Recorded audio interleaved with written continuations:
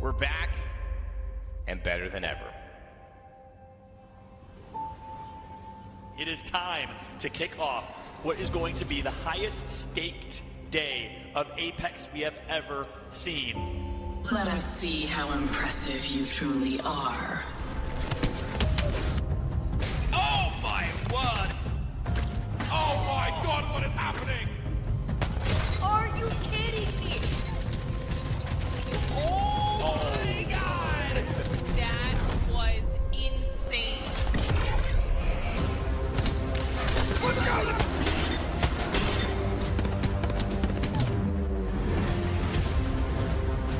يلا هجري مكركتي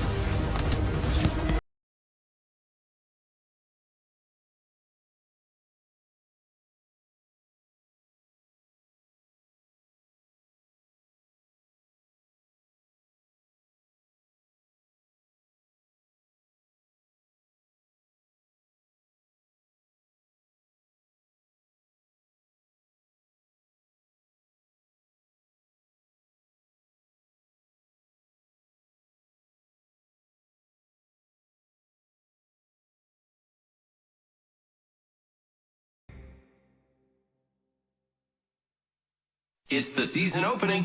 It's really fun to do stuff.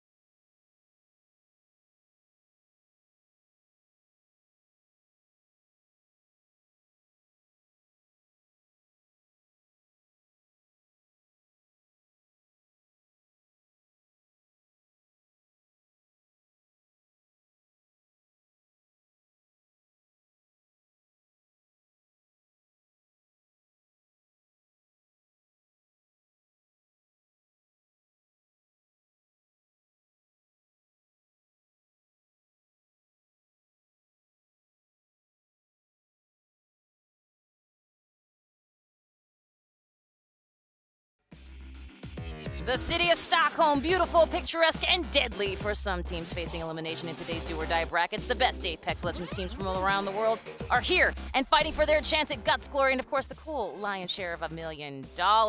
My name is Kate, and it's my job to welcome you to the Apex Legends Global Series Pro League playoffs here for split number 2. Joining me alongside the desk, we've got Rain Day, we've got Bardoff, and we've got Genome. Gents, welcome. Excited to have you here. Excited to have a full desk here on day number 2. Rain, I'm going to start with you. There's so many great things about LAN, but one of them has to be the fact that the players are right there. Oh, yeah. I mean, the fact that we are in the building with so many not only accomplished players online, but seeing them in person. Some people fit the description. I know Hardeki fist bumped me the other day, and I said, hey, what's up? I didn't know who he was. I didn't expect the blonde hair, but he was still in that same way Hardeki, and people are starting to learn the personalities, put them together with the play styles, and it's exciting, and it's active, and I think this is a live environment in the sense of both senses of the word. It's actively changing and moving, and it's very fun to be around. Dynamicism, to be sure. Speaking of dynamic, Bardoff, yesterday we saw some team comps, one in particular in the late games of round 3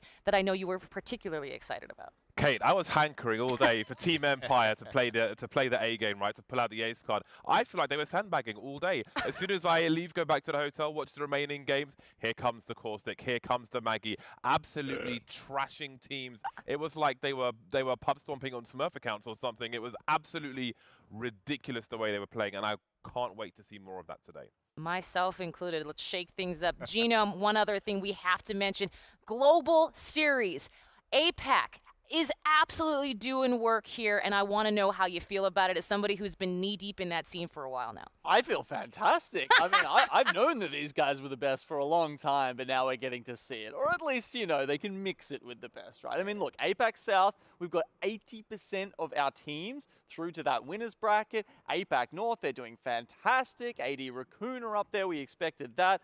4-7, maybe not so much, but hey, they're looking pretty damn good as well.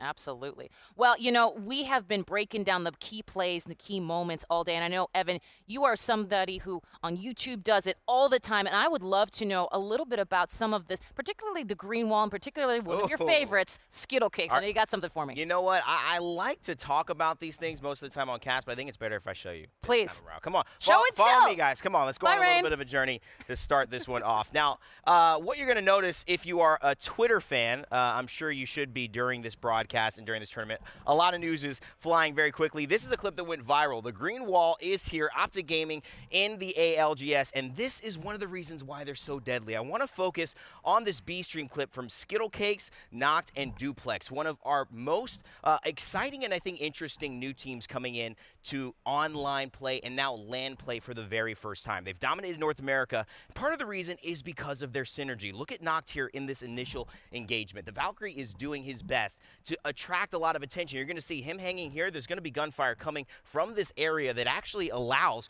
people to look at Noct more, and he's going to get down. But why is that important? Because it allows Skittle Cakes to come in with the PK and clean up the rest. But stay looking at this, and you'll notice a little bit of green, which a lot of players are always scared of. You see this area right here? Let's draw it. Look at that. It's green. I even got green here. It's the green wall. But he's not afraid of it. Why? Why is Skittle Cakes okay with that? Because he's Caustic. And if you don't know, Caustic takes no damage from Caustic Barrels himself. Plus, he's got 15% extra damage for the Fortified passive that you've got to get through, and it allows him to make plays like this. The quick armor swap to get the damage off and find one kill. Look at this right here. Look at his health. It even gets lower. Hold on. Let's get a little closer there. It gets even lower. Look at that. 1 health. And he somehow finds a way to stay alive. Can we just zoom in on that just so you guys know? That is how much health he survived in. The difference between winning and losing. And look at this. Gets the shield swap off immediately. And with a devotion in your hand and a turbocharger at that, no wonder these guys are hyped up. That's the value of Optic Gaming, but also the value of their lineup because they're bringing one of the most lethal in-game legends to the in-game more often than other teams, and they've got one of the best players in the world in Skittle Cakes who's on it. Wow. That, ladies and gentlemen, is Rain Day. And you know what? One of the many things I learned from you are those in-depth analysis. Thank you so much. And of course. Well done on that telestrator here. Now, gents, we've got a big day. We had a big day yesterday. Bardoff, we had 18 matches that these players were playing. That was a grind. Today, however, it's a little different. It really is, yes. We have More arrows. I told you I was afraid of these arrows. They're doing this to me. We have a winner's bracket and a loser's bracket. The important thing is you want to stay in the top half, that top 10. Otherwise, you could be in trouble. If you're in winners, you're going to losers. If you're in losers, you are leaving the building. You're absolutely right. Here's all you need to know, gang. Okay, here we go. Top 10 from winners, they go to Sunday. Top 10 from losers round 2 also go to Sunday. So you could either be, Genome, you could either be playing twice today and really making your way to winners, or once and finding yourself going home. Nobody wants to be in the bid. No. Nope. We talked about it yesterday, right? It's like that 1 life, 2 life kind of situation with the double elimination bracket today. So if you lost one of those today, you better not be being in that bottom 10, the bottom 10. Absolutely. And we take a look at our schedule here. As you can see, grayed out. We've already done day numero uno, gang. We're on number 2. That bracket starts 11 a.m. CEST. All of these are CEST, 3:15, and of course 7:15 p.m. If you want to join us tomorrow, and why wouldn't you? That grand final kicks off 4 p.m. CEST. That's the big kahuna, the time when everything comes together. And at this point, I mean, Evan, I got to ask. Yeah. We're here. These players have been through it. What do you think they're all feeling now that the bright lights are on? As we see, the winner's bracket, this is their first round. Well, I honestly think there's a couple of IRL kind of things happening to them right now. One, players are finally getting adjusted to the time zone. I know that as a North American traveler, this is my first good night of sleep last night heading into today. So expect TSM NRG maybe to bounce back a little bit in this winner's bracket. But I think there's also this element of how do you trust yourself in such a constantly moving environment with such limited time to make adjustments? Do I sleep? Do we grind and review tape for 2 hours and stay up till 3 a.m.? These are the questions they've had to answer themselves, hopefully guided by some good and mature coaches to make the right call. But ultimately, there are a lot of challenges that are off the game, too, that they have to deal with. There it is. Welcome to LAN, everybody. Let's take a look at who is going to be playing in our first round. That, of course, the winner's bracket. Look at that face, gang. That is the face of concentration. Genome, let's talk a little bit about who you have here in our winner bracket. There's so many to look at. I'm seeing some great APEC talent here, certainly. Yeah, absolutely. I mean, Reignite, Burger, Dewa, as well as Sutaraiku all made it through. I mean, Rainday was just talking about the coaches, right? Some of our APAC team, they don't even have coaches, right? They're going to do this all on their own. Incredible. And it's very impressive that they've been able to make it this far. I mean, even that interview we heard yesterday with Waltzy from Straiku, and he was saying, they just changed it up on the fly. They don't need someone else to do it. IGL Bullet, he's making those calls, and they're working out. Awesome. And I will say, Bardolph, real quick, before we head off from the winner's bracket, I see 2 teams. I'm looking at Reignite, I'm looking at Cloud9, and there are certainly teams that have made it to this winner's bracket that were dealing with some sub issues and that IRL stuff that Rain was talking about. Yeah, Cloud9 especially had a really impressive performance. Kind of almost straight off the bat, they were just really in the mix in the high parts of the table, delivering. And again, I think you could say that communication-wise, they're on a quiet taste, but they seem to have their subs slot into that very nicely indeed, and just roll with the punches there. So that worked out for them quite well, I think. Absolutely. So here is the bracket. Let's take a look at the loser's bracket. Speaking of rolling with the punches.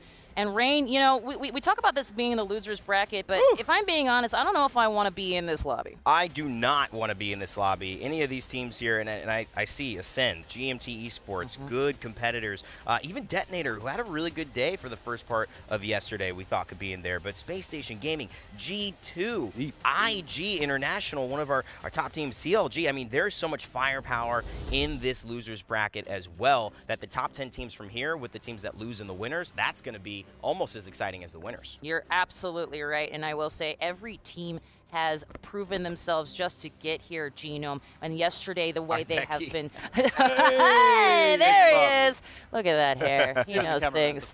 He knows things. Team Hardeki, they call him at some point here. It's my pick. Anyway, Genome, real quick, we're talking about the losers bracket. There are, as we mentioned, some of those teams that are just absolutely going to slay. And then the teams that got to that losers bracket and winners were based on point totals yesterday. Yeah, exactly. It's going to be a very similar situation today, right? The amount of points you get throughout those 6 games determines whether you are in the top 10 or the bottom 10. That's kind of just it, right? And I think the pacing of those lobbies are going to be very different. So between the bottom 10, the bottom 20 and the top 20, I think we're going to see a lot more aggressive plays happening in that bottom 20, because frankly, the teams who have that kind of play style, a lot of them are the ones that didn't make it through. So I think your absolute just like controller crushers like G2, those kind of guys, they're going to thrive in that bottom lobby. Oh man, thriving for them meets carnage for us, and I'm very, very excited. Hey, if you want to get the most out of your Apex Legends viewing experience, might I recommend the Multiview? I will. I'll say it right now. Take a look at the command centers down by that Twitch follow button. This is what your screen could look like. You get the POV of your favorite teams, your favorite players, and guess what else?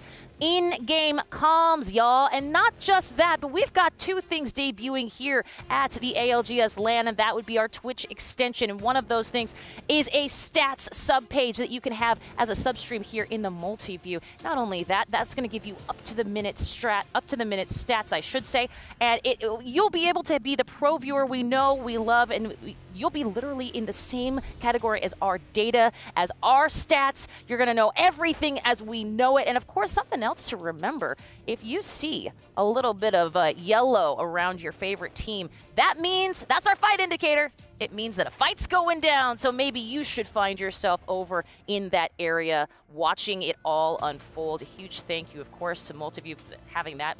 Having that is amazing, gang. I mean, Evan, yeah. it's a total game changer. It is, especially if you're trying to learn, and that's something that, you know, I obviously love teaching people, but I also think when you're watching a tournament like this, if you want to improve your game, even casually, for new viewers or people who don't know Apex Legends esports, it's one of the best ways to step up your game, and having those multiple POVs to understand how these teams are approaching fights, it's something that you would never be able to find in a singular stream of your favorite player. Not to say that I don't love watching Asu, I don't love watching How when they're streaming as well, but there's something different that you can learn that this provides. Right, straight from the horse's mouth. That's you right. gotta love that. Well, they have made their way through the groups. Now they face elimination. But who should you keep your eye on in that Multiview? Well, let's go to our analyst to find out. It's always such a hard question because there are literally the best of the best Apex genuinely in the room right now. Rain, I'm going to start with you. Who has your heart today? Who are you looking at? I got to go with Optic. I think the Green Wall, we highlighted them, but I think also the fact that they have proven that they can show up not just online and totally shift the balance dynamic of North America. I remember a call when Verholst was still on this team. They have usurped the Kings. They have taken over this region. Now they're doing it with an addition of Noct. Losing Verholst to TSM, not only the perseverance to bounce back, but to be so successful on LAN. That's why I've got to go with them today. Optic are good, but you know what's better? Playing off meta. 4-7 have got to, they went deep. They had some really nice results yesterday, despite the composition they have, which is unorthodox, putting it mildly. Of course, people like Alliance been absolutely nuclear, but the 4-7 guys, they are up there. They're about 4th or 5th place in the overall board at the moment. And again, we just got fences all over the place. We got fences for days, and that's what I'm here for. I mean, look, that's 2 picks, guys, but you know, really, there's no one else you need to look at today apart from Alliance. These guys are so far ahead of the pack right now. The only team to crack 200 points yesterday. And look, Huckus, Yuki, and Vibes, just indomitable performance on day one. Huckus, he was first in damage overall. Yuki was second in damage overall. They were 2nd and 4th in kills. You know, they had some of the highest kill games overall as well. Those guys getting up to 8 kills a game. I have to say though, Rain Day, the only one who beat them was Skittle Cakes with a 9-kill game. That is the way the cookie crumbles. Fast math here, gents. Well done. Of course, we'll keep your eyes peeled to find out if any of these teams will be on the playoffs finals day, fighting for their lion's share of the $1 million prize pool. Well, speaking of predictions, speaking of keeping your eyes on teams, right now is the time, gents. We're going to talk talent predictions. It's sometimes my favorite and worst thing ever, but here we are. Rain, I'm going to start with you. You went with Team Empire, the team comp to beat you. You know, I'm a North American sounding guy. I live in North America, LA. I kind of lean towards North America in my eyesight, but I said, let me avert my eyes to the other region that has been performing so well here. Alongside all the others, it's EMEA. And I think Empire, they're a team we haven't given their, flowers to yet. So I want to just highlight them, say I believe in them. I think they're a great team fighting team. I think they're underrated despite proving with points that they should be in the conversation of best teams here. There it is, Bardoff. You went E6. Listen, I've got big legs, and Rain Day's always following in my footsteps, okay? come on. I picked them on the first day, Really? and they absolutely smashed. So we know what they've been doing for a while, okay? I've gone with Element 6, had to go with a UK Mans. They, again, we have mentioned in the broadcast that they are another team who are often under the radar as well. Yep. Don't have that brand power just yet, but they're always running around with gold armors and purple at the very least, and they're putting in work. They're being consistent. They're getting their points on the board. So I reckon today they may give the biggest surprise of all. Absolutely. Finally, Team Liquid, Genome. Yeah, look, these guys, Huckus is, the coach, Hodzik, Yeah. has been behind these guys for a long time. And I've just, seen him around the venue. And every time you look at him, he's got this look like he just knows. Yeah. Like, he knows how to play the knows. game. And honestly, he was actually one of the guys that I looked to in terms of his, videos and streaming and that sort of thing when I was really trying to understand the in-depth, the behind-the-scenes kind of stuff of how you play pro-level Apex. And so far, he's led them to, third place so far.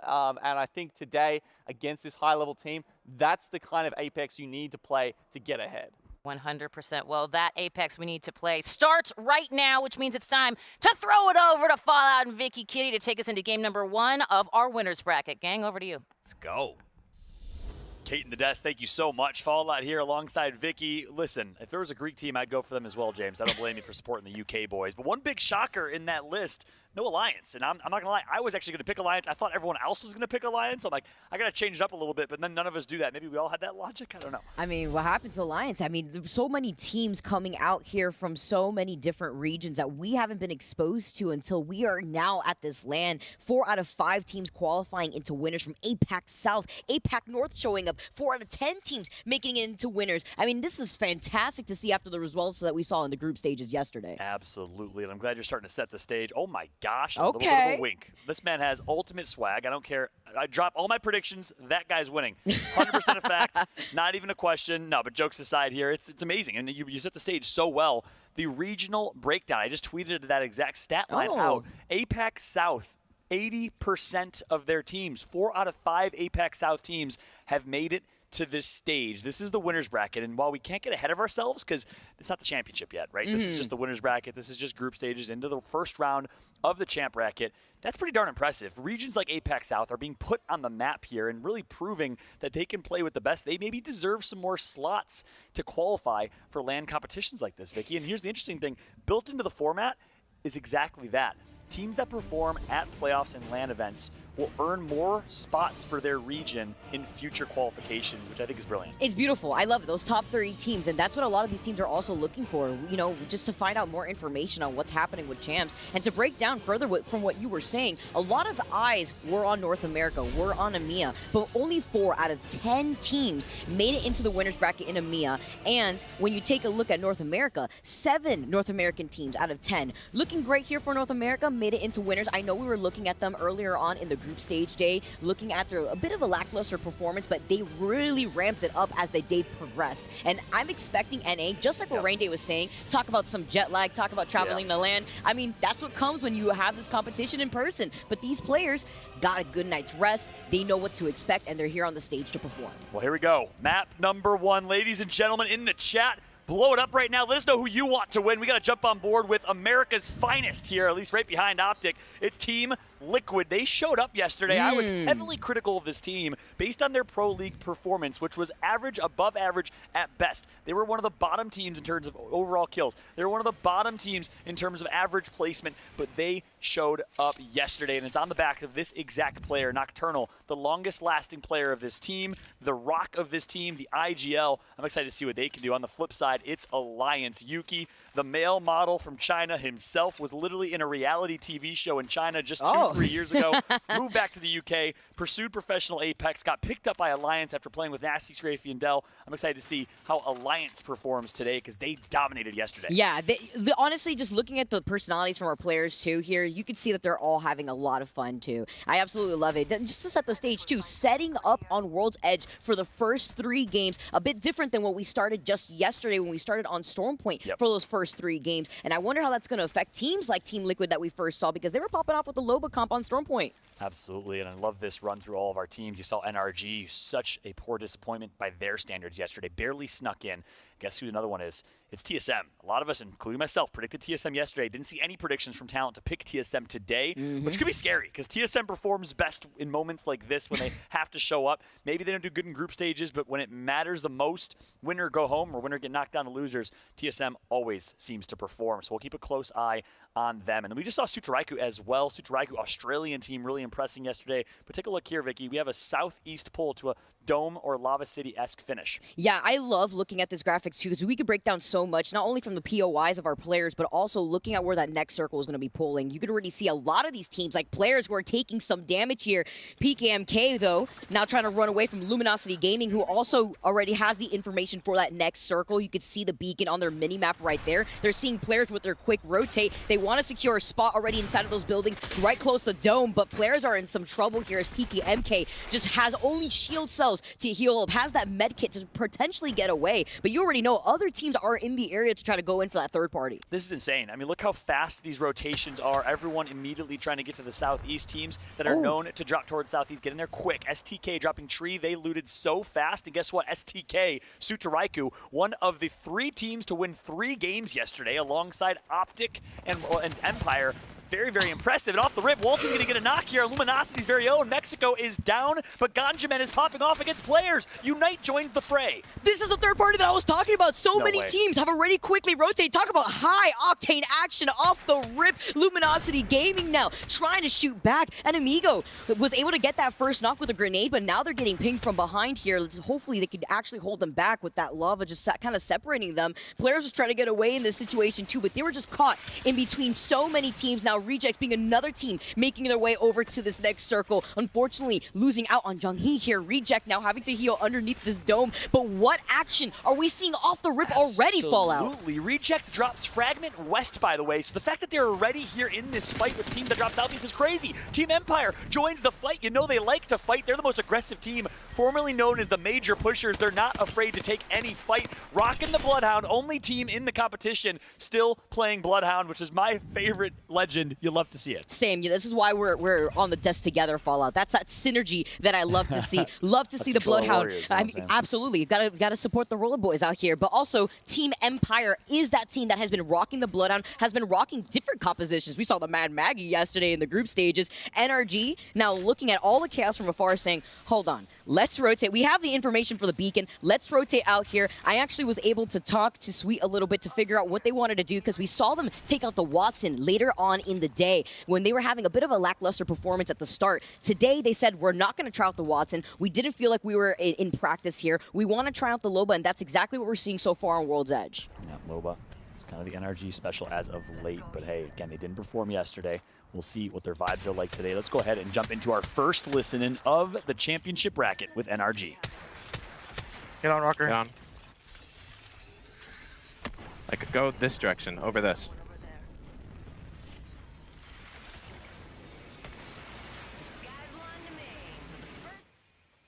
There's a team on here. Go to the left one. Go left, go left, go left. Keep going left, hard left. Team out.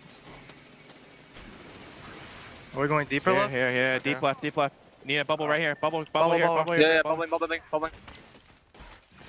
I'm ulting this team. Yeah, ult them now. We need to run to the... We need to run into dome. Take hard left. Nope, their whole lobby's looking at us. I'm gonna go down here. Batting. Wait, no, team on the left too. Fuck. And we just got too greedy. There was a spot that was open. RG eliminated already alongside players and others. And guess who it is? It's TSM alongside Optic joining the fight. Reignite perhaps taking a deep breath, a sigh of relief because NRG was absolutely aping them. TSM keeps them alive. Fallout, you were asking about how the vibes are feeling for NRG.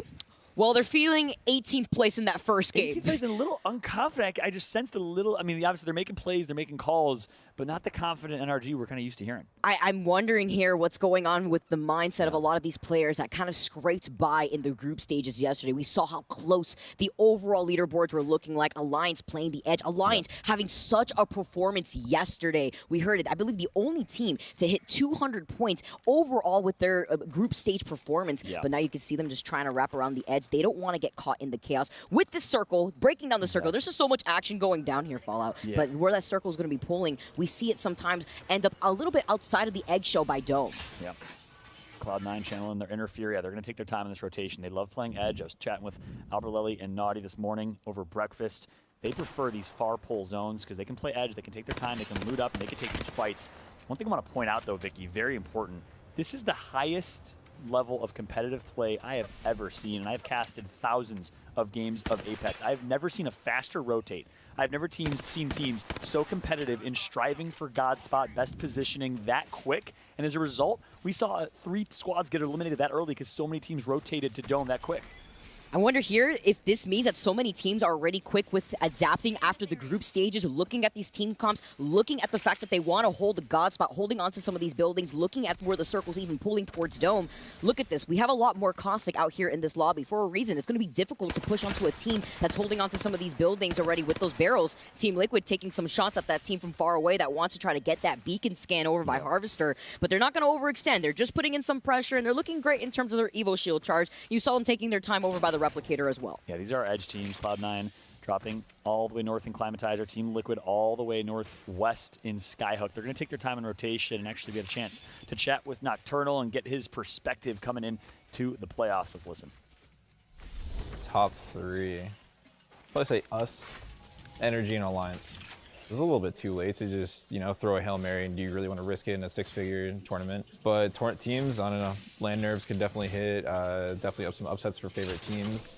People are out of their comfort zone, and, potentially, not to throw the accusations out, but definitely people are looking out for certain teams to just see if they do well and live up to their stories. I think outside of NA, probably Europe, obviously. I think they have the most experience, the longest standing of just being a terrifying region, honestly. But honestly, I think NA is just going to take it.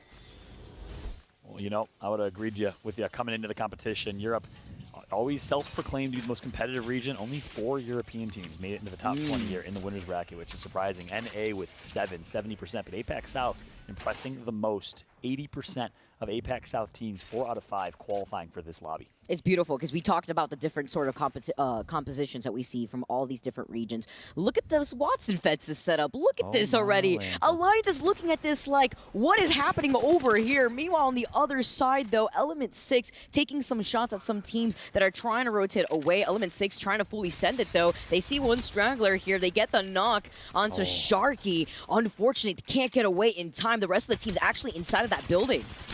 And Sharky is only going to have a great knockdown shield. So goodbye to that. Goodbye to Sharky, the recent pickup of this Reignite squad.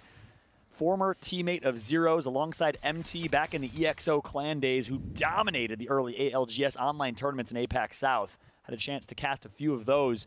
Well, obviously, Jen Burton burst onto the scene as one of the best players in the world, joined this squad, and now Jen Burton not competing in this competition, unfortunately, not able to play. They're playing with a substitute in JMW. However, on the Element 6 side, 2 Brits and a Frenchman. It's Nags. Let's go ahead and jump into a listen-in with Element 6. Yeah, I mean, there's going to be like at least one spot free there. Like we have like flows there and stuff like that. Could be a team on the left. Yeah, it's a team on top already. Have we played logo on the right? Yeah. I mean, they just res and they wanted to lava. You don't want to play from lava side for now? Yeah. I want to play from the left, yeah. If we can, I want cave ball. You know what I mean? Yeah, there's one team here, let's go. and a team Come on to the me. hill here. That spot is fair, but we know that. We have Volt as well, like, Nag's gonna farm. The thing is, like, do we check cave or no? I'm down. I mean, you guys probably stay like here and then I'll go check, Okay. Go. I don't think we should all try to check. Okay, go for it. We should still be close to you, I think. Yeah.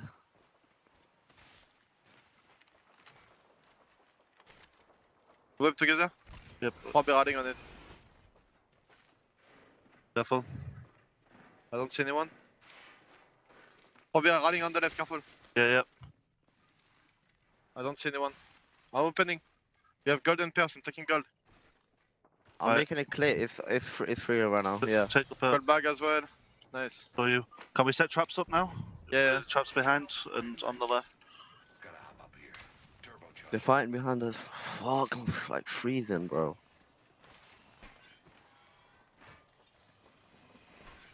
You wanna rat this or no? No. Can we set traps up here? We need to keep rotating, I think. Okay. I hear a crypto drone on the left somewhere. There's a guy literally on that rock. It's so Yeah, hard. no. I'm thinking right now. On where we can play. Because we just need to find the Valkyrie spot and we Valkyrie here. Yeah. No, I'll get shot from whoa, top. we told you already. Yeah. What the fuck? Pop Phoenix, is one side. Is there? Oh, someone take it, fuck. You have Phoenix now? No, I got a Phoenix. Bring it here then. Oh, Nice. we're good. My bad. Come, look Lava City side. Yeah, I've got 4 seconds on my done? Phoenix. Yeah. Yeah, they keep on top, they stay on top.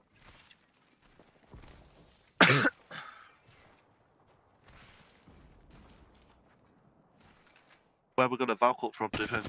I don't know, bro. This team is staying here, that's the problem. But if we'll go from the right side and end up walking up. That's what we're gonna have to do anyway. We can maybe sub-match your fight. Wait, Me. Yeah. Go on. They're getting shot on. This team's getting shot on. I'm with yous. Give it flash, give it flash. My bad. It's fine, don't get beamed now, don't get beamed now. I don't fucking eat the Well, shot. no one checking the back. Go look the back. Yeah, I'm watching. Give me his white! He's white still. This is the but we team can't that res bullshit them. with that. I'm not with you. Can we just move up and try to get that spot somehow? But I don't know if it's playable. On my left, on my left. We need to They're take this pushing. fight, we need to take this fight. Cracked one. Are they pushing? I think so, I'm batting quickly. I need to know for the Costicle.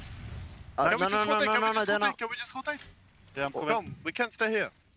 Can I heal? Yeah, I need to heal. Join me cells. This team is coming back with white shield again. Come and skip you. If we shoot, we're gonna get pinched. We need to kill them, top 15, 3 KP, come. Oh, bro, he just fucking triple-headed with. Did that your give you? Yeah, it's my Gabil. I'm popping about. I'm one. We need Yo, to keep it, Valkyrie, right? Valkyrie, yeah, come. We need to Valkyrie. Heal up. Okay. I don't have time. Just go. Still. We need to go for that spot, I guess. Valkyrie in again. Go for that spot. You think we can play their bottom floor? Let's try it. Where? Just got the AP as well, just try it. Play We're bottom floor locked here, yeah? Bottom floor here, I'm a ping. I'm gonna I'm pop a medic find me on quickly. the other side. I'm popping. Fuck, I'm Res. resing. Can we maybe go inside them? We have gone Inside back, just go there, bro. I'm Yeah, trying we're gonna to. need to get inside, we need to force inside. Okay, you ready? Popping a medic. They're fighting here. I just got I'm going pinned, bro. inside. On me. Can we chill here a second and heal? Okay, buy time. I'm just full healing. KP on the right. I'm dead. Careful. I'm Go so just many nades help on me. with on this, it. you can. I can't, bro. Where are they, Swinny? No, on you, on the spot we were playing. And that listening right there shows how truly competitive these lobbies are. E6 tried every possible option and had no options. Ultimately, they get taken out on the high risk, high reward Valk ult rotation as we saw two teams take to the skies like two ships in the night. I mean, Fallout, we knew already how many teams were in this area so quick off of the first 30 seconds to 1 minute. And now look at this Team Empire, another team having to play this by themselves. Ranches may not even be able to get to Cleave here. Team Liquid finding some beamage here. They have some real estate as well that they're sharing with another team. But even right there where we saw from Element 6, just K-Swinny unfortunately getting caught off guard, split up from their teammates. It's so difficult to be able to have this position, but gets that nice crack. And this is darn impressive from Team Liquid. The max rotation from Skyhook, and they still find themselves favorable positioning right now. The fact that they are inside Dome, one of the buildings, and got this POI is pretty darn impressive. Of course, Gilderson's on Caustic, the controller god, one player in particular who I'm looking out for as a early MVP of this tournament. He can keep performing the way he has been. It's fun. He's gonna get some good shots in. Look at all these nades just being tossed in the direction of Team Liquid. Nocturnal having to heal up with the Phoenix here, while at the same time the rest of Team Liquid are holding back two squads at the same time. It's actually insane how much action is going down in here. All the caustic gas as well, blocking out their line of sight. Yeah, that's right. I believe Team Liquid does drop trials uncontested, so they will always leave with good loot. It's a guarantee. is they've been able to dominate North America, and if you dominate North America and get trials, you're going to dominate likely international region and get trials as well, especially in the lobby with 7 North American teams here. So Team Liquid, well looted, well equipped, and well rotated, well positioned, well everything. Team Liquid just playing that good. And they're going to stay here, too, for a bit. The Kraber shot's coming in from Bullet, though. Sutu Raikou, the only team that was able to win multiple games back-to-back here in the group stages yesterday, looking to keep up their performance here, as Bullet still has 9 more bullets left in the Kraber. Yeah, it's going to be a tough rotation for Team Liquid now. This zone is pulling so far south. And you look at this, it's actually literally on the edge of World's Edge here, so it's going to be a tough rotation. Alliance, I believe, is best positioned. AD Raccoon coming all the way from Countdown, going to be eliminated from the lobby. APAC North and Korea is out of this lobby for now. 4-7 eliminated earlier. I believe Unite might still be in, but look at Alliance. A Mia pop-off team that had such a performance, and they're still continuing on. 100 Thieves getting knocked twice. Nocturnal getting the on-mu, actually. So Team Liquid having them in their line of sight as well, putting in some of that pressure. Vaxxon's getting away. Now Alliance moving in on the next fight. And this is Unite, the Korean team. I mentioned last Korean team, I believe, in the lobby right now, alive. And Alliance is just farming. They are playing so well, picking off right where they left off yesterday. Alliance cannot lose, cannot miss. And it's being led by Yuki, the Chinese UK player who's so incredibly talented and also very good looking. Oh, I mean, right now, Yuki is just happy to have all these players coming into his line of sight, cleaning up Team Unite as they get escorted right back to the lobby. C9 also playing for their lives inside of this truck. You can see all the Nox gas all around as Dua United on the edge of the circle. You see so many of these fences. Alliance is looking around, not knowing what's going on. Yeah, let's go ahead and jump right into a listen-in with Alliance as things are heating up here in the southeast side of World's Edge. I won't have my ulti for late game, let's get now. It's fine, it's fine. Any XLs for vibes? Have not seen. No. Is there anybody outside the map? Yeah, I think so. I'm not sure though. I think that's you can fly up here. You can fly up here. We want to take outside the map if there's nobody there, okay? I'm checking in this box real quick. There's nobody here. Take it. I found an ult, Axel. We'll have ulti. Yo, I'm playing out here. Come gas. Okay, I'm going. We need to hold behind us first though. Actually, it's not in. Nah, we just play this rocket. Yeah. Hold all this space. Let them all fight on this side, guys. Let them all fight on the east side. Alright, inside the trailer. Okay, Balcony. They get fucked trailer here. Come back, ALGS. Come back. Yeah, I know. I'm just in the Orchid trailer. I'm fucking them. Come on. Balcony. Make space on us. Yeah. They might land outside the map. They're not in outside the map. I got cracked. Gonna pop back. Pops out. They're not in. They have to come up. Popping cells. They have to come up. They're not in. Yeah. Popping cells. Look behind us. We're okay here. 10 cells here. Dropping arm is up. Yeah. 1 arm is up here. Guys, look at the right. We can get 3 kills here. 3 Kill kills right there. Kill right. They have to come up. They bubble. Nice. Any nades? Force them left here. It's up for trader. Yeah, dumb here. Oh, okay, good. They cast the goal to Yuki. We can't beat it. That's okay. They're dying. I'm gassing up a little bit. We gotta swing right after the casting ulti. We can play this rock. We gotta swing.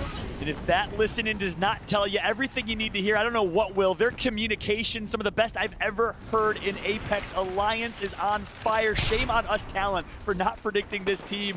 I personally did because I thought everyone else would. That's how good they're playing right now. They're showing up. We're talking about it before, right before we jumped into this game, and look how they're holding the edge of the circle here too, even calling out the position when they were knocking out those Watson fences. Alliance holding by the edge, now moving in for the opportunity. They get the crack here too. We already noted TSM, they're out. Sutu Raikou, they're out. Team Liquid though, they have the Kraber in their hand. They have 1 bullet left, and they have 123 damage. The double knock with the wingman, Nocturnal. You are a savage. 7 kills total for Team Liquid. Nocturnal proving why he's the most underrated player in all of Apex Legends. Connects with the Kraber, playing out of his mind, and now we have 3 squads left. Optic Gaming eliminated in 5th. We got Cloud9, Team Liquid, and Alliance, 3 of the largest, most reputable orgs in esports, competing for a win to kick off Championship Saturday. Absolutely insane here. C9 playing from inside of the truck, but they are sandwiched between Team Liquid and Alliance. Alliance, again, we just have to highlight how insane their performance has been since the group stage. Here comes a Nox grenade, though. That's fine. Abraleli is going to definitely take that. He has no issue. He's on the Caustic himself. Alliance just playing off of this rock, but they're going to have the high ground here in this position. That's right, and I don't even know who has God Spot. I don't even know who has the best position because Cloud9 is center zone. And certainly that trailer is you have to be comfortable playing uncomfortable type of scenario because they are getting cornered and sandwiched by Team Liquid. Team Liquid wants to push off this damage. They want to play off this. They're going to push C9, but they got to be careful because if they're the first to the fight, Alliance is going to come in and clean up. You can only imagine the amount of option coverage that these Nox grenades are also going to cover, forcing a lot of these teams to actually isolate themselves, going different directions. I like the mobile respawn beacon attempt from Nocturnal there, maybe thinking to put it down for some makeshift cover. Uses the dome here as the bombardment comes down. So, dome is used by Team Liquid. That's going to be a disadvantage for them in this late fight. The utility already taken advantage of. Ring is closing. It all comes down to this final fight here. Team Liquid trying to do what they can to be the last to the party if they possibly can. On board of Nocturnal, healing back up. They should be able to chill for at least 5 more seconds. Look at this positioning from Alliance here too as they move up. Hockeys was the one that was taking that more aggressive approach here. Yeah, here comes the old Nocturnal is down by the way. Ice on Nocturnal and Hockeys of Alliance calling the shots here. The dome comes in. The late dome helps Alliance. They get high ground and they will farm. Alliance picks up right where they left off yesterday with a dominant first game performance, but it's not done yet. Hockeys now moving in. Yuki gets taken down, but it's fine. They take 2 different angles. There's only one left. Alliance have such a great health advantage, but watch out with the Caustic Trap. Watch out with the Caustic Trap. Cloud9 ends up taking the W. You gotta be kidding me. Cloud9 with Graceful as a substitute comes in with a dub. Zach Mazur's watching from home and proud of his boys. As Alberlelli says, I am still king. I am astonished. I cannot believe what I just saw. They found an opportunity. It was the caustic tick damage. Wow, you gotta be kidding me. 3 members of Alliance alive.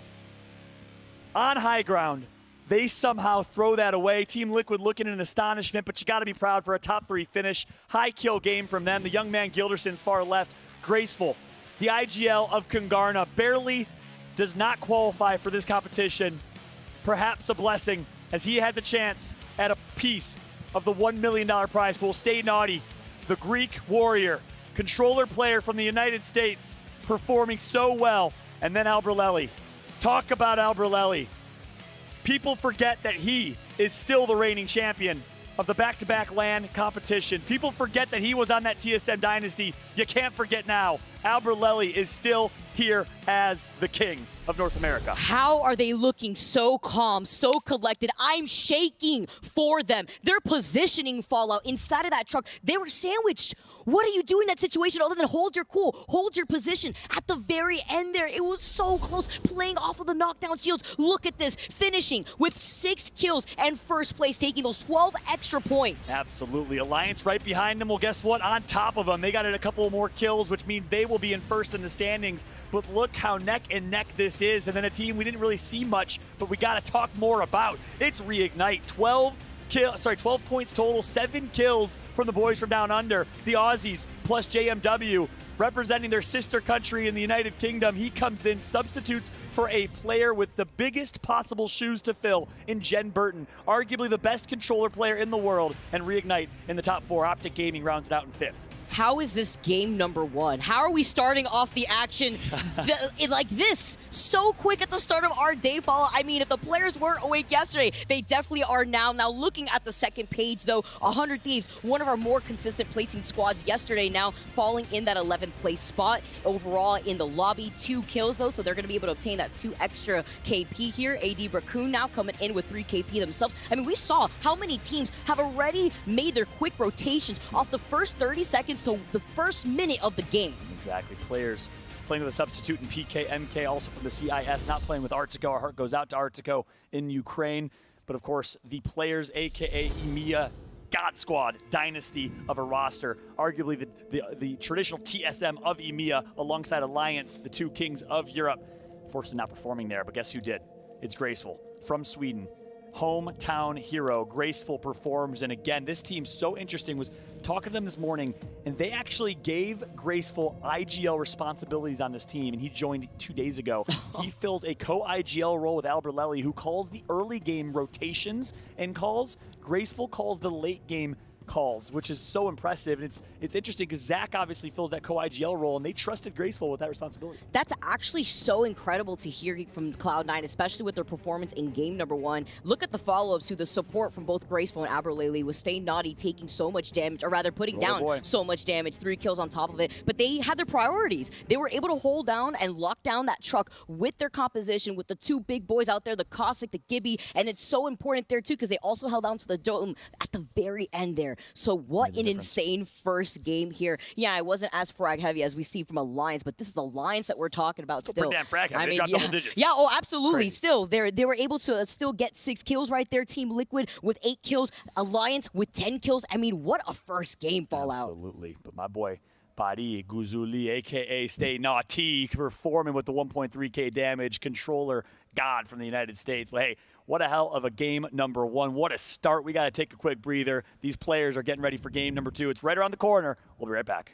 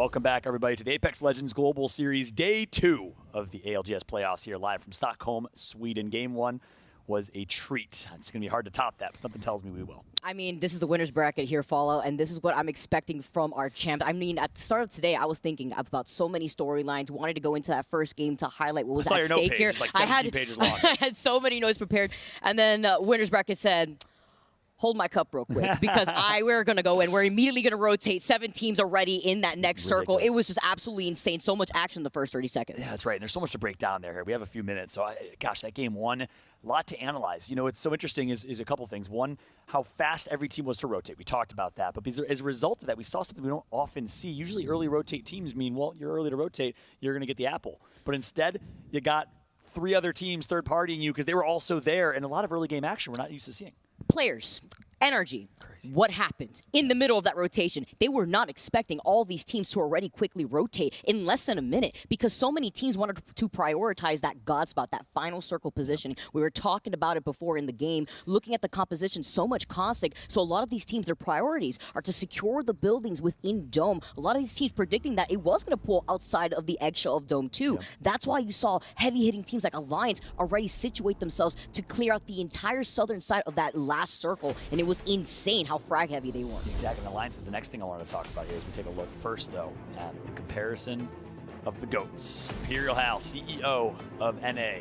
Hardeki, CEO of EMEA. Here's a side-by-side comparison. Average kills so far this tournament. Well, advantage Hardeki, 1.7 kills per game, 916 damage per game. Insane, by the way.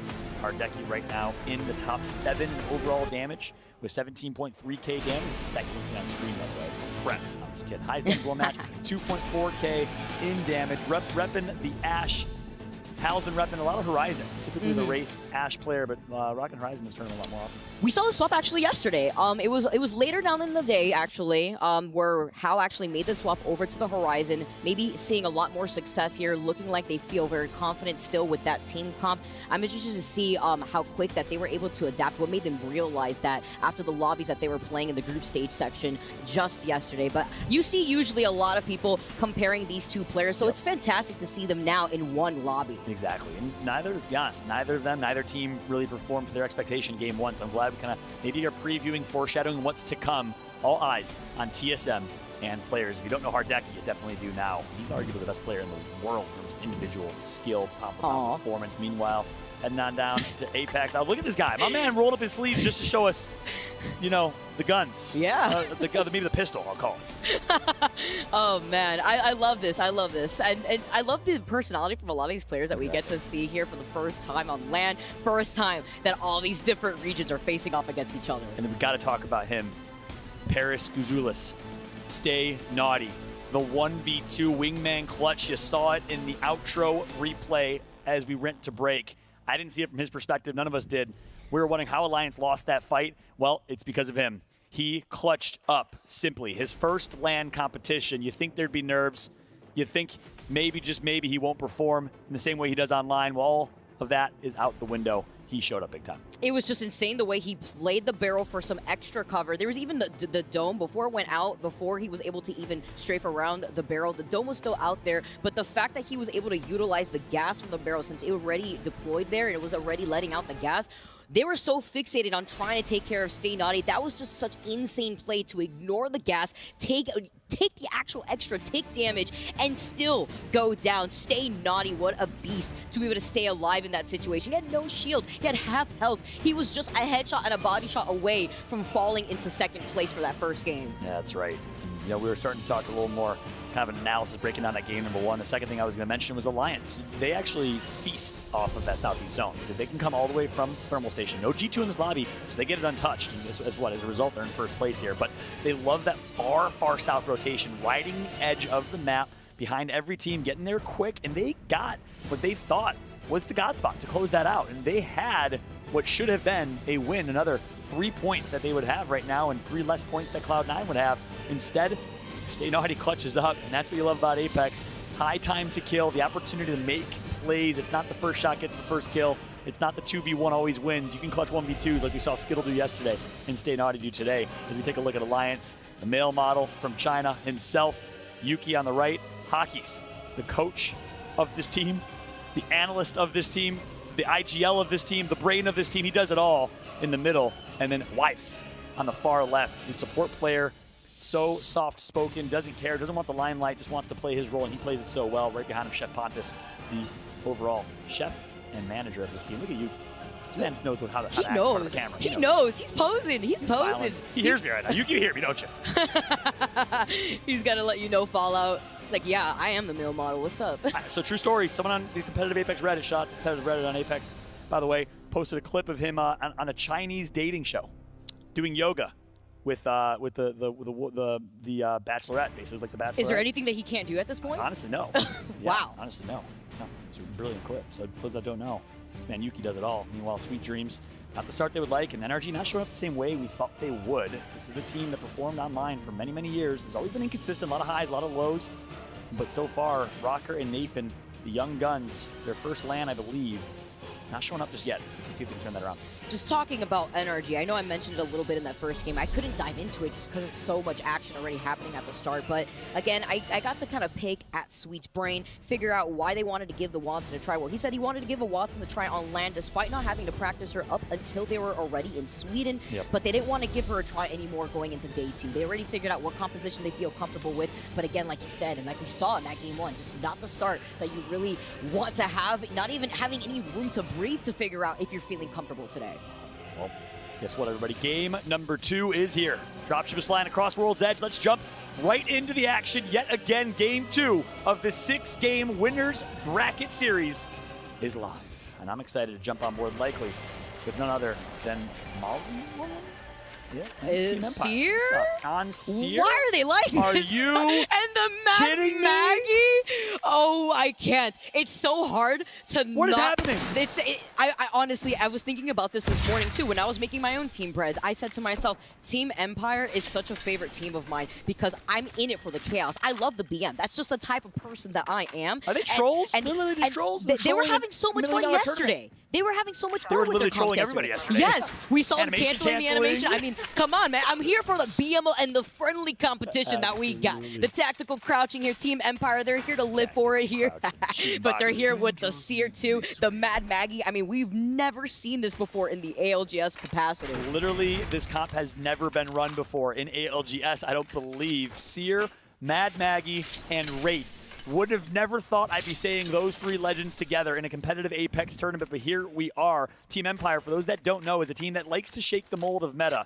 James Bardoff talked about APAC North running off meta. This team does it better than anyone. They run a Gibraltar-less comp and do it with success. We saw them bust out Bangalore yesterday. They run Bloodhound. They run Seer, Mad Maggie, Wraith, Ash. Doesn't matter. They do it all as Team Empire from the CIS looking to represent. We got a northeast zone here. It's going to be ending towards Respawn Village. On board now. And I'm looking at TSM making that quick rotation. Yeah, TSM looking to prioritize that beacon. They're already going to run into that next squad right there too, but you talk about some quick rotations already. It's looking like a very similar pacing to we saw in game number 1. Unite is going to slowly make their way over to also have the information of that beacon. Those APAC North squads that run the crypto are going to be able to get that information without having to overextend because they're going to have the drone just scan the beacon for them here. TSM has dramatically changed their playstyle after the performance yesterday to a much more passive approach where they want to secure these buildings. They're going to take their time. Look at this. How is on the Caustic? We were talking about it game number 1. Caustic everywhere. It is like I am having a nightmare. Bardoff is actually probably in the back doing cartwheels. Meanwhile, me, though, I'm just living out a fever dream. I mean, this is not what I want to see, but this is actually what we've been seeing successful with in terms of the compositions for a lot of our teams. Yeah, Mo Hal says in TSM, if you can't beat them, join them. We're going to run the 2 big comp that's been so popular in APAC South. Very popular in North America. SSG was one of the first teams to kind of popularize it, and they're not here today. They didn't make it, barely, not qualified. Meanwhile, the team that's been running it for quite some time. Here's Team Liquid, Gilderson's on Caustic, Fun on Gibraltar, and of course Nocturnal on Valk, the IGL of his team. Dropping Trials, getting the gold shield as a result. And Alliance, well looted. They're going to take their time on Thermal, and Alliance likes these zones. They get to loot and then they get the resourcing and the utility that they want to take edge fights. Now I want to pick your brain a little bit here, Fallout. Seeing the compositions that we see with these Cossacks, the barrels, sometimes even the Watsons, if you're looking at APAC North, I'm wondering here how drastic these EMPs are going to be in deleting these Cossack barrels. Players, though, already in a fight, already losing out on PKMK, who has not had the best day here. And this is going to be a tough start here for players as Hardeki is trying to hold back that door. The Arcstar is going to knock him. And he thought he could get that shield bat off, could not do it. It's all up to Leogri. Let's see what Leo can do. And again, the absence of Artico is felt on this team. Talk about the role that he plays, the impact he makes. Leogri is down to 2 HP and somehow is going to survive. Elevate now. Going to be able to clean up, reignite over by the other side, though. Zero wants smoke. I love this. From Zero. Goes, gets the free kill. 1 kill point definitely helps. And sorry to cut you off there, Vicky. One quick note on Reignite you have to note is, I don't know how, last game they ended up top 5. I don't know how. They came all the way from Lava Siphon. They were the last to rotate behind E6, and they still were able to find themselves in good positioning. Reignite continues to impress. I've been so impressed by this APAC South Australian team. Yeah, JMW actually getting 4 kills, Zero with 3 kills. We saw Zero pop off yesterday with the Kraber so many times. Not only just cleaning up the rat, that wasn't the crazy performance, but the other times with the Kraber that was just so fantastically consistent in landing those shots. That's what I say, just imagine. If they had Jen Burton on their team? No. Imagine what they'd be doing right now. My goodness. A year of teamwork, chemistry that they would have on top of the This is why we need champs, Fallout. You know This is why we need champs. Oh, Jen, I can't wait for you to be back, brother. I can't wait. But for now, it is what it is. We got what we got, and we got a Reignite team that's still performing here, putting APAC South on the map. And the crypto ult's going to, the EMP's going to come through. APAC North contributing with their crypto. And that's what I was talking about before. That's what I wanted to pick your brain about, because we could talk about the map rotations forever, but these EMPs are going to delete the barrels automatically. They're going to delete these domes if you use it too early, and that's why sometimes these third parties from these crypto squads are so deadly, because not only do they grief you of your own space because you don't have that dome anymore, but then now you're out in the open between and pinched between multiple squads. That's spot on. And you know, that's what's interesting. I wonder if NRG is still running Loba, because if so, they can go swoop, take on some shields, and chill with the Loba Black market. Because, you know, for those that don't know, maybe you're new to Apex, when a crypto drone flies nearby, they have an EMP which knocks down your shields significantly. So players will actually drop their shields to avoid taking that damage and having to use shield cells. And as a result, a black market from Loba can steal those shields, which are then up for grabs as items on the map. We mentioned that because we've seen it happen before. We've seen it happen to solo queue goats from the EMEA region. Shout out to Shiv, the Bangalore master himself, who dropped that gold Evo, got swooped up by a Loba squad off to the other side of the lot there. It's just so funny to see here. That's why we talk about how important these different compositions are. Luminosity Gaming, though, they're going to be able to get beacon control, get that next set of information before they make their own rotation, too. Love watching this team and the progress that they've had throughout the Pro League. You know, formerly known as Scry, they have been picked up by Luminosity Gaming leading up to this tournament, and it's beautiful to see I believe our only all-Mexican squad here perform so well within the ALGS. Our only team from Latin America really representing, and yeah, that's a great story we got to tell. Ganjamin, a lot of criticism, a lot of speculation online about his performance. He came in and silenced everybody by performing here as well. Despite them not winning a ton of games and really popping off in the overall categories, he was 3rd place in overall damage behind Yuki and Hockey's with 18.5k damage dealt yesterday. He is showing up just like he does online. I've been so impressed by the young Mexican player, 18 years old, just joined this team 8 months ago, 6 months ago, and has performed.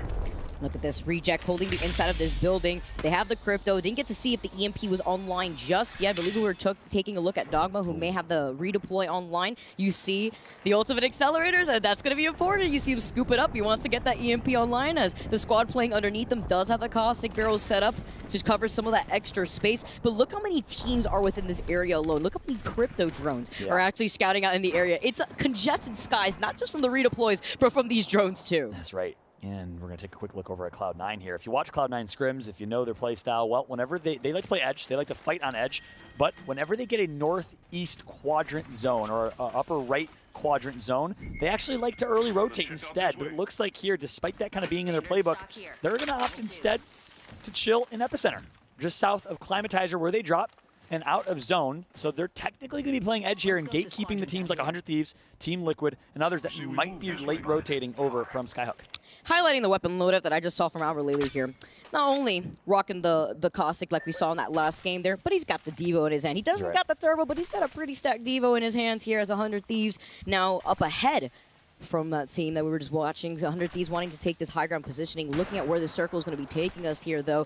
Look how many squads are taking up real estate in this area. We do know that there is a beacon there, but you can't just overextend and go for the beacon unless you have the drone that can just do the work for you. Yeah. What a story with 100 Thieves, in particular Onmu from 100 Thieves, from being a completely underrated, unknown player, amateur player on the team called Bottom 20, because they would laugh at themselves as a Bottom 20 team, to winning championships, to getting signed by 100 Thieves. We had a chance to catch up with this success story in Onmu from Illinois. Let's listen. I think what fans can expect, they can expect to see a lot of Gibraltar. They can see, I would say, a lot of Valk, probably about equally as much as you would see at Gibraltar. And every team kind of has that flex character, whether it's an Ash, some people play Wraith, some play Crypto, some have a Caustic in there, so you can kind of expect really anything with the third character, but I would say the main two core players you're going to see most on every team is going to be a Valkyrie and a Gibraltar. Throughout the split, pretty sure I played Ash. I don't think all three of us have even switched our character. We've mostly been on the same core comp the entire time. Hey man, match point, man, finals, you might see some Caustic every now and then. You never know.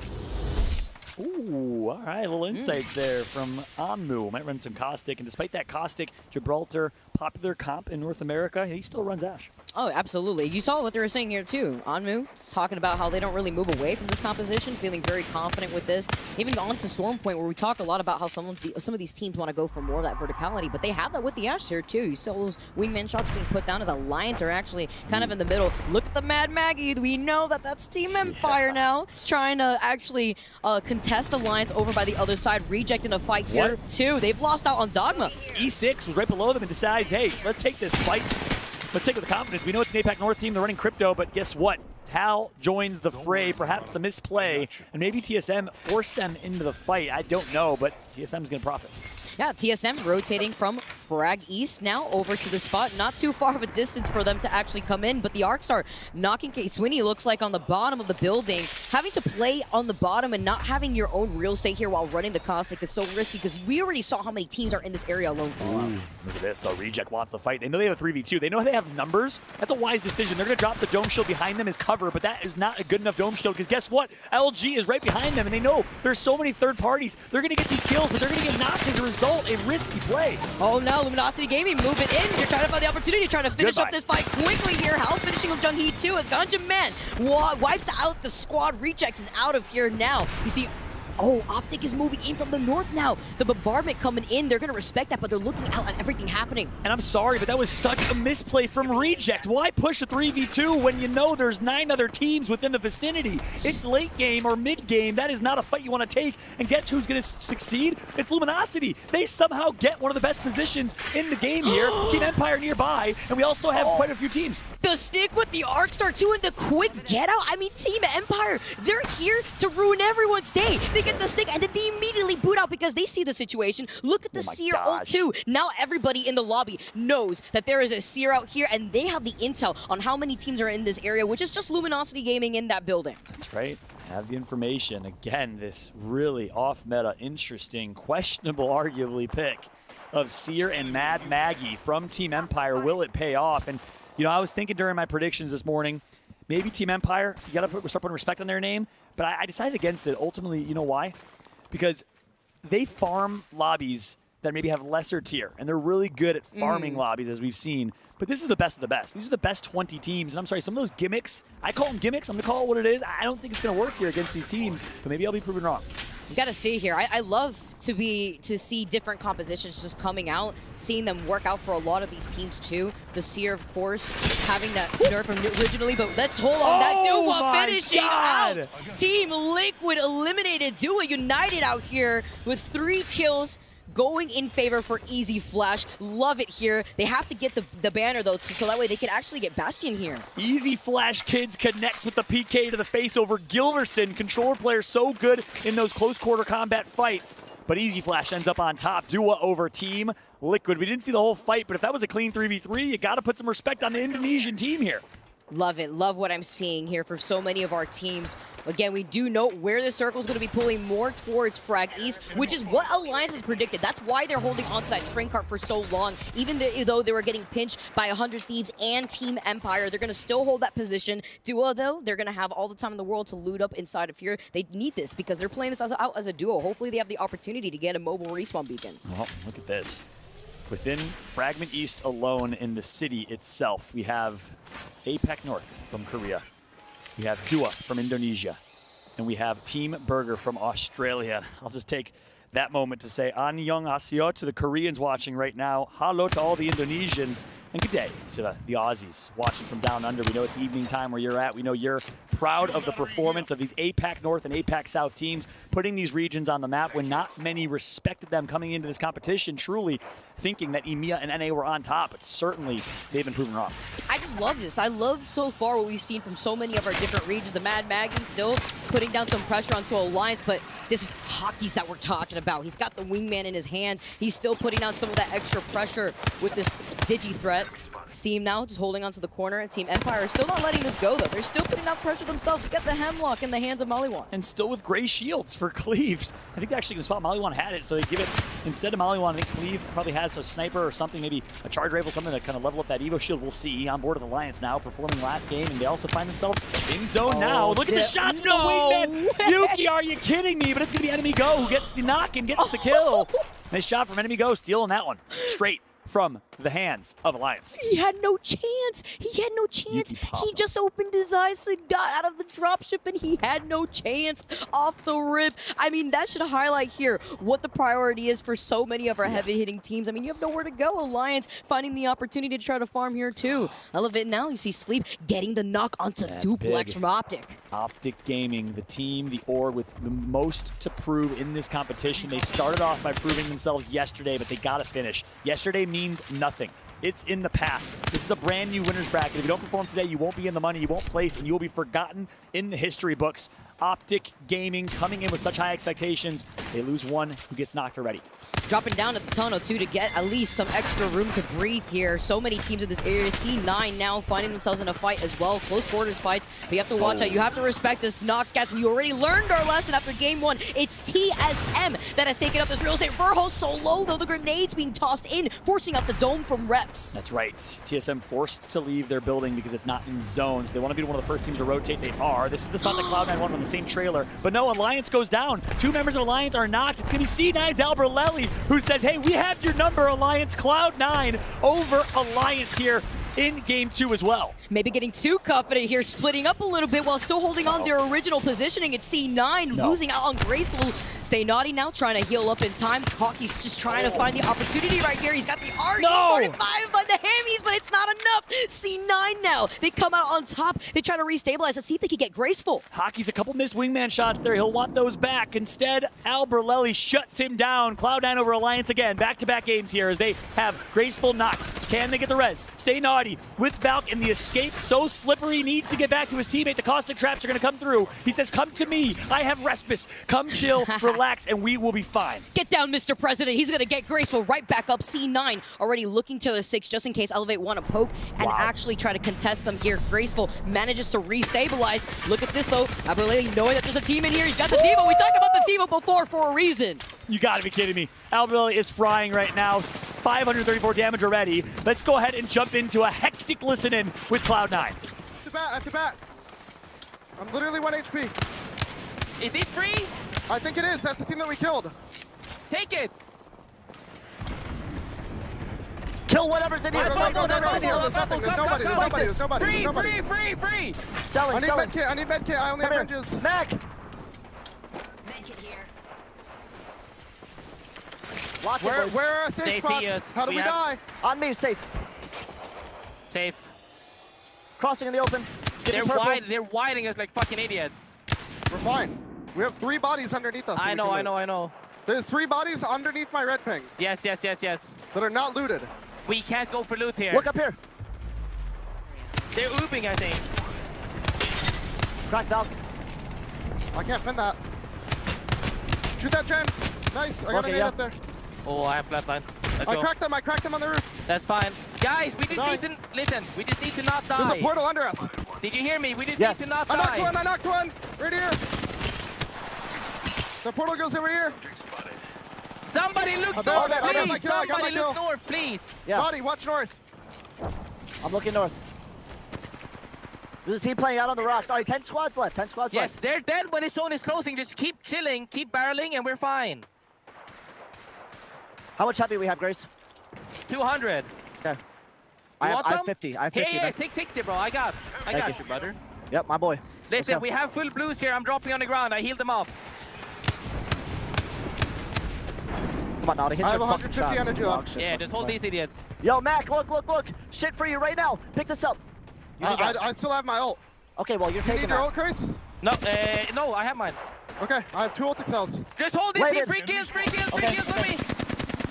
Here. They're gonna move now. No, they're fighting. These guys have to move as well. Oh, no, they don't. I'm sorry. I lied. That's fine. I'm taking a wingman. So much from that listen-in. I can't wait to dissect. You heard Albrelli say, where are our safe spots? How do we die? Asking the right questions to get people to think the right way. TSM gets taken out by Luminosity Gaming, but that listen-in with Cloud9 says so much about how much trust they have in Graceful, already stepping up as an IGL in their team, as a co-IGL with Albrelli. Say hello to my little friend with the Spitfire coming in to mow down TSM. Unite on the other side of these Watson fences. 100 Thieves looking away from the distance, wondering what the heck is going on over here. They delete these Watson fences though with the Valve tack right there. Really good position here as Luminosity Gaming, though they lose out on Ganjamin over in the middle of the rotation. Now the bombardment's going to be tricky, but the Dome is here to save the day. Yeah, going to throw some cautious caustic barrels just to be safe and defensive. Reignite has to push it. Burger versus Reignite. Some Aussie on Aussie action going on right now. Burger's going to knocked of Optic Gaming, who is now eliminated from this lobby. We have Cloud9 alive. We have APAC North teams nearby, and quite a few squads remaining in this lobby. Reignite and Burger, APAC North South being some of them. And Luminosity Gaming getting pinged by everyone from every single direction. They have no chance here after that Dome was taken down, after it just ran out. They get taken out of the lobby still. Look at this position from C9. This is exact position that we had seen before from our heavy-hitting team Alliance that got ahead of themselves. But you can't count out 100 Thieves. We've been keeping an eye on Cloud9, who's been performing, but quietly on the northern side of the ring, 100 Thieves has been farming, and they are going to be in a great position to win this game here. Burger's Jaro goes down on board of MT, the former member of the Dynasty EXO clan from APAC South. JMW, substitute for this team for Jen Burton, last alive for his squad. Zero is knocked. Can he get the res? We will see. He's going to be left as Caustic, and he'll get picked up here by Stay Naughty. Stay Naughty cleaning up Zero, who was knocked right there too. You see, JMW is still alive, but just barely. The information after losing out on that shield crack there gets a lot of these players going. 80 Raccoon now coming in for the opportunity, gets the crack with the Mastiff. That's right, Korea is here. Karanpu back on this roster after taking a little bit of an absence, a backseat to Selly in Split 2. But Stay Naughty says, hey, Naughty, hit your shots. He does this time. Very hard on himself. Rightfully so. On board of the 100 Thieves now, though. They are in the best spot to win this game. And they actually took the same spot that C9 just dropped from. Now C9 having to climb up from the low ground. They got to look to their 6. 100 Thieves is going to move into going for the third party. They got the Bolt in the hands of Backswan. 2 squads left. 100 Thieves is going to farm. They push up on high ground, and they clean up Cloud9 unless they can pull off a miracle. Great shots put in, but the bait and switch comes through, and 100 Thieves is your champion of Game 2. Love it. I love it. They're positioning on the high ground, looking at all the action, rotating without getting contested on their 6, while still holding a great position right over C9. That gave up that same spot that they were holding on the train tracks. Wow. C9 got very hungry for some kills. I would have loved to have listened in there to understand what their comms were like. They probably knew that a couple teams were in shambles, wanted those kills, but that's the thing. You got to be disciplined. When you know those kills are available, you want them. It's like the shiny toy in front of you. Give up those 2 KP so you can get 3 or 4 or 5 KP and 3 more placement points, 5 more placement points instead. And look at our champs from game number 1, C9. They're talking, they're trying to see what they can do. You can see the passion. You can see how passionate they are. I mean, absolutely. They're just looking at let's run it again. Let's figure out what we could have done better after that game. Should we have given up that position? I love to hear what's going on with some of these coaches, just looking at a lot of our players now. But we have to talk about consistency, because this is game number 2 and the second time that we see C9 in the top 2 spot. Yeah, at the end of the day, they're hard on themselves. And that's the C9 staple. A lot of people listen into Cloud9.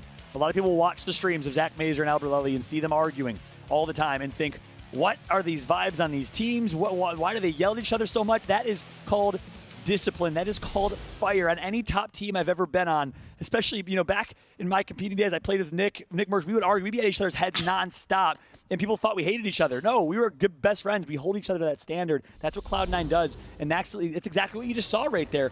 They got second place. They got 19 points. They popped off, but they wanted to do better, and that's why they're hard. But at the end of the day, Cloud9 is dominating this lobby right now. I mean, 10 kills out here, second place, 100 Thieves taking the dub with those 12 extra points, and then 10 kills on top of that, leading up to 22 points. 80 Raccoon coming through. We saw that building. Yeah, we saw a lot of the action happening in No Name by the beacon, but we saw so much action also happening by that building in Frag East, where it was just all APAC action. Third place. So crazy. Like you said, APAC North and AD Raccoon, Parka, Obli, and Karanpu filling in for Selly, who had an injury. It was not COVID-related or anything along those lines. It was an injury, so Karanpu joins the team as the substitute. He played with them in Split 1, and they dominated in Split 1. Gets replaced in Split 2. Doesn't have a lot of Storm Point experience. A very good World's Edge player. We'll see how they will fare in this last game of World's Edge, but a good start for AD Raccoon, who we found out after the broadcast yesterday actually had some disconnect issues, which is why they were on the bottom of the leaderboard some days yesterday, but they still qualified despite that adversity. Now, looking at the second page here, too, look at Alliance. They gave up the God spot that we were highlighting that C9 took from them. Exactly. We even heard them in their listen-ins that the team that they beat, that's the spot that they want to secure. They saw it was empty, and their eyes just glimmered with excitement. We even got to hear what they were saying when they were putting down pressure on every single direction. But after giving up that spot, C9 did the same exact thing that Alliance did, gave that spot instead over to 100 Thieves. So it's just kind of ring around the rosy on those train tracks for that game number 2. That's right. Yeah, it's crazy to think that Alliance, rotating all the way from thermal station, still found the best position in late game. And they're going to want that game back. They're going to look back at that film and regret that push. Again, same thing. They got hungry for kills, which Alliance is known to do. Hockey's is not afraid to play aggressive. It's what makes him so great, but that's a double-edged sword sometimes. Love it. Love to see that from their players to come back stronger for game number 3. Our last game on World's Edge before we move over to Storm Point. Absolutely. We got one more game of World's Edge, followed by 3 games of Storm Point. So we're almost in the halfway point of this series so far. We have a chance to kind of breathe and break down the action. What are some things you're seeing so far, some themes and some interesting storylines? Team Empire still going at it again with the strange compositions, but having fun. I can't say I agree with it, but I want to see results from the team. Even though I may not agree with it, it makes me happy to see because it gets me excited. I love to see that type of energy from Team Empire because they could be innovators. For all we know, we heard it from Onmu. We see a lot of Gibby, obviously. We see a lot of the Valkyrie. Actually, looking at the stats that we had from the group stages, more Valkyrie than Gibby, actually, in terms of pick rate. And then seeing that moving away, and then you look at Team Empire, you look at them trying out the Bangalore into Bloodhound. You see them trying out the Seer, the Mad Maggie. I like that theme from our teams, but then something to highlight overall in the entire lobby. This is the winners bracket. These are heavy hitting teams. Top 10 want to stay in that winners bracket, but then the bottom 10 would have to face off in the losers round 2 bracket. Today, it's not like yesterday where it doesn't matter where you're going to situate yourself. All those points, it's not about the seeding. It's about being in the winners and then being in the losers bracket. But today is the day that's so important for the teams that find themselves in that losers bracket. Yeah, that's a good point. You got to set the stage here on Saturday. Everything yesterday is erased at this point, that's for sure. Biggest theme for me,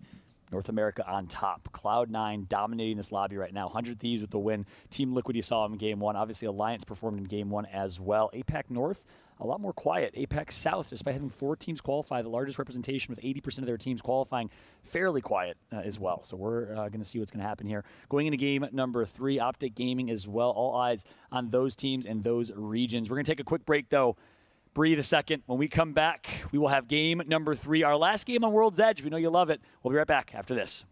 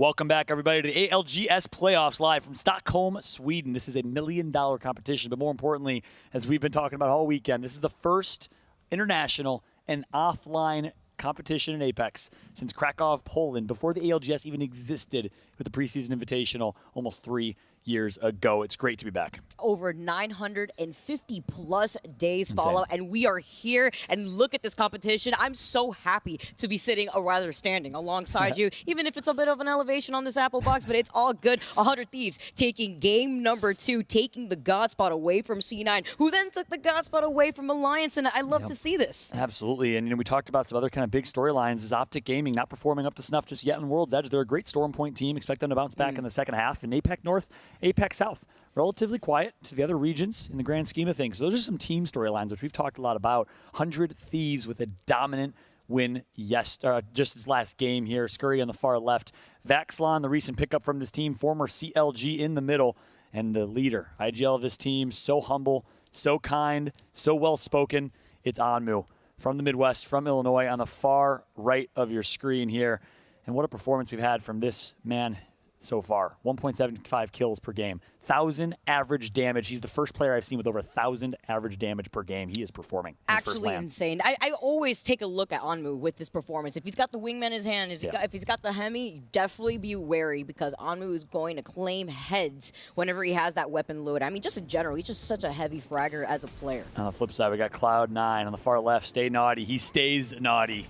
That's for sure. He's been playing naughty all day long, playing angry and playing so well. E6, the UK boys, plus the Frenchman in K Swinney. But guess what?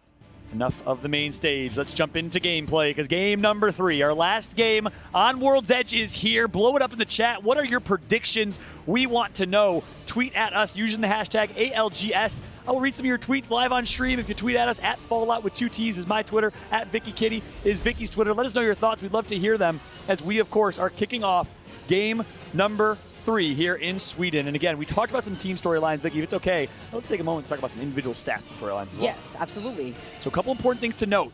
Coming into today, so far this competition, top 5 in damage. Alliance Hockeys with 22.2k damage, then Yuki with 18.9k, then Ganjaman of Luminosity Gaming. Anmu's right behind with 13.1k, and then Skittlecakes from Optic in 5th. So Hockeys is performing in that category, but not only that, he's first in assists with 38 assists, and he's second in kills with 41 kills, only behind Noct, who is all the way in 10th in damage overall. So again, in terms of overall impact, the measure of impact that Hockeys has is undeniable. Because then you have to highlight, that's the amount of damage that he's just putting out in total between the assists and between the KP that he's able to obtain for his team. He's not only covering his team with some of that suppressed fire, but also following up by also being a heavy fragger himself. Now taking a look at where the circle's taking us. I love the diversity of circles, by the way, that we've had so far. We usually look at World's Edge. We usually look at a lot of these circles pull south. It hasn't really been the case this time around today. This is our final game, again, to reiterate, on World's Edge before we move over to Storm Point. And NRG, they're going to be able to get a beacon scan, maybe if they don't have one by staging, maybe over by landslide, if they do have the opportunity to rotate there and see that they are in that next circle, so they can start making their moves ahead of time. Absolutely. And I'm interested to see how Alliance plays this, right? Reason being, well, I talked to G2 yesterday. I mentioned it on stream. They actually don't like these southwest zones near Thermal Station because they kind of feel like they're just twiddling their thumbs when they rotate. And it's you don't get the best loot. You can't fight on edge. Alliance is a team that is known to like to fight on edge, not afraid to early rotate if they can. So I'm interested to see how Alliance plays this differently than G2 here from Thermal Station. And by the way, in the Battle of Thermal yesterday, Alliance certainly dominated. They actually surprised G2, dropped on Thermal, and beat them 2 out of 2 games. Again, we got to highlight, too, Alliance being the only team in the group stages to, I believe, to have hit over 200 points should really highlight how amazing they were able to perform yesterday. They're looking to replicate that today. They've already been able to be consistent, minus that last game that we saw. So maybe they're going to humble themselves after they gave up their position to try to farm some kills, as a lot of those teams were forced to actually funnel away from that circle, away from the circle being by their back. So now Alliance just going to make this rotate, see where the circle is going to be going before they make their next move. Also to highlight so many of these crypto drones in the mini-map to tell you that some of these APAC North squads are going to be able to get that beacon scan and quickly also rotate. We've been seeing a lot of quick rotations just off the rip of these maps. Yep. I'll go to the Element 6 now and Skyhook. They're splitting the Skyhook loot quite a bit diluted, with 100 Thieves and Team Liquid dropping Northern, Western, Skyhook, and Trials, E6, West Skyhook, 100 Thieves, East Skyhook. And 4-7 actually drops just to the east of that. So very interesting. A lot of teams dropping on the northern side of the map here. And they're going to have to rotate on their way down. A lot of teams that play Skyhook on these southwest zones like to actually ride the far west edge and work their way in. One team we got to keep a close eye on this game, it's NRG. They are underperforming this tournament without a doubt. So far, they're underperforming. Well, the zone literally ends right on them in staging. They can get God Spot. They can get the best positioning. We'll see how NRG does in this competition. And here's where they're positioning themselves. They're actually going to predict the northern pole here. We're talking about quick rotations. We saw Sutu Raikou, who shares the other side of the thermal station section, actually take the balloon out of there to rotate away. You saw Alliance creeping up on them. We see NRG, like you talked about. Sweet is on the Ash. There is no more Loba play that we were talking about from this team before. Team Empire, though, also want to be able to at least scan a beacon to at least see what's going on. They didn't have the opportunity to know where that next circle was going. So now they're on the Bloodhound. They're back on the Bangalore, and they have the Caustic out on the field. Yeah, here we go. Team Empire is actually running Caustic, Bloodhound, Bangalore here. They say no more gimmick cross, and here comes the push. This is the Empire kind of at their core gameplay. They love these Bloodhound scans because it allows them to get all the intel they need to take these pushes, to play with aggression.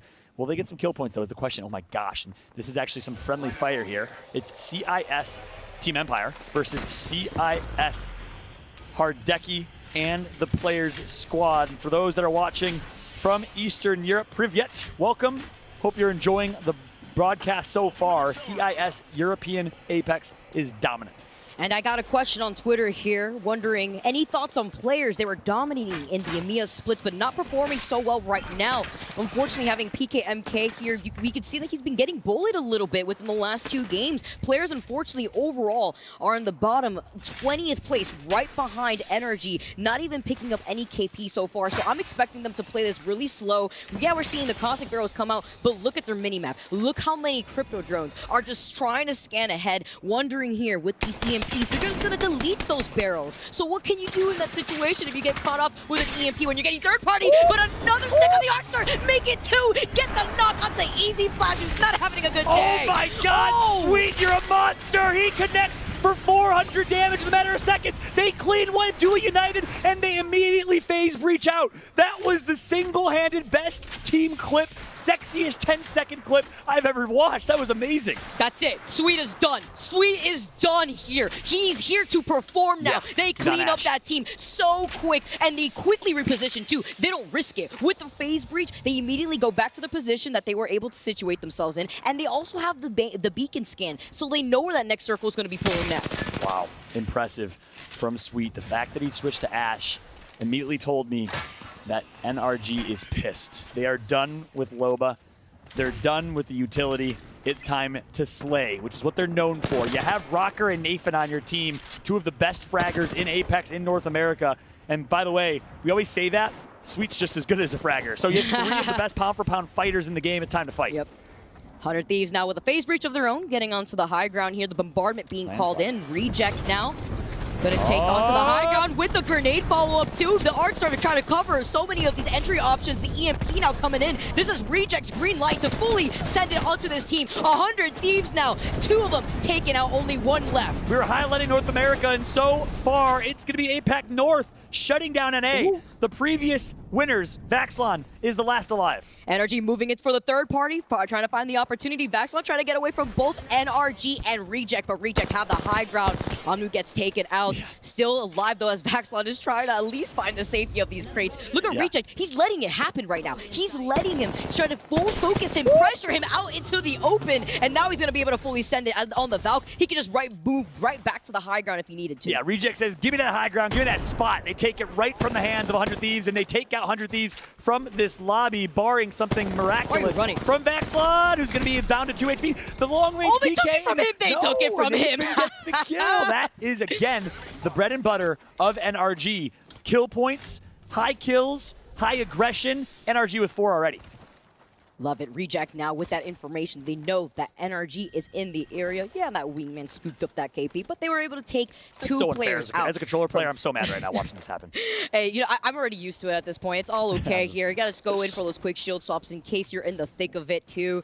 Reject just looking at where NRG was rotating from, but it's quick to note. They did exactly what they did before when they fully sent it onto Duo United. They immediately repositioned after they cleaned up that KP, and they wanted to secure that train cart. They're not going to put themselves themselves out in a state where they're going to be at a disadvantage and be prone to getting third-partied. Yeah, all that sweet, sweet Skyhook East loot goes to Oh, them. Guess what? again. We got another fight going down here. NRG is not stopping. I think that's them above them, right? That's NRG Yeah, again. they repositioned right back to where they were, and they got another stick with the Arc Star. I mean, do they miss? Yeah, Skynade's going to come through from Sharky.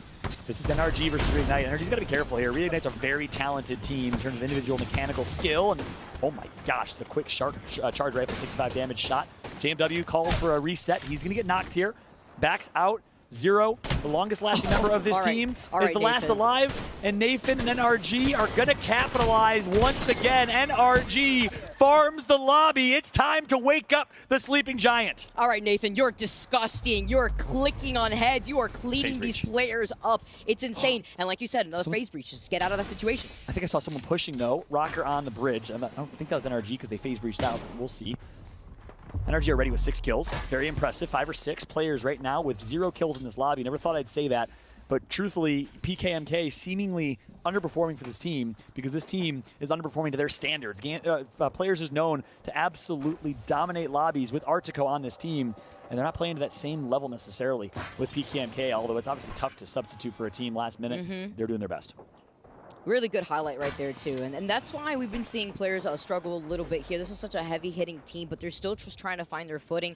They know that that's probably Team Empire on the other side. The only team that has been running the Bangalore and Bloodhound to fully send it. Yeah, they don't have the Gibby. They don't have the Dome. So they're going to just situate themselves inside of that building and just rely on those caustic barrels. You think there's any part of them that's like, that's our boys. Those are our boys. Those are our boys. You know, True, like, yeah. you fight them, you know?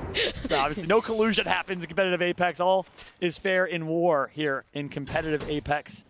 But at the same time, you know it's them. You got to give them a tactical crouch to say hello every so often. Exactly. You know what I mean here. Players are just going to hold on to this building, trying to slow down their own gameplay. You see them without their Evo shields because, as we saw already before, the EMPs are going to come out. We talked about it with a lot of these caustic compositions. What does that mean for the barrels? That means that these barrels are going to get deleted. So you want to watch out if you're getting pushed on by a squad, if there's any crypto drones in the area looking for that opportunity to third party after the EMP. Yeah, that's right. Those things slow down here a little bit. We asked for some tweets, told you we'd shout you all out. Again, at Fallout with 2 T's on Twitter, at Vicky Kitty on Twitter. Use the hashtag ALGS. Let us know your thoughts. Ralphie Otero, a.k.a. Mag, said, love the energy between Vicky Kitty and Fallout today. They're flowing perfectly. Appreciate that. But also said, would like to say, though, Fallout, it isn't a gimmick when teams use off-meta legends and is kind of defending how brave it is for Team Empire. I completely agree with that. Ultimately, I do think that the Seer pick and the Mad Maggie pick took it a bit far into gimmick territory, especially because they've been doing so well with off-meta picks. Repping, Mad Maggie, Bloodhound, etc., Bangalore, etc. So, I think they did take a risk, which I respect ultimately, and by all means, not knocking that. We definitely want to promote off-meta decisions and bravery here in Apex. I agree. I'm living for it. I love the chaos. Please bring it in our direction, and I love seeing it work here too because. Can't even say anything here. Just looking at a lot of these teams, it makes these teams wonder what's going on. Is it the team that we're thinking it is? They're the only team rocking this composition, but it also forces a lot of these teams to work around those compositions. Like the Seer, when you see the ult, a lot of these teams don't want to even take up that real estate. They actually want to respect the Seer ult instead, but what that did for Team Empire was deny them the opportunity to get a safe beacon scan there too, which is why they were playing off of the under part of the bridge. Good point. I actually had somebody mention that too to me, and it was very true. So now we're taking a look at Alliance, who've also slowed down their own gameplay. They're holding on to that choke point over by the high ground, but look who's on their 6. Luminosity Gaming is now making their way over to Alliance. They're about to get into a skirmish right now, wondering if they want to take this or hold the other choke point. This choke point that Alliance is holding right now does allow them to have the bit of the high ground that they could approach in case that there is a beacon on the other side of that choke point that we sometimes see above that zip line. Yep. This is going to be interesting. Luminosity coming from launch site, that far south rotation behind Alliance. And we said earlier, I'm interested to see how Alliance plays this compared to how G2 kind of tends to play these thermal station southwest zones. And Alliance finds himself perfectly positioned. Sometimes it's kind of luck. The zone's going to pull your way. This time it does pull south right into Alliance, holding choke. This is a great situation for Alliance, but it's a tough position to be in. High risk, high reward, because you're going to get so much pressure from the south and the north. So we will see. Outward of Ganjamin. We got to show some love and support to the Mexican who's been performing so incredibly well. 18 years old. Brand new to the scene, burst his way on as an amateur player, and that's what you love about ALGS. Anyone watching, any of the 100,000 plus people watching right now can be in this competition in the future. It's an open circuit in every region. Anyone can compete, work their way up the ranks, and make it here. Ganjamin is a living example of that. Top 3 in damage overall. Played so well online, is playing well here as well. Gotta talk about the Challenger Circuit. What's at stake here? You know, your boy Nick Merckx competing through the Challenger love to Circuit see it, himself. You know, we got some familiar names. Noko out here, Absolutely. Team Sheesh with Wig all over by the secondary stream. Been doing such a good job with your Greek boy out there, Mr. Greek God himself. Here comes TSM, though. Their barrels get deleted immediately. They don't even have the chance to actually shoot the one that was right in front of Hal there. The EMP coming in, TSM under so much pressure on the low ground. Yeah, this could be an early exit again for TSM. It's going to be very interesting. Verhulst goes down on Reps and Hal. The duo in zone, but under duress. Let's jump into a quick listen with TSM. I bubble in 7 and I'm gonna res, okay? Here. Bubbing now. Hey, won't let me res you, won't let me res you. Yeah, we're good, we're good. They wasted everything already. They wasted everything. We gotta break this fucking drone. Is there any other safe spots? Anything Not really, better than not this? really, no. Did we not check really, the other no. side of this? Like, not, I have it's no kind of cells, safe too here. bad. It's Dropping kind you of 4 safe cells, here. I dropped you 4 cells.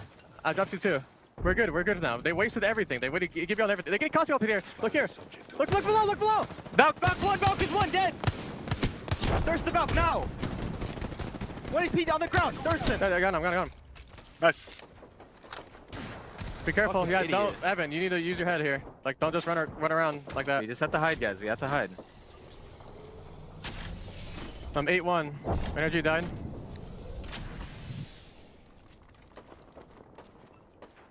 I'm 6-1.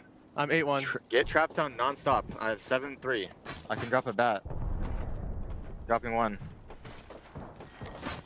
Grab it. Wow. So TSM from a defensive bombardment raining down, 1 knocked, able to turn it around and actually pick up 2 kill points. Lovely here. Luminosity Gaming, though, we saw it, but from our perspective, Alliance are right ahead of them. Now they get the first knock as Ganjamin gets himself back into the game, healed up. They're coming through, trying to find these different off angles, not trying to funnel themselves in one direction. So that way, Optic Gaming now coming in from the other side as Alliance is in this fight here. Alliance being eliminated. The Kraber coming out in the kill feed. That's going to be Fussy getting taken down. Luminosity Gaming now seeing that Optic Gaming came out on Alliance's 6. See another opportunity to get 3 more KP here. Let's see what they're going to do by that choke point. Team Liquid in a fight too. So much action happening on the outskirts of this circle. That's right, Team Liquid, the standout team and performers of day 1. Second in North America behind Optic Gaming, find themselves in a fight. Gildersons, the young 18-year-old still in high school. And they're going to be taken out here to C9. Cloud9 continues to perform, but they're looking scary. School's back in session. C9 now moving in. Stay naughty, popping the shield back here too. Trying to get in. Graceful dancing around the dome, but he jumps right into his own dome. Hopefully he's Elevate actually having the high ground advantage, finding the opportunity. They have the health advantage on top of it. Tier 2. Bid now trying to close things up, but missing some of those last shots. No way. Elevate, the lone South American team here, was looking good, but Reject comes through again. APAC North with the aggression, despite running the fairly defensive Crypto Watson comp, are playing with such tenacity. Love it. I love it. And now they're going to be able to scoop up some of this loot before they make their move, because round 4 is closing in here, Fallout, and you have 3 seconds to make your next move. 4-7. Another one of our teams here rocking the Crypto. They're playing off of the low ground here. They have the Crypto and the Watson on top of it all. They also have the Kraber in their hand here. What's so interesting, Vic, is we called out APAC North, underperforming games 1 and 2, outside of a nice AD Raccoon 3rd or 4th place finish game 2. But so far, this lobby, this game, it's been APAC North. Reject dominating, 4-7 alive, Unite alive, and I believe AD Raccoon should be in it as well. STK, Sutaraiku from APAC South. The Aussies will find themselves at the top of this choke, the north side. You need to know how to keep their head in a swivel. This choke is insane. You have Sutu Raikou, you have Team Optic, you have Luminosity Gaming, you have Team Empire. They're all infiltrating this spot. Look now at the kill another feed. team moving in. Look at this. This is actually insane. E6 popping off. Unite falling down. Team Unite gets eliminated as 4-7 now make their move to follow up off of the EMP. That's right. The kill feed lights up like a Christmas tree. On board with 4-7 though. The Valkyrie came through, and they decided to land on Trailer and end this team. Saying June gonna get knocked. It's all up to Juice now with the Kraber. Staying patient. They know he's staring right down the barrel. He connects, but not for a headshot like he needed. Look at this wall of knockdown shields here. They were able to crawl towards him. They knew exactly what to do. The arc starts getting taken out here. Just playing right behind us as some makeshift cover. Here comes Team Burger, though. AD Raccoon, they're seeing the action from the inside of the trailer. TSM now moving in for the third party. They see so much opportunity to clean up this KP. And TSM is salivating right now at the opportunity, but Hal goes down early. I don't know what happened. if that was a misplay or what, but Hal does go down. They got to be careful because Team Burger's nearby.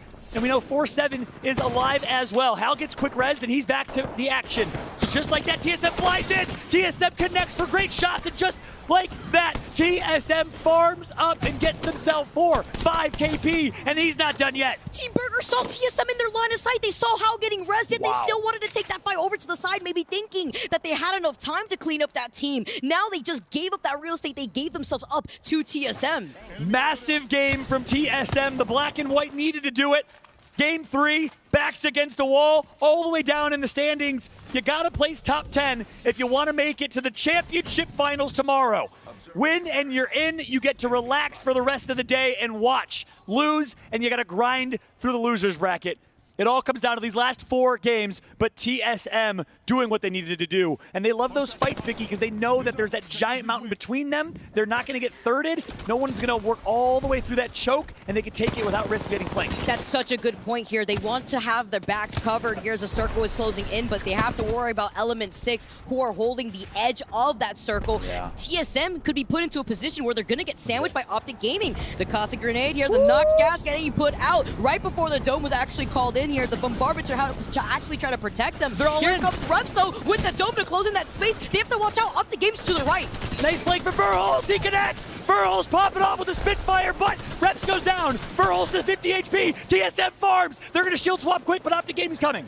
Optic Gaming now finding the opportunity. Huge cracks, double cracks with the grenade cleaning up Imperial. How TSM gets eliminated by the hands of Optic Gaming. The green wall enters Apex, and it is standing strong as Luminosity Gaming flakes. Wide left. Now it's Luminosity's turn. Yeezel doing what he can right now to get some great shots on Optic, and he's going to do it. Gotchaman swoops in with the car. Hits so much damage. The damage leader from Mexico is performing. Optic Gaming is out of here. It's players. We highlighted PKMK. He heard us. He's the only player left alive for players. Right before this game, they were sitting in 20th spot. But can you do it? There's still all 3 players of Luminosity Gaming up and alive. Swarming in like sharks in the water. They smelled blood, and Luminosity puts Mexico on the map for the first time this weekend with their first win. Mexico doing great on the main stage. Crazy, taking the final game that we have here on World's Edge as well, Fallout. We have different winners coming out. Game 1 with C9, Game 2, 100 Thieves, and Luminosity Gaming to close the chapter on our first map of the series. And again, goes to show, just because you're NRG and Alliance, you get the zone pulling your way, does not mean you're the best positioned team to win. In fact, there's no correlation between zone being near you and wins in Pro League. Instead, teams that rotate from far away tend to win a slight amount more of games. Very little correlation there, but Luminosity proved it. They came from tree. They worked all the way south of zone, worked their way in slowly but patiently, did not take any risky fights. And as a result, they're able to farm the last 3 teams, get 7-8 KP, and win the game there. Talk about their journey, actually, going from tree to that choke Launch point. like the tree first, sorry. Right, and they managed to go wrap around to that same choke point that they held for so long. We saw Alliance. They saw Alliance. They were poking at Alliance. Optic Gaming sandwiched Alliance. They both cleaned up the team together. Then we had so much action happening south of Optic there. We saw TSM. We saw Team Burgers, AD Raccoon. So many teams fighting in that choke point just so that way they could force their way into that space. But no matter what team managed to win through that choke point, you were going to get sandwiched no matter what there. Optic Gaming had the opportunity to go in for that third party. Yeah, they cleaned up that KP, but Luminosity Gaming were in such a good spot where they didn't have all those teams fighting right behind them. And look at this, finishing off with the dub and 9 kills on top of it all. But let's highlight the fact that players were able to play that with PKMK, the only player left alive on players as a rat. That's a good point. For that entire time to get second. Yeah, ratting out to second place is darn impressive. Nothing to be ashamed of. The 0 kill second place finish at least gets them a few points, but it's not enough. Look at TSM though, 11 kills, most in the lobby. 16 points overall will certainly help them, but it's not enough. They got to perform on Storm Point. Optic Gaming, I thought they were well positioned to win that game. They end up getting 3rd place and 14 overall points, which is much needed for them because they only had 6 or 7 before that. But we do know that Optic dropping in the mill is very good on Storm Point. Yeah, I just love this. I love seeing the process that we're having. A lot of these teams just really come up. Even the teams winning, getting this dub with 9 kills. Some of our heavy-hitting other teams actually just wrapping up so many kills along the way on top of the dub. And Optic Gaming, too, with those 7 kills. Look at the far right of your screen. It was all APAC North and APAC South. Yeah. So, obviously not great performances, but APAC North and APAC South placing top 10. You got to put some respect there. Reject, though. APAC North, Korea, Dogma, Minseong, and Jung-Hee doing a great job with 7 kills. So, again, the aggression, but only 8 points. They only got 1 placement point. They got taken out early. C9, 3 points, but they're going to be more than okay after great performances in Game 1 and 2. Back-to-back Team Empire actually getting 11th place, even making the composition swap. No matter what, they still got us 11th place here, unfortunately not wrapping up any KP in the process. I believe game number 1, they actually fell in 13th place. So Team Empire maybe experimenting a little too hard, maybe getting a little too comfortable after their performance in the group stages. The game of peekaboo I was just playing with the chat right there? You know, I was dropping my water ball, actually, is what I was actually doing. But no, you're spot on. Overall, gosh, this has been such an interesting start. The first 3 games, we had so many kind of big stories going into this entire match series. But of course, going into game number 3, we said APAC North, where you at? And they showed up. Luminosity, where you at? They showed up. First place finish for them. Significant amount of points.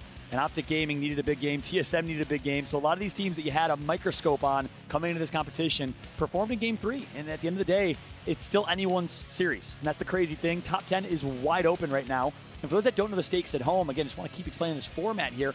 Top 10 teams from this winner's bracket match punch their ticket to the finals tomorrow. Match point finals. And in terms of seeding, the first place team will start with 10 points, which means they have a 10-point lead going into that 50-point threshold for match point. If you've never seen a match point final in Apex Legends before, get ready for a treat. It is the best Battle Royale Grand Finals format I have ever seen. It is so hyped. You need to unlock match point with 50 points before you can win, which is just awesome. But hey, there's a lot to talk about. We are not the best to do it. You know who are the people on the panel over there? We got none other than Rain Day, Genome, Kate, and the desk. Let's go ahead and throw it over to James Bardoff and co. Kate, take it away. Thank you so much for bringing the hype and, of course, casting that chaotic game number 3. Let's talk a little bit, jump right in here, Rain Day. Game number 1, we started off with a bang. And I got to say, I'm looking at this going, you'd be forgiven if you thought Alliance had it in the bag. Yeah, I mean, and the thing was, we saw North America wake up a little bit. There it is. Cloud9 coming in strong and being able to, go head toe-to-toe with really a team that we felt Alliance was pushing in. They were able to take away TSM's kind of rotation. They ended up, I think, fighting Team Liquid as well. But it's this kind of pace that we're seeing North America build to now. And I see it with NRG a little bit in Game 3. But Cloud9 have kind of set that standard, and they were involved in Game 2 as well. They were indeed. As we take a look at the highlights from match number 1, Bardoff, Reignite certainly a threat here in this lobby, along with the rest of our APAC region. Absolutely. 7 kills for Reignite in this first game, but indeed to touch on Cloud9 once again, a spatial awareness with the stand-in as well, making sure their 6 was covered. We heard their comms, and they are very, very focused today and having great success, maybe feeling a little free, and it's different. It's interesting from team to team. We saw NRG with some nice plays, but some struggles as well. So I think there's big pressure on some, less pressure on others. But match 1 went the way of Cloud9. Alliance, who had 10 kills though, so in second place, they started this day really, really well. But Cloud9 really did go for a good run in that first game. And I want to stick with you for right now, Bardoff, for match number 2, because we know how you feel about Team Empire, and we know that they brought in a new team comp as we take a look at these Luminosity Reject highlights. Indeed, they are bringing the spice from game to game, bringing out the sear in this one. But it was about 100 season Cloud9, who, if I'm not mistaken, got 10 kills apiece. So they were really putting in work. And these are big numbers. And you start to wonder, maybe with a sub, you kind of wrote off Cloud9 to some degree in terms of, how far they can go. But it appears that there is no ceiling for this squad if they can keep up these kind of performances. Yeah, just to piggyback off that real quick, 100 Thieves really in this duel with Cloud9, if they don't push them from the high ground, Cloud9 probably wins 2 games in a row. That's how good they're playing. And there it is, exactly. And we talk about Bardoff. Actually, Evan, I'll stick with you for a second. We talk about those kills versus wins here. Luminosity definitely bringing in the W on game number 3. Yeah. But listen, let's talk about TSM getting getting 11 kills here. Nothing to take a stick at, and certainly will make all the difference in a match point scenario. Yeah, you can tell John was hyping him up. Vicky Kitty was getting hype as well. It was a great cast, and it really showcased how NRG, how TSM were building, and that momentum has definitely started in North America. But just a little bit to the south of that, in South America, Luminosity Gaming taking the win. Honestly, these guys are incredible. They were late on their flight to get picked up, last people to arrive before rehearsal day at the airport, so I had a chance to catch up with them, and specifically talk about how Nizel is playing so well with Ganjamin, one of our high performers, third in damage overall behind the Alliance boys in terms of keeping up with the Joneses, and he's 18, and they have so much pride being brought to Mexico. This is a team that I think people have to watch out for in any situation you let them go. Absolutely, and Bardoff, we talked about this for a second. Luminosity did really well in the scrims right before we started off in that group stage. Yeah, and the online portion of the event as well. Before we got here to Stockholm, they were always Ganjamin was always sticking out. He just appeared one day, and we were just saying Ganjamin. Why are we saying Ganjamin so much? We're like, yeah, what are we going to do with this? But he's just doing damage constantly, and hopefully we're going to see a little more of them in the games to come. But Kate, I almost forgot. Game 2. What? Imperial Howl and Hardeki both picking up Caustic. Ooh! Stink. I was excited, putting it mildly. But that was quite something. But it's quite interesting, you know, there is a mutual respect between those two players. But they both made that change at the same time. I think it's fascinating to see how we might see more changes from them as the day continues. Let that be a lesson to all of us. And Genome, we're going to take a look at these leaderboards here because math doesn't lie. And as we know, we are going for the top 10 in this round. This is our winner's bracket. Genome, talk to me a little bit about what you're seeing here. I see Reignite. I see AD Raccoon. I see, and I'm going to put this out there, number 10 is a big story. Absolutely. You know, we've got, again, good representation across the board. I must say, North America doing very well today. I mean, look at that on the left side of your screen there. Those guys, I mean, I love seeing some of those, the rivalries, you know, Optic coming off the back and ending that big streak of TSM in Game 3. You know, those rivalries coming through into LAN as well. But yeah, then, you know, the fact that we've got Cloud9 and Reignite, 2 teams with subs sitting here in the top 10 out of 40 teams at LAN, that's baller. That is indeed for sure. Once we take a look at our second page, remember, winner's bracket, the top 10 head off to Sunday. They're going playoffs. They're going grand finals. It's this page that everybody should be looking at. And Rain, you are not in your head. You know what this means for the second page of the graphic. Well, that's for those watching today going to be the theme. Top 10, top 10, top 10. Because if you stop getting in that top 10, especially after this bracket, you're going home. And that is a scary thought for all of these teams to contemplate. Currently, it's these 10 teams here as well who are going to have to change this up heading into the next round. If they don't do it in the next 3 games, still plenty of chances. Empire was my pick. They performed top of the group yesterday, and now they're the exact bottom. Not just a little close to the bottom. They're the bottom. They got to step it up, guys. Come on. 2 of our 3 teams to watch are in the bottom 5 right now. Yeah. And you said they were bringing the spice, right? But, like, I don't know. It's like there's some salt and pepper right now. Where's the rest of the meal, man? Yeah, I mean, 5 seriously. points? Come on. We brought spice, no food. That's our problem. Well, speaking of spice, Game 1 certainly had it here, Genome. And I know there was a particular tete-a-tete that got a little heated that I want to make sure you had a chance to break down. Talk to us about it. All right, so this is it's a tale of 2 teams we've got over here. We've got Reignite and we've got Element 6. So this was the first game we had. You can see Reignite, they're down over here playing their favorite spot. They've made the early rotate. It's one of the most southern zones you get in World's Edge, and it just continues to pull down and down and down into Dome. Now, they think they've got their favorite spot. Everything's fine. Ooh, don't know about that. We've got 4-7 up here, and as we saw just before, they run into each other, and if they win the fight, sure, but they lose a member. They've got Sharky. So in the best spot, nope. Oh, they have to make the rotation all the way up here just to get a res because there's so much congestion down here. It's never going to happen. Unfortunately, as soon as it does, we're seeing yet another problem here. Element 6 rotating in at just the wrong time. So they run in. So Sharky's just been respawned, by the way, and you can see, unfortunately, his teammates kind of just have to leave him for dead. Zero and JMW at this point, he's a little bit too far behind.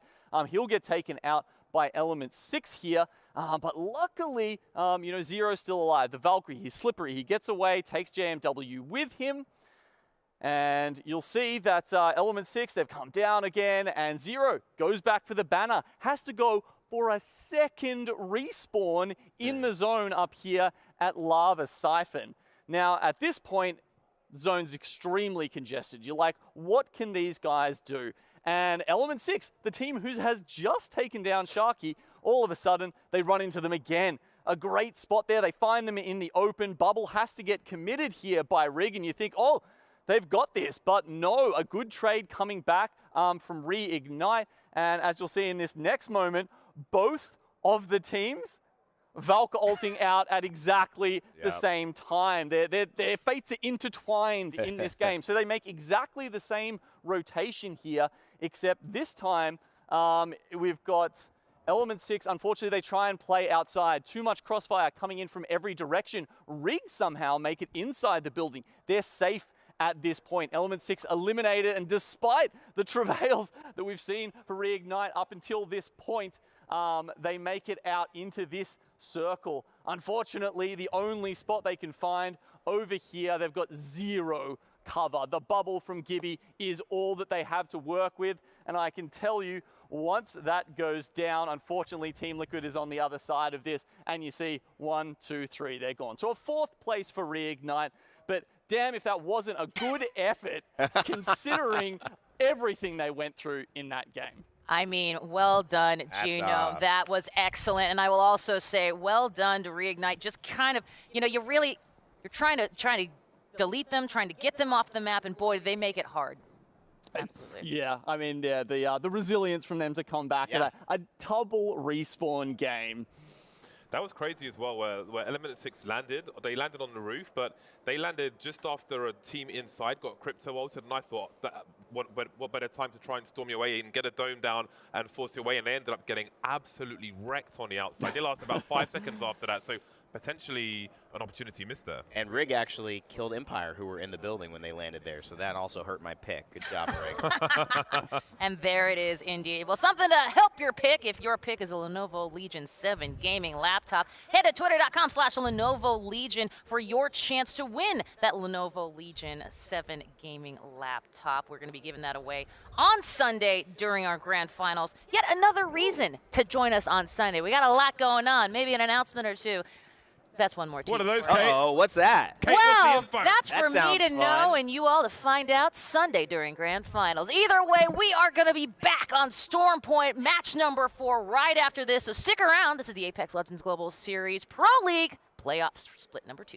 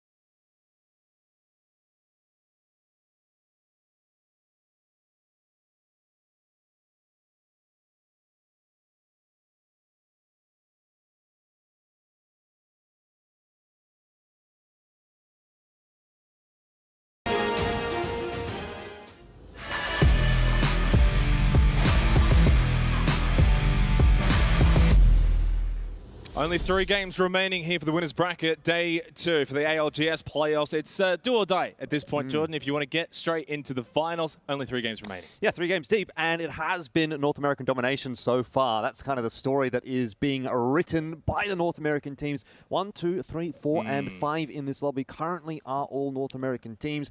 You do have a good, solid squad coming through there from the North American region, and everyone else needs to step up. Things can change very quickly, though, especially in just 3 games. We saw that really with our first 3 games, how many points can really be accumulated in a short amount of time. Cloud9 really leading the way with that charge. A couple of teams down the bottom can very much replicate that if they can actually find a bit of form heading over to Storm Point. Yeah, look, I mean, it is interesting having a look back at how the results went yesterday and how they're coming into today as well. For the most part, I feel like the teams that were really performing yesterday toward the top end are more or less being able to come through and do very well again today. I'm looking at OG, I'm looking at 100 Thieves, I'm looking at Alliance, Team Liquid. These teams are all up fairly solidly inside of the top 10 at the moment. They'll be feeling comfortable. But what actually interests me more about this lobby, especially now that we've only got those 3 games remaining, is that sort of 8, 9, 10, 11, 12 kind of position. Those teams that are really jostling for the cutoff at the moment. And there's a lot of APAC South teams around in that area. There is a couple of APAC North teams there as well. So it sort of feels like we have got ourselves a really, really interesting prospect heading into these last 3 games. And I'm glad you mentioned that cutoff as well. So important. Obviously, top 10, that's what matters, whether you finished 1st or 10th.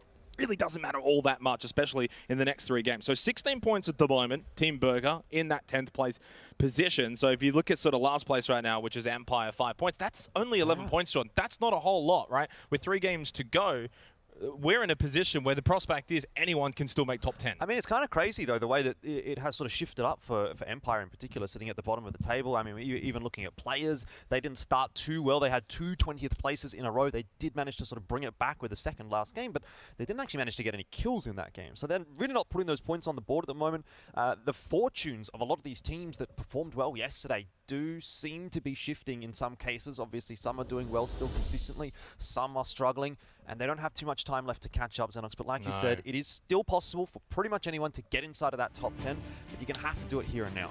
Certainly so. Let's head into match number 4. Over to Storm Point we go for the winners bracket. 3 games remaining. Top 10 will move to the finals tomorrow. The bottom 10, of course, will then play in the losers bracket, and what will end up being a potential long day. Let's get underway, though. Storm Point, we've had enough of World's Edge. Let's move on.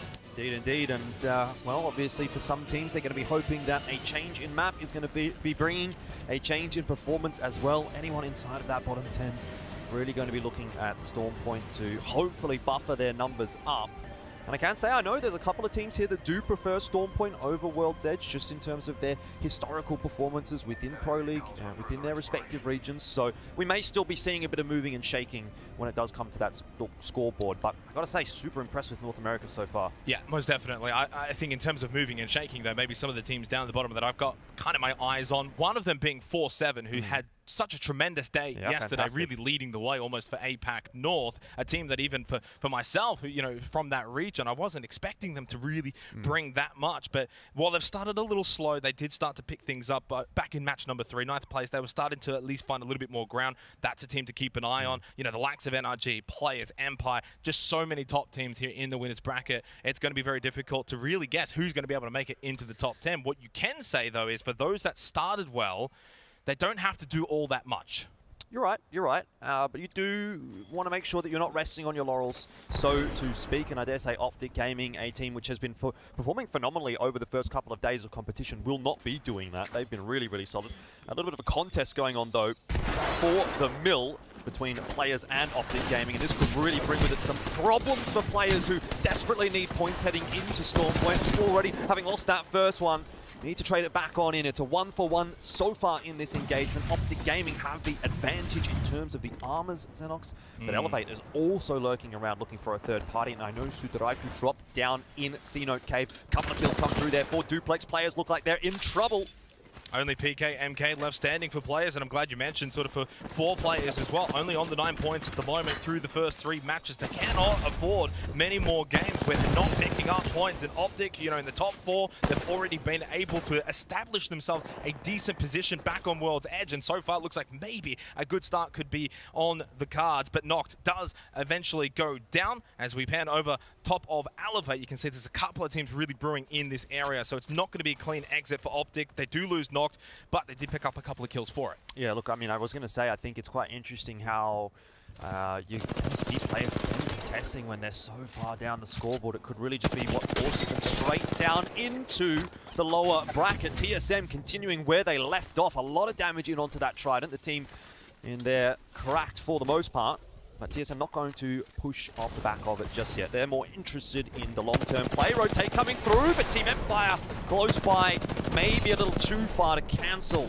the ultimate, and TSM finding the needle in the haystack with that timing, to be honest, because if they go half a second later, if you know how the Valkyrie ultimate works, the Skyward Dive, when you're boosting in the air, you can't be cancelled. Obviously, you can be killed, but when you're still just hovering before you've actually left-click to go up, you can get cancelled by even a tickle of damage, and that would have been pretty bad news for TSM. Elevate and NRG now also getting involved early on. Stormpoint in the past, especially over the course of yesterday, was not all that fast going. We had some slow games on Stormpoint, but this one right now very much heating up from the get-go. You like to see that, especially when you've got some teams maybe on the lower end of the bracket here in the winners bracket, like NRG, like players getting involved early. This is where they can really turn the tide. Of course, it didn't quite go the way that players would have liked. We have a look at Team Empire, and we'll see what they can do here on Stormpoint. That's going to be a team to really keep an eye on. Great shots through there from Cleave with the wingman. Not enough to find a knock, but enough to find Flash, and continue to put pressure on the team inside of that orange. Clear out the spiders as well, find themselves a bit more loot. And of course, once again, continuing to run the Bloodhound, this time with a Wraith and a Valkyrie. So Team Empire, they have been nothing if not interesting to watch with their team compositions. Yeah, I mean, how many times did we see them switch up on day number 1 yesterday where they were so impressive? Okay, a little bit of a slow start right now, but you know what this team is capable of. You do not want to be writing them off at all, especially with these last 3 games. If they find a little bit of form, they can really pick up points in a quick manner, in a hurry, and that's what you're probably going to start to expect from them. Well, let's say, yeah, I was going to say, let's go and have a little look in and a listen in with Team Liquid.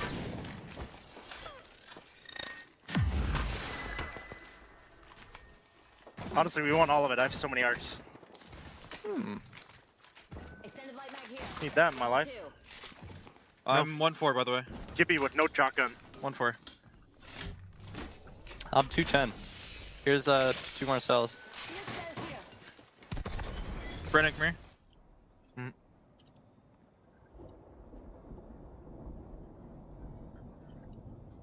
I'll hold both of that for you. Just ask me when you need it. Yep. Yeah. 1-6, 1 arc star. I still need a wang. I have one. What do you got? An R3. Fuck it, I'll take it. Okay. I just stole 4 cells from Spider Cave. They're constantly dropping attachments over there. Here's the 2x. Optics here. Close range.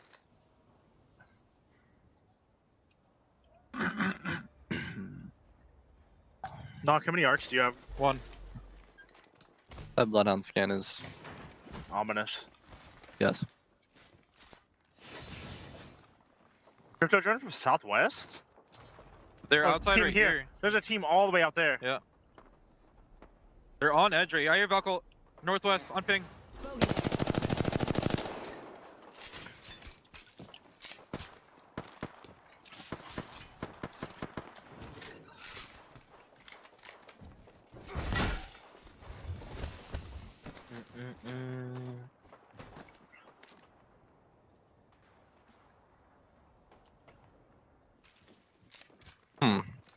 Well, not a whole lot really going on for Team Liquid at the moment. Jordan just sitting inside of that orange on the south side of the circle. Not too much close by to them, and honestly, not much we'll be expecting from them. But we do go over to Element 6 that have a bit of a fight here with They Were United. They lose 1, now 2. Nags is the only one left standing in a very quick manner. It's Dewa that have been able to win this fight so far. But hello, also another APAC South team arrives. Yeah, what about Sutaraiku looking for that third party, putting damage in. Element 6 eliminated. Daewoo United eliminated as well.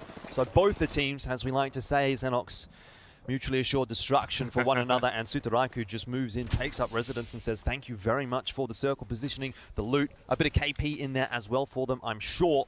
So it's not worked out too well for Element 6 today.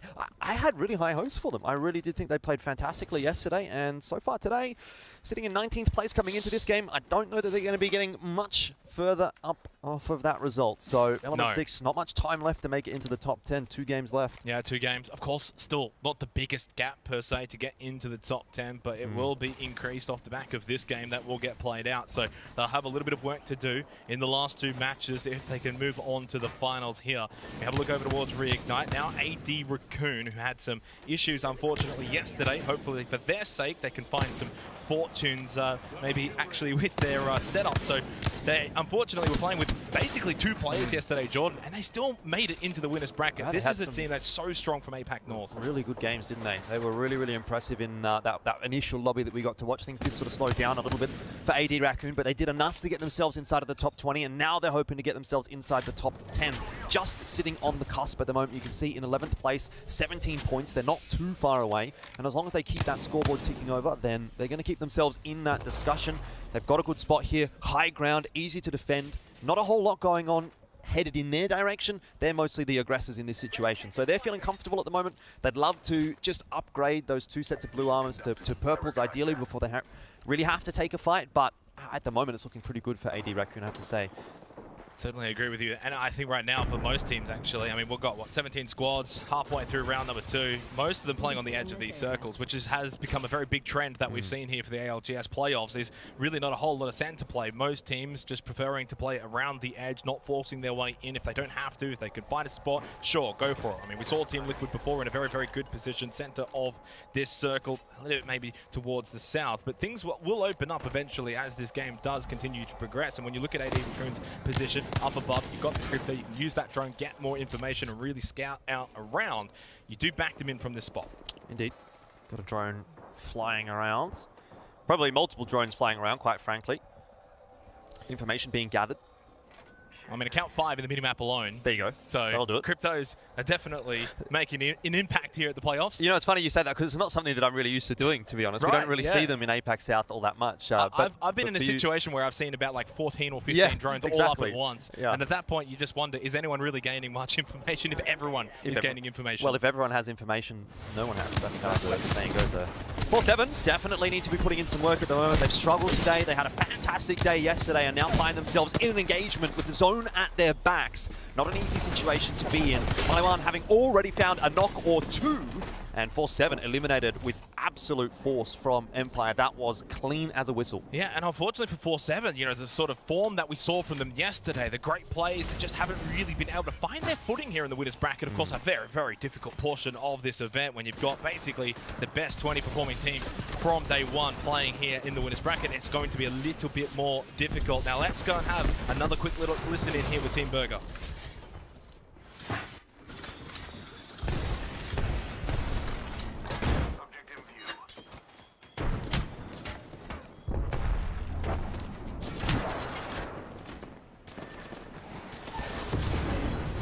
This weekend we'll be playing Valk Giddy Caustic, which we've just played since Split 1 of Pro League, and we'll be sticking with what we know. I think it's just the most versatile comp in the game. Valk allows you to rotate anywhere. Well, that was a bit of poor timing there for Team Burger, unfortunately, Jordan. So I've done your boys a little bit of misjustice there. They go out relatively early here in match 4. Over to Reject. Still triple blue on the move. Only the 1 kill to their name at the moment, but a team that, again, like AD Raccoon before, on the cusp at the moment. 13th position. A couple of points as well to their name already from the first couple of matches, and a team that is really, really solid. Again, you know, I touched on this yesterday, but this is the former Fennel career team that won a championship back in 2021. Really, really good team. When it comes to winning, they know how to do it. You know what I think is crazy about this is there are so many teams that we can talk about in that kind of capacity. This is such a strong team. The X or Y is such a strong team, and you're sort of clashing them all together. And finally get to find out which region maybe is going to be the top dogs. At the moment, it's kind of looking like it's going to be NA, but there's so many exciting storylines from all over the world when it comes to the Split 2 playoffs. And of course, APAC North, I feel like they've been struggling a little bit today, Xenox, so you'll be hoping to see maybe Reject getting on the board here on Storm Point. TSM definitely having picked up where they left off. They've been doing a lot of damage, and they've set themselves up inside the orange with Team Liquid. Yeah, they've moved in. They're neighbours. They're just like going to share this space for now. TSM and Team Liquid have got a little bit of a stalemate here and are happy to just maybe put rivalries on hold. One above, one down below. It's a really good position. This orange, of course, south side of the circle, very much in. You're expecting it to probably stay in for a little bit longer as well. So both teams happy with the current situation. The question is, at some point, one of the two teams will have to make a move, and you want to be the first team or the second team. All you don't want to do is get third-partied here. For sure, for sure. Although I'd actually have to make the argument right now that TSM and Team Liquid are feeling pretty comfortable. Circle shifting in their direction. It's going south, and generally speaking, when it does that, it will continue to head in that kind of a direction. So they might be anticipating that pool to continue to head southward. Not going to be the case, though, as we can see on the minimap now on our screens. It's actually kind of pulled into no man's land. No one is expected to go in that direction. There's not a whole lot of cover out there. And so, well, everyone actually is going to have to. Yeah, it doesn't really do anyone any sort of favors. Now, Duplex goes down, remembering, they've already lost Knock, so now it's only Skittlecakes as the solo player. We know Skittle can do big thing from that solo position, but with so much time, with so many squads, with so much at stake here, I don't know if he's going to be able to replicate some of the heroics we saw from yesterday for the Green Wall, but down at least under the bridge for now, at least gets off that shield bat and can maybe find a position to rat out the rest of this game. That's a 6-man EMP that goes down on top of Team Liquid and TSM, so whoever's fired that one in has picked up a whole lot of Evo. Don't know who it was, but certainly going to be happy with what they've invested there. Empire on, I would say, the rougher side of the zone now because they have to move across. There's, again, like I said, not a whole lot of cover. You're basically running through the water, right? So there's just a couple of rocks here and there, maybe a building every now and then. But you say that, but this is the thing. There's already such a large congestion of teams down towards the south, towards these areas. You've got Alliance, you've got Reignite, you've got Eddie Raccoon, Luminosity. I mean, the list kind of goes on, right? So if they can be one of the last teams pushing in there, Jordan, they might be in a position where they could look to really clean up. That's a good point. Playing Edge definitely has its benefits. NRG are looking good at the moment. 2 sets of reds. They've been getting some damage down. Sweet. I'm sure not too far away either. And they're going to use the ultimate to get on top of the orange. The phase breach in from Ash. Well, let's have a quick little listen in as well with NRG as they take this fight. Nading your nading the roof. Peek. Another team is not ulted. They're not in roof at all. I have roof. Backsplow me. There's 60. Give me speaking bottom. Give me crack. Give me one. Back is one as well. Give me one. I'm jumping. Kill bot. Crack. Last guy's one. Don't go down if you can. Dead. Chill. Where's last? I'm batting. Another team. I'm ulting. Go tag. I'm batting for. I ulted. He's peeking the top. I died. I'm trying to run to the cannon. We can win this, I think. Can you come to me? Dog is flash! Down. There's a swamp on my box. Stuck one. I died.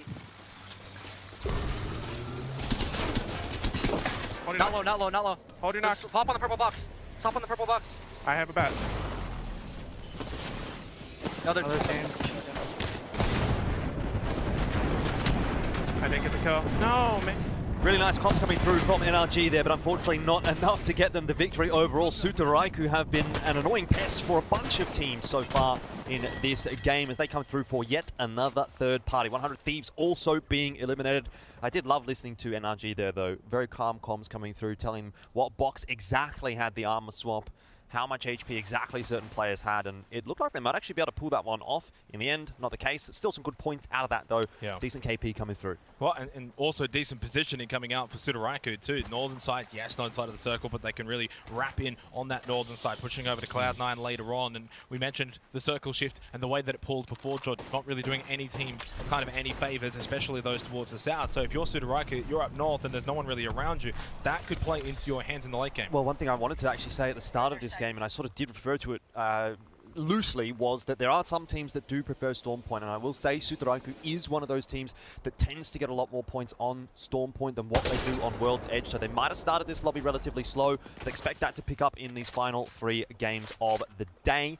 And maybe they can still make their way into that top 10. Did see a Kraber out for a moment there as well, so keep your heads down. Yeah, and while there are some teams looking to play Edge, Empire have elected to actually just send it straight in onto the island and go for a center position and try and hold out. Now, the downsides to this, Jordan, is obviously then there can be a lot of eyes on their position, so they're going to be having their hands full for quite a little while here. Yeah, certainly. This is one of those positions which can work, but there's a lot of angles that can see into it, so it can be a little difficult to play. Luminosity, on the other hand, are out of the zone for the moment. There's a nice little cubbyhole to play in to heal up, but it doesn't give you a whole lot of room to work with. The Kraber, once again, is going to continue to put in some work, and unfortunately for Team Empire, starting to lose players, and they've now lost all 3. Empire eliminated in 12th. It's a double-edged sword. You push early, you want position, but then there's so much pressure that comes with that, and Team Empire do go out in 12th position. So again, another game where they've just not been able to accumulate a lot of points. And now, actually, Sutoraiku moves into that position. They've got 5 KP, and I'd actually argue that the position looks a little better now that the zone is starting to come in. You're not going to be collapsed upon from multiple angles. You're really only going to have to deal with what's in front of you, as opposed to what Team Empire had to deal with, which was pretty much everywhere. That said, also, Bullet gets himself another Kraber. We've seen him with it a couple of times so far in this competition, and he's going to hope to put it in good use. Let's have a listen in with Sutoraiku, see how they're feeling. Okay, bridge team. Caustic flash. All you guys, all you guys. Caustic one. Kill him, kill him. Nice, good knock, good fucking knock, dude. Someone swap and hold bridge. Fussy, you swap and hold bridge. Yeah, alright. I need a Kraber for these guys. Enemy spotted. I've almost got Gibby back. I've almost got Gibby back. One down. Gibby. I'm waiting to kill these guys. Over here, Walty as well. The Gibby's flash. We're here. Yeah, here. If he peeks. Dead. Nice, good fucking knock. They're like fighting bridge. Okay, bridge. Can we fight bridge? Maybe is bridge fighting? No, Not really. we got some. We chill. Nice. Do you want to set up swaps? You can even play back on me. No, again, we want to play this fucking backside because it's him. We do not want to fucking play in the middle. Yeah, I'm sitting back here right now. I'm gonna move swaps to the backside, dude. I'm setting my drone up in the tree. It's just gonna give us wall hacks the whole time. I'm setting up swaps. Give me a sec. You're holding right, yeah, Fussy? Yep. Waltz is playing flex. I've got left at the moment. I've got Gibby back, by the way. He's setting up swaps on the tree on the rock. Okay, Fussy, check where they are. Yeah, they're here. They're just on the thing. Bridge team. I got him. I got Gibby back. Keep that in mind. I got 3 swaps here. I'm gonna probably set up some fucking nades and shit too, and some Is there a gun swap? No. I don't have a gun swap for you. I dropped it. I'm gonna grab one. Careful. It's fine. They're too far to do anything. Don't worry. Yeah, I got a gun swap now. I'm dropping some nades here. Bridge has fuck all to play, by the way. I dropped. There's arc stars here. There's arc stars here. Yeah, beautiful. One in the middle. 1K in the middle. Oh, grabbing loot. 76 heady. Can you?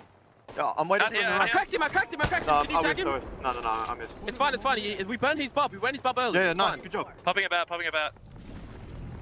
Call for Gibby ult. Was there? Yeah. We just need to focus left, I think, Walty. Yeah, left. They're wrapping left. Left's gonna fucking die here. Yep, Gibby ult EMP. Is that in? Not yet. Wait. 90%. We can Gibby ult EMP and they will all fucking die on that cannon. Yeah, on the cannon. Yeah. Play here. What's Bridge doing, Fussy? They're just chilling. I have Gibby ult, so I need to do it. Bridge is almost in. Right here. Down. You want me to give you all this? Look here, Walty. Yeah, you can give me out. Wait, you give me out and EMP these kids. You give me out and EMP these kids. Yeah. EMP them. I'm taking my drone now. Going now. Tagging. I'm going now. They're in the corner. They're cracked in the corner. All cracked in the corner. They're dying. They're all dying. Flash. I'm not using EMP. Yeah, don't. You're good. They're all fucking weak. Fuck, dude. I want to clean that up so bad. There's 2 teams on the bridge still. I'm so horny for that, dude. They're all dead. We missed out on kills, but it's fine. It's alright. I'm just chilling. Can we kill Bridge? No. There's 2 teams. One top, one low. We just chill. They fight each other. Yeah, all we have to do is hold. I need a gun swap. Switching to a wing. It's fine. Grab nades. We can't let them fucking walk up for free. Get rid of most of yourselves and just grab nades. Wait, I hear one in the water. Careful.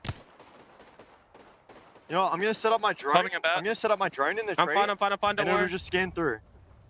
I'm just trying to I'm trying to get one of the teams like underneath in the open. Yeah. All good. Having a cell. Might I grab got an nades. I extra got nade. 4 arc stars and a fucking thermite. You have EMP? Yeah, I do. When Is they that- rotate, is I think we Spitty just here? EMP. It's empty. It's pretty much empty. Don't worry about that. Don't worry about the spitty. Any nades? Someone, Any nades? someone took the arc stars. All good. Zone's closing. You've got EMP, right? Yeah, I do. They're like playing here. They're gonna get shot in the back. Yeah. They're right here. I'm grenading Try that. and put pressure on them. Yeah, good nade. Good nade. They're right here. They're gonna EMP them. EMP now.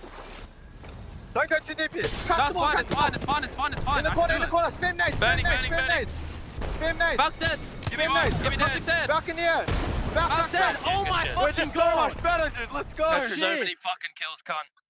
Let's go. And what a way to win it for Sutaraiku. Wonderful listening all the way from the mid stages of that game into the victory. Sutaraiku put their name up in lights once again, and I think that might actually mean they are the team with the most wins at this competition so far. That is incredible. That is a stat that I didn't think possible for those boys, but hey, they've proved me wrong, Jordan. What a result. And look, they were outside of the top 10 coming into this game to find victory there, and a big one, a lot of kills as well.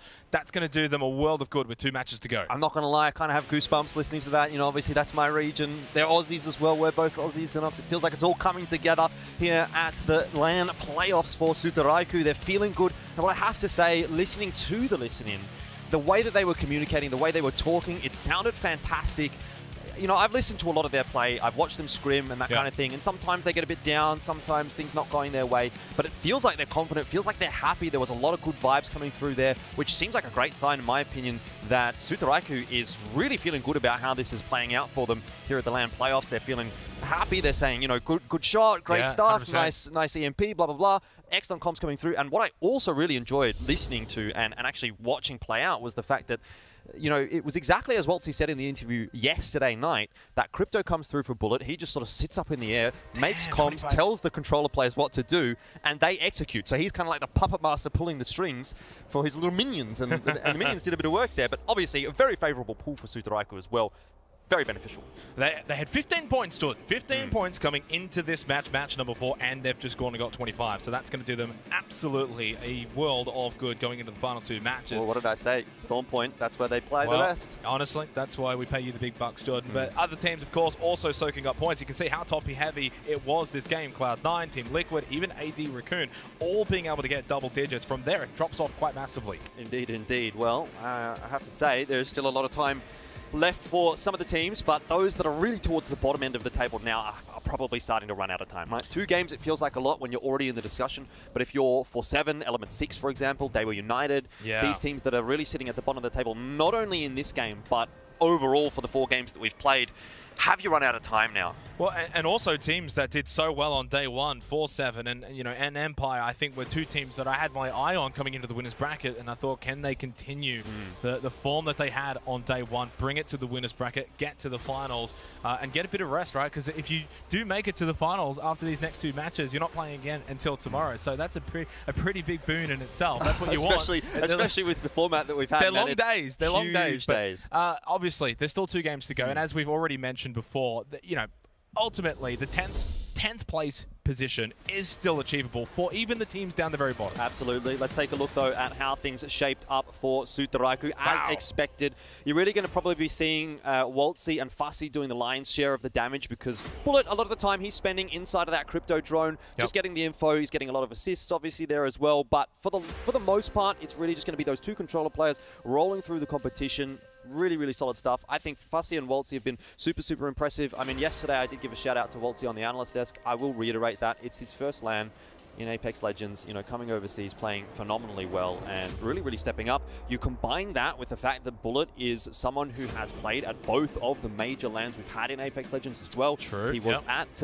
X Games, he was at Poland. He, you know, obviously didn't perform super amazingly in either of those. It was a bit of a different era. There was, you know, a much different kind of a vibe from the APAC scene, from the ANZ scene back then. There wasn't really one, to be honest. But Bullet was one of the standout players back then, and he's back to back now in terms of international international That's a lot of events. backs, And mate. That's a lot of backs. There's not a lot of players that have done that, quite frankly, and it's super impressive that someone from ANZ, by the way, an unsigned team, one of the 2 unsigned teams in this entire competition, has been able to do that. Absolute tragedy that they haven't got representation, but who knows, maybe after this it could come their way. Right now, though, Cloud9 still leading the way in the winners bracket with 2 matches to go. You could probably, Jordan, in fact, you can definitely put a big tick next to them in terms of going to the finals, and you could probably even then say that for a couple of these teams, especially those on the top 5 positions, so Sudaraku, Luminosity, Team Liquid, Optic. I cannot imagine a world in which 30 points sees you in the bottom 10, right? So while you don't want to rest on your laurels with 2 matches to go, you want to continue to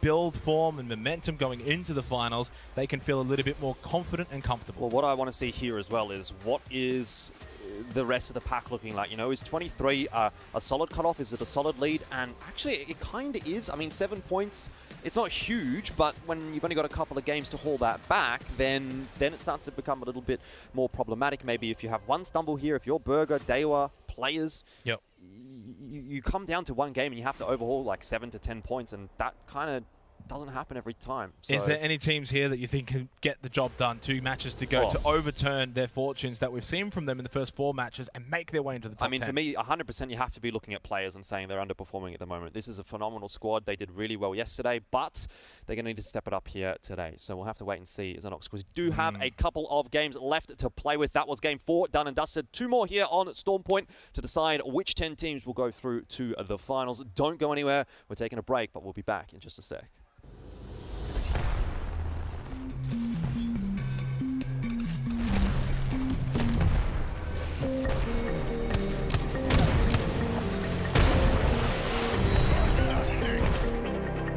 Herman Miller, the official chair partner of the Apex Legends Global Series.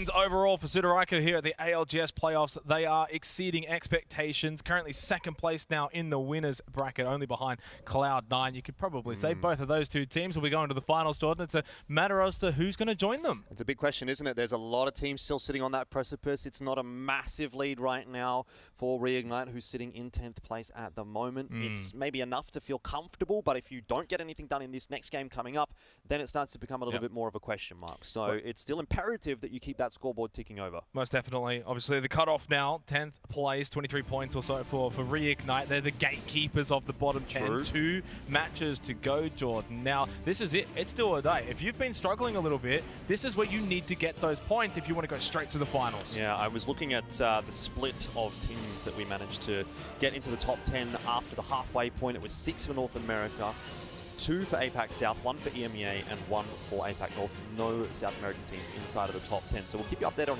how that continues to change heading into the later stages of this lobby. I feel like it is going to start to slowly shift a little bit, particularly if, for example, Sudoraiko really locks their position in. They were one of the teams that was in the bottom 10, and now they're in the top 10, quite substantially so. 40 points, I think that's probably going to be enough. The question is, what will actually be enough, Jordan? Do you think it's above 30 points? Would you put the cutoff around that position? Because if you did, then that's the top 6 maybe locked in. Yeah, I mean, it's always hard to say. It's so difficult to predict, isn't it? Especially with the way that the games have been so wishy-washy of late in this competition, right? You've had teams that have just done kind of nothing and then walked away with a win. Like I'm looking at yesterday, I'm looking at teams like CLG and GMT, for example, who basically, you know, really struggled for the vast majority of the day, and then they would find a win out of nowhere. And that's the kind of thing that if you do that in this game right here, in this lobby, with only 6 games to play, it actually makes a much bigger difference than what it would over what was effectively an 18-game series. And the best part about the winners bracket is those in the bottom 10 are all certainly very capable of finishing strong, finding wins. You know, you say maybe out of nowhere. I wouldn't even say that. I think all it takes is just maybe a little bit of luck, a little bit of that confidence to go your way, and having the inner belief that, hey, guys, we can turn things around. It's only 2 matches. It's not the largest of point differentials. The cutoff is certainly manageable. Doesn't matter if your team Unite down in bottom place, 4-7, Empire, it doesn't matter where you're at right now, because if you finish strong, you find a win or 2, you definitely then go into the finals. So you can really have that inner belief that your team can still make it. Yeah, well, what I will say heading into this 5th game is that it hasn't actually changed too much in terms of the split between regions. Still 6 North American, still 2 APAC South, still 1 EMEA, and still 1 APAC North team inside of the top 10. The teams have changed a little bit. Obviously, Sudoraiko, as I said, was not inside the top 10. They sort of trade places in a sense with Burger, who now fall outside of the top 10. But for the most part, not a whole lot of moving and shaking from game 4 and 5. What's crazy for me is the team sort of knocking on the door, a Burger and Doha United. Correct. So it's just APAC South, APAC South, APAC South. Maybe a region many underestimated that have really come to play here for the ALGS playoffs. Let's head back into Storm Point now for match number 5. It is the penultimate game of the winners bracket, Jordan. It's do or die now. Indeed it is, and while we're watching Sudoraiko, I will mention they've actually moved away from their traditional drop on this map. Normally they are a team that also likes to head toward Mill in APAC South, and they're virtually uncontested for that. I think it's a fantastic choice, by the way, in this competition, because you don't really want to be contesting against players or Optic Gaming, let alone both of them at the same time. Let these guys have their brawl and see who walks out on top, who walks away happier. I'd have to imagine neither team really is going to be particularly happy with the situation they've found themselves in here. Well, if players can find a bit of a clean sweeping win over Optic Gaming, then they'll be very happy, but unfortunately Leo goes down to knock, so you're losing 1. Now it's 1-for-1 as well. Optic Gaming in a much better position in the upper echelon of the winners bracket, whereas players, you know, they're, what, 14th position, 13 points. They need things to go their way. They, cannot afford to be losing players, losing fights, and losing games. Yeah, exactly. I mean, Optic do lose a player as well, so it seems to be a 1-for-1 exchange thus far. Good cracks coming through. Mastiff, it never fails to impress. And, of course, puts a bit of a pressure back on the players' roster. You do have Skittle and Noct to try to work in unison, playing around together. High ground attempt from the Valkyrie there is a good choice. Hardeki down low, doesn't have much HP to play with, but at least has the blue shields. PK MK, you know, looking a little worse for wear, still hasn't been able to upgrade that armor. So in this 2-on-2 engagement, it does seem favorable at the moment for Optic Gaming. I get the feeling, though, that players is trying to get out of here, and Optic Gaming might just be happy to let them do that. Maybe I've been proven incorrect, though, because there is going to be that Horizon Q coming through. Skittle Cakes, he might have gone a bit too aggressive on his own. He's been isolated, and now it's a 2-on-1 that needs to be clutched out for Optic Gaming. Knocked, he's going to have to do it himself, swaps out onto the white armor, and tries to get it done for his squad. This is exactly what players need, though. Right, they need to find a resurgence. They need to be able to win a fight, get confidence, move forward with a couple of kills and points to their name. Now, yes, they lost Leo, but they can bring him back later. That's fine. You now get rid of Skittle Cakes as well, so only Noct remains for Optic Gaming, and he has to make a decision here. Do you just go and get those banners and get out of here and try and bring, your teammates back later, or do you just, I don't know, just try and hide for a little bit? I mean, he's already got one of the banners, luckily. I mean, Duplex was the one that got knocked a little earlier on the piece, so he can actually do a bit of a rat playstyle here. Play it slow, wait, 60 seconds here, a minute or so, and then maybe try to go back in and get Skittles' banner and potentially work from there. We saw Genome, obviously, with that great Telestrator segment where he showed us that Reignite managed to get themselves 2 reses in the same game. It's not out of the realms of possibility, especially this early on in the piece when the lobby is so spread out that you could potentially get both of these guys back into the game and do it comfortably. But you're going to need to do it intelligently, because anyone sees that ship flying through the air, they're looking in that direction, they see 2 players jumping out of the ship, all of a sudden, I mean, they're thinking, hey, that's some free points. That's like a pinata. Big win, though, for players, Jordan. They needed that. For Optic Gaming, you can see on the sort of live standings there, 4th position at the moment, 31 points. They're doing fine. They're having a great time of things in the winners bracket. For players, though, the same cannot be said. So that is big for them to regain some confidence moving forward into the last 2 games. If they can really build off that, you know that they are a team capable of getting into the top 10. As we have a look over towards NRG, what can they muster up as well? Because to be completely honest, they're in the same predicament as players. 15th position, 11 points. They need to finish strong here. Look, they haven't done enough, have they? 11 points is just not going to be enough to cut the mustard at the moment. Obviously, they have a second attempt. Should they falter, they can go down into that lower bracket and still make it work. A lot of crypto drones flying around in the air above NRG. It seems like a pretty hot spot of the map that they found themselves in. 100 Thieves here. Team Liquid. Now you can see Burger flying their way in with a Valkyrie ult, the Skyward Dive just landing inside of those trenches. And this is, I think, somewhere that's going to start to heat up pretty damn quickly. This is not an area of the map that can hold this many teams. Surely not. Team Burger, it's not going too well for them. They've landed on top of NRG. Devotion, or rather Rampage, going to work there for Nathan. MT, the last alive. And I don't know that Burger's going to be too pleased with how that rotation has played out, unfortunately. Just a little bit overzealous. Maybe they're not getting that scouting, they're not getting that information through, and they're rotating, they're sending it, and unfortunately they've landed on top of a team, and NRG is going to punish you for that. Yeah, NRG obviously are not going to allow you to make a mistake and get away with it. They will punish you, as you said. So big win, big result there for NRG. Can they too now sort of kick on from there? So really nice to see some of these teams, Jordan, that need to do well in these last 2 games. Players, NRG starting well here in match 5. So this is really going to spice things up, especially going into match 6. If they can really accumulate some points here, it will make it very difficult. There's only 10 spots. You can't fit all 20 teams. Correct. It's just the nature of the beast, isn't it? That's competition. You feel so bad for the teams that have come all this way to Sweden to try to compete, and they're maybe just not quite going to get it over the line, but that is just how it is. That's how the champions are crowned, and if someone's going to be crowned the champion, someone is going to have to walk away the loser as well. That's just how it is. Unfortunate for those towards the bottom end, but of course, glory awaiting for the teams that do make it through to the top 10 today. They'll get their way through to finals, and then I'd say the real job begins.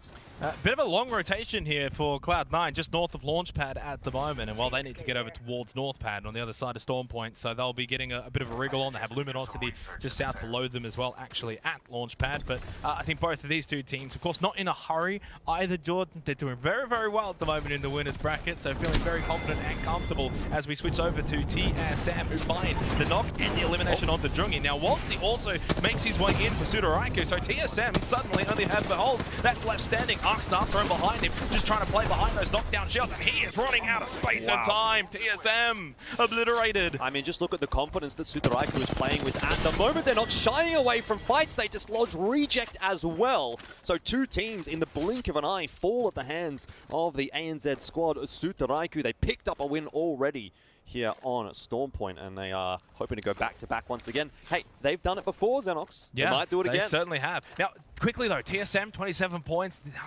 Going into the last game, Jordan, they could be at that cutoff. It's true, it's true. And to be fair, they've been sort of playing that cutoff position all tournament long. When we were watching those 18 games yesterday, TSM was neither performing amazingly nor terribly. They were just sort of sitting in the middle of the pack. They had some good games, they had some bad games. They were doing just enough to stay inside of the top 20, which obviously got them into this winner's bracket. But now, again, they're kind of just maybe doing enough to stay inside of the top 10. We'll have a look here at the top 10 teams, and you know, yeah, I mean, I guess they're going to have to sort of come into that next game and think about things and see what they're going to be able to do. But geez, it's really keeping it close, isn't it? You can see these are the teams remaining, the ones that have been eliminated already. TSM rejected Element 6, didn't quite catch that one, but yeah, 3 teams gone, so 17 squads remaining, and we're only in round 1, Jordan. A little bit of an early start here for match number 5 over towards Northpad. We had a similar game yesterday with this kind of circle pool, so not really too surprised with the way things have started, and I'm kind of expecting this one to be a fun one to watch for the rest of this game. Is 100 Thieves, can they get the down? No, not just yet. Yeah, I mean, the Bub keeping them safe from the tether there of Onmu, and it's a bit of a stalemate really, isn't it? But end of the day, NRG are just going to be blitzed as soon as the Bub does go down, and that's going to be that. Some more kill points on the board for Team Liquid. Not that they really need any help at the moment. One thing I will mention though, we haven't really been speaking about it too much, and I think it's more prudent as we head towards the later stages of this lobby, is that, yeah, we say it might not matter too much for Team Liquid or for those teams toward the top end, but seeding absolutely does matter. That's true, that's in that true. top 10, you get extra points going into the finals if you're in that top 10. If you're in first, you take 10. If you're in 10th, you take 1. And obviously, it's cumulative towards the bottom to top, ascending, descending, whatever you want to make from that. Yeah, no, I agree 100%. It's definitely going to be a factor. But in saying that, I think if you're a team on the cusp, on the precipice, it's just about getting in at that point. You don't care if you're 8th, 9th, or 10th. You just want to be in that position to make sure you do not have to make your way over to the losers bracket. Team Liquid, 32 points. I think we're probably going to see them make their way into the finals. They've been so consistent today into the top 4. I don't sense a world in which we could see them drop out of it. And as long as they finish strong in these last 2 games, it'll be a given. Well, players do have 3 back up. Remember, they were taking that contest inside of Mill really early on in the piece against Optic Gaming, who have also managed to get a full squad online. So, yeah, you know, a little bit of a brawl at the start of the game has gotten both of the team's blood pumping, but they have managed to back away from one another, reset themselves, and they're prepared to fight now heading into the later stages. I will say, I think Optic have come out of it a little bit better. They get to lock down Mill, they get to loot Mill, and they also get to sit there and replicate for the majority of this game. So they're feeling a little bit better about how that's played out compared to players, but at least in players' case, they have got those 3 players back on up, so good to see. Obviously going to have to get a move on away from Mill, make their way up towards Northpad for the next portion of this game though. But yeah, it's an intriguing one. We saw it even back in match 4. I think it was Elevate, was it? Players, NRG, all sort of dropping around each other too. So we've already had a couple of that really happening here on Storm Point. You do wonder, is that going to be an instance on match 6? You know, it's the final game. You need points. Do you even go and attempt even playing against Optic again, or do you shift away? So that's going to be something to keep an eye on, I think, for Optic and players. Most certainly. Still 16 teams alive as well. So we're getting a pretty quality lobby out here. Empty. Unfortunately, the last remaining member of Team Burger from what was a rather ill-fated rotate, you know, it is a bit of a blow to their campaign in making it towards the finals. They were sitting in 11th coming into this game, and they're currently still sitting in 11th, but I don't think that they're going to stay there, right? You can't really walk into a game like this when you're so close, so tight with a bunch of other teams, get 0 points, or maybe, you know, maybe MT can rat out a couple of points here or there, but it's just not going to be enough to really solidify that position. So they're going to need to go big in Game 6 if they want to make it to the top 10. Yeah, I think half of the, you know, bottom 10 are all just about double digits anyway, right? So they're not too far away from Team Burger. As you said, I don't think that they will be in that 11th position when it's all said and done. What they will be, though, is still with a big chance. As long as they have a good match 6, definitely capable of seeing them make it into the top 10. Sleep with a down onto Easy Flash. In fact, they were united. Well, that was actually quite easy. Yeah, they've just sort of disappeared. Elevator's going to be very happy to pick those kill points up there, needing some points at the moment, Xenox. So, impactful ones to go into their back pocket. And for Daewoo United, who, again, were also sort of in a similar position to Team Burger, a fairly disappointing result in Game 5 is going to mean a lot of work needs to be done in our very final game of this lobby. Alliance having a look around with that drone. Getting a bit of info here. Hackers and Knock, 2 players that have performed absolutely phenomenally so far across the course of this competition. 2.4 average kills there for Hackers, 2.3 for Noct. Those are really good numbers coming through at a level like this, right? You look at that and say 2 kills a game. I can drop 20 in my pubs, but you're not playing against the best players in the world, all right? So these two lads really, really pumping the numbers up quite nicely. 12k damage, 758 respectively. Again, really, really acceptable.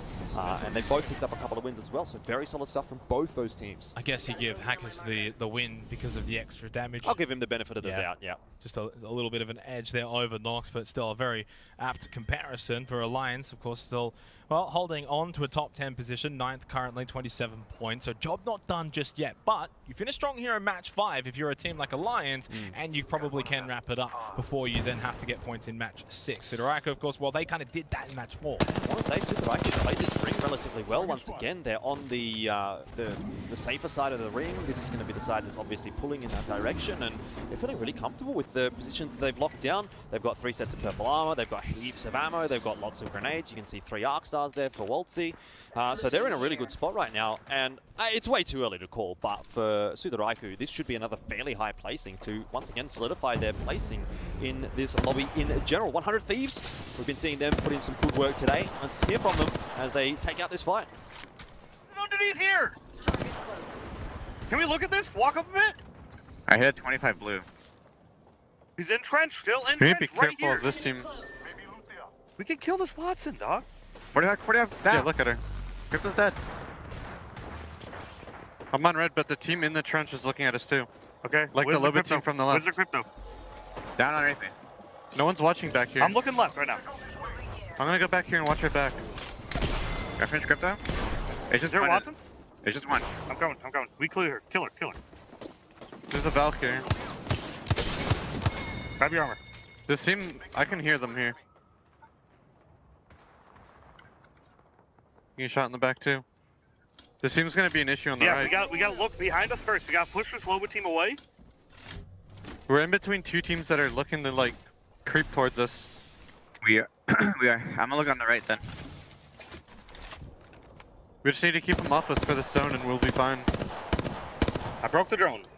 Specifically this Loba team, because they have to move. This team over here doesn't. Yeah, they're still looking for us. The Loba team. Is this a spot where we could potentially I think they're gonna play the other trench, no? Over here? Yeah, I think so. Is this a time that we potentially Valk ult or not? No, because we could just play here. Okay, sure. I was just seeing what you thought. We do have to split hold though. Yeah. I mean, I can hold up a little bit more. This seems like in the room still. We might be able to just hold them out. Hit the GB 90. The Valk's torch. Team flying for the trench, I think. No, they can't.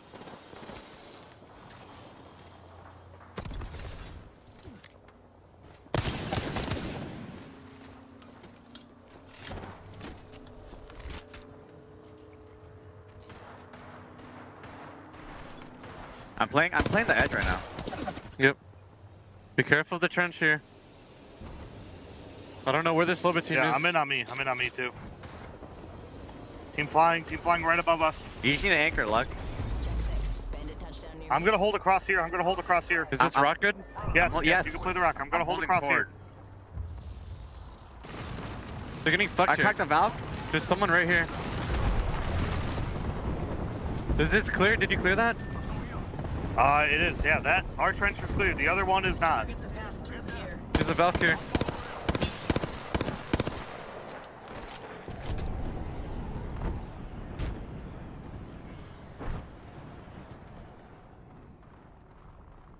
If you need Well, big listen in there with 100 Thieves as we are starting to really, I guess, see the game unfold, Jordan. It's been a bit of a lull, a little bit of an eye of the storm moment, but 14 squads, we're into the 4th round now. We're not going to have too much more space for these teams, expecting it to really kick off here. Oh, Luminosity certainly trying to make it kick off. They're trying to take control of this position that Sudaraiku has been holding. It feels like they've caught Sudaraiku off guard a little bit, but defensive bombardment will be invested in a defensive fashion there from Fussy to keep them at bay, allow some room for Sudaraiku to get some bats off, and already Waltzy gets a crack, he gets a knock, he gets a finish even as well. Fussy finishing that one off, and it's an ill-fated push from Luminosity Gaming. They thought they had the advantage, but they certainly did not. No one is getting the better of Sutaraiku at the moment. They've just cleaned them up. That said, though, Xenon, Cloud9 in for the third party. Can Sutaraiku deal with multiple teams at once, having already lost Bullet? Yeah, Welty can't even get off that bat. He goes down as well, so it's only Fuzzy. Bubble goes out, but Stay Naughty up on top. That was a clean third party from Cloud9, and they take the position as well. They got the circle pull too from this spot, and all those death boxes.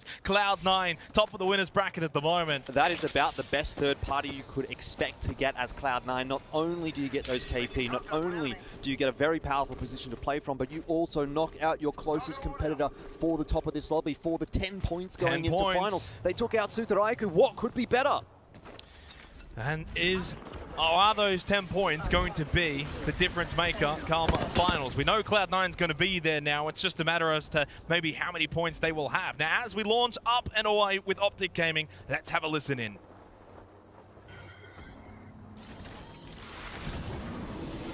They're bubbled up right here. I just saw something. I think we can play right here. Yeah. Go. This is a great spot. This is a great spot. They're on the roof. It's fine. We're in an amazing spot. Just focus this roof team for now. I'm shooting this roof team. Yep. Somebody watch our right. Somebody watch our right. I'm watching right. I'm looking. They're aping each other. This is free kills. I'm ulting it. I'm ulting. Let's clean this up. All right, I'm coming. I'm ulting On the roof. I ulted out. Queuing us up. Yep. I think he dropped it. He's really weak. He's one. I got him. Nice. Stay together. Make sure we're not getting mirrored. We're good for now. Somebody take the rock back. Go take the rock. I'm looting for it. Bull, actually take the bull. I'll take the rock. Come get that bull. Okay. I'll hold the rock. Just loot shit up. I'm popping ultic cells, dude. There's still like rat or something around us. Yeah, there is. We have to clear it. There's a guy right here. Worry about clearing our side. Yeah, I'm holding this right. I'm clearing. I'm looking. He's not inside. He might be behind this. I'm gonna queue it in a second. Dude, think about what we're playing next zone for me. I think we can play this rock. That's okay. I just fucking double-headed the guy down here. I'm fucking these dudes up. Looking for ultic cells. I'm ultic selling. I'm playing with Skittles right now. We can play like right here. I found the right. He's beaming me though. He's a giving. Wait, help dude. Help dude. 50-50. Okay, I'm gonna bat first. We need this point. Yeah, I'm ultic selling. On me. It's all you. I'm coming. I'll be there 1 second. Left. One. Stay left. Grab that swap. That's close. You grab it. I'm batting. We have to hold our right. Dude, somebody could swing right. There's shots over there. Shots on the right. Yeah, on the right. I'm looking. I'm walking up with you, dude. There's a bubble over here. I'm gonna fly up in a second. Give me a second. We have the best spot in the lobby. Yep, give me a second. This team's left. Give me right here. One shot, give me. Okay. I got him. Nice. They have no dome over here. They have no dome. Good. Dude, I have ultic cells. Do you need them? I need one. Far right with no dome. Come back. Just hold that for 5 more seconds. Here, take it. Oh, this guy's one shot. Valk low ground over here. Crypto team on the left. On this package. I'm getting to you guys. I'm playing on you. Careful right. I have to bat. Bat up. Bat up. This Valk's a rat. This Valk is a rat. There's 2 full teams. One just Valk ulted. Where are we in at? Right on the rock is in still. That Valk is a rat. There's a team on the pills here. I have to mech here. The other 2 full teams are fighting. Other 2 full teams are fighting. Okay. Wait, no. I lied. There's a full team on the right. I killed the rat. They're swinging left. We have best spot. We just can't. Okay, they're swinging left though. Over here. Wait, let's take down here. They're not playing the height. They're playing the trenches. I stunned one. He has blue armor. They're crypto. This team's gonna play the trench on the right over here. Yeah, we just gotta hold this right here. Both teams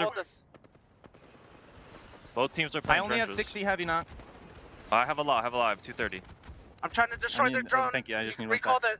They still have a drone. All right. Save Bub for EMP, dude. Force another team's Bub with your Gibby all. I got a bat. Not right now, obviously, but when zone moves in, we have to force the team on the right's Bub with Gibby all, and they'll EMP him for us. Yep. And I can Horizon ult the team on the left. Everyone just has crazy head glitches. Whenever you want. They're just right here. I'm putting Moby down for cover. They're pushing left. Let him walk. Yeah. Right team walk. Yep. Angle him. Don't let the left team see you. Yep. I'm moving back. I'm full healing. We have best spot in our Are trend. they I'm gonna give you ult them! Yeah, give you ult them.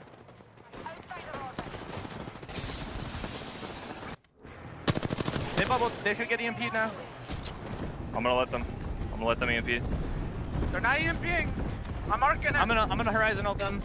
Okay, I have an arc. I got a bat. I arced them. Cracked one, cracked three. I got Gibby. Nice. I'm queuing up. I'm with Skittles. She's one. She's gonna get a battle. We can't let them get a reset. Valk's pushing in the open. Full kill dash on the right. I do not have my ult. It's last team. They're one knock. Get the full. I thirst it. On my right. Do you have bubble? I'm batting, Duke. I'm batting. Bub up top if you can. I'm bubbing you. 2 players. I'm batting two. I'm with you, Skittles. He's flash. He's so weak. The Valk is super weak. Just crypto. He's not picking me. Watch out. Let's go, Good boys. shit, boys. Fuck yes. Let's fucking go. Good shit. Well, a massive win for Optic Gaming, and with that, you'd have to say they lock themselves inside of the top 10. The question now becomes, how far up can they go? Can they maybe even take first in this lobby if Cloud9 starts to slow down? 1 game remaining. Still lots yet to answer. The other thing we noticed in that one, Xenox, obviously 4-7 taking second, and that's a massive result for them because they were in desperate need of some points, and finally they've got some. You know where they were? Last place, so big for 4-7. But, you know, touching on Optic here for a brief second, Jordan, remember back to the start of the game, they lost 2 players. Remember, at the very beginning, at the hands of players, they were able to get those banners and get them back into the game. What did they do? They went 1 from there. I love watching that from Optic Gaming's perspective as well, by the way, just because of the way they played that one out. Again, it sort of felt very similar to Sutaraiku. They see an opportunity, they're going to push it on, and they were saying, we have a great position, we can shoot these guys on the roof. And then once the guys on the roof were fighting, there was no hesitation. The ulti came through from the horizon, and then the send came through as well. Backed themselves in. They took control of that position. They moved back to safety once they'd cleared it all out and continued to roll on through the map. 23 points gained for the Green Wall. That will see them through to the finals, you would have to imagine. I mean, it's not 100% locked in, Jordan. You don't want to really do any of that, but it should be job done. 4-7, 15 points, 15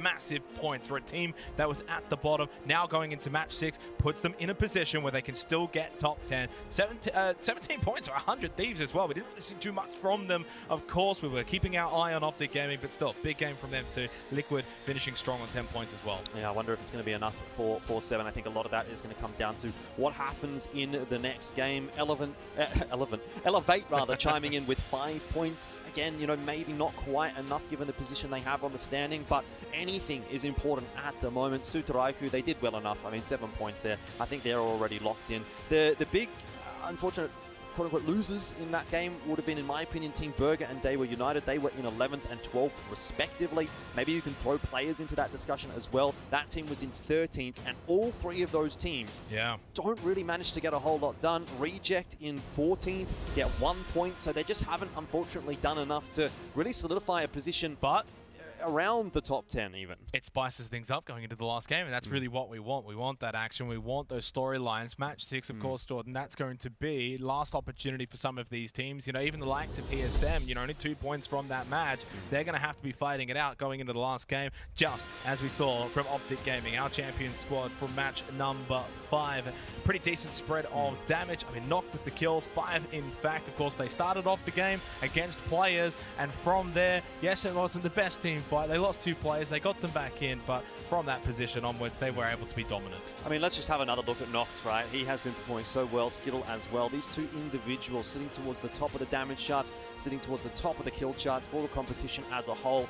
And it's a fantastic sign heading into tomorrow, especially if Optic Gaming are going to continue to have performances like this. So the individuals, they need to be firing. Everything needs to be going perfectly for you heading into day 3, heading into finals, if you ultimately want to walk away with the lion's share of that $1 million prize pool, $250K for first place. And to be fair, at the moment, Optic Gaming, they might be one of those teams that really is in the discussion for that first place at the moment. You'd have to say, like, Alliance obviously played really well yesterday. Optics played really well over the course of 2 days.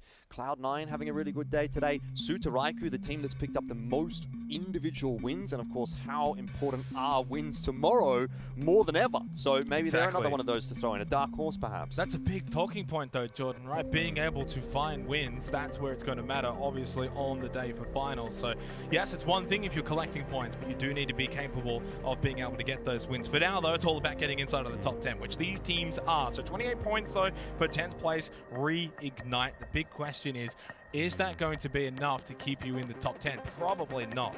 Well, I'll say they've been holding on to 10th place for a little while now. They certainly have, you know, it may not be enough, but maybe they'll just eke out enough points to do it in Game 6. 4-7, up to 23 points. Of course, they picked up 15 there from match 5. That's got them into 11th, up and over the likes of Daewoo United and Team Burger. So they're well within the shot. They don't have to have like a super massive like win and 10 kill kind of game. As long as they can go and pick up 10 plus points, that could see them into the top 10. Was it 28, the cutoff there for Yes, 28, yeah. So they're 5 points behind at the moment for 4-7. But for everyone else, you know, the likes of Team Empire, NRG, Elevate, Reject, all of those teams, it probably feels like win and big game if they are to get into the top 10. Look, that's the thing. I think that's the beauty of this kind of competition as well, is that anyone can still make it. I'm looking down at Element 6, 10 points. They're the kind of team that could pull out 18 plus in a game and jump all the way up into the top 10. So that is something we're going to have to wait and see whether or not it will happen. We've got one more game remaining to get yourself into the top 10. 10 teams looking for glory going through to finals tomorrow, and one game will decide it all. It's going to be on the other side of this break.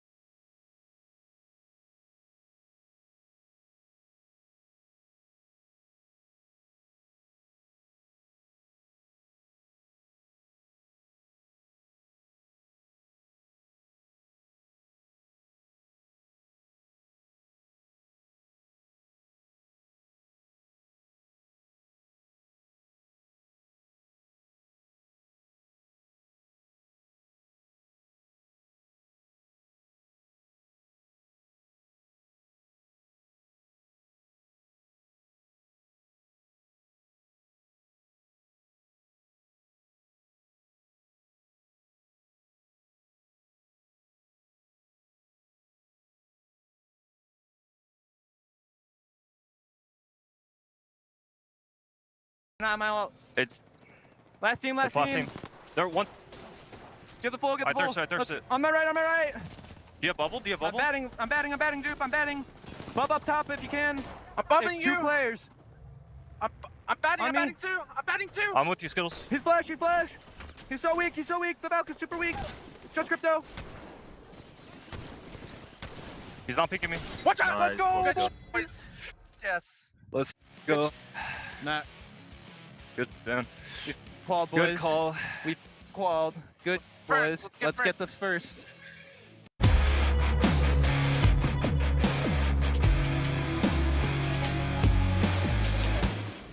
Optic not just settling for qualifying for the finals. They want first place. They got eyes on Cloud9. We'll see if they're going to be able to achieve that. For other teams, though, Jordan, well, I think eyes need to be just on getting into the top 10. For those, obviously, in the bottom 10, this is their final game. It's match 6. Eyes on the prize. You don't want to be going ahead and having to play later on today. It's going to make your job a lot more difficult. You're not going to catch up on as much sleep as the teams inside of the top 10. And obviously, you're not going to be walking into finals with, even 1 point, right? That could be a massive difference. I've seen, watching match point formats, teams get 2 wins in a row to get to 49 points, and then unfortunately they're not able to get any more wins beyond that fact, and they still don't manage to get into the match point format. So unfortunate how that plays out, but again, every single point can make a difference when we go into tomorrow. So that's what Optic is talking about. That's why they're saying we want to get the win, even though we've qualified already. Let's take first place. Let's take the 10 points into tomorrow. Well, they are in second place at the moment, so that's 9 points. So, and it's only a 12-point gap to Cloud9, so it's certainly achievable. It is a very achievable aspiration for Optic Gaming going into the final game. But like I said, I mean, yes, they'll have that little battle at the top,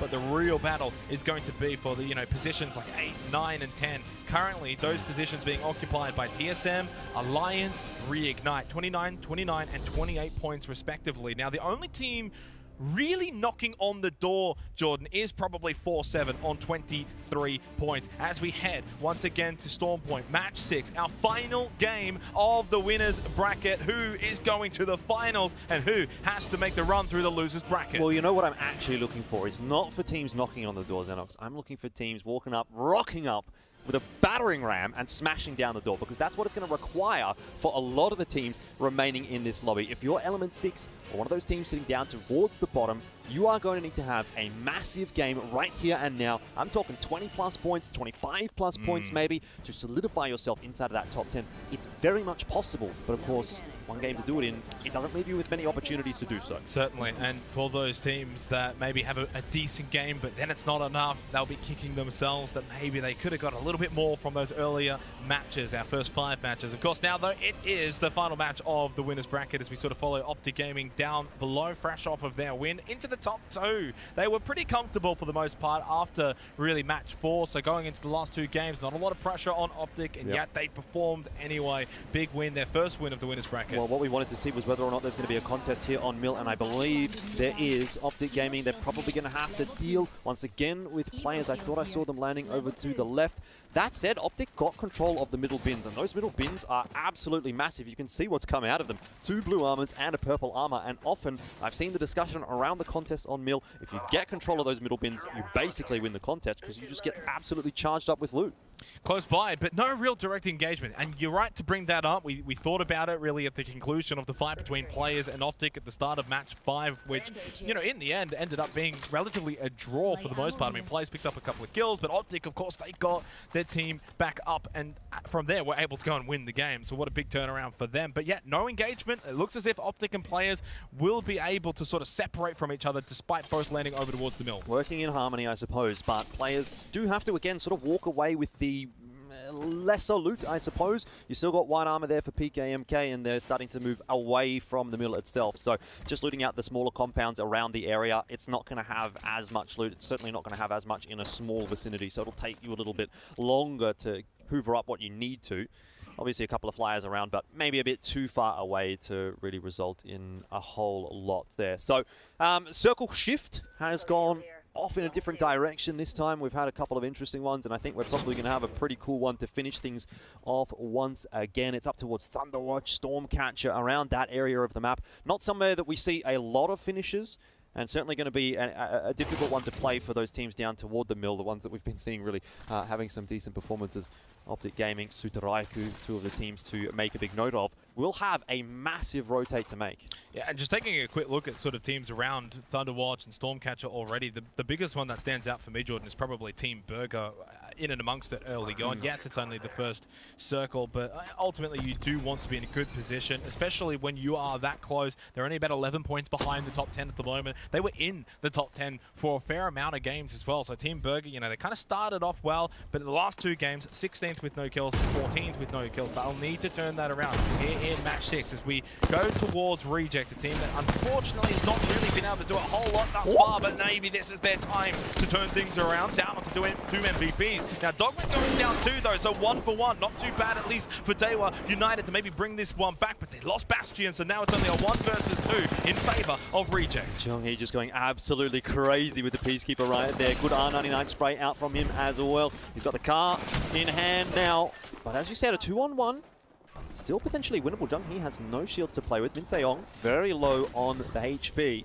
No push coming through from the remaining Daewoo member, though, and Easy Flash. I mean, I guess I can see he doesn't have a whole lot to play with either, but the gold armor, that might be giving him enough of a benefit in this engagement if he continues to take these pokey kinds of trades and heal up a little faster than his opponents. No more real utility, though. And yeah, obviously for Easy Flash, needs to continue to be aggressive so that Dogma can't get brought back up. Then it's a 1 versus 3. Then it's very much impossible. You think from there, Jeonghae watching the backside and does a good job of that. The Guardian there for Reject keeps them alive, keeps them with a chance of getting into the top 10. The same cannot be said now for Daewoo United. They're done. They're done. Another team that's done as well is Team Unite. So they both are out of the winners bracket, out of the finals for now, down to the losers bracket for the rest of the day. Indeed, they've got a lot of thinking to do. They will be able to take a bit of a break. Obviously, the next lobby that we'll get to watch is the initial losers bracket. The one that these teams will be dropping into is the second loser bracket, and so that gives them some time to prep and get ready, but it's not a good feeling to have to play again today knowing you've got more work to do and your tournament life is still going to be on the line. Good Thermite tossed in there by 100 Thieves. They are back with a vengeance once again. 4th at the moment inside of the lobby, but looking to improve upon that result and give Alliance a bit of a headache. There's an EMP landing in on top of it as well. A scramble for the bubble to try and find some relative safety. Alliance for the moment surviving. And if they do go out here though, more than a headache in terms of points, they're not really that far away from maybe dropping outside of the top 10. 7th at the moment, 32 points, not too shabby, but now Hackers goes down to Onmu, and if they do go out relatively early, is there a chance a team could maybe overtake them, leap over them into the top 10 and send them out? Wyatt's trying to get off that med kit, but no, goes down. Defensive bombardment from Scurry, and I think this might be the demise of Alliance unless one gets away. Not happening, not at all, not on 100 Thieves watch. No chance there at all. The EMP, it slowed that fight down a little bit. It was a good one from Alliance. It sent 100 Thieves back down the hill, but ultimately Alliance was just not in a position to take that engagement after copping so much damage from the utility. The grenades, the thermites, they got tossed in, and 100 Thieves, they knew they had the advantage. They played it really smart. They played it respectfully as well, and they're able to overwhelm their opponents, picking up 3 KP and elevating their standing to 3rd. So they've gone from 4th to 3rd in the space of 1 fight. How much further can they push the issue is going to be the big question mark for them. Not so much the case for Team Burger, who absolutely need a big game here to ensure a top 10 placing. That's a good spray, and Pricey gets the knock on to stay naughty. Cloud9, I dare say, will not be walking away with the top of the lobby if they drop right here, and it's looking like they will in just a second. Burger gets the better of the North American org, and now really opens the door for everyone toward the top end to take first in the lobby. Yeah, and Burger there with a little bit of help there from 4-7, the sort of cousins from APAC North, and they take down Cloud9 combined. For Burger, of course, it means a little bit more, but also for 4-7 too. So both of those two teams, of course, on the precipice, 11th and 12th coming into this game. So they both get a little bit of that pie of taking down Cloud9. And like you mentioned, of course, Optic Gaming, they're in 2nd place, they're still alive. They've got now that opportunity to get all 10 points and make Cloud9 drop down into that 2nd place. Yeah, most definitely. Lots to think about. I mean, there's so many storylines in a lobby like this. It's who's going to take the maximum points out of the lobby, who's going to be able to make it inside the top 10 itself. So you're almost still looking at the entire lobby with a degree of interest, which is actually fantastic. I love this format. It keeps it interesting. Burger are setting themselves up nicely inside of this building as well, by the way, just dropping all of those armor swaps onto the ground to make it a little bit easier to pick up when needed. Let's go and have a hear from Team Burger. This weekend we'll be playing Valk, Gibby, Caustic, which we've just played since Split 1 of Pro League, and we'll be sticking with what we know. I think it's just the most versatile comp in the game. Valk allows you to rotate anywhere. Gibby gives you a safety net, and Caustic makes it so teams can't push you. And the Gibby ult and Caustic ult give you so much offensive capability. Just because it's LAN, we're still planning to play exactly how we know how to play, not changing anything. We think the way we play will work no matter how good the lobby is. I'd say right now Storm Point is our strongest map because we are a fast rotate team that plays end zone, and the zones are a lot more reliable on Storm Points. We're able to read them and get into the end zone more consistently. Nice words there from MT, who is the, well, one of the storied players actually from the APAC South region. He did play in the preseason invitational as well. Had a little bit of a go at an international tournament already, so a fairly experienced individual actually in this kind of a competition. Finished 35th, which was actually not a bad shout considering how many teams were at the preseason invitational. And of course, combining forces with Jaro and Price. A very solid squad through from APAC South. What I find very interesting though, Jordan, and don't hate me for this one, but he said Storm Point is a map that they feel like they can find more success on. So far that has not been the case. 16th and 14th. It was actually World's Edge that got them into the top 10 early on. See, I would actually kind of disagree with him there in a sense, having looked at the stats. I think from what I saw from Split 2 Pro League, Team Burger was actually a little bit more 50-50, right? They seemed to perform relatively equally on both of the maps. So, you know, that's one thing, but obviously the way they feel also has an impact on, you know, maybe they're seeing things that we're not as casters, which definitely makes a lot of sense. Either way, we'll move away from that discussion for a moment because there's a bunch of other teams that we still need to touch on, and Elevate certainly is one of those. 17 points at the moment. They're sitting in 14th for this lobby overall, Xenox. And they're one of those teams that we're talking about that really needs to get the battering ram going. They're maybe putting the pieces together, but it hasn't quite been built yet. And it feels like there's been a couple of those teams so far. I know it's very early days, and you don't want to get too excited, but you want to be in a position at the end of this game where you maybe have a couple of teams here as they spot out Grompu. He's not going to be able to survive, and that's AD Raccoon being eliminated. Now, they too, kind of, you know, like Alliance, don't really have a whole lot of points, around 32 points or so. Is that going to be enough to keep them inside of the top 10? Now, all they can do is sit back and wait. It's a big question mark. Elevate. Just going to be chilling as well. I mean, not a whole lot of moving and shaking needs to be done at this point in time. The zone really hasn't shifted in just yet.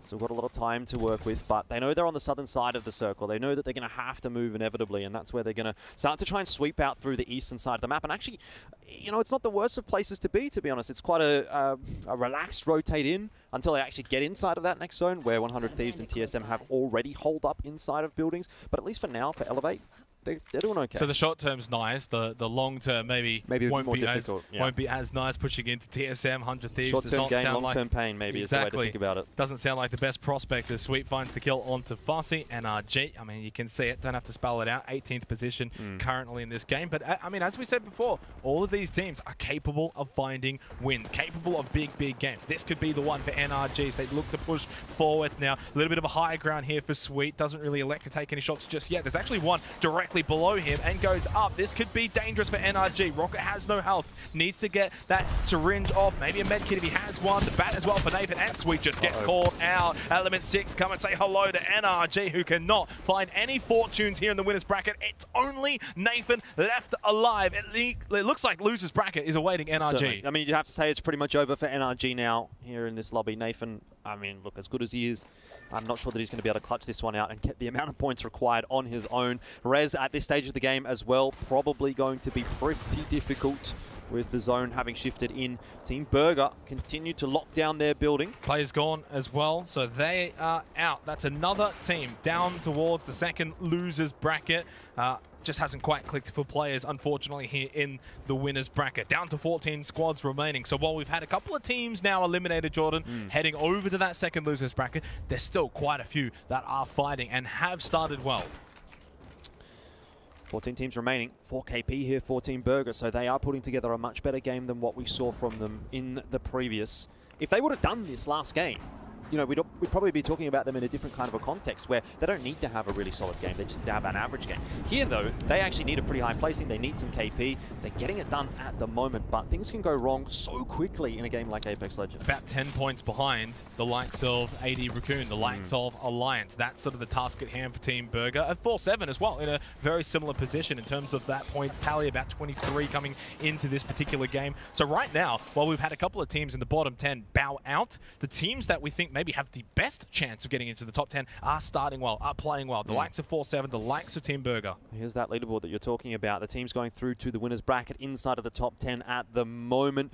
The bottom 10, however, are going to go down to the second losers bracket. 4-7 versus Reignite is the cutoff for now, and there's not too many points in it. We haven't really been seeing much from Reignite so far this game. Same really can be said for TSM. 1 KP as a team right now. And of course, Alliance already knocked out. They're not going to be putting any more on their tally. Exactly. 32 points is the cutoff. The way to sort of look at it, I know that Reignite's on 29 and TSM's on 31, but they're still alive. They can still get more points. So kind of looking at Alliance, AD Raccoon at the moment, and Scurry landing a few shots. Now, what can 100 Thieves do as well to maybe up the points? Try and see, can they get into that second place? Can they also overtake Cloud9? Yeah, 100 Thieves just looking for a bit of information there with the Skyward Dive, sending the Valk into the air solo to get those scans and suss out where all of their opponents are hiding. And Team Empire, they've got a long way to go at the moment, don't they? Need a big one. They are far from the circle, far from the top 10. This is indeed going to have to be a big game, and they're going to have to do what Empire does best, pull off something pretty special. We've really been seeing them rotate through compositions, have some fun games. We've seen really cool stuff from Team Empire, but it hasn't come together today. And with one game to go, out on the edge, they're really just going to have to take those fights to all the teams on the edge, and they're going to have to win every single one of them.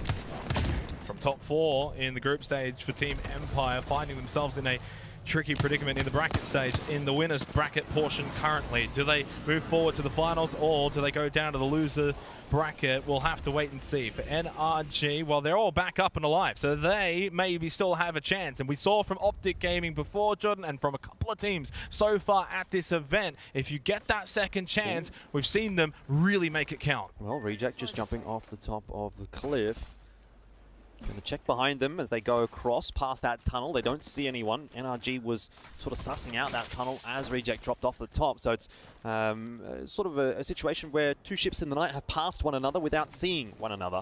And Reject, the big benefactors of that, have actually worked their way into the circle now. NRG is going to have to push their way in against Reject. Although it looks like Reject's giving them a little bit of space to play with from this bird's eye POV.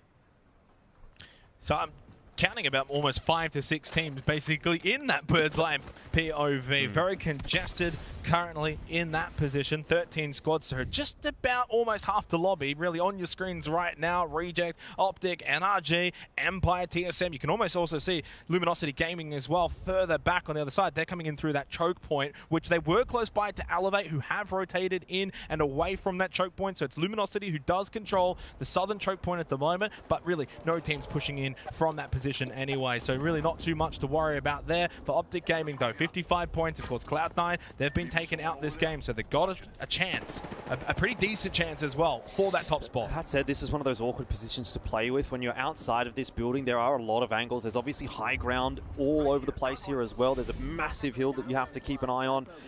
Anyone could be really anywhere, so unless you're on top of or inside of this building, you're probably feeling a little bit exposed. And now having seen that rotation going back again up toward the northeastern side of the circle, it means again you're going to have to make a move. So the job doesn't get any easier for Reject, for Optic Gaming, for any of the teams that are sitting in this current position. And not to mention that, but the fact that they're going to have to fight each other on the way up. Yep. I can foresee some disaster. I can foresee some pain, potentially for a team like Reject. Obviously, Optic is in a great spot already. They're going through, so they're not going to be too concerned. But for NRG, for Reject, it's a sad state of affairs. Look at 4-7 on the minimap as it is expanded. Decent position moving forward. They're kind of north above all of that congestion of teams, a little south of them. You know, likes of TSM, Burger, 100 Thieves, Luminosity, right? But then all the way to the other side of the circle is Reject, NRG, Empire, Optic as well. This is kind of what we're looking at right now. So they do need to finish this and get a move on. We did just see Elevate get eliminated as well, so they're going to be confirmed to go through to the losers bracket as well. Reject, when do they make their move? How do they make their move? They don't have a Valkyrie. They've got a Wraith, a Crypto, and a Gibraltar, so you can get a rotate off with the Wraith portal. That is possible, of course, but it's not going to take you as far as the Valkyrie is. It'll do it maybe, arguably, a little bit safer, but I don't know if it's going to get them into the zone with a circle shift like this. We have a look, though, now back out towards the eastern side of the circle. 100 Thieves, what can they find here? Now, Scurry gets back full armor with that bat at the moment. 51 points, trying to maybe see if they can overtake Cloud9. They will be going to the finals tomorrow. That's a given, that's locked in, but it's about seeing how many points they can take with them. Close by to Luminosity Gaming, who they themselves should also pretty comfortable. 40 points, I think they'll be fine too. They certainly will, and they won't want to be taking that fight against 100 Thieves unless they can win it, because that's a team they're vying for positioning with inside of that top 10. Speaking of the rotation for Reject, they're on the move right now. You can see that portal has been invested, but it hasn't got them all the way inside of the zone. Big fight over the orange right now, and all of a sudden Element 6 come into the picture, and another one of those teams we were hoping to see have a massive pop-off performance. It's been slow so far. We haven't seen much from them, but this is where they have to step up against NRG. Some points on offer for both of these squads. Incredibly crucial points as well, and Element 6 coming away with the better of it. Nax finishing off Rocker and Nathan. Those are two massive points for Element 6, but they need so much more. And Team Liquid's there as well. We just see Reject as well. They go out too. So they, another team, down to the second losers bracket. Empire just trying to hold on here. Ranchers can't even heal up. The pressure is too much. Team Empire 2 down to the losers bracket. Luminosity Gaming in a pretty decent position now too, although the pressure mounting on them out in the open. Back to the rock. Do you go for those death boxes? I'm just watching the kill feed right there, and I saw Sharky get knocks onto two Burger members, and that all of a sudden starts to make it look a little precarious for Burger as well. NRG has also been eliminated. So again, down toward the second losers bracket. There are still a couple of teams in the mix for the discussion to work their way into the top 10. 4-7 definitely is one of them. I think Burger might have one player still alive. TSM struggling maybe to hold on to their position, but they've got 3 players alive, and maybe they've got enough to get it done right here and right now and make it through to the top 10, make it through to finals. And the other team to throw in that discussion, of course, Reignite, also trying to hold on to a top 10 position. Team Burger eliminated. I don't think they've done enough, Xenox. No, they definitely haven't. 25 points will not see them into the top 10. It feels like 4-7 might be the last team we have that could still find a way into the top 10. We do still have Element 6 though as well, but they're not really in the best of positions currently. They've got Team Liquid right on top of them, so we kind of shift our attention to Optic Gaming now. They edge closer and closer to Cloud9's position at the top of the winners bracket, looking for those 10 points. Yeah, they're looking really solid, aren't they? A set of red armor, a purple, and a gold. They're really, really well set up. Oh, the phase breach right on top, right into the waiting arms of Optic Gaming. 100 Thieves. Why have you done that? It's not going well for them at all on Moo. And Scurry already eliminated down on the floor. And for Optic Gaming, they'll say thank you very much. 100 Thieves, mail order delivery. 3 points on the board for them.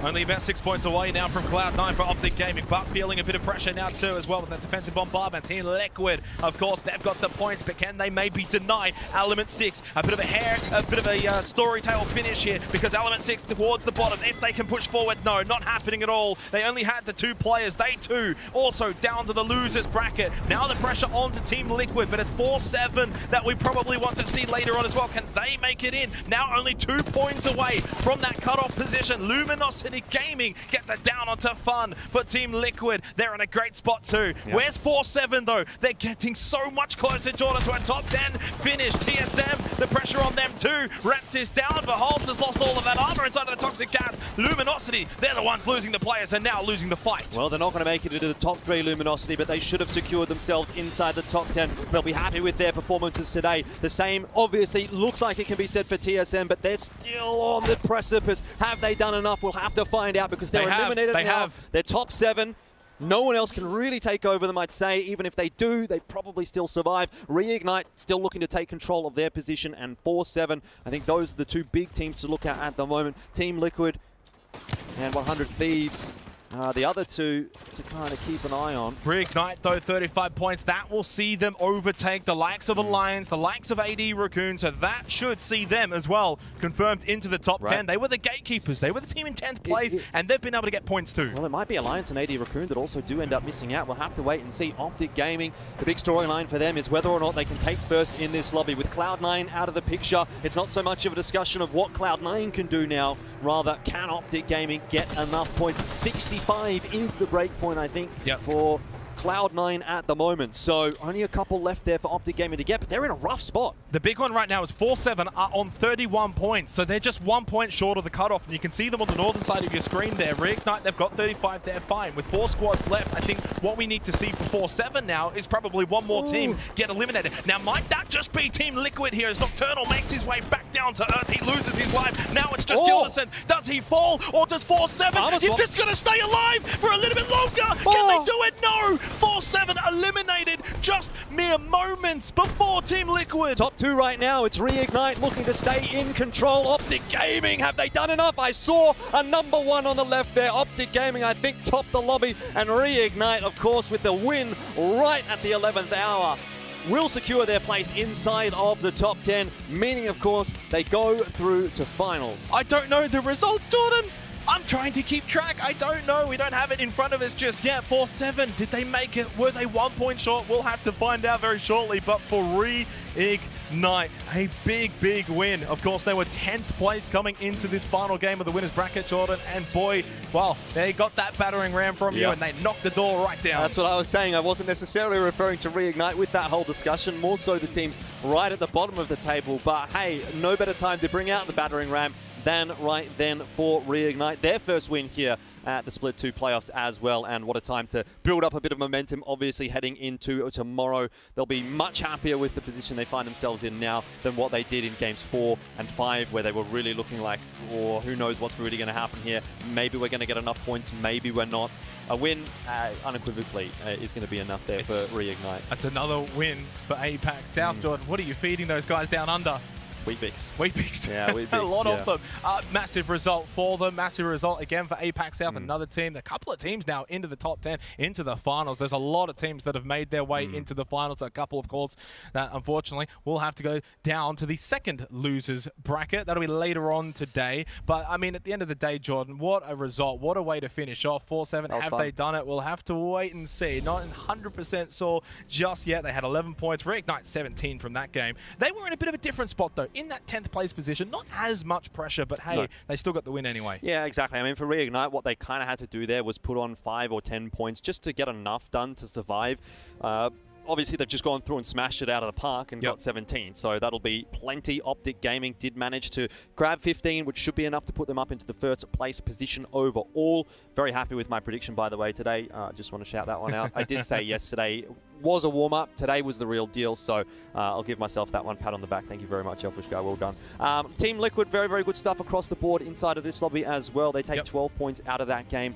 4-7, as you've mentioned, maybe did enough, maybe didn't do enough. TSM looks pretty good. Down here on the bottom end of the table, I think we can look towards teams like Dewa, Team Unite, Players, Elevate, Reject, Empire, unfortunately not having really done enough. And the other part of the conversation for 4-7, have they not, is who and has fallen out of the top 10. So that's the other part of the coin that soon we'll find out, of course. Now, look, at the end of the day, for these teams, by the way, Jordan, in the bottom 10, it's not like this is event over by any means. They can still bounce back in that second losers bracket later on today. They can still get to the finals.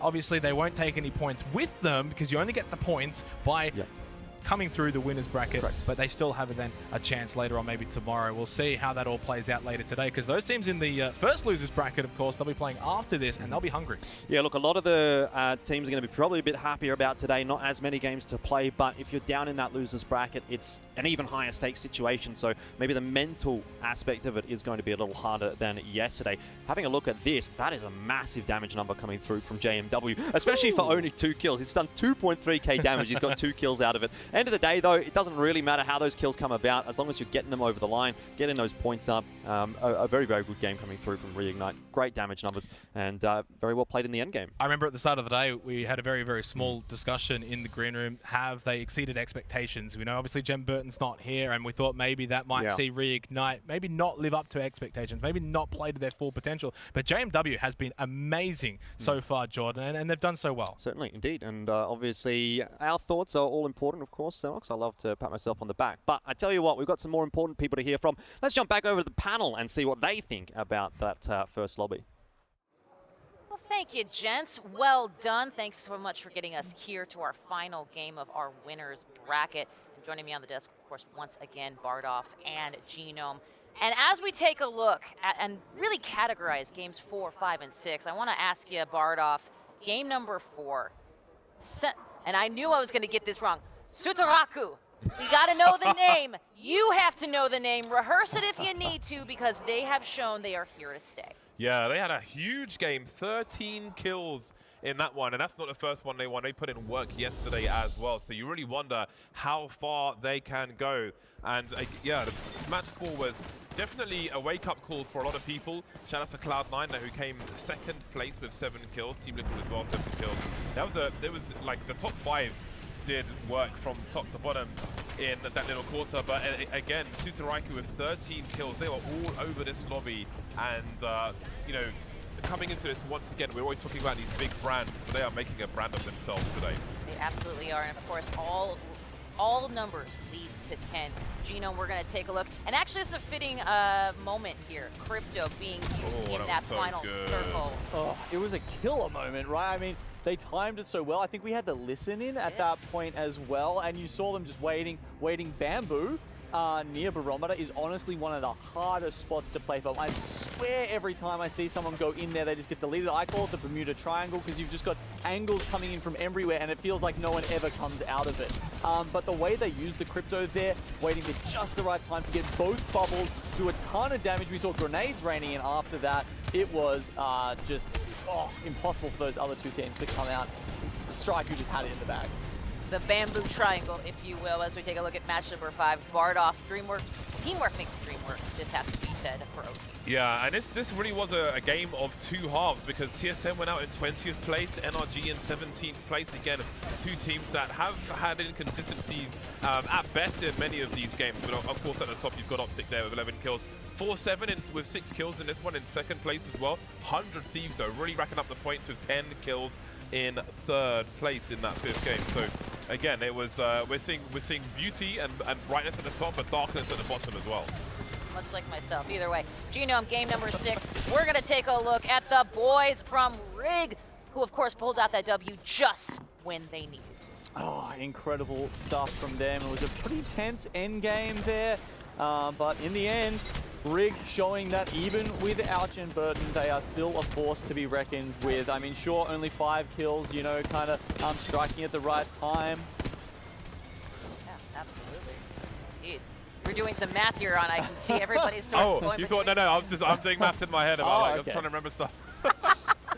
There's so much to remember, certainly, but of course the one thing we all have to remember is how to count to 10, because as we know, winners bracket top 10 heads to Sunday. They say 1 game and we're good today. And of course those bottom 10, Bardoff, well, they're going to play one more time for all the marbles. Yeah, they're going to have more work to do, and there's a lot of there were a few teams around that 10-11 mark who are fighting. And I know 4-7 were one of those teams. They had a good placement in that last game as well. Of course, we mentioned in game 5, their placement there was important as well. The 6 kills in second place. And that last game, they came in 4th place and got 6 kills. And they were in the danger zone. So I'm very curious to see if they made it through or not. Well, let's quench your curiosity with that danger zone and take a look at our leaderboards.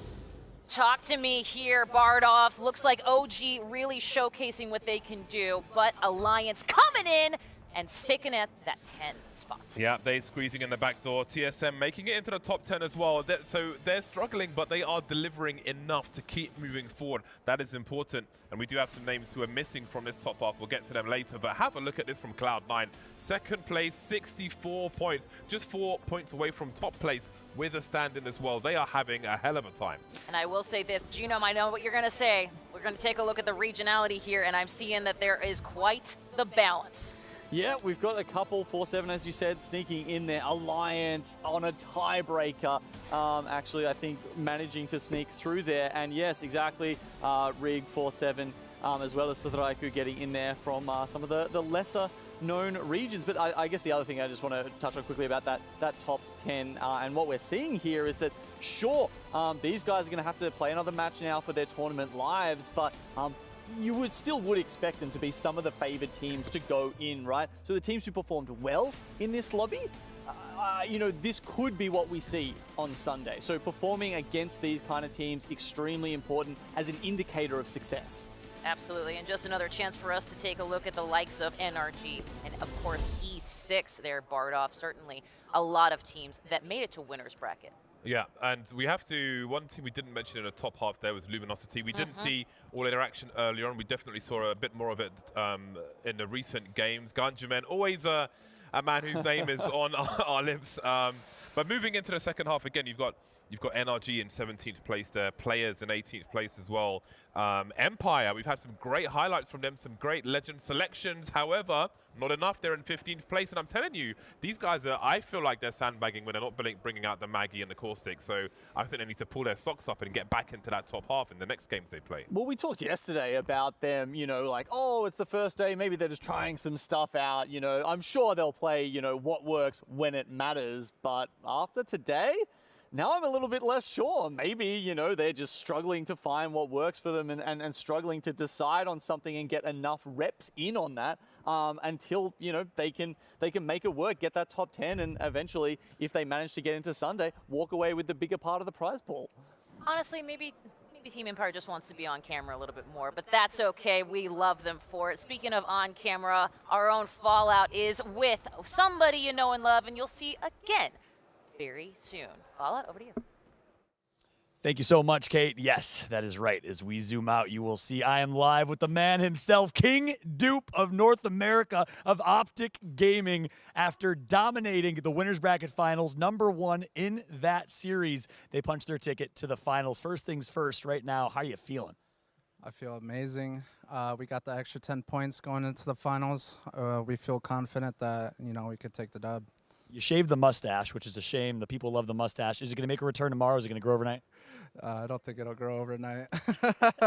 My man, the infamous mustache. Well, mate, congratulations to y'all. I guess I want to start by asking, in the grand scheme of things, you guys have been dominating. You guys dominated with Verholst as your third. You pick up Noct, you pick up right where you left off for the last really 8 months online. A lot of speculation, a lot of conversation. You guys are online warriors. You're not going to perform on LAN. Any messages, any words for those people? They're just a bunch of haters. Hopefully this clears up all the speculation and prove everyone why Skittle Cakes is the best player in the world. You're number 2. And I'm number 2. Best IGL. There you go. I was like, hey, he's really humble. He's going to put best Gibby as well. There you go. I love that, man. That's awesome. Well, talk to me about your performance so far this weekend. Obviously, you guys get, I think, 2nd place overall in group stages, right? #1 in NA. Congratulations on that. Alliance above you. But then you come in, you dominate Alliance, you dominate every other team. How are you guys gelling so far, and what's working for you on LAN so far? We're gelling very well on LAN. It's amazing. They're amazing people to meet in person and, in the game. We gel very well as well. Don't have to micromanage as much. They know what to do. I make a call. They do. They min-max it. They do what they need to be needs to be done. So. That's amazing. You guys obviously online had the back and forth with Sentinels for the mill. This time you play against Players. What was that matchup like against Players on Stormpoint? I expected more, but it just proves that we love contesting. We're the contest kings. This proves why we're the best at it. If the #1 spot doesn't prove it. I love it. 2 more questions for you. One, talk about you expected more from Hardecki. He's arguably the CEO of EU. They say Hal's the CEO of NA. Who's the new CEO, the new king of Apex? I just might have to take over. CEO himself. One last question for you. We're going into the finals here. You guys punched your ticket into the finals for the $1 million tournament, the chance to be and prove that you are the best team in Apex. What's the mentality like going to the finals? What's your game plan going to be like? And any teams in particular you really want to be there so you can beat them? We're just going to play it how we normally do, so nothing special. We're not going to treat any team special in the finals. We're just going to play our own game. There's no one really to look out for. I have full confidence in my team that, you know, we could take home the dub. Amazing. Well, what a story it is, from competing on Xbox with the controller just a year, 2 years ago, to switching to keyboard and mouse, playing Apex, one of the top-ranked World of Warcraft players, played in Halo back in the day, now arguably the best player, the CEO, the new king of Apex Legends. They still got to prove it, though. You still got a championship final, so best of luck to y'all. Any final words to the Green Wall for the first time here? I appreciate playing for Optic. I'm excited for this opportunity. I love representing Optic at our first LAN ever. So, #Greenwall. Thank you for the support, everybody. Fucking Greenwall, baby. My man Dupe, King Dupe himself, Optic Gaming, Greenwall, looking to take home 2 championships this weekend and 2 LANs. That's it for us. We're going to go ahead and throw it back to the desk. Well, thank you very much. I guess we'll call him CEOG at that rate. And again, you know, Genome, he was right. He talked about those seeding points and being the top 10. Talk to me a little bit about what that will mean for tomorrow in this top 10 winners bracket. Yeah, so the top 10 will go into tomorrow. Remembering it's a match point format, and you have to get to that 50 points before you can take the dub and take home the championship. So these guys just get a little bit of a head start. If you're in first place, you'll get 10 points running all the way down to the 10th place finisher out of the winners bracket match that we just had, getting 1 point to start off with. So just a little bonus. And I got to say, I really love Dupe putting the hostile and hostile takeover there for the CEO. Listen, I got something to say. Oh boy, All here right. we go. Quick, there's only one CEO, and it's Hal. Okay, Duplex can be the chairman. Could go for the chairman. There's plenty of other positions. All right, you can lord over. You can be the overlord. You can be the underboss. You can be whatever you like. Okay, but there's only one CEO, so let's just leave that one alone. Ooh. Number 2. Bring back the dumpster emote on Duplex's Twitch, because that was fire, and that was just filling the Apex chat. There was nothing. There's no typing going on. It was just Duplex dumpster all day. Number 3, that man goes hard in the streets, man. They call him Dupe in the streets, you know. Oh. So you got to pay your respects. He can be the chairman, but leave the CEO alone, please. Oh boy, shots fired, and I'm very, very excited. Speaking of things I'm excited for, let's talk about what's coming up next. We had our winners bracket here, round 1, round 2. Genome. Participating teams, this is who we have to look at. This are who is going to have the top 10 from the losers round 1. Yeah, look, you came to the end of that, the winners bracket we just saw, and people, you know, maybe they weren't too worried. There's more matches to play, right? Not the case here. It is on the line. Their tournament lives. The bottom 10 will be going home. They have to take the dub here. Do indeed. And Bardoff, I'm looking at this and going, there's a lot of teams we expected a lot more from. If they're not playing Watson, I don't really care. And we know that Vega are going to be bringing Watson out, so that's good. But of course, you've got names like Space Station, G2, GMT, and plenty more who have to get delivering now. It's time to get their skates on. We don't have any more waiting around. If they're not in that bottom 10, then we may be saying goodbye to those guys. So it is time to really put some respect on their name. Absolutely. Well, something you can do between now and tomorrow, that is head to LenovoLegion.com, because Lenovo Legion 7 gaming laptop, it is going to be given away tomorrow. So one more reason for you to come back to this very stream. You could be that winner, and we will be excited for you if you do. And now is the time we talk talent predictions. I was excited yesterday, but guess what? Okay, I'm going to, this is... No wonder Fallout was so excited to do that interview, gang. No wonder. All right, I've got to give them their props. They picked the best team in the world, and they did the best. So congratulations to Fallout Vicky and Elfish Guy. I had a nightmare with Element 6. That was really hard to watch, man. That was really, really rough day at the office for them. I mean, to be fair, I think that's the first time that's happened where we've had that favorite actually come out on top and deliver the points in these predictions. So, I mean, I actually was kind of staying away from it from that reason. But finally, someone with some consistency, Optic showing up. Yeah, I like to pick some colourful. I think we all like to pick. You know, you and I, Kate, for sure. We do. Like to get some flavour in there, but I think that everybody thought someone else was going to pick Alliance. Yeah. So no one picked Alliance. Yeah. So that was kind of crazy. But don't think we've lost our minds. We haven't completely lost our minds. It's just that, you know, we can't always just go for the easy pick and everybody pick the same thing. No, but you can get some nice flavour in there and surprise everybody. We're the Giga Brains. I mean, you know, Optic, Team Liquid, a lot of those picks were higher than Alliance finished in the end. So, you know, it's all in here. Yeah, they scraped it eventually. Yeah, remind me not to pick someone who contests with OG. Anyway, this is now the time where you get a moment to break yourself because we are going to be right back with our losers round 1. So stick around. This is the Apex Legends Global Series Pro League playoffs.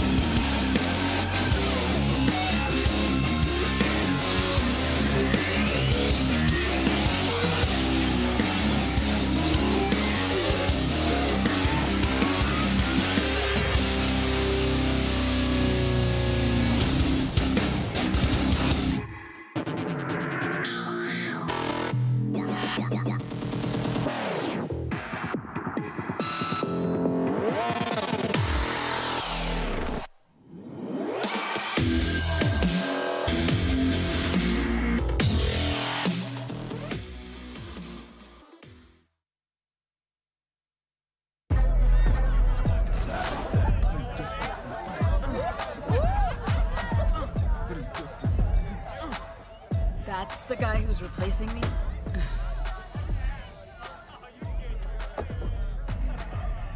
You're really quitting? It's time. My brother's gone. Without Jackson, I've got nothing else left to fight for here. So you just run away. So much for all that bravado. I need to get back to my family. Whatever's left of them. You built a family here. Forget it.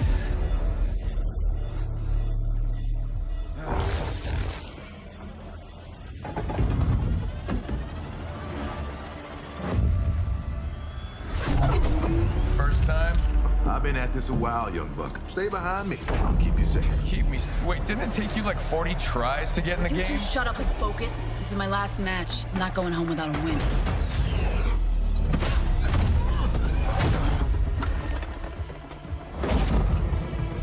Something's coming. Come on, what now? Whoa. Okay. That thing must have triggered some kind of security protocol. Nothing good can come from this place. Huh? Hey, that shield just for show? Stay behind me. You know, some of us have actually been doing this for a while.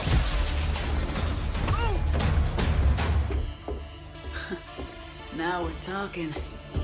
Wait! What's your problem?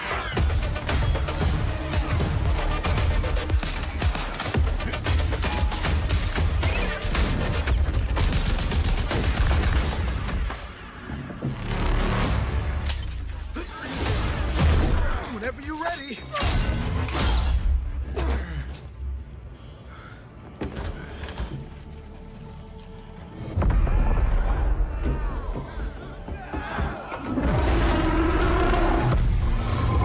The hell is that thing? This isn't good. We need to stop it. With pleasure. Come on, mate. I was just kidding.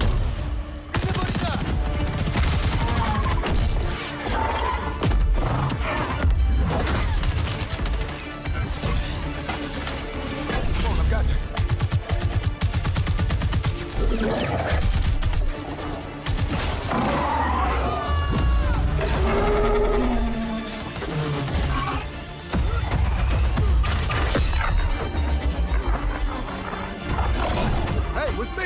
Advance together. All right, let's finish this. This is awesome!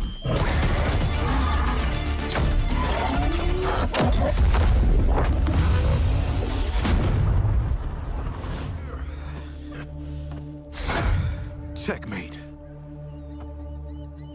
You good? Yeah.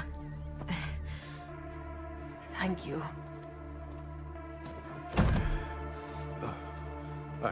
Arm is a little banged up, but I'll be all right. Good. Because you've got a lot to answer for. Jackson? Wow. Clean up on aisle 9, am I right? You know, you get it? It's like a...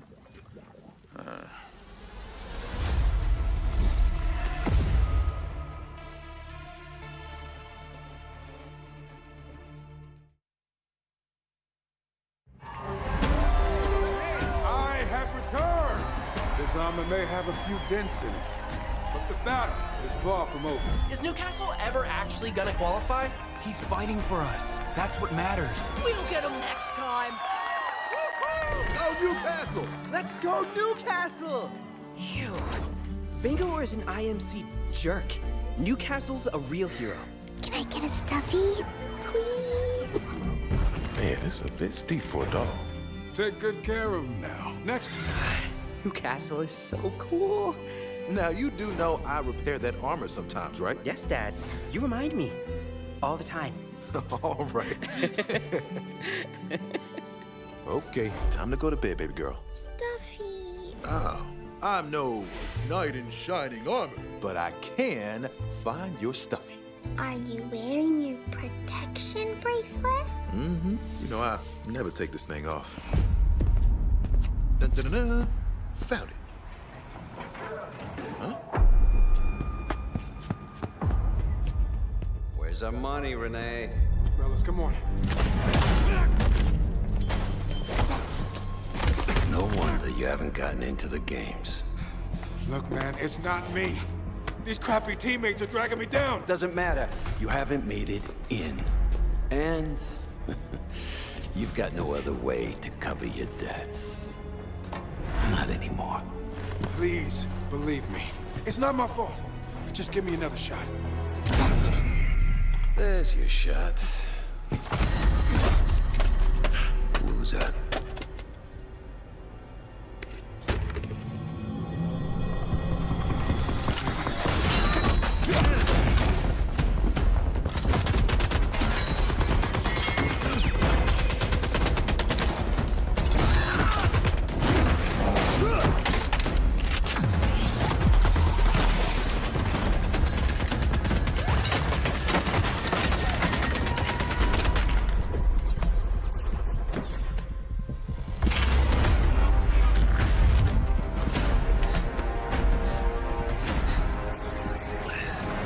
Easy.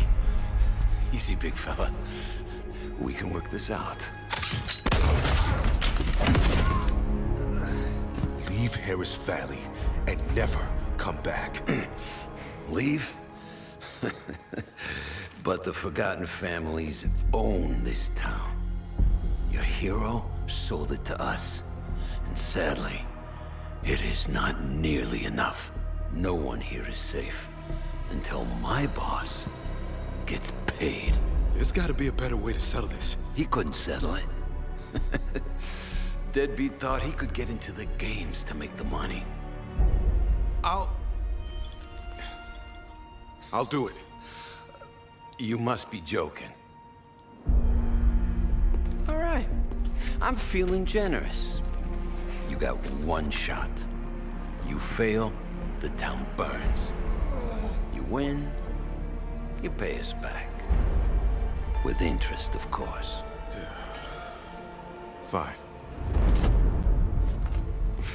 Can't wait to catch your first match. Hey, you don't look all right. It's hilarious. Trash man thinks he'll do better than me. You were supposed to protect these people. You think it's easy being a hero? Don't talk. I'll get some help. Hey, you...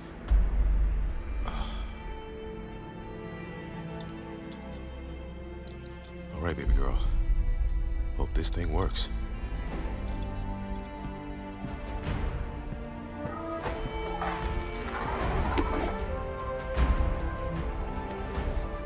See you soon, sis.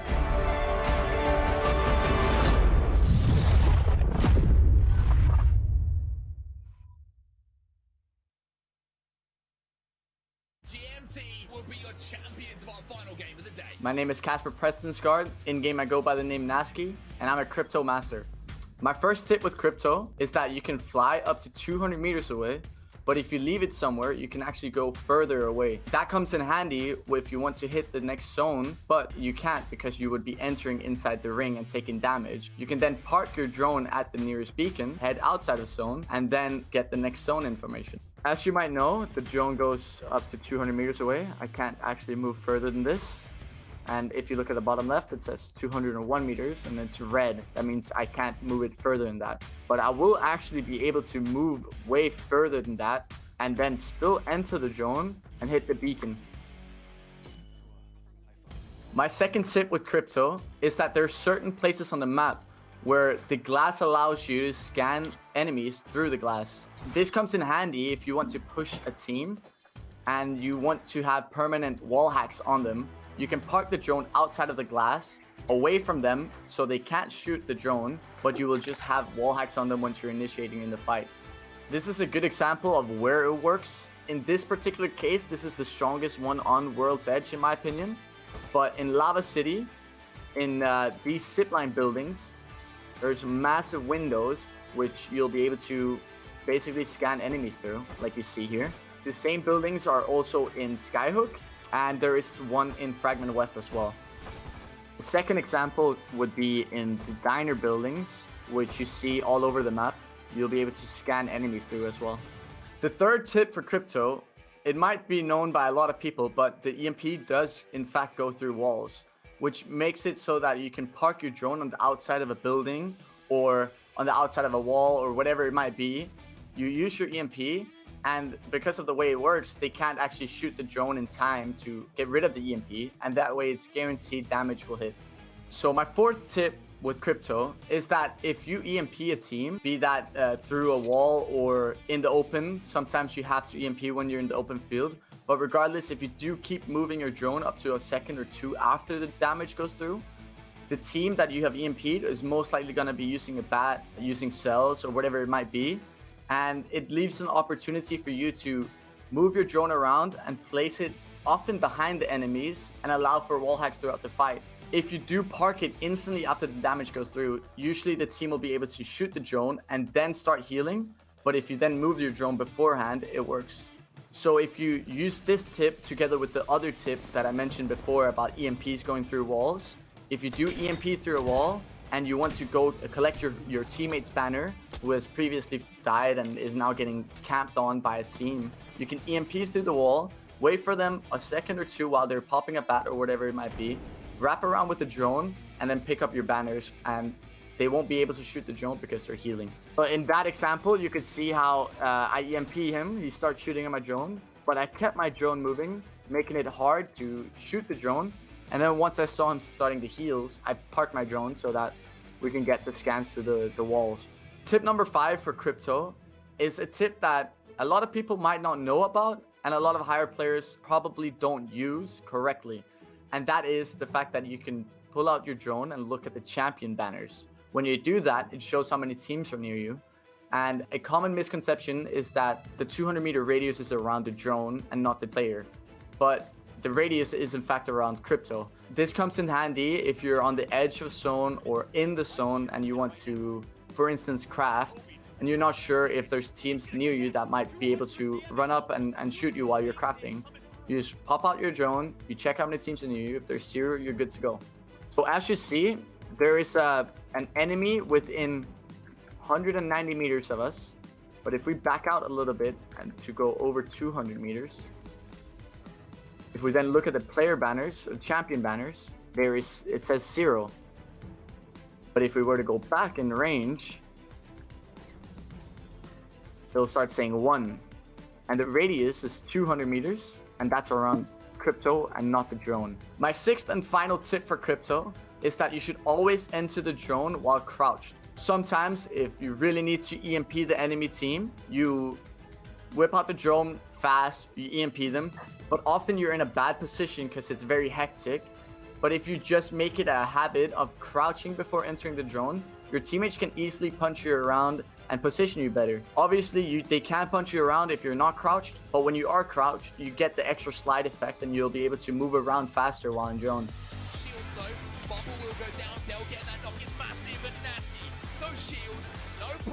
So this was my ALGS Masters on crypto. See you in the game.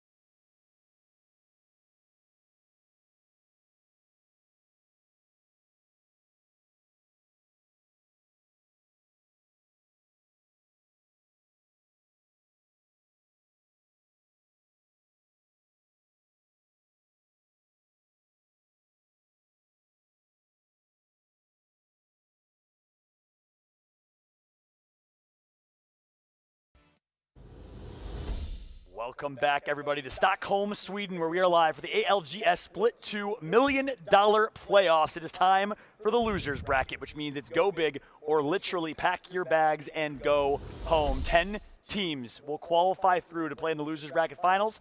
10 teams will be eliminated for the first time this tournament. Speaking of firsts, it's a pleasure to welcome for the first time to the desk, for the first time as an analyst officially. You've been doing it upstairs for some time. The one, the only Mr. Greek, my Greek brother. How you doing, man? I'm doing well, man. I'm doing well. Good to have you on the desk, man. So Thank of course, you for having me. Those that don't know you, Greek, give us a quick intro, man. My name is Greek. I'm a professional player for the Charlotte Phoenix, who unfortunately did not make it here today. We will be playing in the LCQs on May 7th, I believe it is, and looking to be at the next LAN here as a pro player. Love to hear that. Manifest it. Blow it up in the chat right now. Let's manifest CLT in the finals. The boy Greek, who's been killing it with Wig, obviously the whole time. And real quick before I introduce these two, because they're obviously also important, I want to ask you, though, how's everything going up there, man? How are you guys enjoying the vibe? What's the vibe like on the secondary stream? Honestly, I'm super blessed to be here. It's really fun. I didn't think it was anything I'd ever be doing in my life, but I love competitive Apex. Whether I'm playing it, watching it, it's a great time, and I'm thankful to be here. Boy, man. Well, we're excited to get your insights. It's been awesome kind of chopping it up with you and getting your perspective on a lot of these pro teams, pro players. So we'll, of course, talk through all types of pregame analysis here in a bit. But I'll also introduce Killer Pigeon and Xenox to the desk here as well. Xenox, our residential APAC North expert. That's all he does. No, just that's it. No, that's it. Also looks good, has beautiful eyes, etc. It's been a bit of a rough day for APAC North, can I just say? It's all about APAC South today, isn't it? Which, you know, I've done a little bit of APAC South too. I can claim them, can't I? Kind of from there. Yeah, exactly. I am from there. But no, look, it's been a fascinating day. Of course, we had the winners bracket. Now we see what the losers have got. Absolutely. Killer Pigeon, you've been doing very well in the predictions game all weekend long. I've been very impressed, but obviously now this losers bracket matchup coming up, who do you think's going to perform? Oh, damn. This is where we really understand whether I'm good or bad at this, right? I've been kind of cracking the numbers out. I've been going really deep in this, deeper than I usually would, and I feel like Space Station Gaming, they're going to kind of impress here. I was checking the average survival times. They are near the top, right? For teams that are knocked down right now, they're the top one. Somehow, they find a way to clutch through and last the longest out of any of these teams. The curious detail is whether they can clutch up and get the kills as well, because, of course, at the end of the day, it's not just about surviving here. That's a great point. And speaking of SSG, I know you had a chance to chat with Frexes of SSG, and any perspective on, you think they're going to perform as well? You agree with KP? Any perspective there? So I'm pretty good friends with the boys over at SSG. I know yesterday they were having a little bit of a rough day. I know that they're a very flexible team. They could play edge, they could play zone.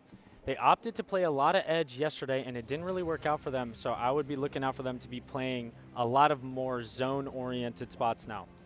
Interesting. So going from kind of playing hard edge yesterday, they're changing their play style up today and playing a little more zone? Yep, that's how they usually start out. They started out as a hard zone team, and then they started for Storm Point. They were getting contested a lot, having to split the loot at launch pad, meaning they weren't able to rotate early because they didn't have the loot, so they had to change to an edge team. Meanwhile, obviously, we also have a few other teams you just saw on screen right there. We got Crazy Raccoon competing in this lobby. We have G2, another team that I know, Greek, you know really, really well. We're going to have Kick representing EMEA. Game With performed well. Detonator, Fennel from Japan. It's a pretty stacked lobby here, Xenox, and I guess from the APAC region, APAC North in particular, looking out for. Yeah, look, there's probably a couple, right? Crazy Raccoon's got to be the number one for me. I thought they would do a little bit better so far here at the playoffs, and ultimately they weren't too far off. I think it was about 10 points from getting into the winners bracket. So look, they're a team that's going to be able to do well, I think, here. I'd be very surprised if they don't make it to the second losers bracket. So I think that's my team to watch for APAC North, which I thought there'd be a couple more APAC North teams in that winner bracket, but it wasn't to be. Yeah, very surprising. That was actually the least qualified region alongside EMEA. Big surprise. A lot of people thought those were the most actually, statistically speaking, those were technically the most competitive regions in terms of the amount of teams in their pro league that were able to actually win games and show success, which means their region ran deep, but didn't really show up, APAC North and EMEA. But we do have teams like Kick, who we know are more than capable of performing. Yeah, for sure. I mean, Kick, they were just outside of making it into the winners bracket, right? And like, I kind of feel like Alliance essentially took all that European energy and juice. They stole it away from everyone else, right? Because they were blitzing on day one. I mean, they were close to 200 points. No one else could even match that at all. I mean, the interesting part to me, though, like to kick back to like some different regions, right, is that when it comes to Fennel, interesting detail is a lot of people were expecting GMT to do a lot better yesterday. And something I actually noticed when I look at the map drops, Fennel was almost like griefing. They were actually aggressing them, contesting them every single landing. And that, interestingly enough, led to Momomon on Fennel actually being in the 10th highest damage overall on average for the whole first day. despite the fact that although their score wasn't that good, what I was noticing is they were very much a team that was willing to take a lot of aggressive fights at the beginning of lobbies. Yeah. Curious detail, though, is are they going to keep that up, or have they reflected upon it and said that it's not really worth it if in long terms, in terms of getting the best point outcomes, because you might get a few frags here or there, but placement is also key.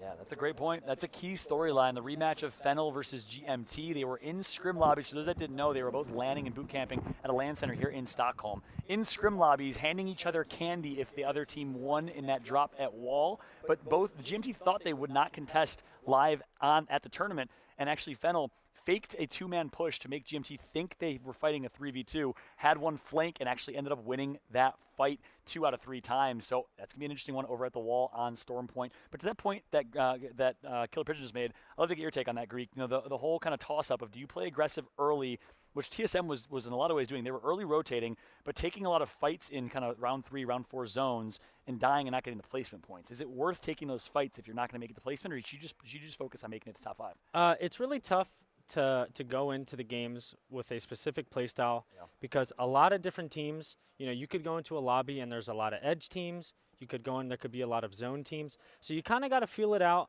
As the games go on, you start to see like, oh, I could get away with, more edge fights, or I'm going to have to start playing more zone. So I feel like it all depends on the teams that are in the lobby. And actually, additional question. Actually, were you say something? Sorry. No, I was just agreeing. Yeah, he's a really like, good valid point.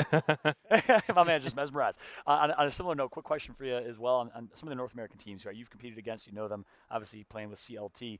CLG, we got G2 in this lobby. Obviously, you talked about SSG already, but what can we expect from G2 and CLG, all controller teams? I think G2 is going to be going in with a dominant performance. As you can see, Designful there, he looks locked in. I know after their performance yesterday, they were not happy. They talked it over. And you look at the boys over at G2, and they are hungry. I think they're going to go out. They're going to do what they do. They're going to craft and storm on Storm Point. They're going to get their loot, and they're going to be looking to take some fights. Love that.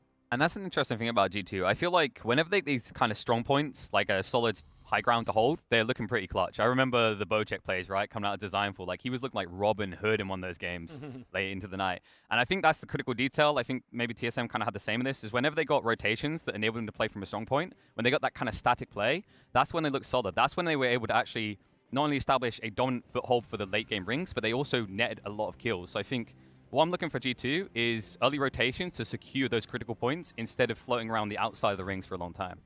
That's a great point as well. Meanwhile, we see CLG on screen. Do you think the same thing for them? Do you think they'll be also as successful? They barely snuck in to playoffs, 10th place, got it stealing Sentinel's spot, arguably stealing CLT's spot. Do you think they're the truth? I think CLG has come in here. They've earned their spot.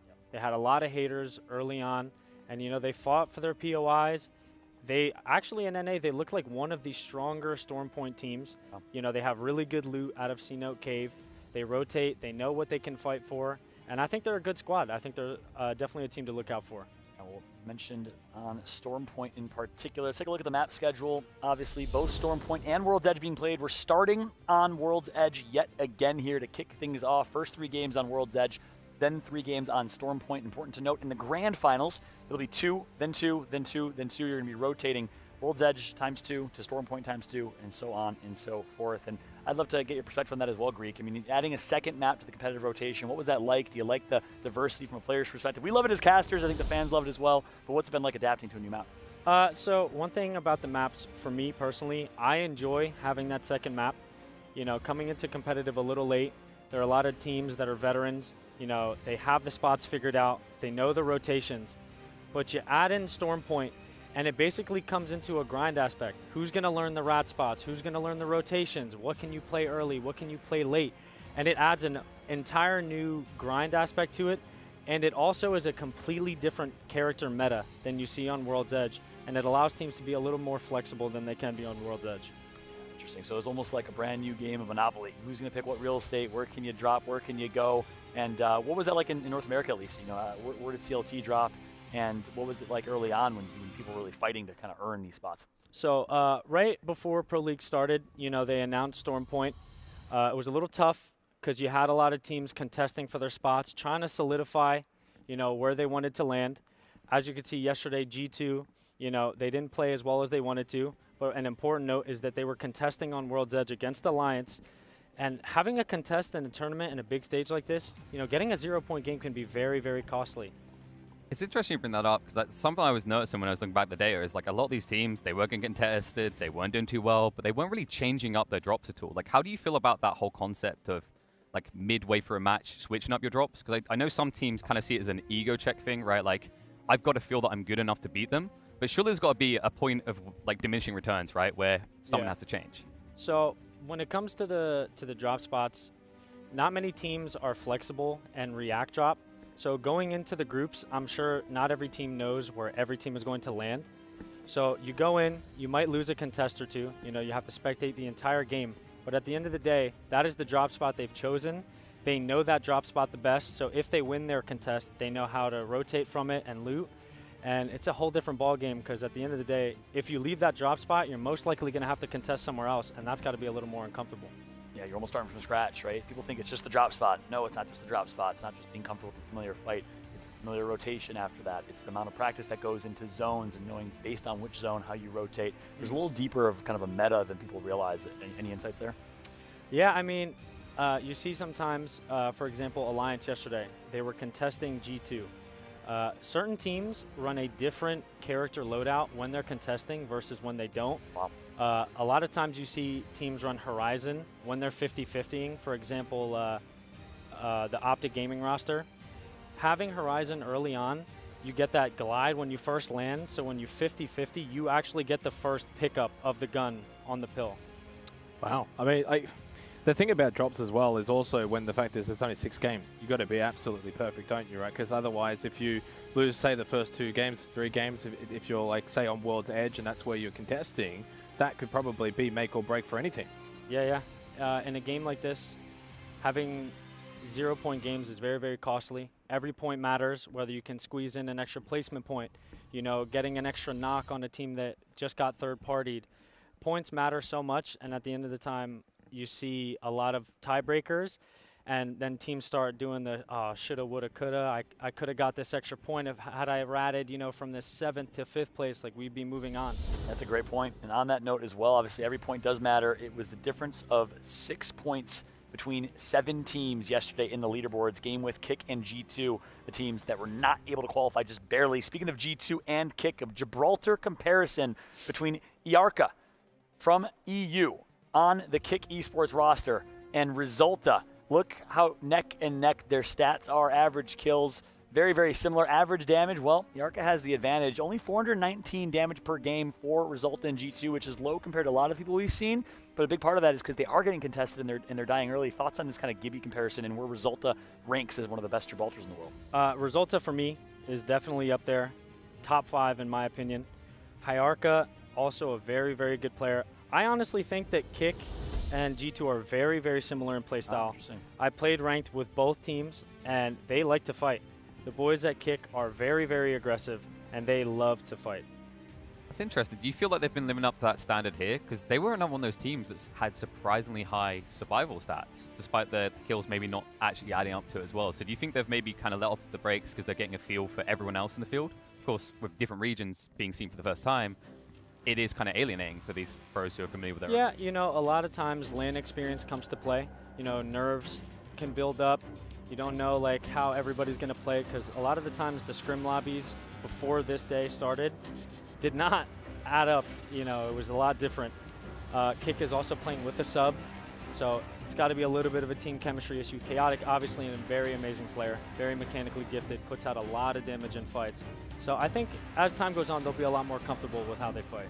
On that note, too, you guys bring up a good point. Regional play. You know, it's great having you here, Xenox, to talk through all types of APAC North differences, meta differences. You obviously play against Tech and Furia, who decided to take a page out of that playbook. I'd love to get your thoughts on Tech as an IGL and the big brain of the U.S. here in a second. But more importantly to that, I think it's also just important to discuss the differences in regional play, differences in meta we've seen so far. From your eyes, how is APAC North kind of stacked up comparatively in how they play the game compared to others? Now that you're watching NA and you have to really cast it. Not so much APAC North, but almost how everyone else has adapted adapted and picked up things like crypto has become so prevalent here in the playoffs, where maybe in other regions, because obviously it is so prevalent in APAC North. And a team, for example, off the top of my head is Sudoraku from APAC South. Don't really see a lot of crypto there, and we're seeing Bullet literally pick it up and play it for the first time ever. So he's learning it on the fly because they're just seeing it be that valuable. So I think that's one thing to sort of take note of. The other thing as well is, locally there was a lot more Watson, right? Back on day one, that was the talk of the town, the Watson, the fences, etc.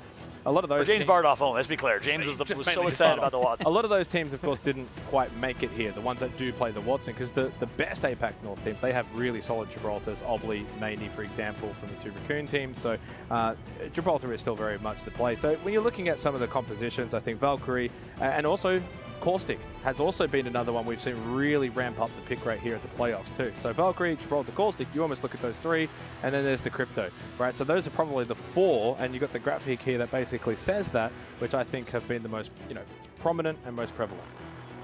I think a really interesting thing to bring up as well is a fantastic point Greek made around like heroes like Horizon being really good for when you want to contest. I think the reason we haven't seen so much though is because all these people are a little bit fragile at the start. They're kind of like, they dip in their toe in, they want to see how it is. They maybe only have so much data they've been able to research, especially from game to game. So I think maybe as this goes on and more data is collected and we start to get a feel for a common meta, I think we're going to see contest on landing type legends like Horizon actually boost up in the pick rates. Interesting. One thing that's been very intriguing is chat with Invictus Gaming, right? They're a team that has 2 or 3 different team comps that they will run. They had in their back pocket ready to run. They had a big team comp with Caustic and Gibraltar, which has become more popular. I'd love to get your take on that here in a bit, Greek. How North America, I think, kind of popularized that team comp. They also have a crypto team comp that they run. They are ready for a variety of play styles, but they haven't performed necessarily. Teams like Invictus Gaming, GMT, Ascend, Reply Totem, we're in that upper echelon of top EMEA teams, but they're very disappointing in their performance so far. I think all eyes are on them in this losers bracket final. I mean, was it the right decision to drop Blasts when you were a top 4, top 3 team in EMEA to pick up an unproven player in Urban? He's a god, he's so talented, but is that the right call? I think the other thing to remember though as well is you've got 40 really good teams here. Yeah. So if you're even just 5-10% off on the day, yeah, maybe it's going to look like you're not playing at your best, because maybe you're not. And if you're not playing at your best at this kind of event, you're not really going to be able to get the result. My biggest thing though is when you see teams that have been changing up their compositions on the fly. I think on day one we saw Team Empire changing it like every round. Is that something that you're a bit surprised to see, teams really moving away from a sort of solidified choice? Yeah, so I think a lot of the good teams are flexible in their comps because, like I said earlier, how certain teams are playing and how certain comps are prevalent in your lobby, it also kind of dictates how you play. For example, in NA, you don't see a lot of Watson, you don't see a lot of Crypto. So a lot of teams get away with playing a god spot early or can rotate early. But for example, now if you have a lobby with 5 early rotating Cryptos, that team is going to be getting EMP'd over and over. They're going to lose out on their meds, and their playstyle is completely different now because they can't do what they've normally been doing. Wow, that's a really good point. I mean, that's what you spot. Any teams that you've seen that have been that are typically used to playing that early rotate kind of god spot style and have gotten taken advantage of, and what else from an NA team comp perspective is pretty popular? So through the games today, I saw NRG. Primarily they play a lot of edge in NA. I don't think they were able to get the fights that they wanted, so they were playing early rotate today, and they were getting out LOS'd in multiple different god spots. I saw them die on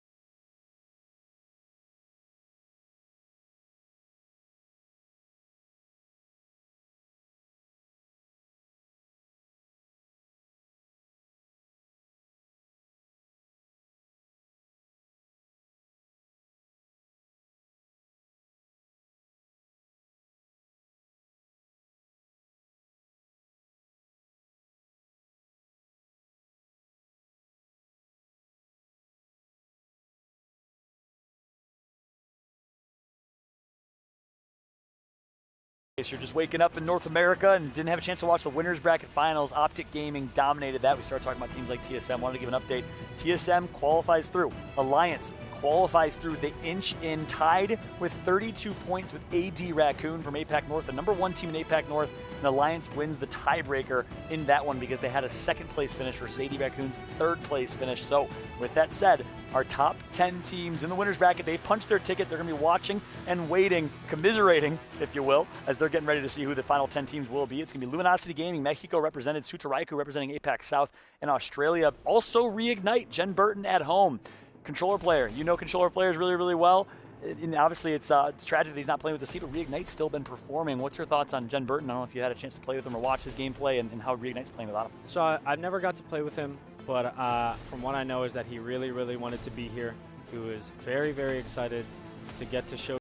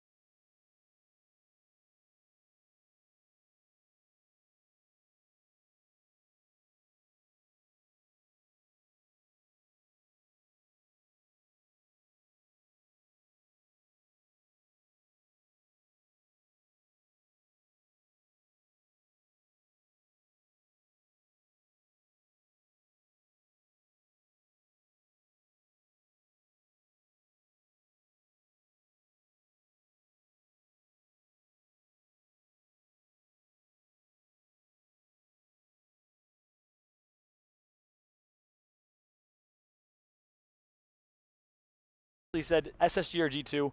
Sebastian, my producer, I said pick for me. I can't pick. It's too tough.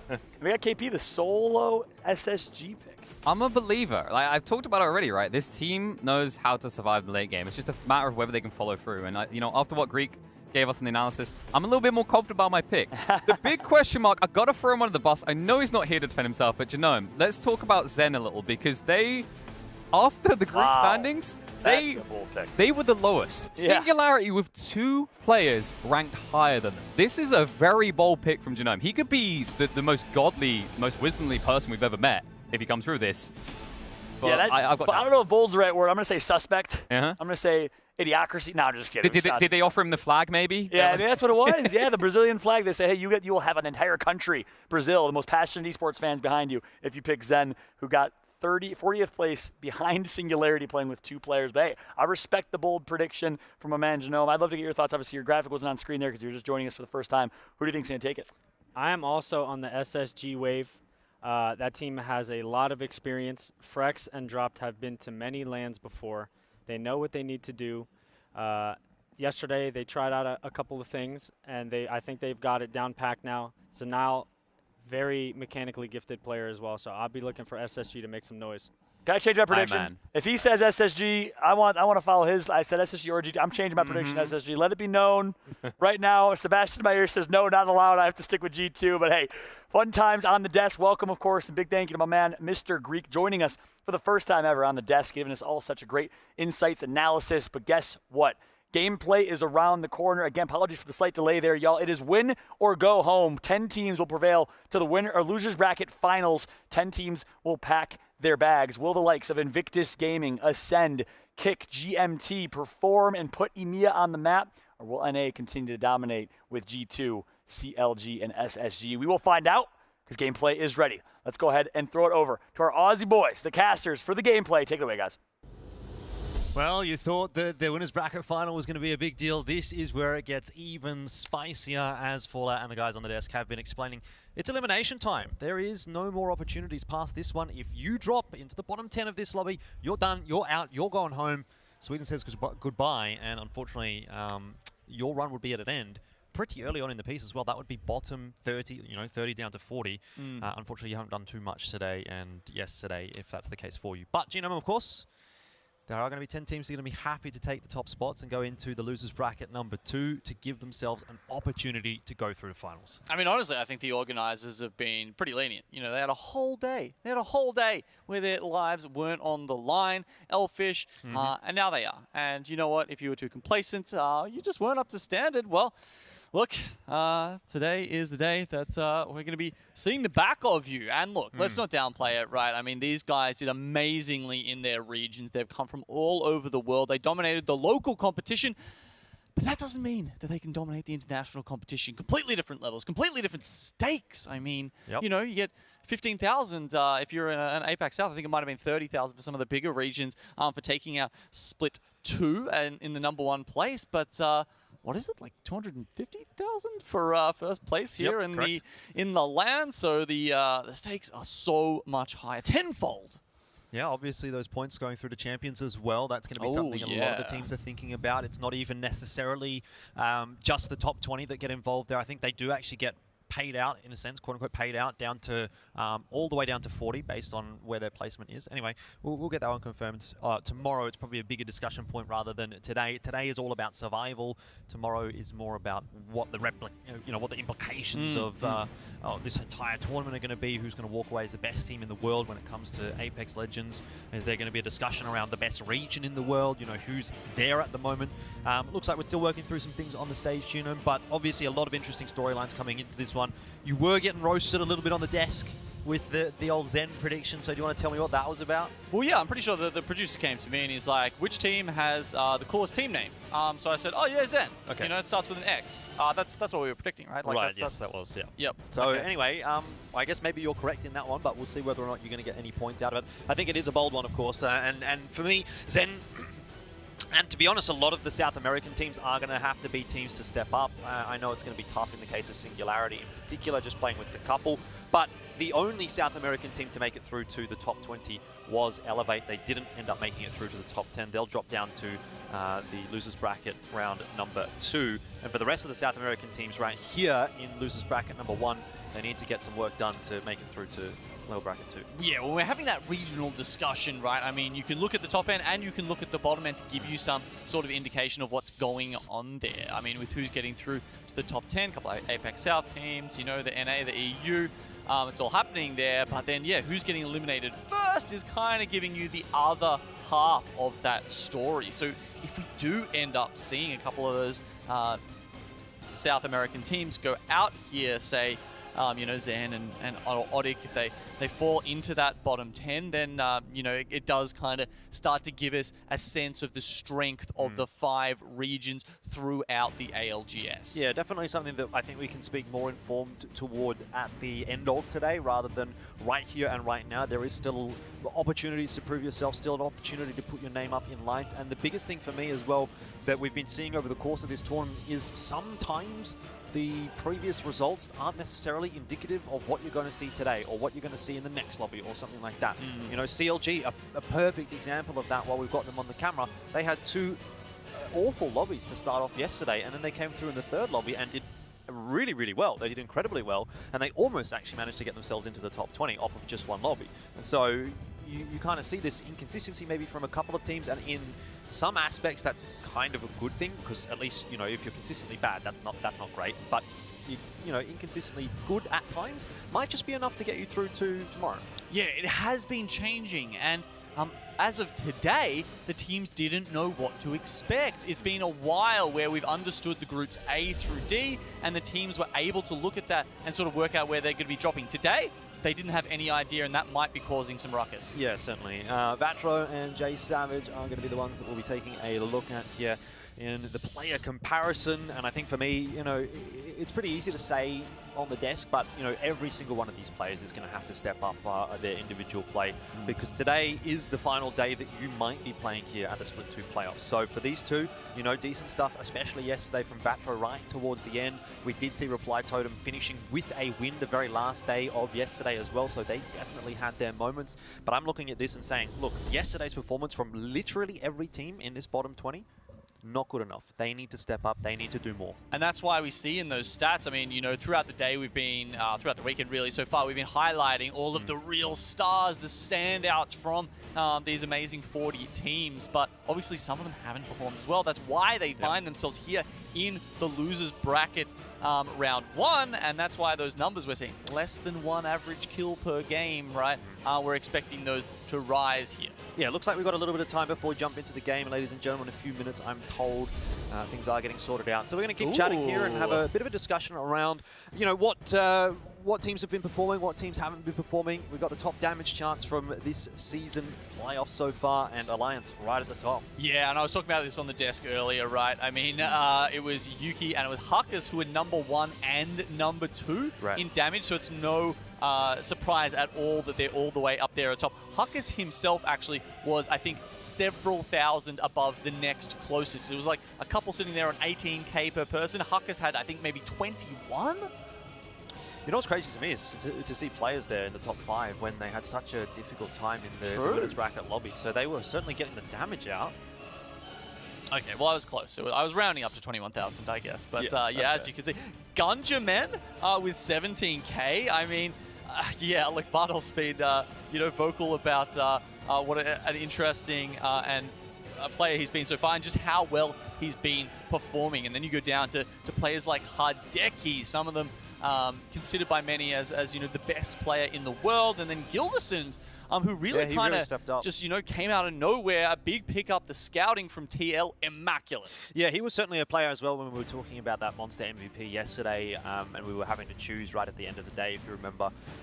We were tossing around a few names, and I think for me, Gildersons definitely was a player that I considered as well, sort of bringing up on the desk. You know, ultimately he didn't end up making the cut for my choice, but he was definitely someone I think that you know, might be in the discussion tomorrow, particularly if Team Liquid can kind of continue the performances that we've seen from them over the first 2 days. Really, really impressive stuff from them, and in general from the North American region. Like, if we're going back to that discussion, it kind of feels like to me the North American teams, as a general rule, have been maybe the best performing. APAC South, perhaps a close second. It's kind of hard. You have to blur the lines a little bit because APAC South only has 5 representatives.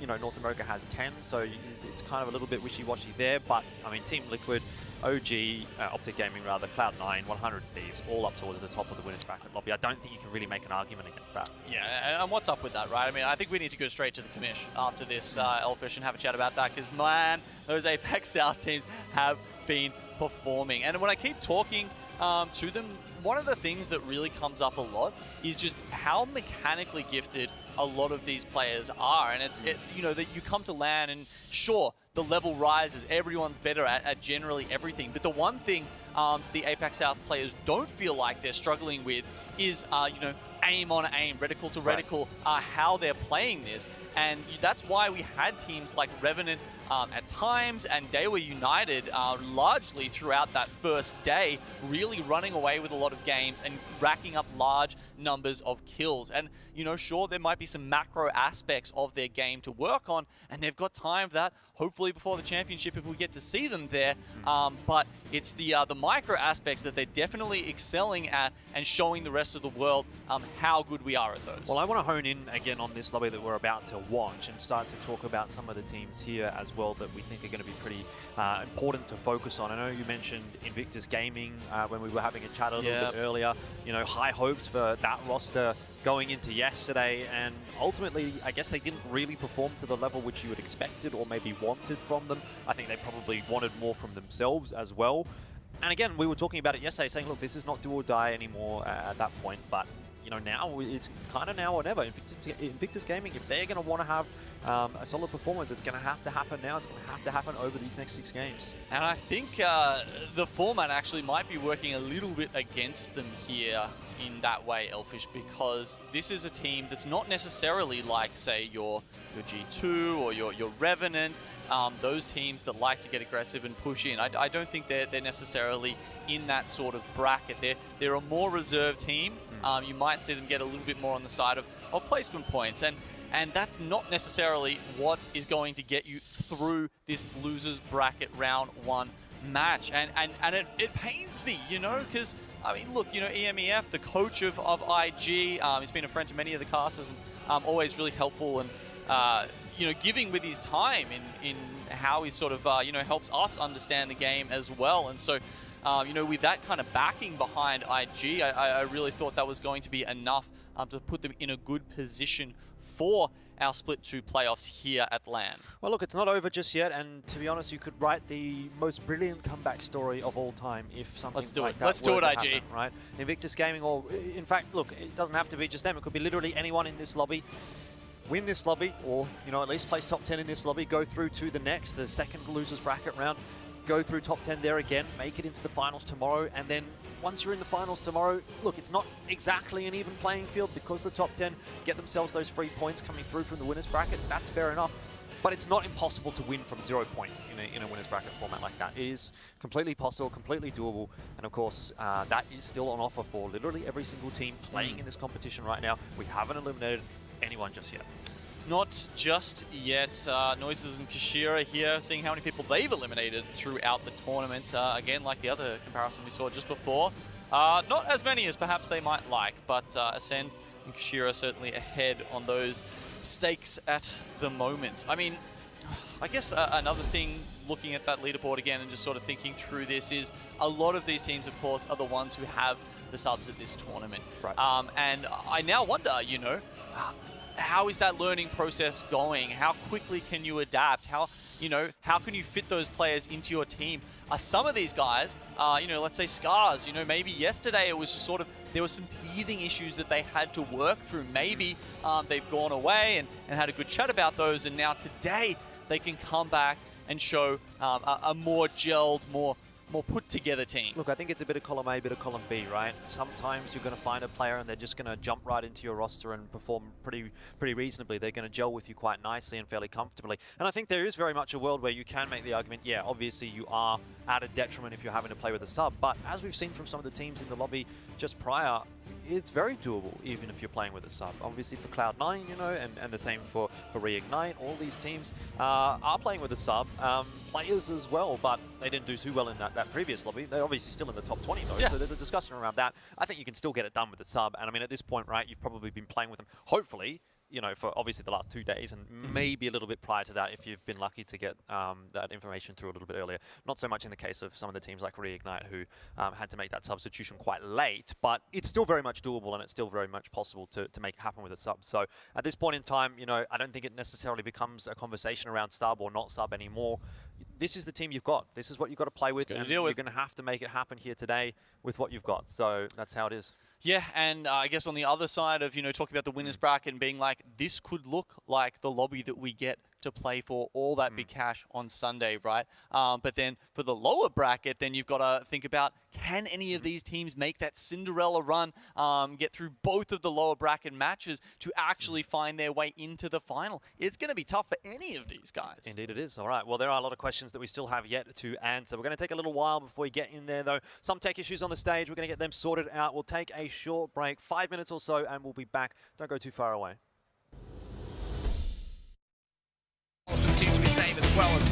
Shots coming in from Verholst. Hey guys, this is Verholst, and I'm going to give you 5 tips to master Valkyrie. So for my first tip, Valkyrie is just as good for horizontal movement as she is vertical movement. So she's especially good at turning corners very quickly, almost like tap strafing.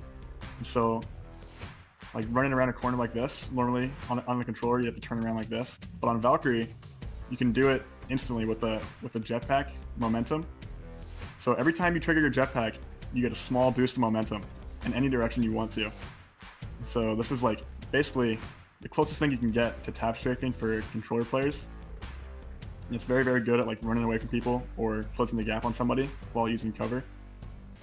Alright guys, so for my second Valkyrie tip, you can use Valk's ability to fly to use otherwise unusable cover, such as high cliff sides or the sides of buildings.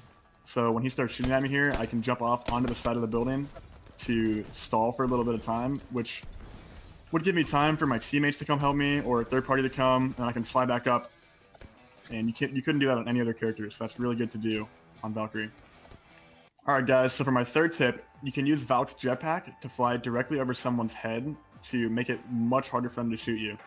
This is especially useful when you run into somebody that maybe you weren't expecting, or you're just in a tight situation, maybe in a big building and you're just trying to not get shot at. So, for example, let's say I'm climbing up this building and I don't know there's a guy up here. I climb up and I see he's camping here. I can just fly straight over his head and keep going back and forth over his head. And it's very hard for him to shoot me because he has to do complete 180s every time I fly over his head. It's very, very hard for him to shoot you. Like, at most, he'll crack your shield unless he has maybe like a Spitfire or something. And so it's very, very good to like make people waste their ammo and just stay alive for a little bit longer. All right, guys, so for my fourth tip, this is a pretty simple one, but it's very useful, very underrated. So if you accidentally pull your rockets out, but you don't want to shoot them, you can use your jetpack to cancel your rockets. And I do this all the time, and a lot of people don't know that you can cancel your rockets, and that is how you do it. You just pop your jetpack once, and it cancels your rockets. Alrighty, guys, for tip number 5, you can use Valkyrie's rockets to blow off doors. This is especially useful when guys are sitting behind doors and holding them and healing, and you want to quickly stop their kill or just kill them. You can blow off doors with rockets. And the best way to do this, usually, is to align the second row of missiles right in front of the door and the third row of missiles on top of the door. And that's usually the best way to blow them off in one volley of missiles. And it's not consistent. It takes some practice. Even I can't do it every time. But yeah, you can blow off doors with Valkyrie's missiles. Waiting on top of the train station. But look at those shots coming in for Verholst. The bolt is hitting hard. So this was my ALGS Masters on Valkyrie. I'll see you in the game.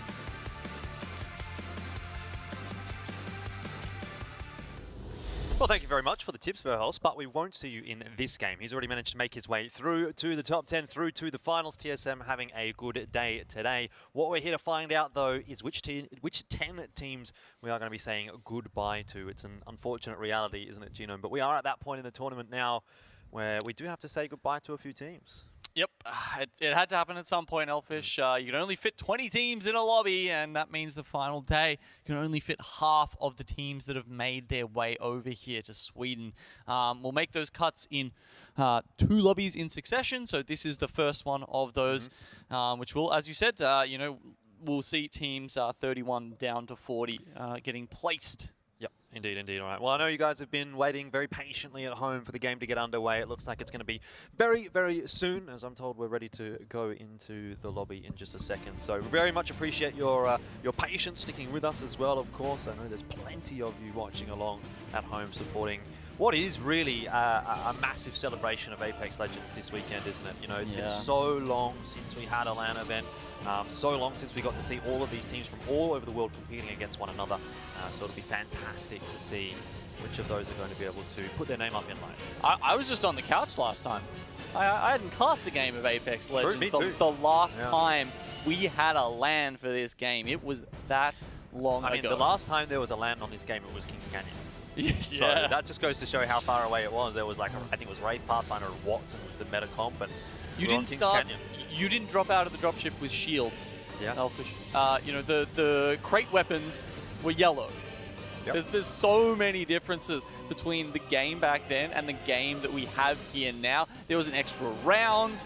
You had the Wraith heal-offs at the end of it. We changed a lot of the circles to make those finishes more exciting. So many improvements to the game have happened since then. Yeah, buffs, nerfs, etc. as well, changing things up. What I really love about the changes that have obviously come through over the years is that we now have such a diverse roster of compositions that are actually playable. I think that's something that this weekend really has highlighted very, very nicely. And you've even seen teams experimenting right here on LAN for the first time with new legends because they've seen it getting played by another region. They've thought, you know what, actually that looks pretty good. Let's give it a crack and see how it goes. And in some cases, this worked out very, very well. Sutaraiku there, literally for the first time. I was talking to Bullet in the dining room, and he was saying he had never basically played Crypto before. He literally learned by doing on the biggest stage. He's a phenom.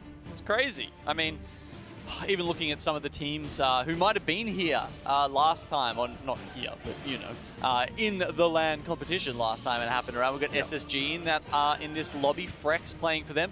You know what else has changed? He was playing keyboard and mouse last time he played on LAN. Now he switched over to the controller player, and there's a lot more of them around this time as well, Elfish. We actually did the maths at one point, and out of the 240 players that were at Krakow for the Poland preseason Invitational, 3 of them who are controller players. One of them is on the B stream right now, holding a watch party and checking us out. That's Nice Wig. He was one of them. Frex, the other, and of course, Snipe Down.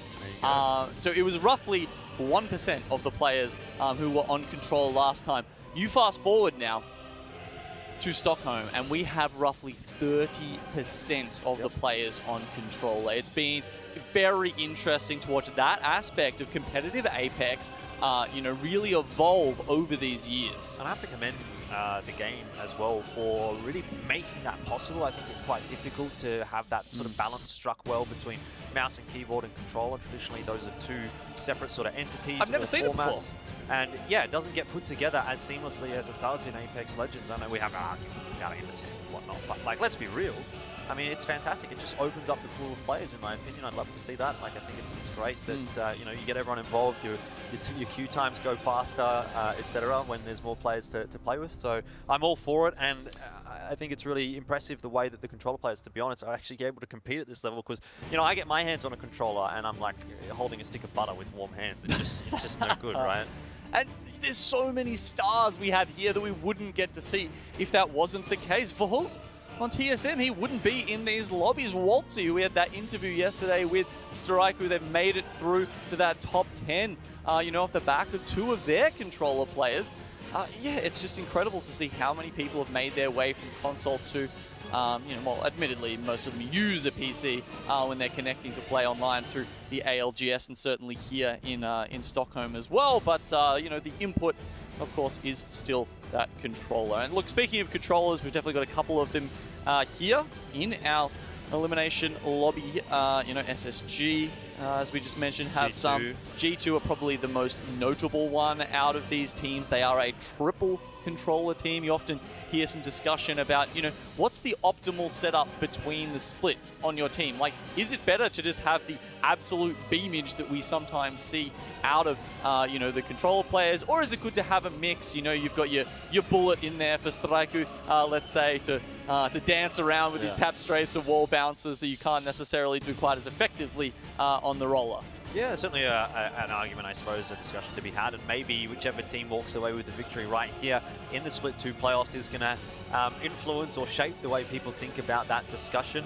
There's also some really interesting storylines around certain players that have played at X Games and at the preseason invitational. There's 9 players right here that have played at all 3 major Apex Legends lands, and I think that's really impressive and really quite interesting to sort of highlight. A few of them have already made their way into the top 10, Bullet definitely being one of them, Alvarlele and Reps and Hal, of course, all making their way through to the top 10, already confirming themselves into the finals. But a couple of other lands, Kashira, Post-Skill, Vibes, I think, might have managed to get through there as well. Sweet and Frexes are still trying to make sure that they can get into the top 20 and inevitably into the finals. Yeah, they've got that LAN experience on their side. Did you mention Bullet as well there? Yep. Yeah, of course, because, playing on that the roster that went to X Games as well. I think there was only, it might have been just one team, I think, from our our native region in APAC South that actually got through there. They were playing under Atletico at the time. It was heady times in the Apex region. You had I think they might have actually qualified via kill race to come and play. Yeah, and that's another one that you can kind of go back and throw and say, and like how long ago was the last Apex Legends lands, or not necessarily the last, but one of the last 2. Well, it was when people were still doing kill races to try to qualify for things, and thank God it's not like that anymore.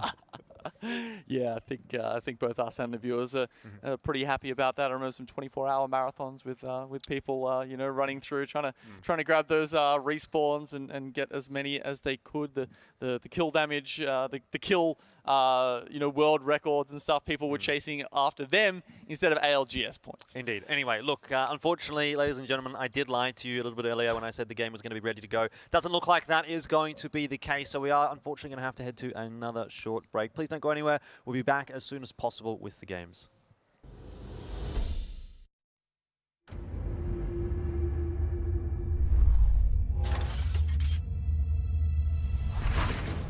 Now LCB, what you see in the feed, Outsiders loses 2 players there really quickly. Just like that, 2 squads left here. Just Caddy, I think, versus now 1 player that's going to be from the GSD side. We'll have to see exactly if that's the case. Actually, I think GSD, based on the feed now, is going to go down. So actually going to be a Lava City Boys versus Outsiders. Maybe here, 1v1 moment, a little bit of shield guarding now between these two. Going to play it out. Look at this. Back and forth, a 1v1 battle to close this out. Massive is out. Can he fly in now? Caddy, can he land a second shot here? Yes, he does with decisive finish.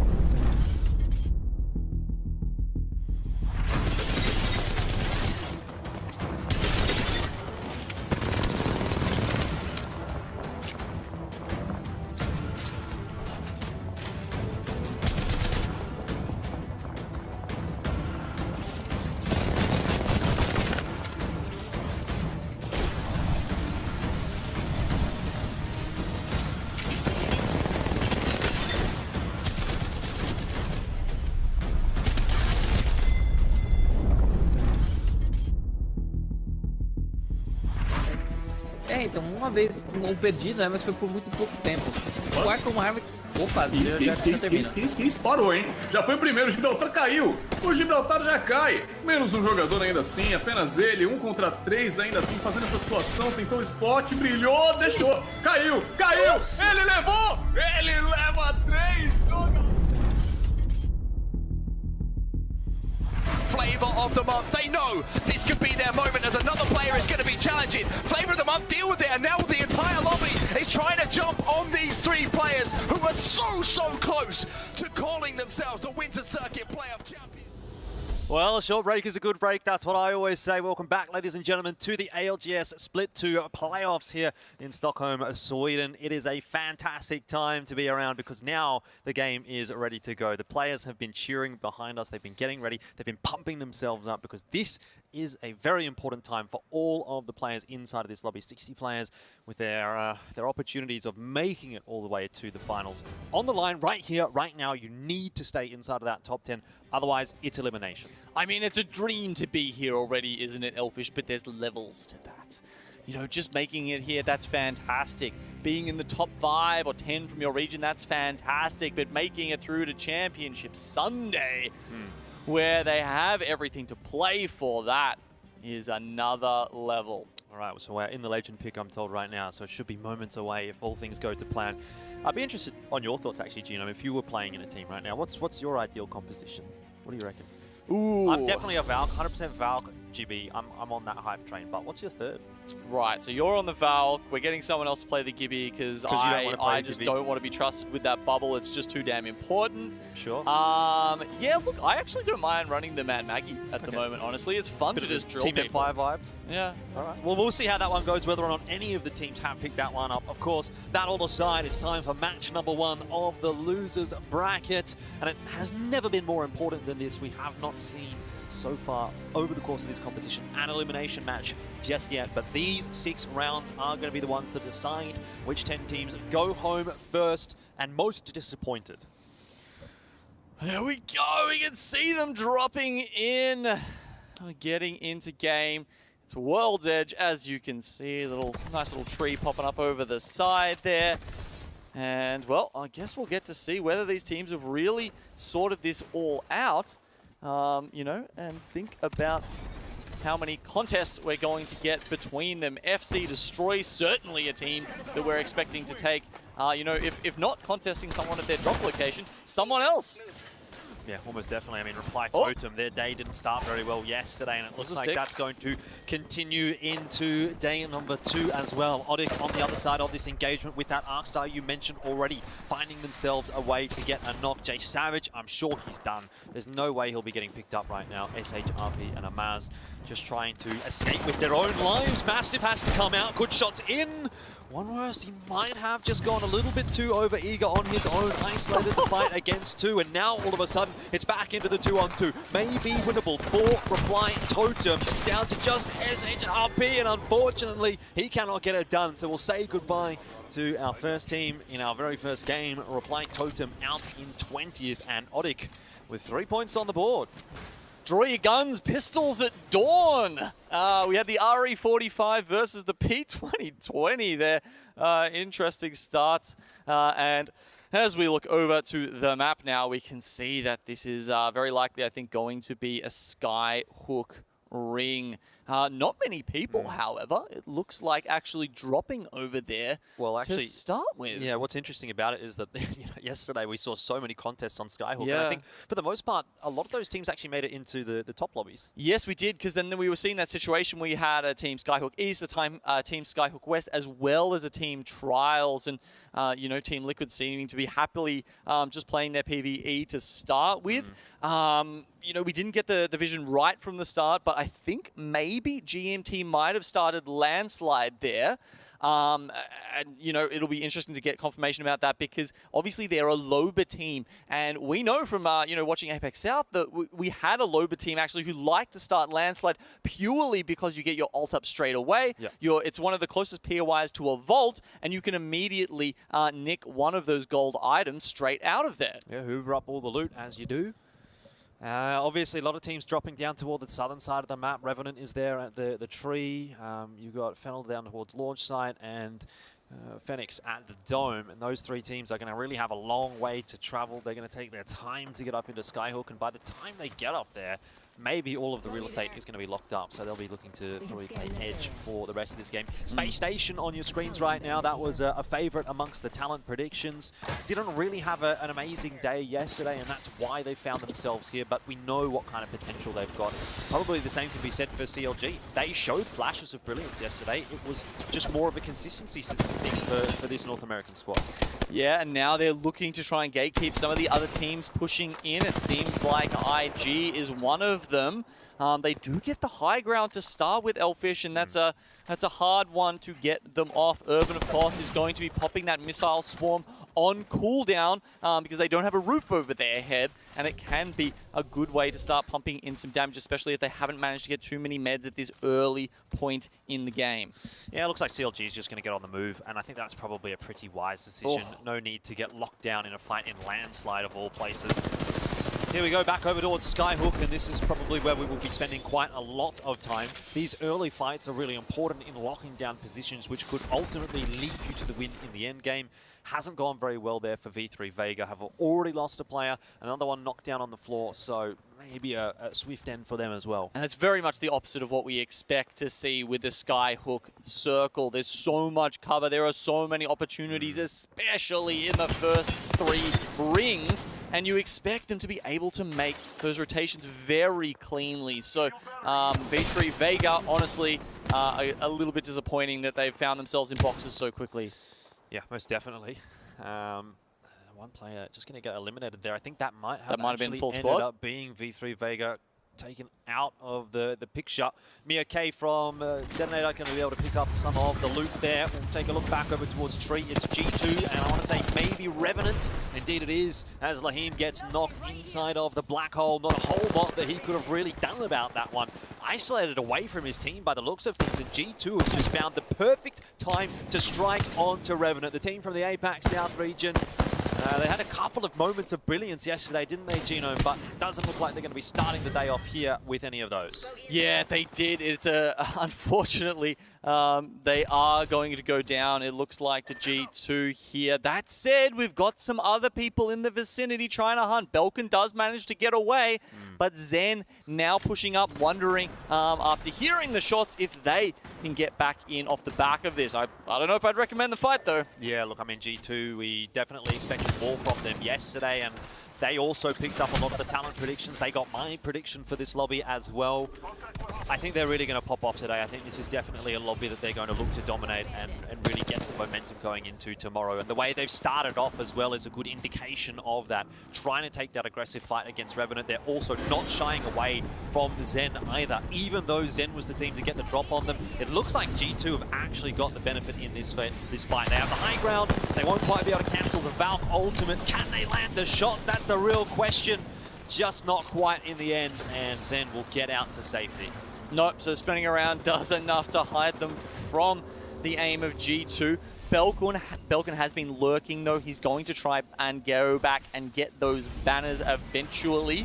You know, one of the interesting things about Revenant in this entire competition, Elfish, is that you look at the drop spots that they played during their splits in their respective regions. I think that Revenant were the only uncontested team. They were the only team out of all 40 that actually played Tree on World's Edge. So they're one of the only teams that has that comfort pick in their back pocket to know how to play that POI.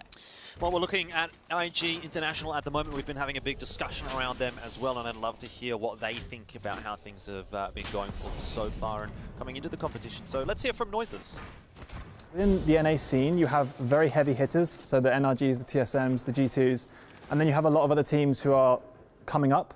And basically what that means is that you tend to have these very intense fights where the good teams sort of get momentum. In Apex, once you get momentum, you just keep gaining momentum. And so the NA teams tend to be very, very aggressive. They tend to take everything from you and give nothing back. And in EU, it's very different because the skill gap in EU is quite small. And basically what that means is that nobody really gives anybody that much aggression because everyone has a lot of respect for each other. And basically it means that within EU, everyone is kind of playing a lot safer, with playing a lot more strategic. Well, look, he's not wrong about the respect. I mean, we saw that in the interview with Dupe earlier, right? The NA teams are definitely at loggerheads compared perhaps to some of these EU teams. And, well, IG just going to be sitting there all the way in the zone. But then if we go very much out of it, we have seen Revenant get back into this. They've managed to get the revives there. Belkun has managed to respawn the teammates. With that said, you still have G2 and Fennel kind of hanging around inside of the zone. We can see actually on our screen right here, G2 up by the tree still, and Fennel obviously toward Lava Siphon a little bit more so. It's G2 doing a bit of crafting on the replicator. I mean, fair enough, but this is starting to get pretty extreme, right? They're quite far out in the zone now. Yeah, they are, but it's still only zone 2, Elfish. So you're taking, I think it's maybe 2 or 3 damage at that point, right?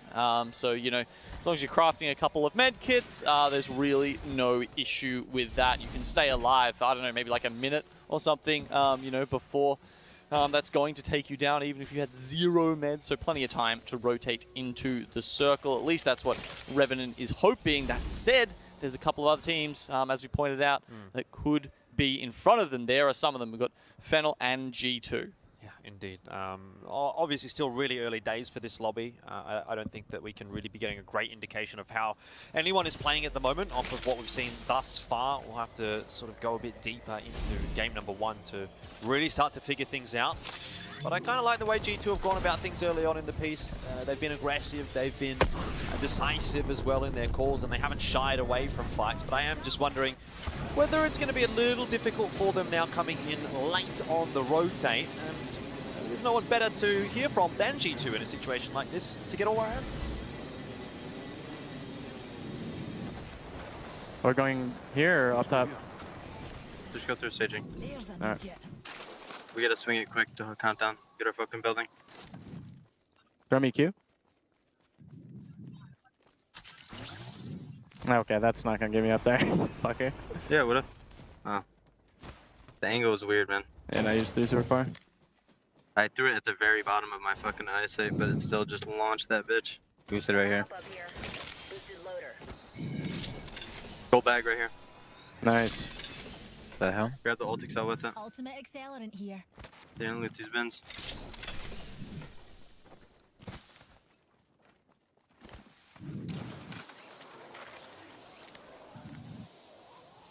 Do we know where that team's gonna come in at? They're gonna come in like right here.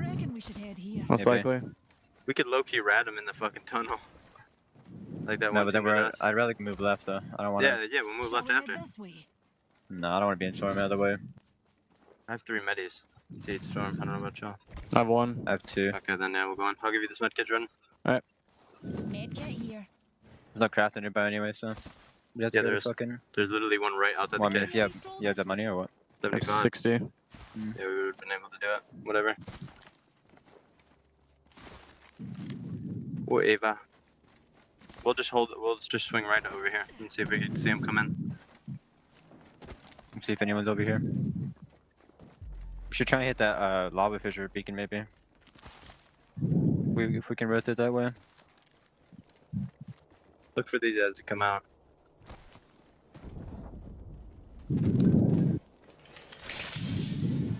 I'm not playing weird anymore. Like, we're just fucking kids up. We see them come in, we're fucking them. These people are here, I think. Hear shots. Yeah, They're they're up over here. These kids of Solo will come in. Or is that the same team? I don't know. This is the team that flew away. Same skins. Same GB Caustic skin. I'm looking for the team in Storm. Maybe they went the way we went. Oh, they're crafting. They're crafting. I just saw them. They're crafting out there. You see that? Crypto down around Crypto too. down. Well, it was an interesting prediction for the zone there from G2, thinking maybe they needed to take up space in Countdown. Now that they get there, they'll probably see it's a little bit empty and maybe change their forecast. You know what I love about all that is they literally come in so late into staging and find a gold pack somehow. Oh. Where's my loot like that? You know, I walk into staging and all the bins are looted. Nothing there, maybe a syringe or two. Besides the point, though, we move over to GMT Esports, who they've definitely had their moments. They've had some fun over the course of day one, but the fun has to come to an end now. It's serious business time. Yeah, it's the very opposite, you know, those early rotators. And as we can see in that mini-map up there in your top left of your screen, these guys, Crazy Raccoon, they're right in the thick of it, Elfish. It's going to be a good old-fashioned skyhook finish, isn't it? Yeah, as we said, definitely going up past that mountain, and G2 definitely have a little bit more legwork to do to make their way into it. There's a lot of buildings still inside of the second next zone. So we're kind of at a point now where I think we're going to have a lot of downtime, in a sense. You know, there might be some poking here and there. There might be some contests for floors or levels of the buildings. Maybe someone's going to try and come in onto one of the roofs, something like that. One of the teams rotating late. But for the most part, everyone's kind of already rotated their way in. They're already set up inside of the building. They're going to be very difficult to breach into. And you know, we kind of just have to wait for that zone to start to push in to really force teams to actually do anything. Yeah, there are a couple more. I mean, you know, Crazy Raccoon, they've obviously already got this information, but they do have the drone to keep pinging that Skyhook beacon every time they need it. I mean, you said, like, it's not quite all the teams who've made their way in, right? There are still some outside, and you heard, actually, G2, they recognized that, you know, the team they'd fought earlier, Revenant, had come in. They noticed the same skin and made that call, made that correct identification that Revenant is back on the map. Take a look here at Kick, who are down to just the two. Yuxuko having been finished off and eliminated, not Resible, of course.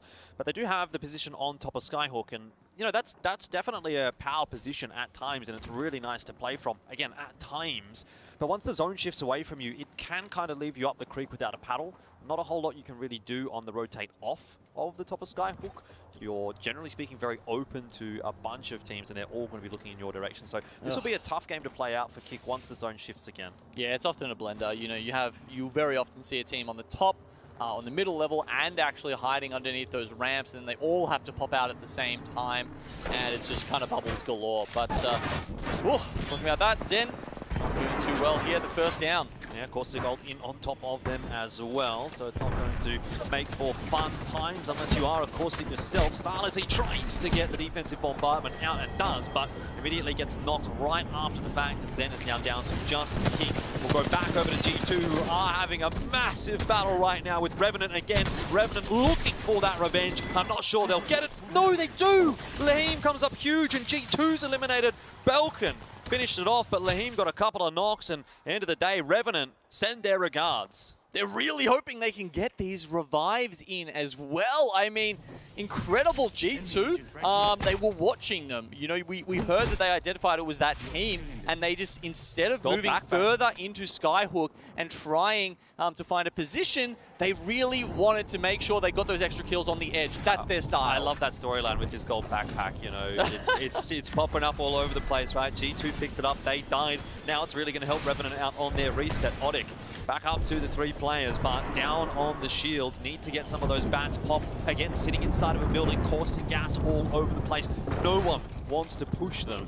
But there are a lot of exchanges happening all over the map right now, isn't there? It's a bit of a poke battle right now. Who can bleed out the resources? And this might ultimately end up being more of a war of attrition than anything else. If it's a war of attrition, then GMT are perfectly placed to win it. They are within the next circle. They have read this well, and not only that, you know, the super early rotating team, they're very strict about when they leave their POIs. They've got timings that they try to adhere to make sure they get the spots that they they want to get. Not only do they do that, but they get there with the Loba Black market, which means they never have to leave again.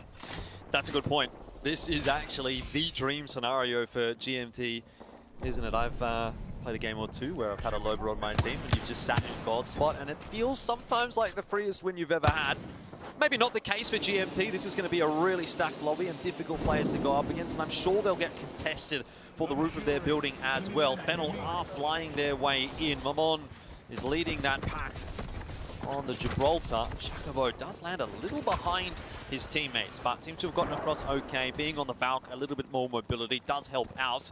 And they're going to kind of have to take the scraps in a sense. They'll set themselves up outside of the compounds just next to that wall. It's a bit of cover, but it definitely doesn't provide as much as the buildings.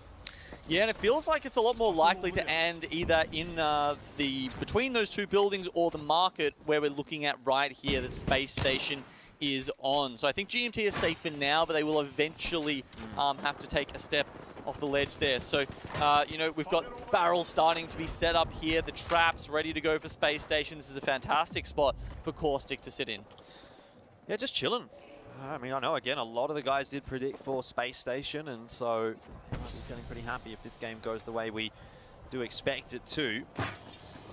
The zone shifting obviously a little further toward the north means that the vast majority of teams who have now set themselves up around in the buildings on Skyhawk will actually have to move their way into where GMT and Crazy Raccoon are sitting.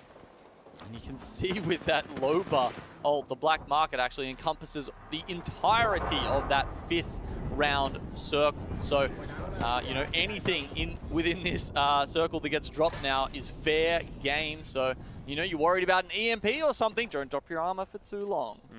Indeed. Well, Someone Said He Wins the Race seems to be the name of the game right now for Space Station.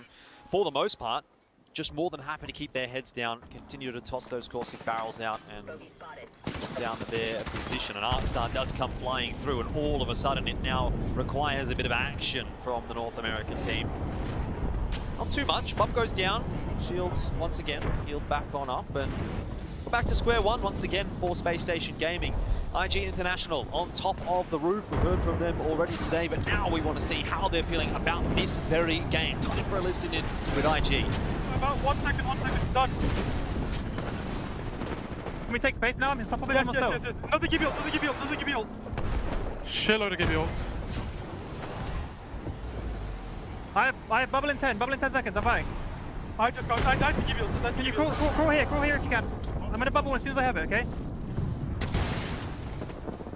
I'm bubbling now, bubble res. We got Octa bubble. Coming across, I think. Purple armor here on the floor. Pushing us. Like shit too. Oh. IG International, as they do get eliminated in the end there. I think Odik had a hand in that. They've also done a number onto Detonator, and they'll be taken down as well. The action does not stop, of course, because Fennel now joins the party, and in fact, it's probably more than just Fennel. FC Destroy out in the kill feed, you can see there as well. We're looking for some armor swaps, and those are going to be so important in a cross like this. Teams getting pushed out of their buildings, and it starts the chaos. The market is now more populated than ever. We've got the Watsons as well as the Caustics in there trying to set their traps up and just wait for people to walk into them. You can see the GMT Sir Del there. I'm wondering whether the entire squad survived that fracas, because there was so many teams just piling in there and laying ults, EMPs, defensive bombardments, bubbles, everything on the roof of that building. All 3 of them alive. That's an incredible finish by GMT. Yeah, it certainly is, and I think the zone's going to shift in their direction, but now it's time to hear from CLG. What have they got to say? GMT, we'll hear what they have to say. Here it goes.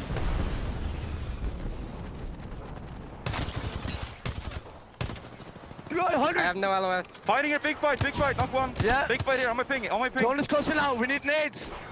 Literally two free kills walking in here. Coming. Get the kills here. They're walking in now. Close the gear behind the pillar. I'm gonna arc him, he has to move. Caustic has to move. I'm nading two. He's moving. 50 on him. Cracked that. Nice, good job, boys. Keep it up now. We're gonna play here soon, okay? Nades, Team market fighting. Only nades. Low ball. Big fight market. Big fight. Nades, low ball. Made it right now. Yeah, I'm taking this. Keep it out, we should be good. Crackwood, do so much damage to the arc. Don't. In this bubble. Use ultic cells. Do you need more nades? I killed one. Hit the first, knock one inside market. Get the third if you can. Right here, that's kills. It's kills though. I'm not ultic cells. So many kills market. So many kills market. Get the. Right underneath. Peek. Looking. What is P? Got him. Nice. Can we play second floor balcony or no? I'm staying top. I bubbled. Oh, we should have saved it. Yeah, you're right. My bad. It's all good. I have golden helmet. Market free kill. Still see market. Resting inside? Team third, careful. We're gonna nade sack that later. No, resting market. They res market. We're gonna nade sack in here, okay? Get ready. Yeah. Track market. Knock one market. Nice, good shit. My nades. Last guy, I'm marking that. I'm hiding him. I'm holding the door. Fanning. Good. He's fanning. I'm holding the door. Underneath us. I'm still holding the door. Nading underneath. They got EMP'd. I'm fighting. Might give you all this well. I'm flying. I'm flying down. Give me crack. Crack one. Lay machine if you can. All you, boy. Let's go. I'm dropping. Let's go, dude. Oh my god. GMT, and what a clutch armor swap as well. Right at the end there for Nasky, he goes off of the purple or the red or whatever he had onto white armor genome and pulls off the clutch in the one-on-one in the end. That is a big one to big up for GMT, and fantastic that we get to hear their comms. They are pumped after that. 50's enough to make it through. Nasky, more of a grenadier than, picking out the armaments there. You hear him just shouting again. Grenades. They wanted to put so much damage down on those guys and also just force them out into their gunfire, into the open where the circle was going to pull anyway.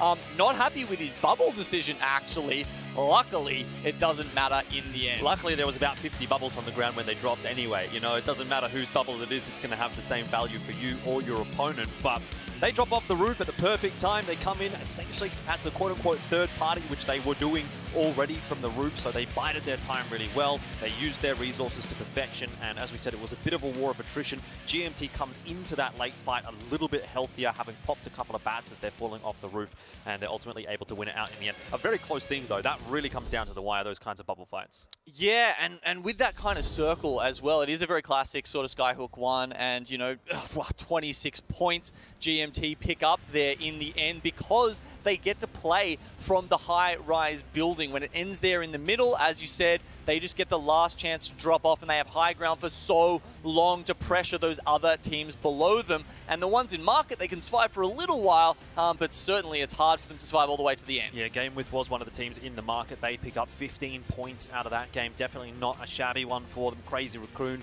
same discussion around those lads, but have a look at the teams on this side of the scoreboard. Those are the ones that are going to be a little bit worried with how things have played out. 2 points, 1 point.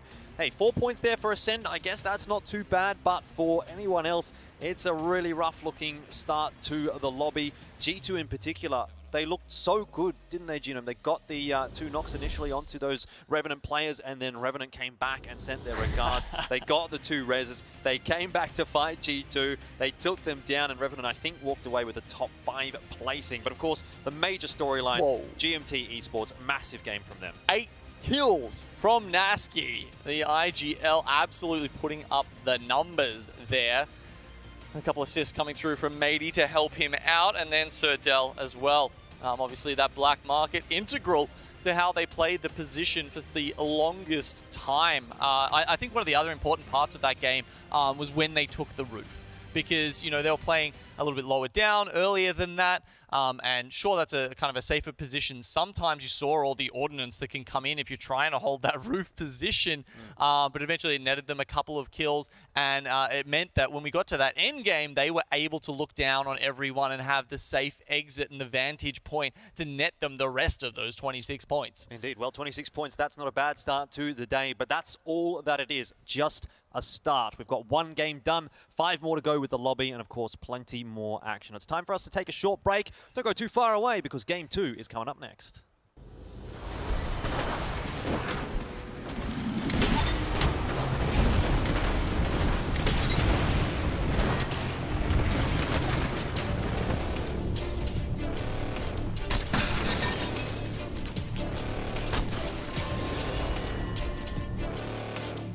Herman Miller, the official chair partner of the Apex Legends Global Series.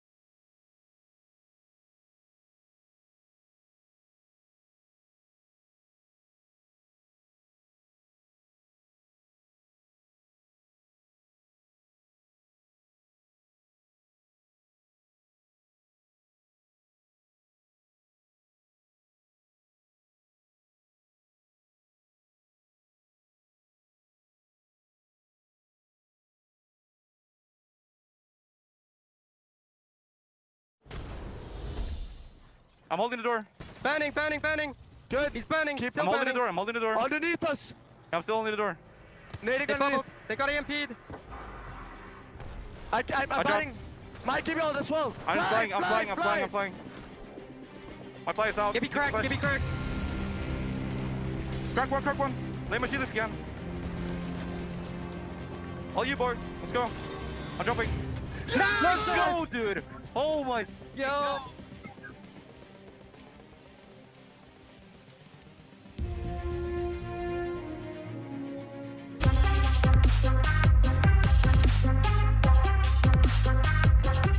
Well, lots to celebrate about there for GMT as they pick up the first game of this lobby. But Genome, as I said before we went into the break, it is just a start. One game does not a winner make, and it certainly does not make them the top of this lobby. It might go a long way in getting them into the top 10, though, which is, of course, what you need to be doing. That said, we've still got 5 games to go, so you can't be resting on your laurels right here, and you definitely have to be looking towards these next couple of games on World's Edge to continue the good form that GMT have started off with.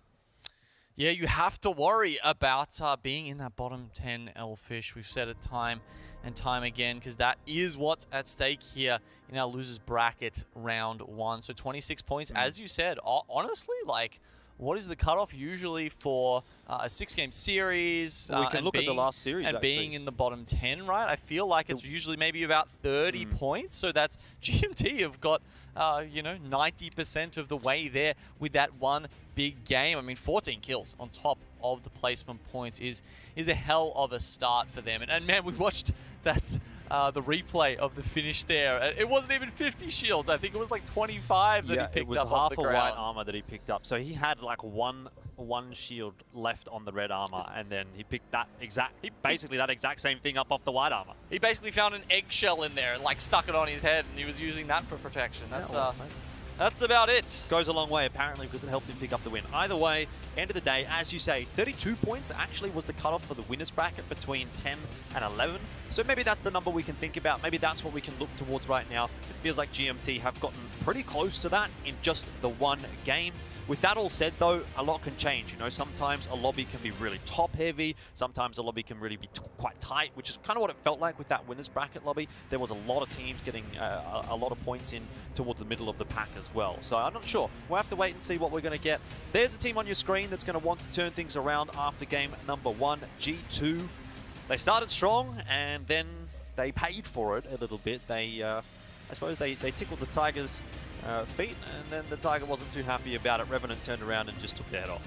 Yeah, I'm doing my best to, kind of like psychoanalyze their faces there as we get the vision of them on the screen. And, you're wondering if that doubt is starting to creep into their minds. I mean, some people had them, maybe not as a favorite to win, but certainly a favorite to do quite well in this tournament. And now all of a sudden they go out in the first game with 2 points. I mean, as we said, maybe you only need 30 points to get through into that top 10 and make it into the next round, but certainly G2 want to be doing better than that, and maybe they're going to have to pick their fights a little more carefully, because we talked about it earlier. You're going up against an APAC South team, it doesn't matter who they are cracked. They are cracked, all players are cracked, that's what APAC does stand for.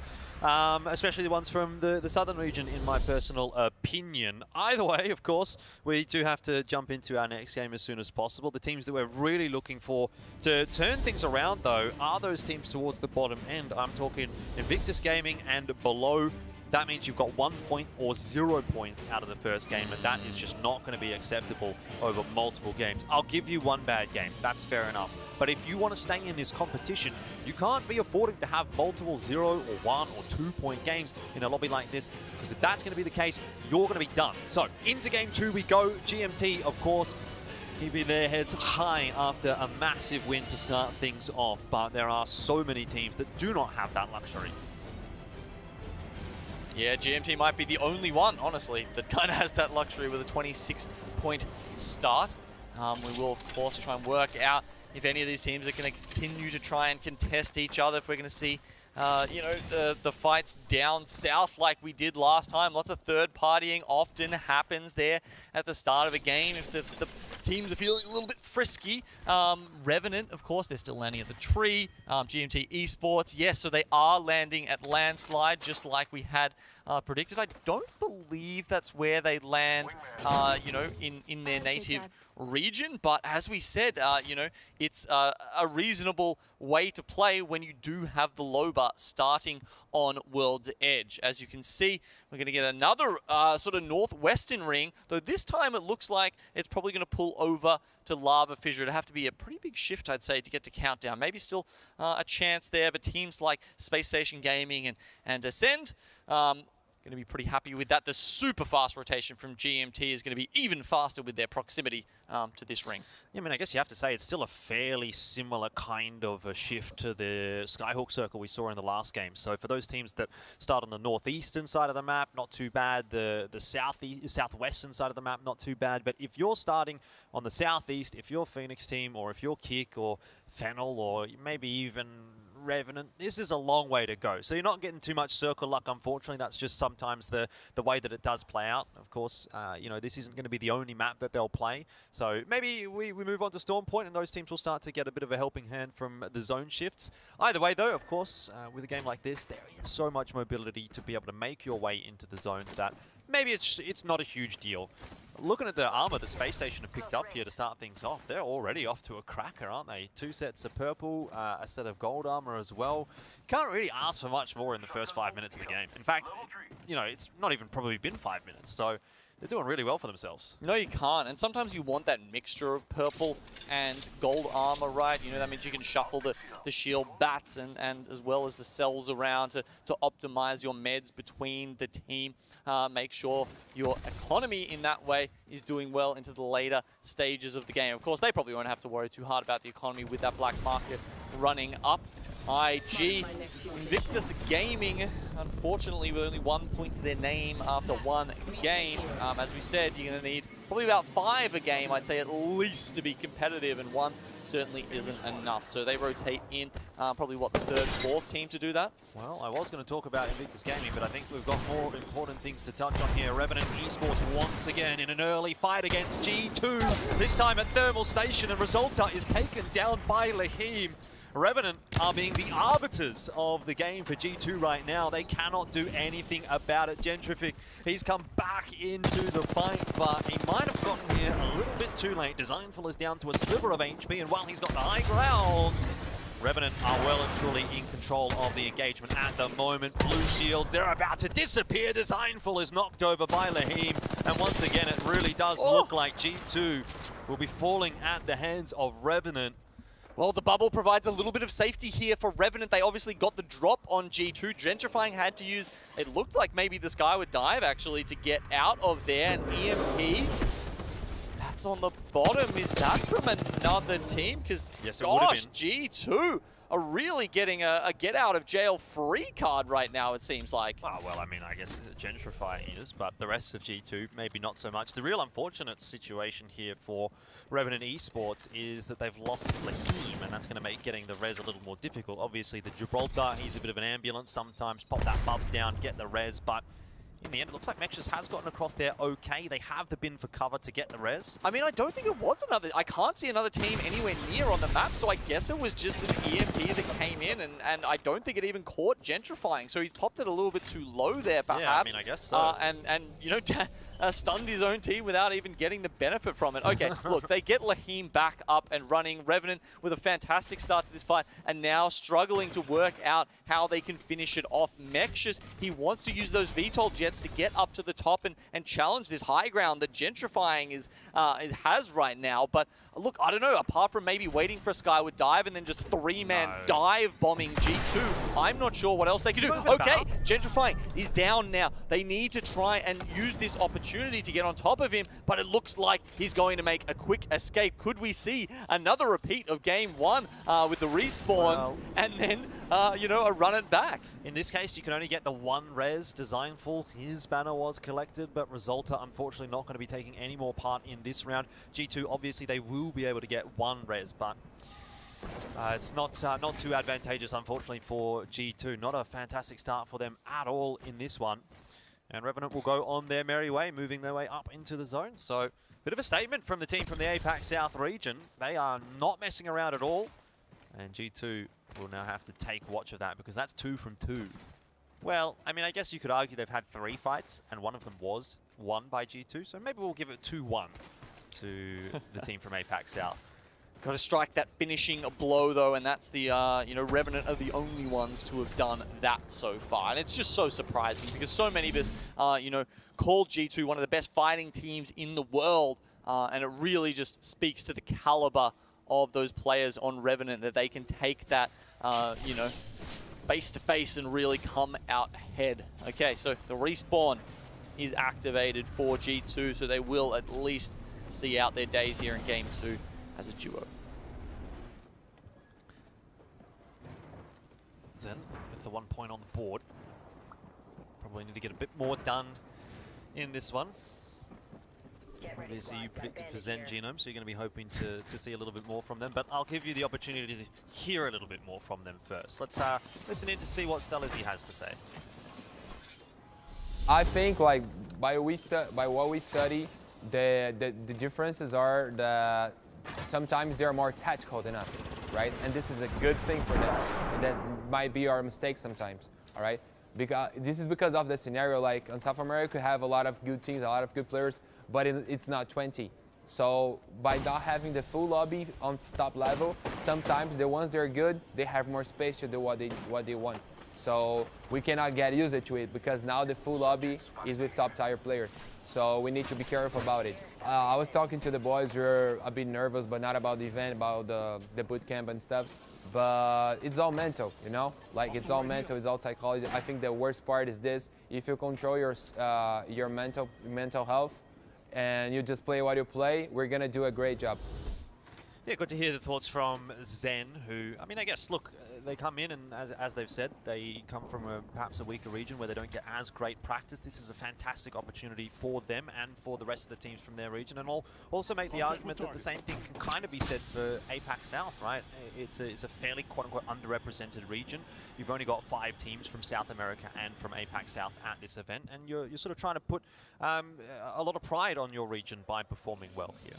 Oh, I was about to take umbrage and thought you were saying that APAC South was a weaker region, but I know you're on our side, Elkosh. I know you wouldn't do that, of APAC course. South is the best region, clearly. Yeah, the best. And yeah, we're going to get some answers to those questions, I think, at the end of our losers bracket round 1 here when we start to see the teams exit the competition.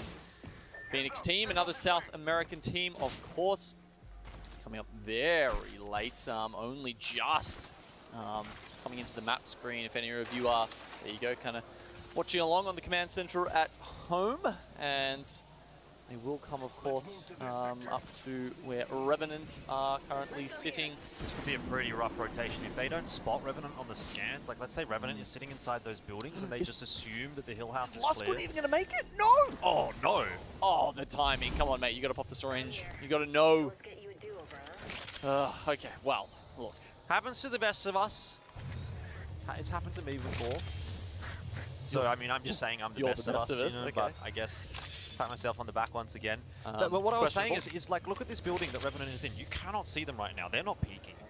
Phoenix team does not know that they are there, and Revenant probably had the audio cue. They're probably within range to hear that Valk landing. Probably. It feels like they're playing a zone position right now, but they obviously know they're well outside it. But as you say, it's probably for the express purpose of trying to catch Phoenix off guard as they rotate past. They've spotted them. No, maybe a door was opened. You can see they're sussing out something. Well, I was going to say, Revenant might actually have a crypto flying around in the air as well. A drone, I should say, flying down in the air. But it sort of felt like maybe they didn't have the info there where Phoenix team was, because they've taken that peak and they've gotten absolutely hooked. The missile swarm does come back on through, but doesn't really connect onto any of the Phoenix players. So We can cruise over here. it hasn't really worked out perfectly for either of these teams, I'd say. No, look, Frogs has got the Skyward Dive ready though, so they don't necessarily have to take this fight if they don't want. 20 seconds till the next round closes. I imagine they can probably just Valk up somewhere towards staging and get closer into Lava Fissure or Lower Fissure, where Crazy Raccoons are currently sitting. Yeah, setting themselves up in a nice circle position. They know where that next zone is going to shift as well. I'd say largely perhaps due to the drone being able to scan those beacons a little bit easier. They are contested by a team on the outside. Arcstar going to go through, won't get a stick, and probably as a result, not too much damage either. But just still maintaining a bit of pressure. Good stuff from Crazy Raccoon. Crazy Raccoon, unfortunately, have been the lower performing of the Raccoon APAC North teams so far. There was a lot of expectations, I think, riding on Raz's shoulders, but to avoid going out first in the tournament, they're going to need a big performance here across the next 5 games. They've done reasonably so far. You can see 13 points, sitting in 3rd place in this lobby currently. And there we go. The rotations did happen. Phoenix team do eventually get up past staging, so that came to pass. But game with APAC North team are on the other side of them. Once again, another crypto team. I sort of feel like we're seeing a lot more crypto the deeper we go into the tournament. A few teams seem to be picking him up after seeing him on the first day. And Ascend for Kashera. It's the vouch from Waltzy, clearly. Yeah, maybe. So, we've heard from Ascend a couple of times over the course of this weekend, but I think we should hear from Kashera as well and see what he's been thinking coming in. About being a global event, the first one after many years, I would say that, yeah, I'm pretty excited to see how Apex is going to be, because Apex is different, like, depending on the teams that you're playing against. Like, even inside of a region, if you have different, and we see this in the Pro League, like, if we have different groups, the game is completely different. So, putting together so many different playstyles and so many type of ways to approach the game is definitely going to be exciting to see, and hopefully we can adapt fast enough. Well, really interesting to hear from Kashera. Definitely one of those players that you're quite excited to see at this competition, because he played at both X Games and preseason invitational as well. So 3 from 3 as far as the big Apex lands are concerned for both himself and for post-kill here in the Ascend roster. It's crazy to think that some of these teams have been playing together for that long. Yeah, it's been a while. Ooh, okay, Detonation. Detonator versus Odic over here at the north side of Lava Fissure. Take coming out. This Valve just trying to fly away. Actually does find a spot to sit on for a little while, but is it going to be safe from the Arcstars? I don't know if it's going to be safe from the Arcstars, but it's definitely playable terrain. That Arcstar, though, is going to eliminate Yudu. Unfortunately, could not keep his head down enough, and in the end, Odic will grab themselves some KP off of that. They got a bit of a ways to go, though. Hard up to the northern side of the zone, and they're going to have to come in over Lava Fissure, where a bunch of teams have already set up. You can see Fascination Colors destroy over to the east side, still in Landslide. They're going for those crafting rotations, trying to sniff out some other teams on the outskirts of the ring. Might run into a Gentrifying, might run into maybe Phoenix. I think that's even Taishin from Scars down the bottom there as well. So depending on where this circle pulls, if it pulls into Lower Fissure or stays within Lava Fissure itself, we are going to potentially see some of those APAC North teams in Godspot down the bottom on the right of your screen here, as well as Kick occupying the other building. Yeah, this is always a really difficult zone to play, isn't it? Because if you're inside earlier and you're in the buildings, you're probably okay. But if you're coming in late, teams on either sides of the valley essentially are going to be shooting at one another, and of course taking shots from the teams inside of the buildings in the middle of the ring. So a difficult one to play out here, and you're going to have to be on point once again in the kill feed. We see Revenant and G2 finding one another again, and it's continuing to go the way of Revenant. We're taking a look at Taishin here from Scars, trying to survive for his team. Hope to rat out some points, but with 17 squads still alive, I think that's perhaps ambitious at this point. Fennel with a Volt for Shakabo. Putting down some pretty serious damage at range. Not really enough to put a huge amount of pressure on, but definitely keeping themselves interested in that engagement. Volt helps a little bit with that, not necessarily the long-range weapon you want. It does come equipped with the digital threat scope as you grab it out of the care package. You do often see, teams will swap that over for the 2X sometimes, depending on their loadout. So if you've got the shotgun with that, you can start to bring it into the mid-range. For the longer range, of course, charge rifle. Yeah, this looks like pretty fun. I mean, Fennel right up on the high ground. You've got a charge rifle with a 3X on it, and you are going to be farming some damage. There's players running all over the place at the moment. Take a bit more of a look back towards the bottom side of the countdown, which is where this engagement is happening. Game With, who I sort of think flew under the radar a little bit in Game 1, seemed to be putting together a pretty solid Game 2 here once again. But eventually you're going to have to move out of that command center, essentially, and then that's going to make life a bit more difficult. Level 2. Arc start here. So with the north shift of the circle there, unfortunately, yeah, we said, you know, maybe Kick, maybe Crazy Raccoon, they've got it right, but unfortunately the opposite is true. It's going to be the teams up towards Lava Fissure like GMT, Otic, maybe even Space Station Gaming, and actually Ascend that we heard from earlier that have the more playable spots, the building and the cover. Nice rotate in the end, actually, from Phoenix team. Themselves some more KP, 3 up on the board for them. You can also see that these teams are really understanding their tournament life is on the line here. 15 squads left alive. Kick on the rotate right now. Let's have a listen and see what they're thinking as they make their way in. Try something, bro. We can stay behind this truck, Okay, go. Go. Stay here, it's fine. I don't know if I'm right. It's so fine, I'm fine. Nice, we're chilling. Left side, free shots. Almost crack one. Keep the vibes up, okay? Chill. Yeah. Bro, I think Left side. Nice. I think bottom is free. It is? I think so, bro. I don't see Go anyone in, there. go the fucking, fuck it. Go in. Nobody. Nice call, baby. Let's go. I'm blocking the door. Block. And put traps in the back. We have so much shield. We can chill here, okay? Yes, we have an armor trap here. Move it back. Put a trap here, please. I will on the window. We'll put on the window. I'm gonna play here, Fiore. Close. I have shotgun. Don't push to this door. Don't get knocked, okay? We win this game, babies. Let's go. If we get in peace, shoot all the fuck.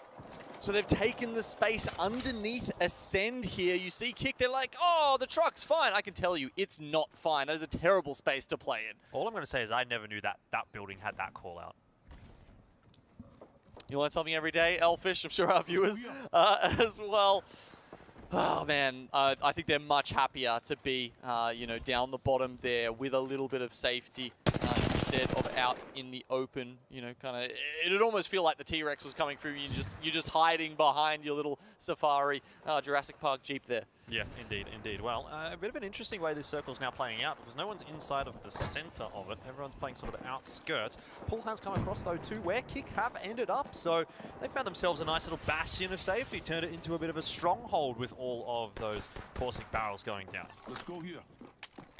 Zen, remember they were here, I think, quite early, and you actually see teams who play from Lava Fissure, especially with the caustic, you know, they like to hide behind these bins. It's a very defensible position. I guess the only problem is, you know, if someone's got grenades to spare, if someone has a gas grenade of their own, it can kind of become your demise. Yeah, I mean, look, they've got a little bit of room to work with. They can go forward, they can go sideways, they can go up the stairs here as well. They're going to put the buff down preemptively as an defensive bombardment lands on their head. Looks like they're going to go for a skyward dive to make this rotation. To be fair, what other options did they have? Yeah, but this is always the problem when you have to expand your dome to make the skyward dive, Elfish. It is indeed. When you land, you're not going to have the dome to work with. Either way, Space Station are in an engagement right now. Defensive bombardment is going to be put down by Dropped to try and provide a little bit of space. Zen is in the mix now, having landed with their skyward dive. Kings is the only one left. He's gone for an armor swap there, and he seems to have gotten it off okay, but I'm not sure, unfortunately, that it is going to be enough in this kind of a scenario. What can you do but hope and pray to maybe get that bat off, which he does. Starless, he will be finished by SSG, and in the end, Zen also ultimately does for SSG, clearing out their side of the map. It's okay, but it's not really okay. Space Station Gaming, the victors there. GMT, again, have just been sitting in the middle of the zone for the longest period of time. Red armors are plenty for them. Could they go back to back? Sure, there's some drones running around, but they're certainly going to do their best to make that happen. With 6 left, it's looking pretty decent here, Elfish. They're already over 30 points. Striker, the only other team that has gone back to back in this competition so far. So if GMT were to do it, they would be joining a pretty illustrious club. That's a nice beam from Nasky onto the player on top of the building. Just to knock him down a peg, put that pressure back on. Once again, this is not going to be an easy one to win for GMT, though. Zone is going to end up moving away from them. It looks like it's going to shrink fairly central based on what we can see there from the minimap. So it doesn't really feel as though it's going to necessarily benefit any team more than another. Well, what this means is it's going to shrink towards the center, of course, or close to that. So GMT is going to have to make their way across because the center is roughly in the lava, Elfish. Yeah. So the teams like SSG probably going to have a little more time to play with. GMT, they actually go down the bottom. I don't know about this. It looks like an EMP has just deleted their bubble. They're trying to hide underneath the bridge here, but I don't know if they can survive for very long at all. Well, no back-to-back for GMT. V3 Vega are down on the bottom as well, inside of that lava. Defensive bombardments are getting tossed all over the place. Bubbles everywhere as well. Dome shields all over the place. It's Kick that gets eliminated pretty quickly. Now onto V3 Vega, who seem to be the major benefactors of a lot of the engagements that have been happening, but maybe they've bitten off a little more than they can chew. Space Station arrive on top of the cliffs, and now they look like the kings on the castle. Oh, they've got the high ground. This is fantastic. Tappy's just going up. The Valk might be able to dance around for a little while and get some placement points, but Otic are the ones they have to beat. Yeah, there was 3 teams. They had to find that one rat, which was one Tappy from V3 Vega. Now they can turn their attention in onto the 3-on-3, and quite frankly, this one should very much go the way of SSG. Zone is going to shrink favorably for them. They can choose when the engagements happen. Bubble invested. They've got the Skyward Dive. It might be an option for them to come or go all the way up into the sky and then come down again. Because otherwise, what are you going to do? Die to the zone? I mean, Otic, what is your option right now? They're waiting for the other team to look down at them, and I guess that's a win by default for Well, Space it is. Station Gaming. Look, I got to say for Otic, I mean, they really ran out of options, didn't they? What could you realistically do there? They could have Valkol. The Valkol, yeah, but I mean, let's be real. It's a low percentage play. I understand. But you know what's a 0% play? Sitting in zone. Sure. Of course, they want to deny the kill points as well, Gino. There is that factor. You know, the fact that SSG and Otic are probably vying for a much similar position toward the top end of the standings at the moment is something you have to take into account. But end of the day, you know, I guess they just felt like their options were quite limited. That was the best one they could take. It was out of the frying pan into the fire either way, not for us to judge. It is Space Station Gaming that walk away with the victory, as was very much expected. They had that high ground, they had that power position, and they'll be happy to pick up the win. Although maybe a bit perturbed that they do miss out on 3 KP. They would have liked those extra points, but maybe it's not going to matter too much, right? You got 6 games to play here. If you win one of them, you're probably booking your ticket in the top 10 at the very least. And I'd say a solid performance in the end there from Space Station with 12 kills anyway, netting 24 points. You can't be complaining. It was very good for them. They came from the west side on that cliff, and you saw that the fight they had to take with Zen, I think it was, around the building pipe worked out well for them. GMT Esports, we were wondering if they could go back-to-back. Only 5 points, actually, in the end that they're going to pick up. IG a little bit better than the first game, but, you know, is that enough to push them forward? Otic with 17 and V3 Vega with 12. They're definitely well on their way. Yeah, most definitely. A good solid performance in the end there from GMT as well, as they get those 5 points to put on top of the big win that they got to start this lobby off. They're keeping that scoreboard ticking over. Good to see. CLG, an interesting prospect because we've seen that they can pop off, but we haven't gotten that so far in this lobby today. Again, for Reply Totem, Singularity, they're toward the bottom of the table, so time really is running out for those two. I'd say game 3, they're going to have to get it done. They basically haven't gotten any points so far in this lobby at all, either of those two teams. And if they don't get it here at the halfway point, maybe they're not going to leave themselves enough space to work with going into Storm Point. And obviously, at that point, they're facing elimination. Well, G2 are really struggling in the ongoing battle with Revenant Esports, the battle for the South. And you know, Revenant Esports looks like they're trying to get it done basically purely with kill points. Well, the weird thing is, like, it's not even a hot drop, and we'll talk about that in just a second, because first we should touch on Space Station. This is, of course, their moment, having picked up the victory. Loba team coming through. You know, it's not every day that we get to see the Loba coming into the mix, but it worked out perfectly for Space Station. Circle shrinks on them, and they are very happy to reap the benefits. I mean, you say that, it's 2 in a row now That's from true. Loba, right? That's GMT were running that as well. And yeah, look, you know, going back to that, you're right. You know, it's not a hot drop, but it is very spicy down there on the south side. Yeah, exactly. exactly. I thought it was interesting the way that fight continued to happen. You know, normally you're going to get that if there's going to be teams both dropping in the same location, but one's at Tree, one's at Thermal Station. Obviously, points of interest that are right next to one another, but you don't typically see that many engagements between teams dropping in those two locations. No, because they weren't even like Revenant weren't even trying to play edge there. Okay, they weren't going into the circle and then trying to prowl that. They went just directly at G2. Yeah,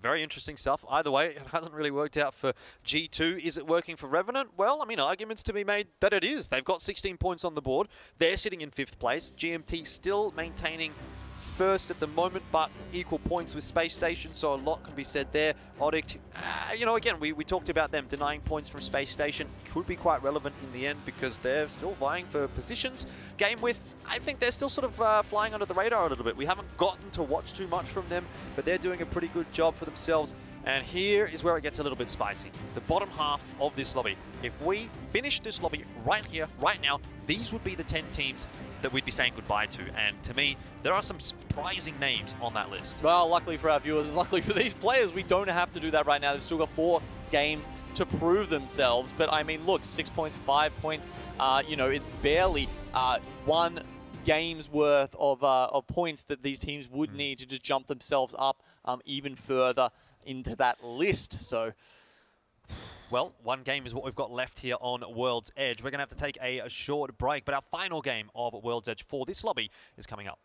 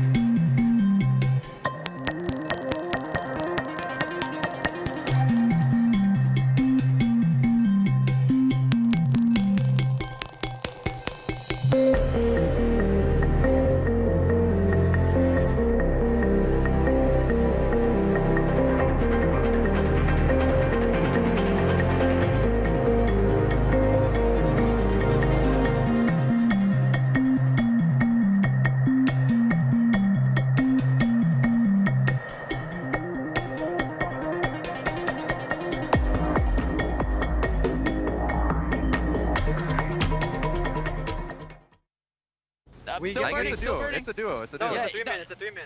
Yeah, it is a 3-man. It is a 3-man. Just wait for I'm the gonna get the bubble. kills. Yeah, we get the kills. We get the kills. It's fine. Hold on. Yo, hold on. Pop, Wait. grab nades. Dude, they're dead. They're dead. Yeah, I know, but I will grab the loot, bro. I knocked one.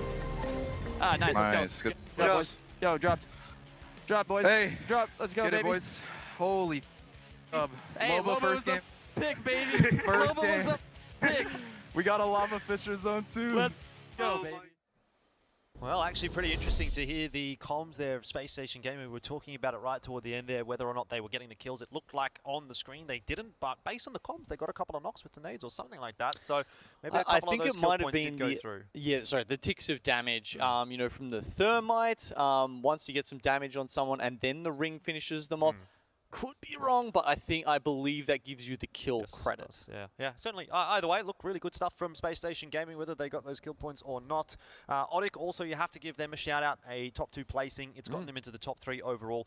They're sitting fairly squarely, quite comfortably inside of the top 10. And, you know, we were having a discussion last lobby, myself and Xenox, about how it mattered whether you placed first or second or third or whatever through that top 10 to get those extra points heading into the finals lobby. Not the case here necessarily. It doesn't, you know, really matter if you walk away with first. It's kind of the same as yesterday. It doesn't matter in this particular lobby how you go, as long as you're in the top 10. Which does open up an interesting discussion, Elfish, because if you are guaranteed to get through, and of course none of the teams are just yet, but at that point, if you feel like, you know, you can't be knocked out of that top 10, it opens up some options. It makes you think, well, I don't know, is there anyone I don't want to see in the next lobby? And the way that Revenant have been playing, pushing G2, almost feels like it's got that sort of flavor to it. I'm just going to say at this point, maybe Revenant does want to see G2 in the next lobby, because that seems like some free points for them right now. The matches have certainly been going their way. You call them G2 free, is that what I'm hearing? Wow. I mean, you said it, not me. That's all I'm gonna add to that discussion.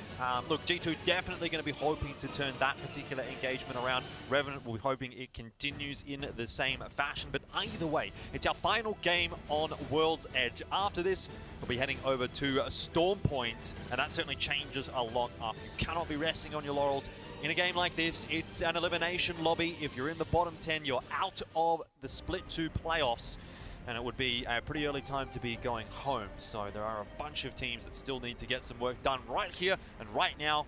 They've got 4 chances left to do it. Here's the last one on World's Edge. You've got a preference for one map or the other, as you say. Now's the time to get going. The Zenile, at least, managed to find a beacon in Lava Fissure straight away. So land immediately on that, you get the information, and then from there you decide whether you are going to rotate quickly or just take your time. Because, you know, look, if it's a, let's say it's a dome circle, right? You're landing in Lava Fissure. It doesn't matter how quickly you Valkyrie in there. You're probably not going to get your preferred spot. So it does make those kind of, shifts those kind of conversations. So now that we're finally getting a circle that'll shift over to the eastern side, someone like Scars, they've got that information as well. As you can see, RPR coming up from Ghost Town and grabbing the beacon down there. Where do you see this one heading? Is it going to go back out again toward the northeast? You're usually pretty good with your circle predictions on the old APAC South broadcast, so I'll let you get the opportunity on the big stage to see if you can get one right. One, I think if you go back through the VODs, you'll see there's probably a couple I've already managed to call, but I don't look, remember them, so it look, must not have for happened. this one, I'm going to say it's not an overlook circle. I think it's cutting off too far through there so far. So I think it probably will end either down in Ghost Town or perhaps on the eastern side of the fragment. I want to talk about this a little bit from Space Station, and I think it's something that has been represented by a bunch of other teams as well. Feels like to me, what we've been seeing here at the Split 2 playoffs has been a bit of a faster rotate style than what we've been getting in the domestic competitions. Teams are often moving off of their point of interest a lot earlier than what we're normally seeing, and trying to get into the center, trying to get some buildings or compounds or whatever a little bit faster to lock themselves down in a relative spot of safety. Yeah, you know, like we talk about the pace of these lobbies, right? And what we mean by that generally, well, at least when we're using that term, is how quickly these teams are getting into fight and how fast we're losing teams throughout the lobby. But in another way, if you looked at it, you know, if you're calling the pace of the lobbies, you know, how fast they actually find those positions in the zone, then yeah, look, maybe you're right, that these ones are in that manner a little bit faster.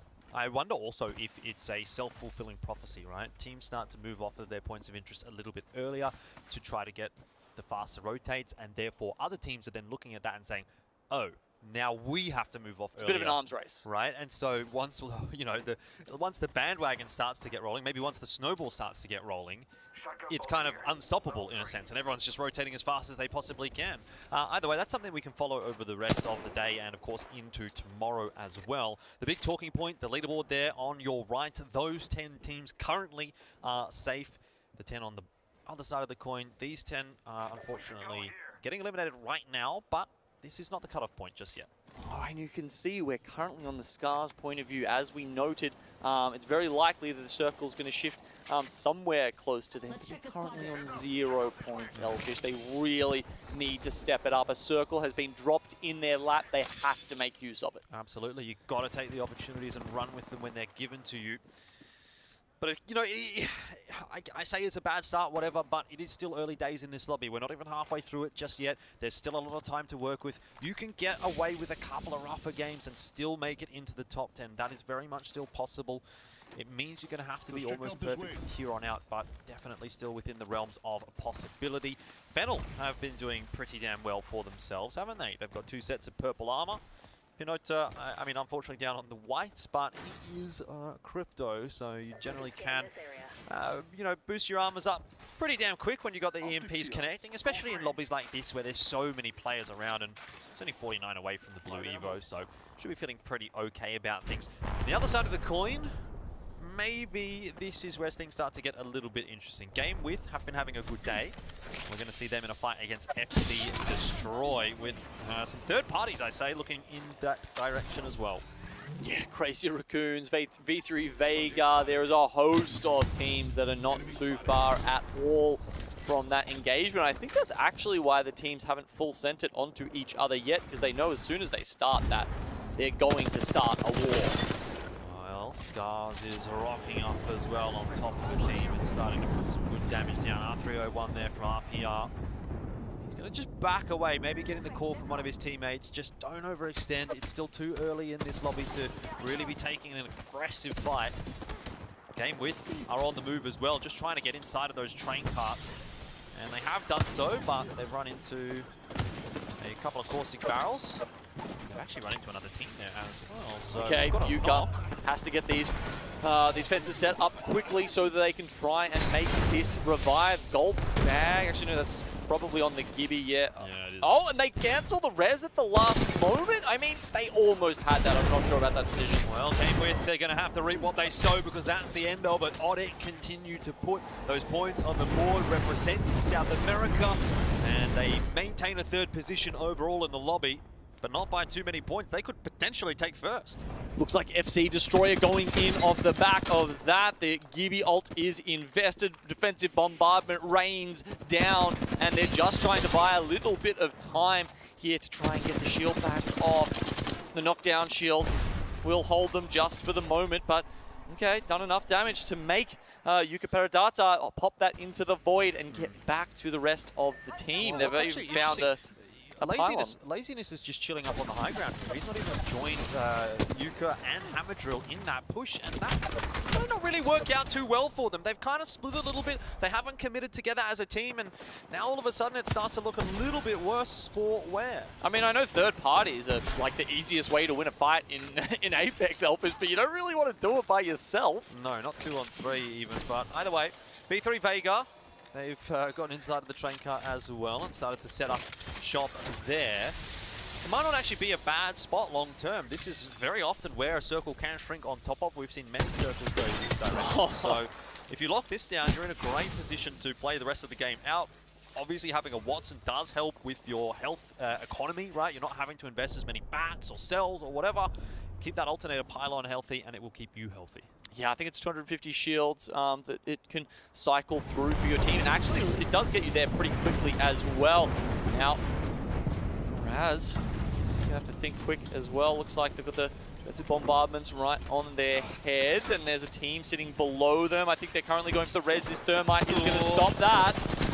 Not a good place to be for Kick, unfortunately, and they were one of the teams that we said needed to step up here. They haven't done so. That's 3 games in a row now where they really haven't gotten a whole lot of points on the board, and it's going to make their Storm Point task even more difficult. Raccoon sitting in number 7 in this 3rd game, the final game of World's Edge.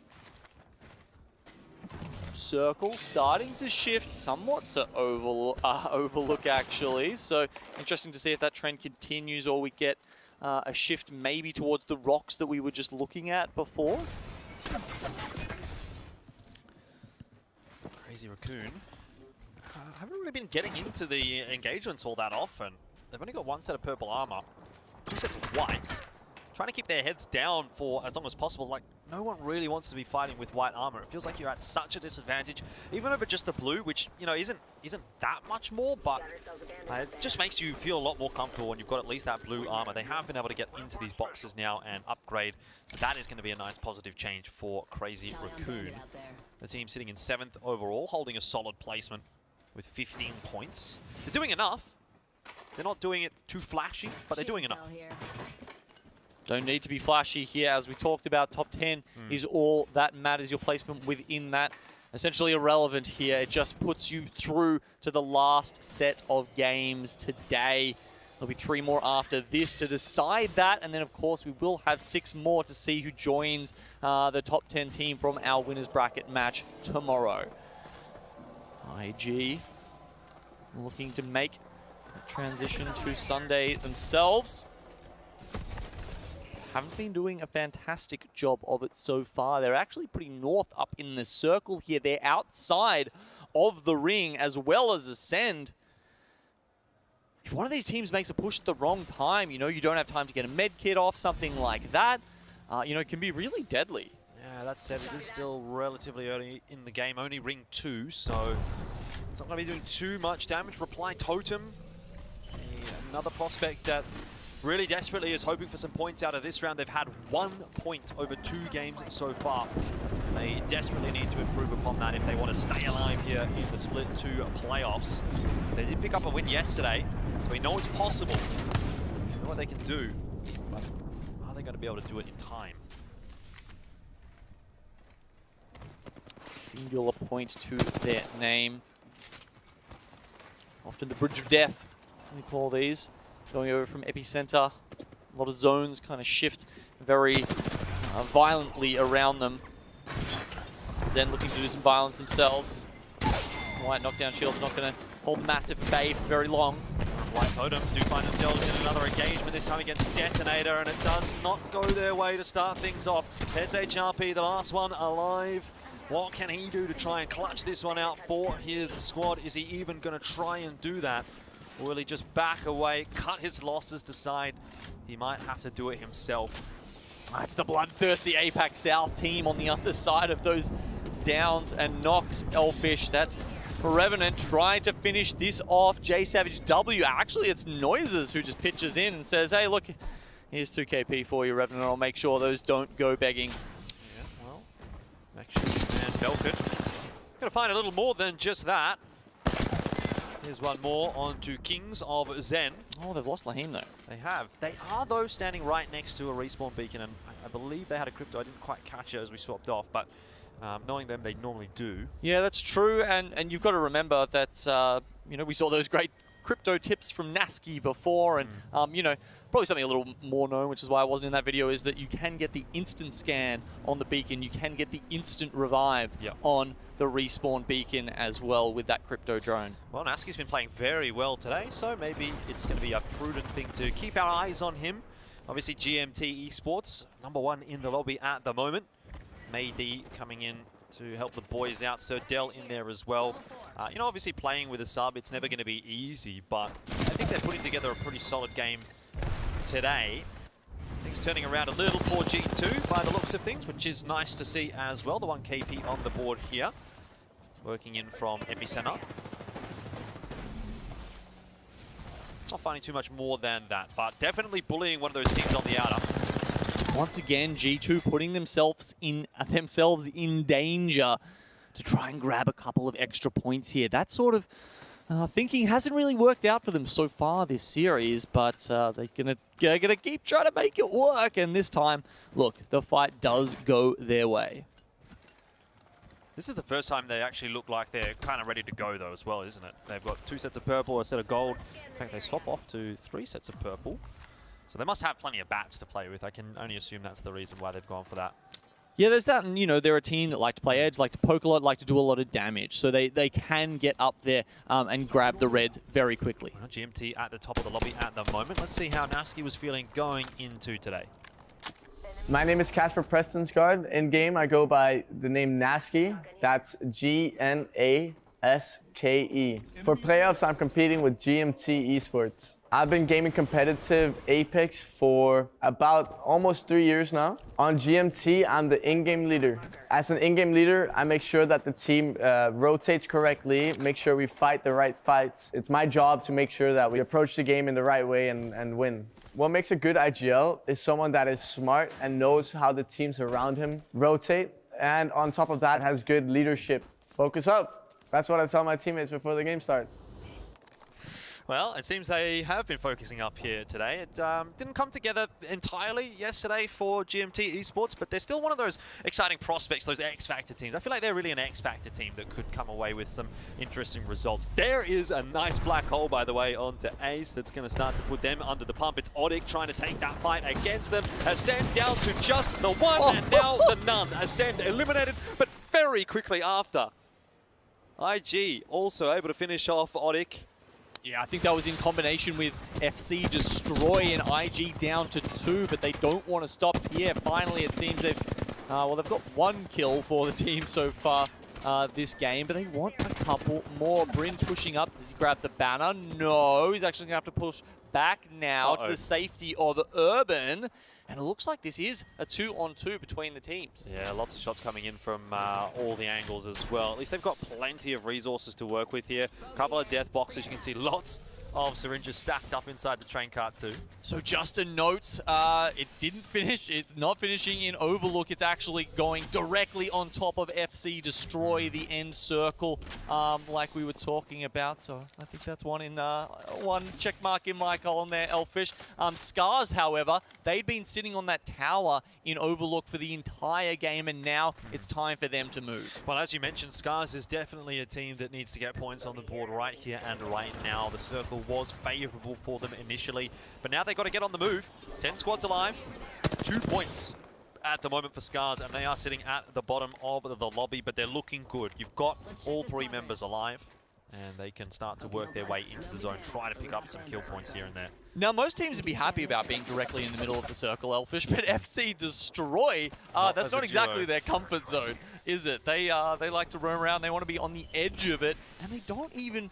actually, we'd have to go back and see which of the 2 players were alive, but yeah, I guess the question in my head is, do they have the defensive legends left alive to be able to take some, advantage of that? Hold that thought for the moment, because GMT is in an engagement. Sir Dell has the Peacekeeper in hand, looking for angles, jumps inside the caravan, great movement, but can't land the shots, and GMT is out. Revenant once again, just dispatching of another team. And I gotta say, these guys are turning up with the goods today. Top 4 at the moment. Belkin, Lahim, Mekshus. I think they might have done enough to make the top 10 of this lobby, but of course, still more work to do later on in the day. It's been a bagus sekali performance here from the Indonesian team. I'm sure the Indo fans at home know what that means. And okay, they're going to fly in after this. They've got a lot of kills to their name, 5 so far. And I mean, honestly, at the end of this, I'd be surprised if they weren't the kill leaders, regardless of where they end up on the leaderboard. These guys are just they're fragging out so much and looking for so many fights. I mean, that's fun. That's an exciting way to play, and it's great to watch. But I also do wonder, when you're going up against the top teams in the world and getting away with it, how long can that realistically last? Are you biting off a little more than you can chew in the long term? For now, it's working for Revenant, but what happens in the next lobby? What happens if they make it into finals? Can they still get away with that kind of a play style? We'll just have to wait and see. On the other side of the coin, G2, a team they've been going up against, still alive as well. This time, at least, their fates seem intertwined. Well, Scars, it looks like they're sending it over towards IG there. You got to remember, they only had the 2 members, and I think they've just won a 2v3? Unless another Scars member went down earlier. That's a fairly impressive fight win from the British.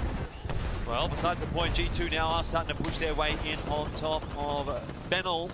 Minota has already been knocked down, gentrifying, picking that one up, and another very important point on the board for G2. Time and time again, we've said they need to be getting something done, and it really feels like this is the game where it's finally coming together, what we've been waiting for. Creeping up that leaderboard now into number 13, only a couple of places away from the cut-off. Not only that, they've been creeping uphill as well, and they're not going to be in the next zone, I guess, but, you know, they can roll down onto these other teams like, say, V3 Vega or Singularity. Nice to see a bit of CLG on our screens as well, because they're a team standing toward the top of the lobby. Finished off yesterday with some great performances, and they're putting it together today as well. So many teams in this final circle, or these final couple of circles, that actually look really strong. They've got 3 players up, they've got good sets of armor, lots of ammo, lots of grenades. It'll be an explosive finish, especially with a zone like this, where there's just so much open space. Yeah, Revenant not in the open space, however, they found a caravan to play in. CLG, you can see down the bottom there. You know, they've got a lot of space to themselves, but they don't have the zone. IG definitely just trying to keep their heads down. Same for FC Destroy. They want to show a bit of presence, but not too much. They want to ensure that no team's going to push in onto them, but they also don't want to really get knocked or anything like that in a position like that, because it will really open the door for someone to just absolutely send it. Mexus, as I speak about it, has actually managed to get a knock onto Bryn, so now I wonder if any of those teams are going to look to try to take the position that Invictus Gaming is holding at the moment. That knock will be confirmed by a grenade as well, by the way. But we'll jump back over to CLG as they toss the caustic gas bomb inside of the caravan. And it's not where you want to be. You don't want to be eating that gas. Lahim will fall. Belkin will fall. And Revenant are down to just 1 remaining player. Again, it's all about the KP there from Revenant. They're not going to be picking up much placement points in our game 3 here, but the fragging is probably enough to keep them in that all-important top 10. FC Destroy, another team. There are so many duos right now. This is kind of wild. How many have we got? We've got V3 Vega, definitely. And then, of course, FC Destroy. IG lost their second, so I guess that's... They're a solo, and V3 Vega, are they a duo? Or yeah. Yeah, they're a duo, yeah, of course. We just saw them. So G2 and CLG, I believe, are the 2 power teams at the moment. 3 players alive for G2. They're turning their day around. Let's see how they're feeling about it. We probably focus RV first to try to get those kills. I think they have to move first. Crack. 30 flush. If we drop, we have to kill this duo for placement and kills. Well, can we not play their backside out here? No, that's where the other team's gonna go. Oh yeah, this team's gonna be, yeah. Who's out here? Is that another rat? I'm gonna queue him. That's more than one. No, that is the rat. Okay, they got it. I didn't hit anything. The duo and 2 trios. Alright, focus the RB then. I think. No, it's one more rat. The other rat's They're sliding out on him. They're sliding out on him. Yep. Don't fuck them up too bad. Alright. Let them fight. Let them fight. They're gonna EMP too. Alright, don't really shoot him. Don't really shoot him. Don't shoot them. Don't shoot them. This rat's gonna be on our left, by the way. Let them fight. Yep. I'm gonna ult them when we jump. Start sliding down. Start sliding down right. Come down here. Come down here. Chill. I'm holding my bubble up. Don't shoot. Just sit. Tell me when to bub. Yep. Just sit. Let it go down. Chill. Ready? Kill this rise. Left. Kill her left. Kill left. Me. Close left. Rat. Wherever the fuck this kid is. Behind you. Look inside. Crack crypto. No, man. Fuck. Oh, fuck. No. I have knock. I know. They're gonna fight. Yeah, I'm holding knock here. I'm gonna walk up. EB slid out. Don't shoot him. Yeah, fuck him. Nice. Get that third. There's a Belk on the roof.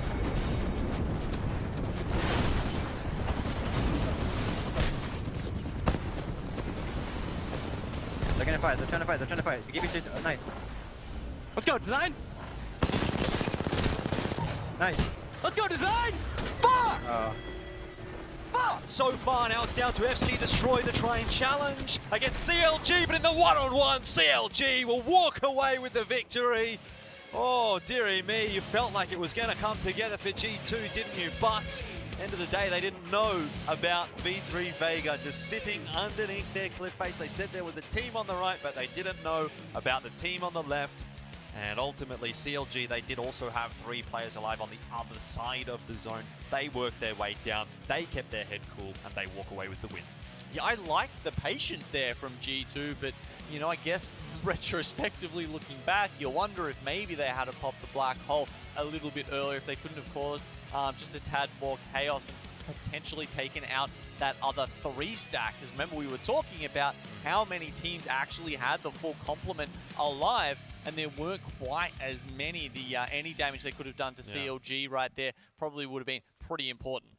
Indeed, but end of the day, obviously we've been talking about CLG a lot. They haven't been able to find a win up to that point, but they had been putting good results on the board. This now, though, is kind of their breakout game in this lobby. They should be sitting up quite high now as a result of 21 points on the board. FC Destroy, nice to see them up there as well as G2. I mean, look, it was a 3rd place for G2, but a 3rd place is much better than what they've been able to get so far to this point. So a little bit of a sigh of relief, I'd say, from G2, but they know, of course, they've got a lot more work to do as we do start to now think about Storm Point. You got IG International in there in that discussion again. Revenant, of course, can't go past talking about them as well. Lots of kills every game. Man, that beautiful circle pull for FC Destroy gives them some placement points they're not accustomed to having in their column. And 19 points, a very good effort from them. But looking at the bottom half of the lobby, a lot of those points just getting really hoovered up by the top 10 there.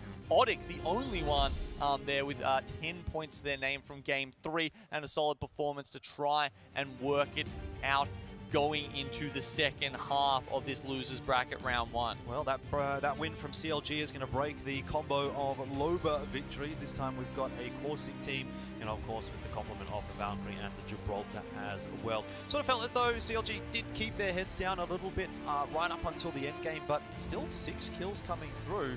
Really, really solid stuff. Well, I guess 9 across the board is actually not a bad shout. Yeah, I mean, that's a nice brace of kills there for those guys. It was a fun last circle. You know, it was nice to see G2 finally finding their feet in this series. And, I mean, they're not all the way done yet, Elfish. Well, we're halfway through this lobby. Plenty more to discuss, but that's not our job. That's for John and the boys on the desk. I hear he's got a special guest, so let's jump over to the analysts. Special guest indeed. Thank you so much, gentlemen. Brilliant cast, as always. Fallout here alongside a very special guest. I'm happy to welcome for the very first time to the desk none other than Hockey's himself, big brain of Apex, captain and IGL of Alliance, joining us for the first time. First things first, man. How you doing? How you feeling after the big dub? Top 10, barely made it in. I'm feeling great now. Was super exhausted after the games, but now I'm just relieved to be in the finals. Congratulations on that. 10th place, first place, obviously a seeding point difference, but more importantly, you made it, which is big. And I'm excited. We've been chilling in the green room and talking through some gameplay analysis and gameplay-related things. Excited to jump into the discussion. Also joined with none other than Killer Pigeon and Xenox as well. But 3 games into this series, this is losers bracket round 1, win or go home. And first thing I want to talk about is G2, biggest topic here. I know you guys have a little bit of a rivalry. I'd love to get your thoughts on G2 as a team. I mean, G2 is obviously a great team mechanically. They 3 rollers, 3 very cracked rollers. Not really sure what's going wrong in this tournament, but you know, they're a team that can always make it back, in my opinion. Yeah, absolutely. You saw them in the late game there, KP. It's a situation where they did have God Spot. We were sitting here watching. Complete God Spot. They had a great position, great opportunity to close it out, but not able to do so. Yeah, that's the difference, actually. The last 2 games, they've always been rotating very late, but it's usually been to their downside. What I like this time around is they peeled through Epicenter, and there was really no conflict. Like, all of the attention was drawn to the south side, so they're able to actually just sneak that in. I was really surprised no other team took it, but I think this is, like, promising. This shows you what G2 can do when they get in that type of position. I think we saw hints of this yesterday, but the issue seems to be the timing. Whenever they're rotating past that, like, second ring, I feel like they're coming in very late, and by the time they arrive in these critical areas, everyone's already got the God spot, right? There's nowhere left for them to stay. Yeah, it's an issue and kind of concern of playing hard edge, right? You guys, we'll talk about it later, but you play edge, but you also find a way to rotate and find great positioning. I'd be curious to get your perspective on that as we take a look here. Map number 1, though, was GMT, ending up on top. A dominant game from GMT. Xenox, walk me through what we saw in match number 2. Yeah, well, it was back-to-back poor performances from Reply Totem as well, unfortunately for them. So kind of like G2, both starting very slow, match 1, match 2. And then obviously SSG kind of showed us what they're really capable of. Big result, big win, 12 kills. And it was also a really, really poor game from the APAC North teams. I think I ended up counting like 5 of the bottom 7 were all from APAC North. So a bit of a rough one there for match 2. And then obviously for match 3, it really was the focus on G2. Could they respond? Could they bounce back? Yeah, that's a great point. And in this situation here, G2, full team of 3, and as we head to late game, they had that high ground. They were really fragging out, got a few high kills, ended up in 3rd place, though. So, Hawk, I'd love your take on that. I mean, you were kind of breaking it down here with us on the desk. They had Godspot, and you were saying, hopefully the action takes place at the trailer, at the truck. That's how they'll win this game. That's kind of their win-victory condition. Thoughts on how G2 could maybe turn that around and win it? I mean, they ran down, tried to 3P the trailer because there was people fighting at the trailer. They threw their GB ulti and everything, and then tried to swing left to like take cover and shoot the team in the back. However, they ran into a duo ratting. So I think Resulta went down without bubbling because of the rats.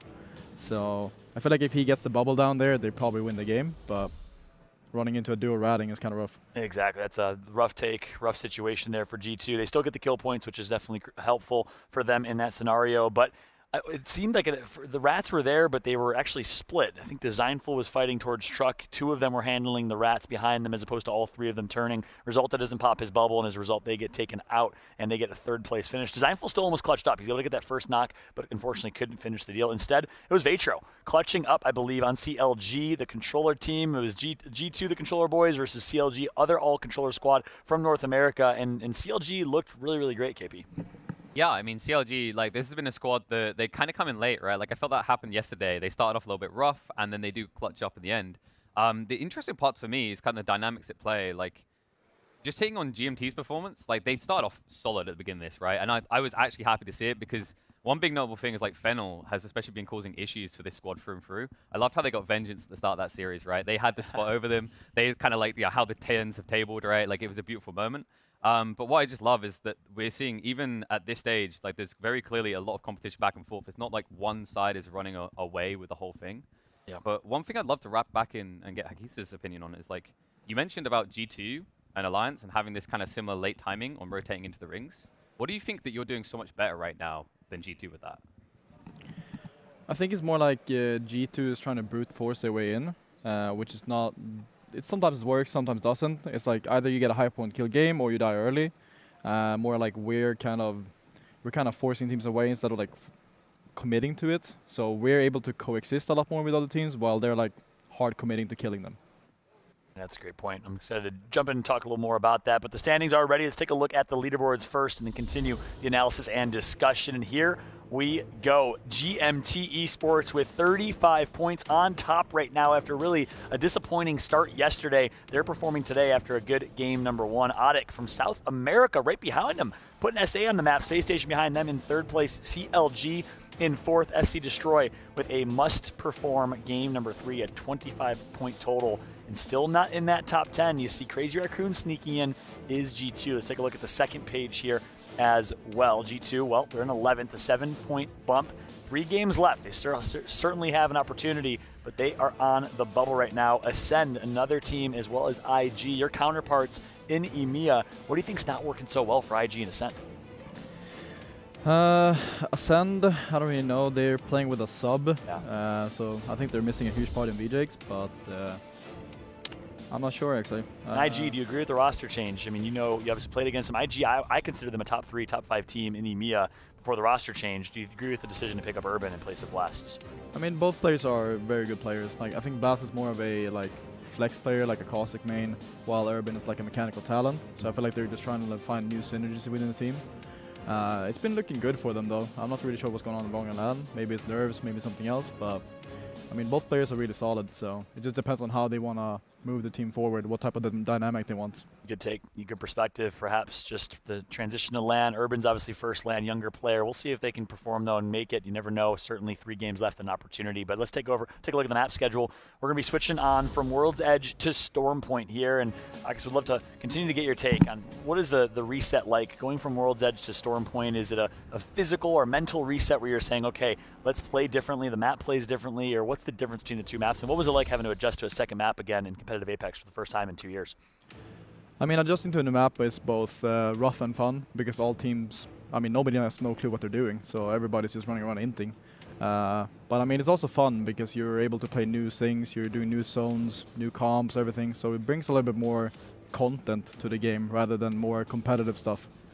So definitely both ups and downs, I would say. Yeah, I can see that. I can definitely see both sides to that story. Last question I have for you, Hakis, as well. Just would love to get your take as we're wrapping up here. So last question before we throw to a quick break. Any perspective kind of in the mind of a pro player in terms of the regional distribution of meta? You were talking a little bit in particular about Watson and Watson's impact on certain maps. Would love to have you explain to kind of the viewers here your thoughts on that Watson and crypto team comp and how it's effective or maybe not so effective.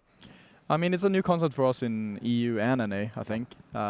Most of us are not playing it. We've been trying it out a lot in scrims, and I feel like the comp, it works on Stormpoint because the buildings are designed in a way where it's harder to break defenses, along with the map being bigger, so you have more space to like control with. You don't really play that close range like you do on World's Edge. I'm not a big fan of the comp on World's Edge because you're playing way too close to each other. It's just so easy to swing in the open, break the Watson gen, and then a couple nades, a GB ulti, you're dead. Yeah. So I think definitely prefer the comp on Stormpoint over World's Edge because it's just easier to control space on that map than it is on World's Edge. Interesting. So Stormpoint a little more effective in your eyes, and really cool to hear that you actually were also playing as that team comp just to understand what it feels like and what works, what does not work. I like that preparation. But hey, great to have Hakis on the desk here joining us. Of course, getting some coaches, players to join us for some perspective. I tweeted it earlier, but we'll have Hodzik joining us a little bit later. Killer Pigeon, Xenox, always a pleasure as well. Game 3, well, it's done and dusted. First 3 games of this series. 3 more games to go where we will find out if G2 can clutch up and make it to the top 10 to continue their run through the losers bracket, or Invictus Gaming, or Ascend, or will we continue to see Space Station Gaming and a lot of the APAC teams that are performing incredibly well, the Indonesian squad in particular, showing up in Revenant. We'll find out because game number 4 on Stormpoint is coming up next. Don't go anywhere. Quick break, and we got game number 4.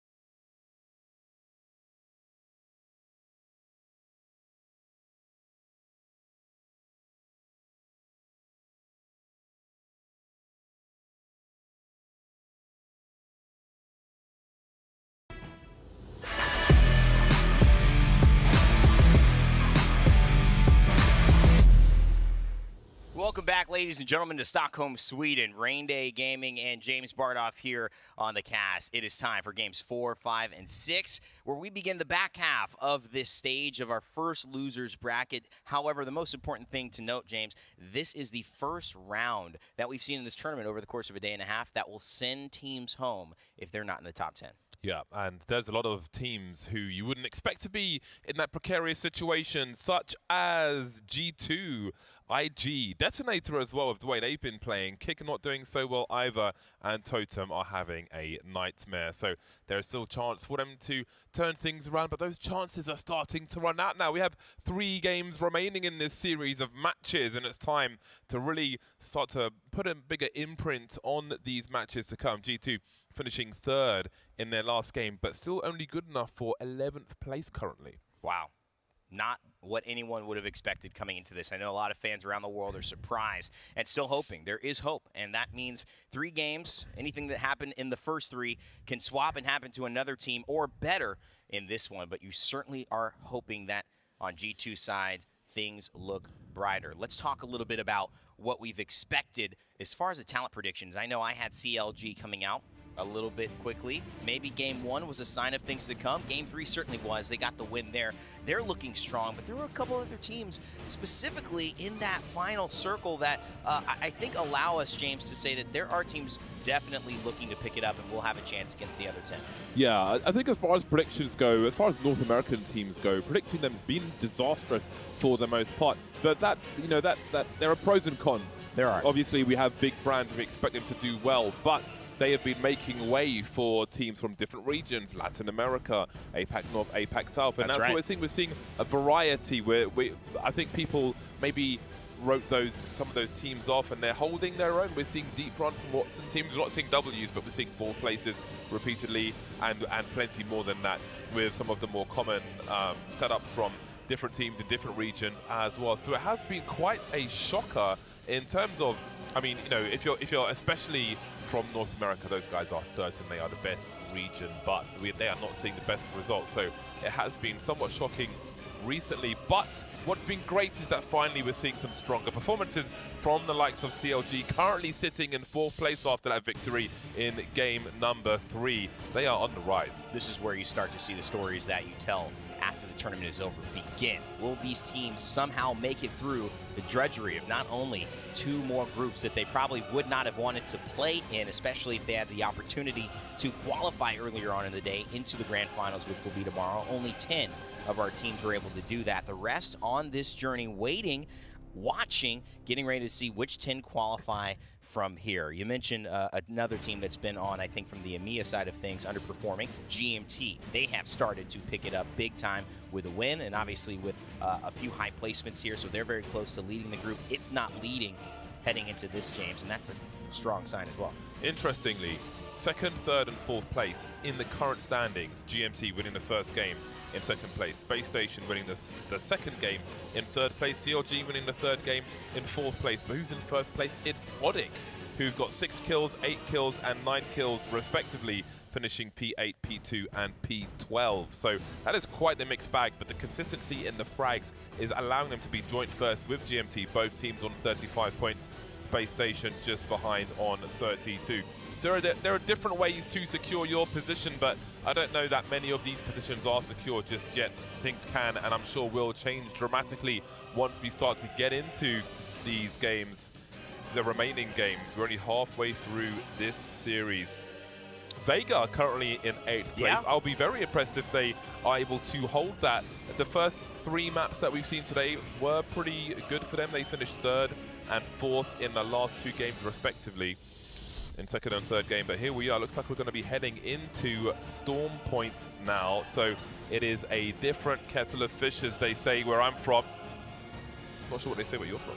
I'm not sure if they say anything like that where I'm from, but hey, you know what? I think I need to travel a little bit more. I'm certainly aware that we have started to travel in this journey that will lead 10 teams to, again, a little bit of a layover before they see their final destination, whether it's in the grand finals tomorrow or whether it is going home, unfortunately. And we will see 10 teams now go home if they cannot put a performance together. They have 3 to do it.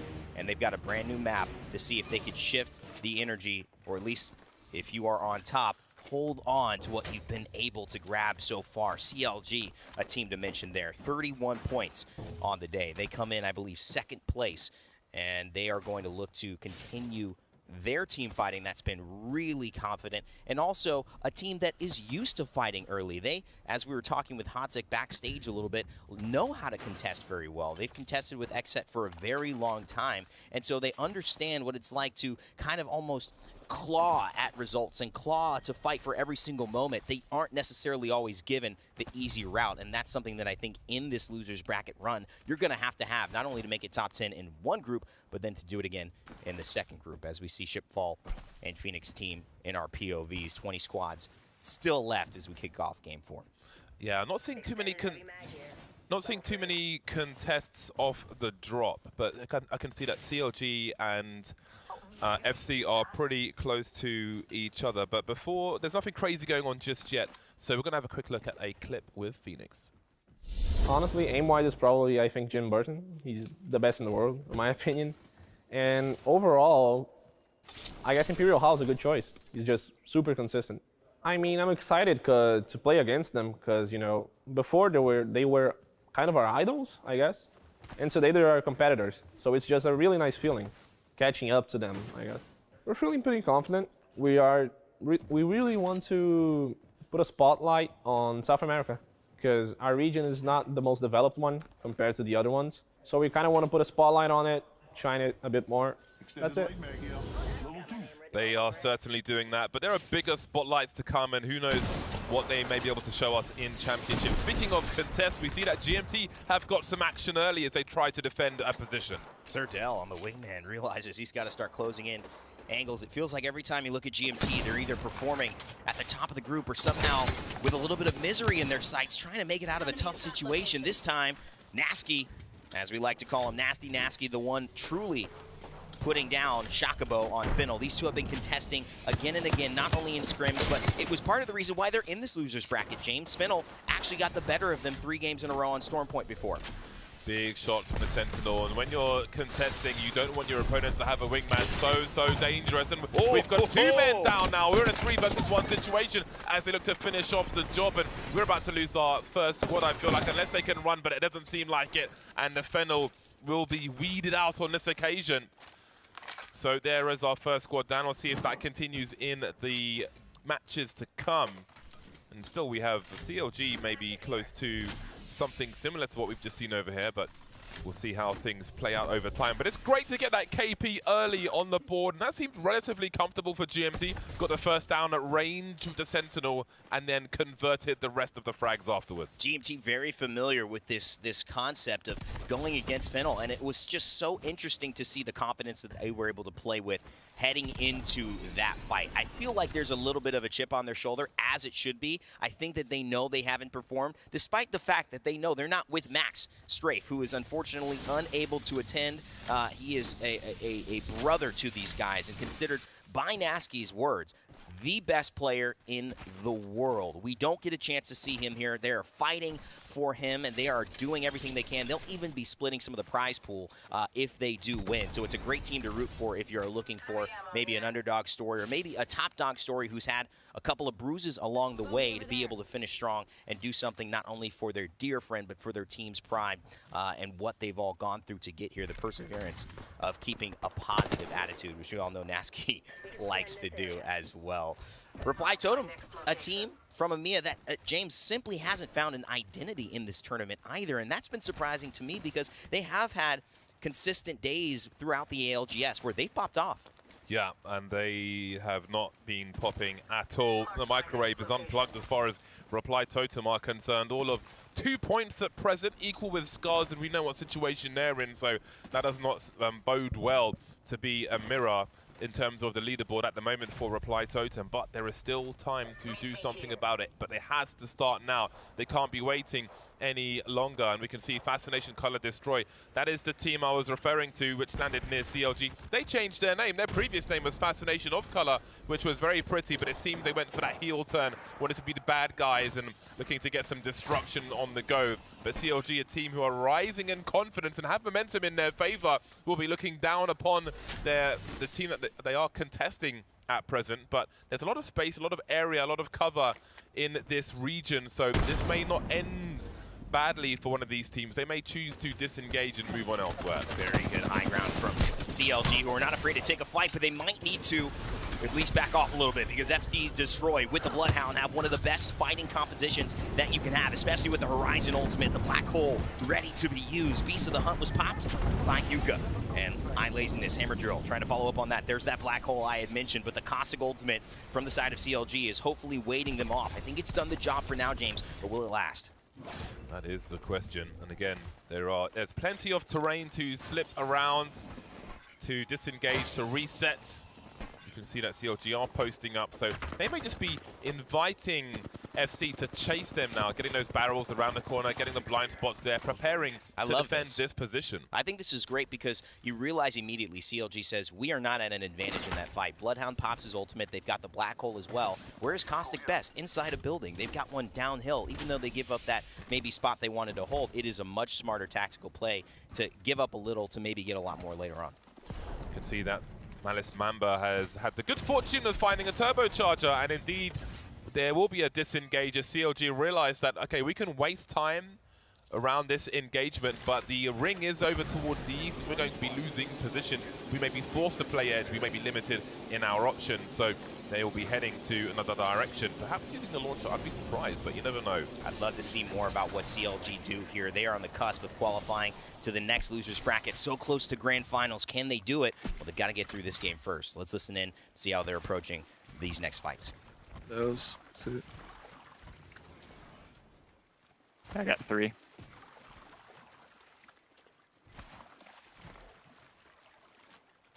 Looting the smoke right here. There might wingman. I'm grabbing this wingman actually. Dropping the flatline.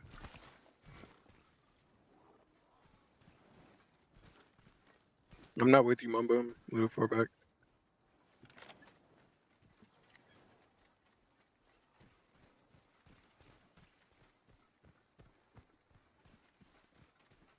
They might be riding in there. So they have Bloodhound? Yeah, I thought they're gonna scan though. Do not loot the bins.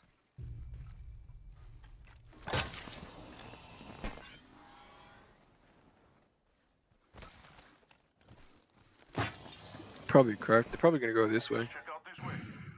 Yeah, probably at For what? checkpoint for Beacon and Crafter. And They had rotate. Beacon Crafter checkpoint.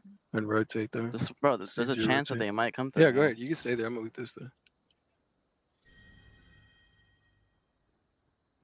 Well, weighing their options, good sign they do have options here. CLG winners of our game right before this game 3. We're in game 4 though, so they've still got some work to do. We'll catch up with them in a moment as we head over towards Stormcatcher, and you can see there's a lot of teams positioned to do well here. Revenant Esports, one of them, representing Indonesia, a squad that has been eager to fight and doing quite well in them. Yeah, Indonesia, nice place to visit. Done some diving there, trying to find. Really? Oh, what are those called? They're a fish which are as tall as me, and about as wide as me as well. They're called Mola Mola. They normally go pretty deep, but in a certain season they come up to the surface. You can hang out with them. I was a little too early though, and Kick are not too early for this fight. They're looking good, getting some nice KP. 3 on the board, and it's goodbye to Phoenix, whichever you prefer. 53 players remain on the server. This is still a very busy lobby, but it is good to secure those points. Again, we mentioned the situation that Odic have been in. While not winning a single one of these matches so far, they are joint top of GMT before this game started. So KP is very, very important. And with KP, you can find consistency. Are you new to Apex? What is KP? Kill points. Get a kill, you get a point. That's KP. And that's the most important acronym you probably have to pay attention to, because that is what is defining so much of the success of these teams later on. And if you've got 2, that means you've not only not killed very many people in team fights, but you haven't placed very highly. No points until 15, and then as you continue to go down in the squads left, that's better in this BR and in most BRs that we know of in the esports landscape. Crazy Raccoon representing just so well in terms of their play. They came in as one of the teams to look at, and kind of, I would say, Ross being one of maybe the most celebrity-type player that we actually have in Apex Legends. Not in terms of, you know, what we would say is our players, where esports in America still a burgeoning kind of awareness to those in the public eye. I heard that Ross probably gets stopped in the street. He's that big of a celebrity in his hometown. It's just a different beast out there, and so he's one of those players that's not just got the cachet in-game, he's got the cachet in real life as well. This is a big drop from G2. There's a lot of players, and there's not much real estate to hold here, but they have managed to find something for the time being. But what if another team rotates to the other side? There are many entry points, many choke points in the area they're in, but they're moving to the larger room now and finding that most people seem to be on the outside. So there is comfort for the time being, but again, with so many doors, we will see more teams, I'm sure, heading that way, and they have to be ready for it. So many doors, so many directions. In the meantime, Fascination, Color Destroy are still hanging out. Another pop of a Bloodhound ult as they look to engage once again. They're going to force a dome, but will they go for the full send? You have to be real careful about that. And now there are elevated angles and barrels again, so they've really got to think about what they're doing or not make a mistake. And this is an extension of the fight with CLG earlier. And again, CLG are trying to dictate where this fight takes place. They want FC to chase them into a caustic advantage, trying to find elevation with the stairs and so on. But FC will be on the roof now, so what is your next play, CLG? I think they're just going to skyward dive. They got to get out of there. There's no way they can siege a properly prepared CLG, and they know it. So they're just going to try to get ahead, because now they can do the gatekeeping, James, and this is almost brilliant from FC Destroy. They say, you want us to fight you in a building. How about we go where you need to go, and we'll get in the building first. That way we can take the fight, gatekeep you, and make sure you cannot play to your advantages. It's the little mind games here from FC Destroy that has gotten them so successfully ahead in this lobby. Number 5, as it speaks, with 25 points. Obviously doing something right. Yeah, both teams wanting to close the book, but sometimes you need to add some more chapters, and we'll see how that saga continues. Game with in a similar region as well, so we'll see if they get involved and it becomes a third-party type of thing. Singularity will be enjoying some real estate in the meantime. Maybe something good this way. Again, Singularity, a big team representing their region in difficult circumstances, but again, there are more opportunities to come later on this year. And I'm excited to see what the future holds for a team such as Singularity. We can see the map overview now and where people are moving. Space Station, Singularity, Kick, and to some degree IG in a similar area. IG are a team that we haven't been able to really mention in ways we would have liked. Yeah, that's been surprising. Yeah, they really have gone missing. We've spoken about the difficulties of some of the NA teams like NRG, TSM, who's still doing better, making it to the upper half, but IG are a team who are maybe doing worse than all of them. And this is trouble for Singularity. They've got the Bloodhound. They've only got 2 players, though. You cannot take it away from them. They have showed more heart than almost any other team in this lobby, in this tournament. They have been playing with 2. They've had issues not having a sub in their third, unavailable to play for this tournament's requirement, so it was just very unfortunate. Ooh. But they have done a lot of work, just like FC Destroy here, and look who they found. It's CLG. Yeah, they get the kill on the Caustic for free, and now they need to finish off the job. There's opportunity for some KP, and FC certainly need it. Wow. Looking to track now. Up high, FC, and goodbye, CLG. 16 squads remain. What a play from them. We talked about how they wanted to preempt the fight to get ahead, to gatekeep. They did it, and they took down CLG. That is the kind of decision-making that shows you this team is here to play, and they are certainly getting the points they deserve for it. FC Destroy. James has been talking about their name for so long at this point. It's nice to see them show up in a big way here. Maybe, you know, maybe they have like an alter ego where things go to fascination, color, destroy. So sometimes maybe they've got like seasonal affectionate disorder, and when it gets sunny again, they're going to go back to fascination of color.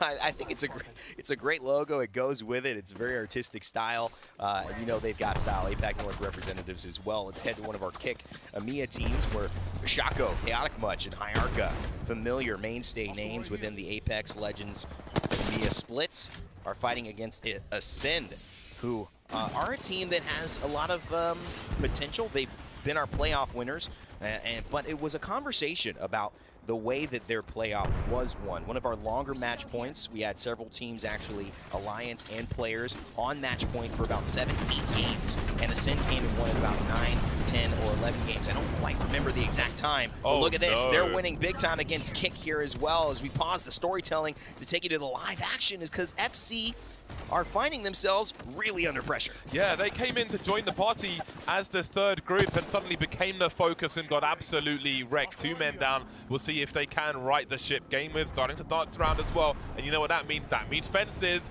We'll see if they can get any up.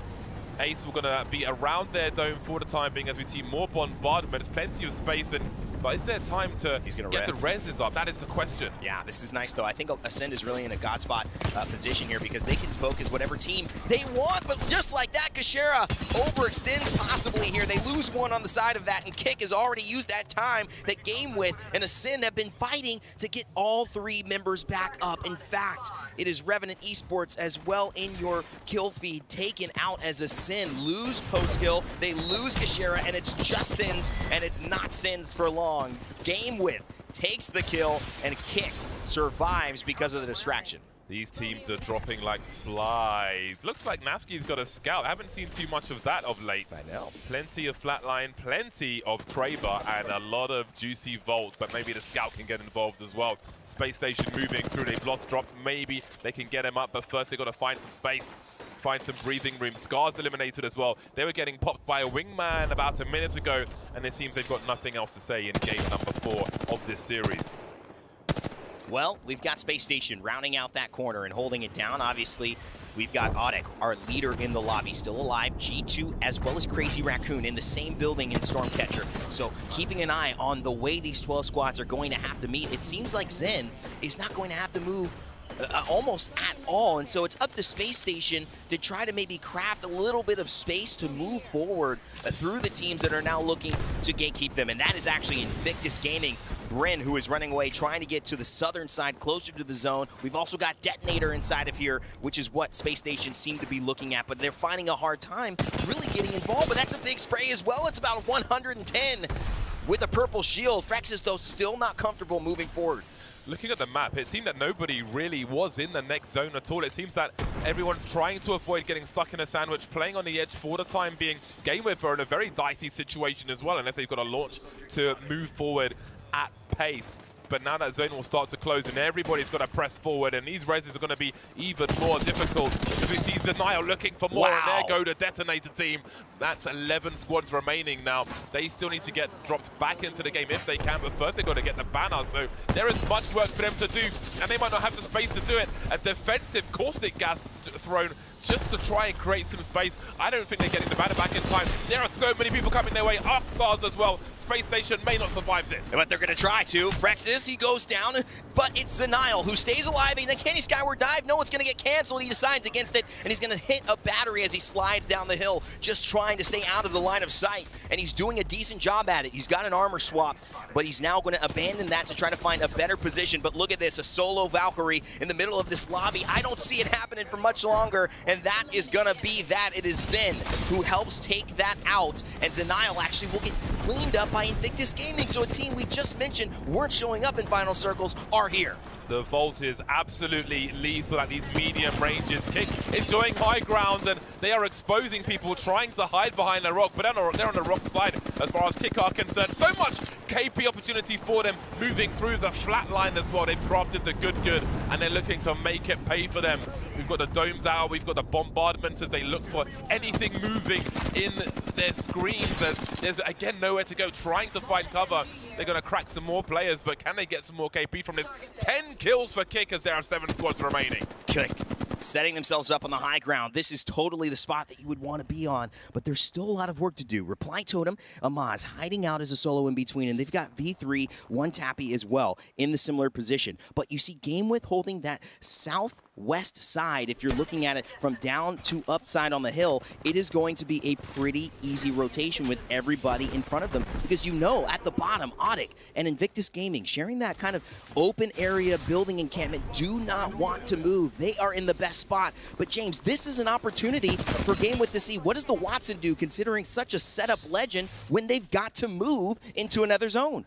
Yeah, you can see Audic just trying to move into the next zone. It's almost a stalemate in that regard, because they've got to keep an eye on all the teams in front of them, but they've got IG to the side. But IG can go wide while the ring moves in slowly and then try to poke back in once again. So that's going to be very nervous for both of them. Plenty of anxiety down below, but moving up towards the top, it's even worse for GameWith. They are surrounded in many, many directions. They've got the odd rock to play with, but again, look at the angles being served to Kick. So much opportunity, and there's plenty of ammo as well, at least on the R301. Chaotic Much has got a lot of chances to get some more KP and really get a nice score for his team. Audic, let's not forget, they are top at the moment, and there's no sign of GMT, so while they've got 1 KP at the moment, they'll get the placement, of course, and they're looking to do even better and really secure their position. Invictus Gaming holding just by a thread of a life, and Kick realize that though things have gotten chaotic, that has been good for them. Chaotic Much with 7 kills, and the kill leader, he's going to find a beam here to try to finish off the downed player,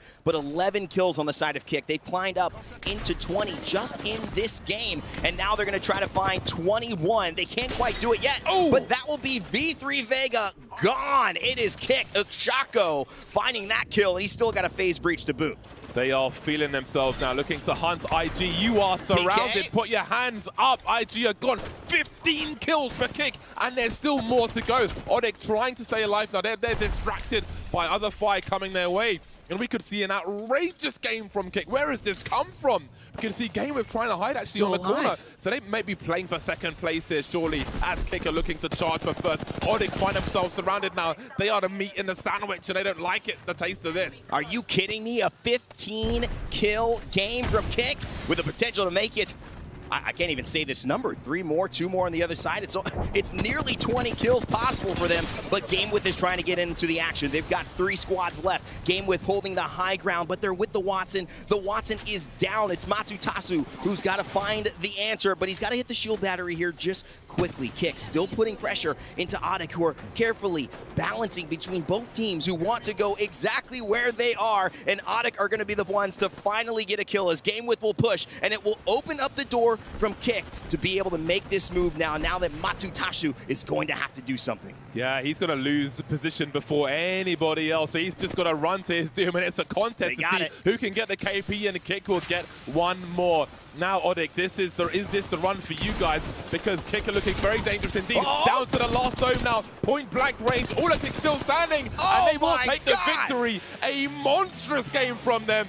Maybe the highest kill count we have seen this whole weekend. That could be 19 kills for Kick as they kick down the doors of this lobby. They are trying to survive, and they are certainly looking like they are on the right path for that. Game 4 starts off emphatically and finishes just the same way. The celebrations from Kick, well deserved. Absolutely. They had 5 points at the beginning of this match. They were in 18th place, and things are going to change dramatically. That came out of absolutely nowhere, firing all the nukes in match number 4. That was a monstrous game from Kick. The highest kill count I can remember is 17, I think. I think they beat that. I think they have to have beaten that. I never do maths on stream, never a good idea, but I can't wait to see the scores on the doors once we get there.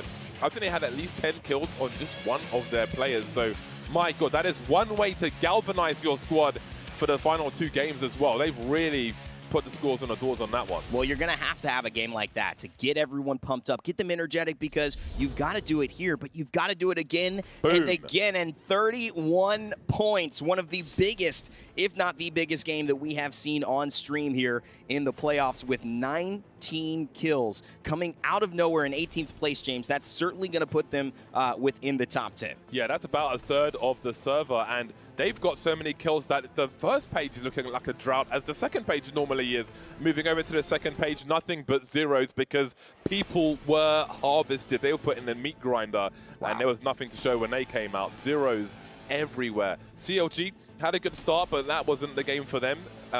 But again, they've done good for the most part. But again, Kick, just so many points from that one game. That is a monstrous performance, and we'll see just how monstrous now as we look to the individual plays. 11 kills for Chaotic Much. You couldn't ask more from him in that game. Hayarka as well, just holding it down with 2,000 damage. Ikshako as well. Every single player on this team has a 2K or above.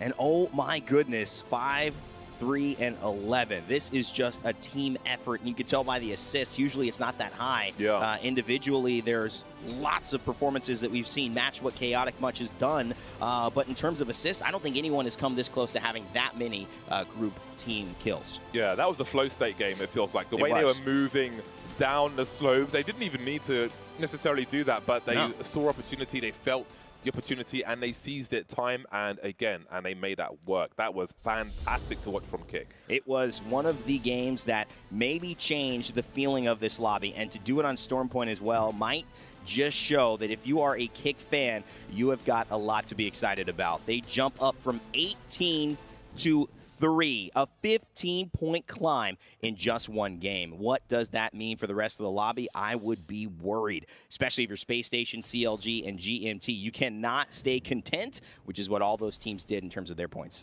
Again, looking at G2, still in the bottom half. That really sticks out like a sore thumb. Wow. In this bottom half, especially with everything else that we've been seeing. Detonator, another team who've had plenty of great performances, and as we have seen from Kick, it only takes one game. Problem is, there are only 2 games remaining. And you've got, again, Crazy Raccoon, one of our representatives from APAC North that we think, as well as Ascend from EMEA, have the potential to maybe even be winners of this, have won major tournaments in their regions, and have been able to show up at the right time. Well, the right time is slimming down. We've got 2 more games left before we send 10 teams home for the first time here in the playoffs in Sweden. We'll see you in a moment.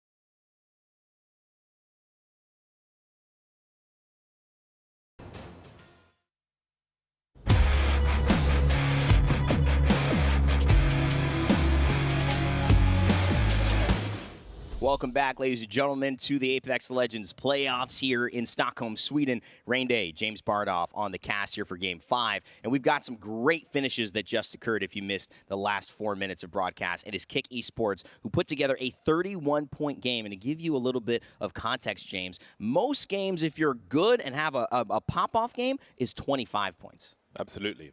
And I'm starting to wonder maybe in future there should be some kind of bounty for the highest scoring game at LAN. Oh, I love that. Yeah, I mean, there's a bounty for basically the highest scoring total kills. We call that the Apex Predator. They get some extra cash as well. That's in the rules. But for the highest scoring game, I think that's a good incentive. Yeah, absolutely. I like Especially that. maybe mini trophies or something to go with that beautiful one, which I'm sure we will see more of tomorrow. But many of these teams won't be seeing more of that trophy because many of these teams will be ejected from the premises. Once this is all said and done, you really need to make sure you stay in this top 10. 2 games to go, and it is, well, the chances to climb are becoming slimmer and slimmer. But again, we can see how important just that one victory can be. You rack up those kills, and you can really make your way towards the top. I mean, that's kind of what is amazing about this experience. You have one game, and it can change the way you feel about your chances at this tournament. But it is still a far cry from the work that has to get done to make it to tomorrow. For the teams who are watching now, they have to not only do this here, they've got to do it again. And it becomes a very daunting task, knowing top 10 here, and then guess what? My top 10 gets harder, because now we've got to go against the teams that lost in the first winner's bracket of today. I'm talking Elevate, I'm talking NRG, players. We've got crazy, AD Raccoon. We've got Empire, teams that, you know, we have considered maybe already confirmed for the finals. Now, these teams are going to have to do, but I think if you perform like Kick did, that's the confidence to say we can make it through. Yeah, and I think Team Empire in that lobby are going to be real interesting because surely they've got to bring the business when it really counts, because there's no more time to mess around with people like them. And we know if they want to destroy a lobby, they will do so. Right. So I feel for whoever has to go and join them in that one. But hey, easier said than done. Let's not forget, we have seen a very different look to Apex Legends with all these different regions in these lobbies. Things that people are comfortable doing in their own region don't necessarily work as well as they used to with all these teams there. And there's certainly a lack of respect. And speaking of which, we'll see if there'll be more contests as these teams start to land. We saw 4 teams contesting across the map in our 4th match, but we start to move into our 5th. And we'll see if people start to get a little nervous now, as again, can't really afford to do these coin flips depending on your position. So maybe nerves will set in and people will settle for a weaker position. One of the interesting things that we have to bring in to note is obviously Kick, where they are landing, looking to head southern and find their spot, hopefully uncontested through the squads. And it seems like we're going to have a couple of 50-50s to start off. It's going to be GMT and Finnel as well, 50-50. And we're going to see CLG and potentially FC Destroy at Mill. Now, this doesn't have to be a fight. We've seen this handled a lot of ways, especially with Optic Gaming. They actually love to take that fight, but sometimes when they were going at it against Sentinels, it wasn't really effective in the qualifiers, and it put Sentinels in the position where they weren't actually be able to be here in Sweden. So you have this big possibility of success, but is it worth risking the fact that you may not make it to another game here at LAN? Yeah, that's a very good question, and we can see that FC Destroy and CLG are they're near each other in Cenote Cave. Now we can see that Scars might be fighting early, looking at the southern point of the map. The northwest of the map is where the zone is going to be. So that's going to get pretty busy pretty soon. IG and G2 a little more separated from each other in the top right corner of the screen. So we shall see what happens and if there'll be some contesting as we start to move on. Maybe CLG looking for revenge. Maybe they will look for it themselves. So Finnel, instead of contesting, have now gone to Gale Station, just so we can be aware. Side of the map. They don't want any of that. They lost to GMT so fast, they went to the extreme opposite side of the map. Oh, that's respect if I've ever seen it. I don't want to get anywhere near them, and maybe they're a little upset at that, as we've now just had a chance to see where the ring might be pulling, and it seems to be towards the checkpoint wall area. So this will be an open area circle. You'll be able to play with a lot of water and also hold some of the buildings or play reserve from wall and kind of approach a little later. Bow check bows definitely will be valuable, like you see on the hands of MoMA now. Yeah, and I can see that G2 are actually deleting IG in the top right. I said that things were starting a little calmer there. IG landing at Lightning Rod and G2 going to Thunderwatch and just rotating straight and just reminding people this is G2 territory. It doesn't change based on the lobby. And again, G2 have been quite underwhelming in Sweden thus far, and it's great to see they still have their confidence. They need their results, but you have to play your game. You can't be deterred if you think it's the right thing to do, and G2 are the last team who are going to be like that. So good to see their success. In the meantime, we can see perhaps some frustration from IG as they don't have the banner of Urban, and they've had to make way for G2 and just get out of there. An incredibly well-spoken individual, Noises, and I think you can see Bryn and Urban, of course, not really meshing as well with this team the way that we thought they would. IG, one of the squads that we've expected a lot from. They are currently in the qualifying position of top 10 in this lobby, but not by much. They're at 25 points, and 20 is the 11th place team. And speak of it, it is G2. So we'll be taking a look at all of these stats, keeping you up to date. We've got 2 more games on Storm Point to determine who are the first 10 teams to go home. That's right, pack their bags, go back to the hotel, talk it over, and hope for a better time next time. That's happening right now, this hour here on our show. Let's not forget, just a few days ago, this was next time, and let's not forget how far away the last time was. This has been a long wait to make it to land here in Apex Legends, so to go out immediately would be very disappointing indeed. But someone's got to do it. Someone's got to take the L. Rather you than me. Can see Ascend looking at range, but not looking for Ascend. No pun intended. I just realized what I did there. I feel like I should apologize. You should apologize for that. How dare you do that without intentionally meaning to. Ascend will be moving elsewhere though, won't they? Kashera has been a well-spoken figurehead for this team, and he had a chance to catch up with us before some of the games started at LAN. Let's go ahead and throw it to a sock for him. I wouldn't say that we have rivals or we have like that team that we need to look for. I would say that maybe teams that land close to us, for example GMT that lands right next to us and can cut our rotations quite often. This is a team that we need to look for, but not really like our rival or some team that we need to like have those 3v3s, because we're probably not even going to fight, like we're just going to avoid each other. Well, I mean, it's interesting to think, Ascend and GMT not landing here as much. He might have been speaking specifically on World's Edge, but that's the idea. Heading into this LAN, you knew you were going to have Group A versus B, Group A versus C, and A versus D. You were going to play so many different players and teams, it was going to be hard to plan for anything, and you're just going to have to thrive through the chaos, and that's what Chaotic Much has been able to do. They fight Finnle now, so Finnle, whether you want to or not, you are going to be the first team fighting on either side of the map, but this time it has gone well. Will our winners of our last game actually go down? No! What a clutch from Chaotic Much! He keeps the dream alive, and Kick, fight again!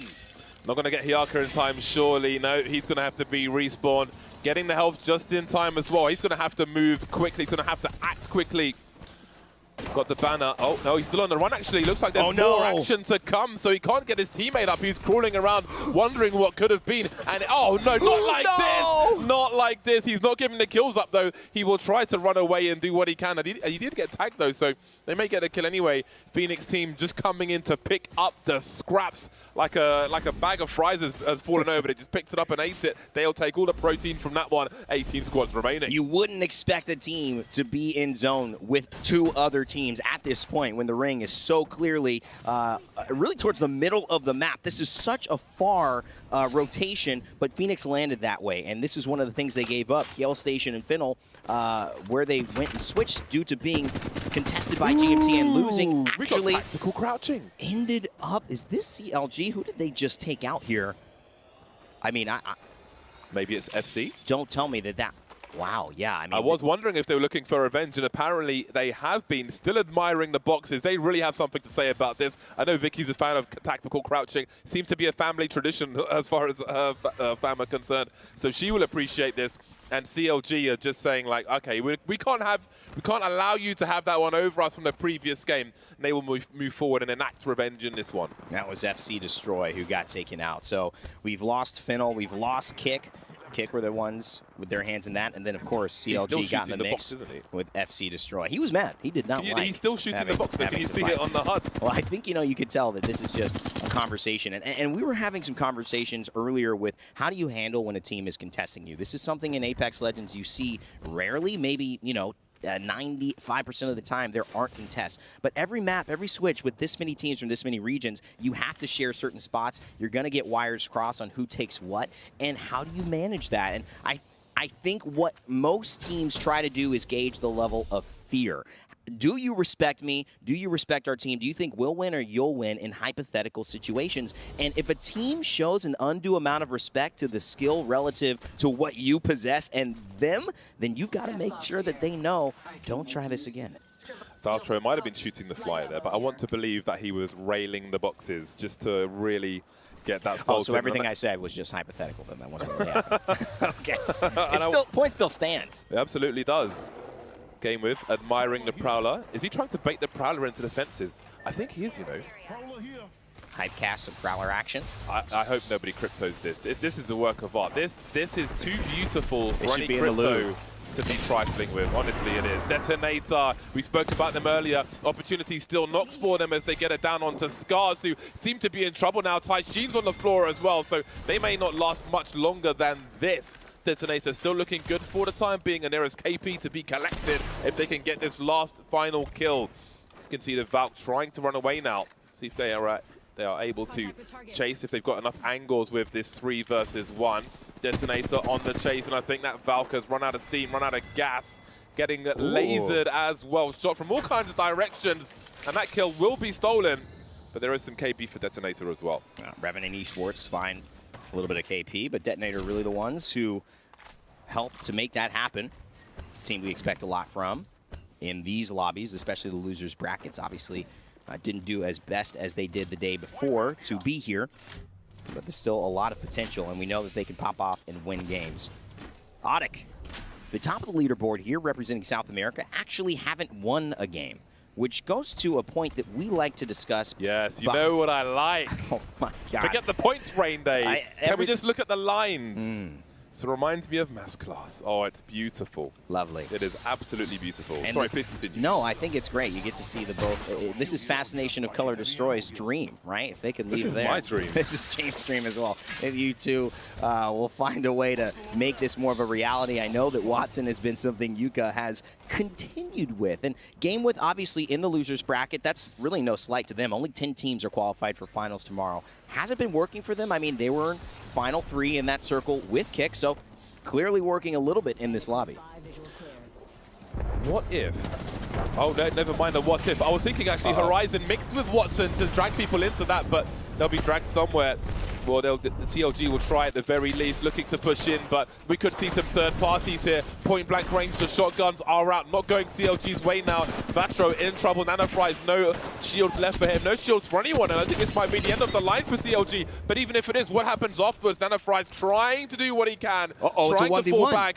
Ascend is here as well, but surely someone else comes to harvest these organs. Oh my God, and it's just who's going to get hit with the charge rifle. That's the problem. Nano, he's going to throw the ultimate. He's going to force the dome onto Ascend's Gibraltar as well. It's a Gibby v. Gibby fight to the death. Who's going to win? CLG versus Ascend. 72, that's a lot from Nano, but is it enough? It certainly is. CLG claim victory, but is it short-lived? No, it certainly shouldn't be unless Reply Totem try to push that. I think CLG just escaped. Yeah, they'll get one player up at the very least. Not sure if they're going to get a respawn soon. That charge rifle harassing everybody. It'd be very good to level up the shields though, if they can keep, if they've got enough bullets for it. But that was quite the fight. That was. And I'm surprised somebody managed to survive that. See the respawn beacon, and how about this for an engagement? Audic again, they are towards the top of the table. They want to keep it that way against Space Station. But again, there are so many teams in this area. There's going to be and shots being fired from plenty of other teams, and that charge rifle's fishing as well. Onic, he's fallen the wrong way. That's surely a mistake. Space Station Gaming trying to finish off Onic, but Onic pushing as best they can, but maybe they pushed a little too hard. Look at this. Nasky getting involved with the bow check bow and stopping SSG from being able to pursue. So was this a mistake to get aggressive in such an open space? The caustic gas giving them a little bit of a visual barrier for now. Looked like he was climbing rocks with slides on, just fell off the side into the opposition and got utterly deleted. More action for CLG now. There's not a lot of cover up top here. They will have their dome for the time being, but they can fall back to the slope. That will certainly help.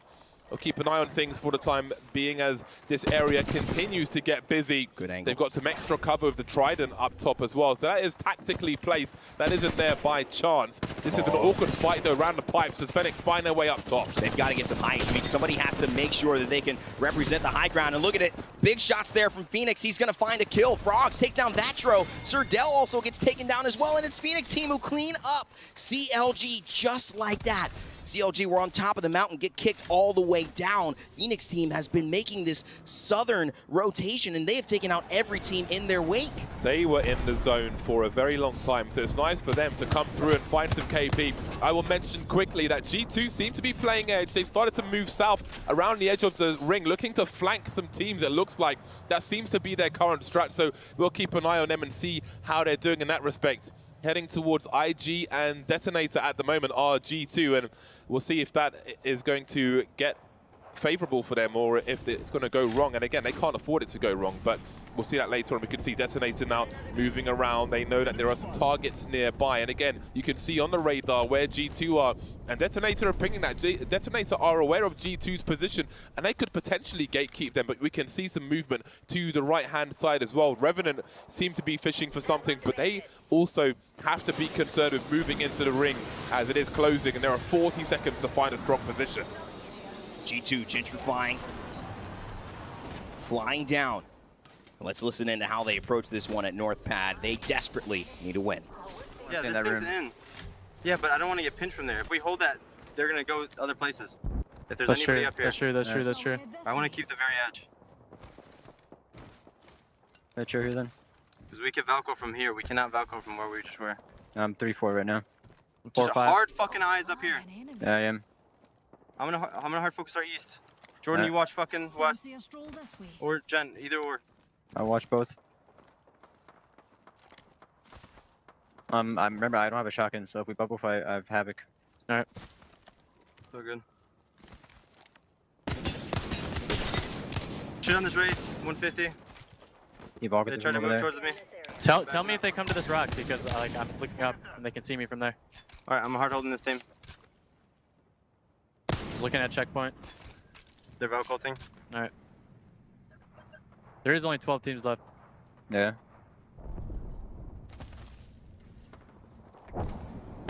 Keep walking them over there.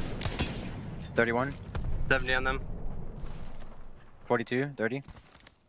They're gonna get rinsed in the air. If they try to land on our fucking elbow, we kill them.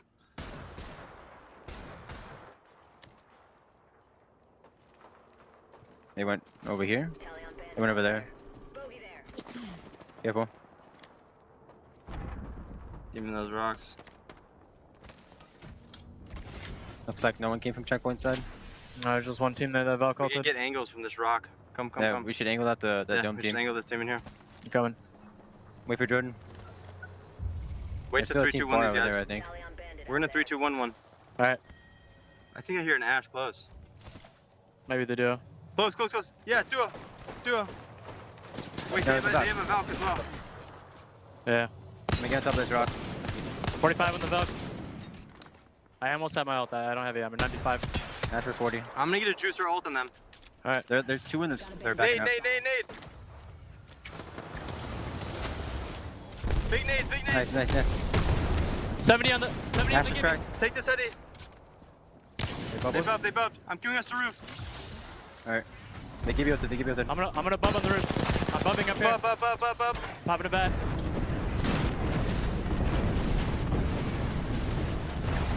Arc them. They arc your bubble, careful, they arc your bubble. Play for the heavy. Play for this heavy. Give you for 30. Lasering them. They're getting laser. Give me splash, give me splash. Play the city. I am. Shot in the back, shot in the back, I shot in dropped the down, back. Fuck. I'm healing. One knock. Give you ulted. I know. You're fine, I'm gonna hold knock in this corner. You have to play your bubble. I'm at 10 seconds. Alright. When I bubble, you have to sit in the fucking bubble with me. Alright. Probably bubble out here maybe? I don't know. Good. Come here, come. We're probably gonna have to Valk, I don't know. Yeah, we're gonna. Pop in that. Chaos at his finest, but it's the definition of tunnel vision. G2 were so focused on finishing off Phoenix that they didn't realize that Noises and Bryn from IG were the ones creeping up and adding that extra little bit of damage. It's just resulted out, but it certainly could be G2 have given up their advantage to stay alive here and climb up into the top 10, and it is all Invictus Gaming who are doing the cleaning up themselves. What a rotation just with 2 players to go ahead and come out on top of 2 of the teams that look like they could win this lobby. Talk about opportunists. IG came from the other side where all kinds of things were going on. Detonator had rotated. They'd Valkolted into 3 teams and got deleted. That left IG in an awkward position around Revenant, who rotated over to G2 and to the Victor, the spoils. Only 2 of them left, but they got some nice juice from that one. Reply Totem now with 5 kills on the board. Space Station, suddenly things have become easier for them to rotate out into the open, into the next zone, as it was a lot busier earlier on, but IG rotating to take out G2 certainly helps with that. Of course, Revenant Esports are still creeping around in the same position, getting shot from multiple directions, utterly screwed from that position, nowhere to go. The bow check coming through to do some damage. Nasty running out of arrows though. Shout out to David Bocek, inspire the name, but he didn't inspire that player right there. That's all Nasty from GMT. We gave him the nickname for a reason. Him, Dell, and Matey showing that they deserve not just to be here, but they want to be in that grand finals tomorrow. Let's take a look at just exactly how he was able to clip that one. Waits to the edge, and then is this bubble gonna drop right now? Is this just, oh, why are you running? Mama! There goes that man, Nasty with the bow. You do not want to see that sight, and they're holding the backside of Launchpad, probably the most strengthened position here in this final circle, James. Yeah, and they bolstered their defenses, moving the Trident over to give them some more cover, and they will wait because they are playing for first place. So they will wait and see what lies ahead. Meanwhile, there are many teams here. We're going to have to start moving into a very small ring, and it's going to be awkward. GMT going to hold down as much area as they can with their angles, and they have a lot of cover, actually, all things considered. They've got no one on their back, so all they have to do is focus forward. No need to watch the 6, because that zone will burn anyone down who tries to enter it now. 9 seconds, and they will just enjoy the pain, but also, there are 23 players still on the server. There is opportunity to get some kills, and they will be looking to seize those opportunities. 8 squads left here. SSG holding the rock. They're outside most of these teams.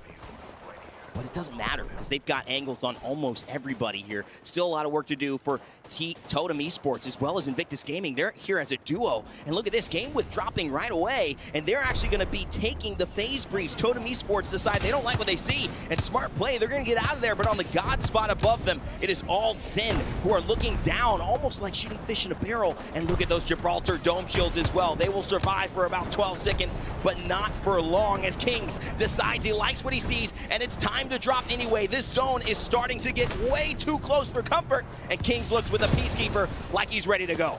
Surely people are going to start dying to the zone. Yeah, that's a nice stick, but we'll see if he can do anything else. We've got boxes. GMT, they're waiting for these domes to go. So much opportunity. Nasty gets the drop with the charge rifle. Down goes Jay Savage, and he's not going to last very long at all. Goodbye, Totem Esports. We're down to 4 squads all of a sudden, and GMT are enjoying all the range they have. Look how far everybody else is. They're having to fight each other. They're having to run around and get charge rifles, sky grenades, barrels. It's all happening on this end. The only problem is GMT are the place everyone wants to be. Do they somehow create a lot of the vision, the attraction to go there? Look at this. Sir Dell's not letting him even have the decision. One tap, he gets one tap there by Dell, and now Space Station holding on this left side, looking to finish off B3 Vega. Can they do it? It's just GMT who have a chance to go ahead and try to finish off everyone, but they're best leaving these 2 teams to fight, and they know it. B3 Jiggin falls. It's about to be a 2v2, a 1v1 essentially for the win here with Space Station and GMT.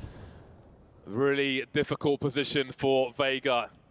Tatsu now just hoping, just begging that surely, please, just leave me alone. But there's no one else to look at almost. He's gonna Crypto, he's gonna ult himself actually, as well as everybody else. Going out in style, I suppose. Two squads remain now, and position will be very, very key. But that is a greatly timed ult because the rift is starting to close, and they may be forced forward out of that dome. But here comes the full send now. GMT going forward with the shotguns, with the massive. Down goes Nasky though. Sir Dylan Maisie have to deliver. Oh, he hits the 99 for the PK, but he gets kicked back. What did I just see? Apex Legends Kung Fu Matey finds a way though to bounce back. Can he do it for his team and clutch up for GMT? No, Space Station are here to stay. Dude, I just saw some Kung Fu at Apex Legends. That was unreal. Heel kick to the face, spectacular fashion. Space Station will be the victors. That was quite the game. I can't wait to see how many kills GMT got in the end with all the range and opportunity they had. But of course, you have to contend with the domes as well. And being between Space Station and GMT proved to be very painful for Vega. It was such a great zone for GMT. And you have to wonder, you know, because they were aggressive, did they pick the wrong choice? Because obviously not winning that game felt like they didn't play to their strengths. They phase breached actually and walked up, which I wanted to mention, but it was too hype in the moment, which is a unique strategy we don't often see. Teams will use that Ashe ultimate to all ints, but of course, if you all use it, you're susceptible to a thermite, you're susceptible to a peacekeeper in the face, and that's just gonna end the fight right there. So instead, they kind of bait it out, but it ends up giving Space Station Gaming the ability to just wait and start the fight, and they certainly are the ones who ended it. 21 total points. That's a great game from them. They desperately need it to get involved and continue on their losers bracket run. Only 4 kills for GMT, but second place will be good for them as well. Again, a late resurgence for GMT, and hey, sometimes you need your back to the wall to start moving forward. You need a bit more pressure, and GMT is certainly starting to deliver now. Another quiet game for Detonator, excuse me. G2 not having the greatest of times either.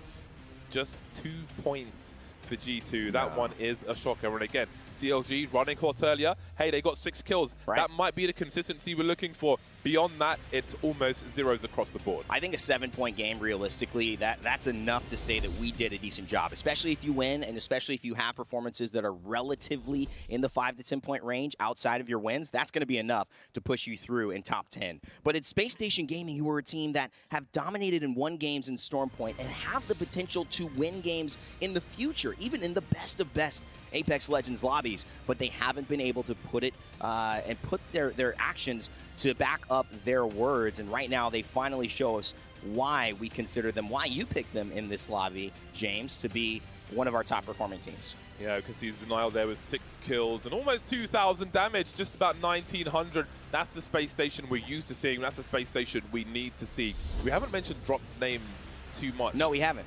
This entire weekend, and it's a surprise. It's something we want to do more. But here is the overall leaderboard. Suddenly, Space Station move up 2 places now into second place.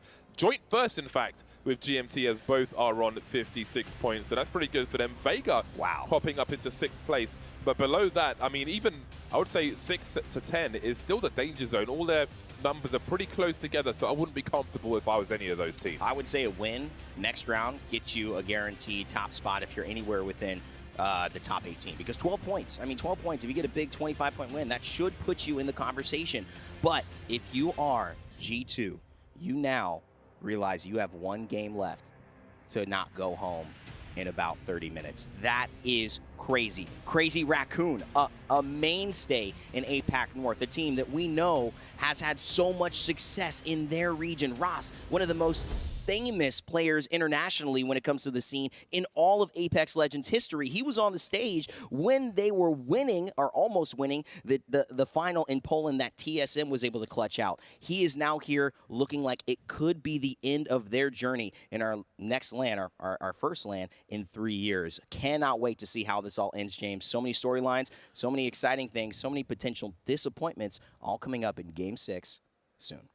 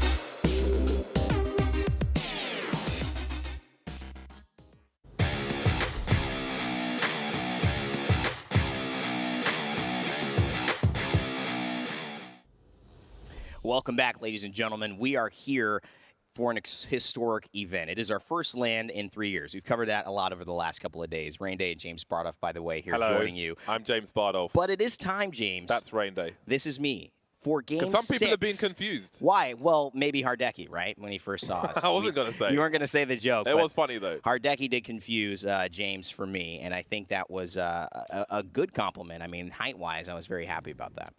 Oh, yeah. I mean, I came out of the airport. Mask and he was said, on. Hello, Rain Day. I was like, hey, man, how you doing?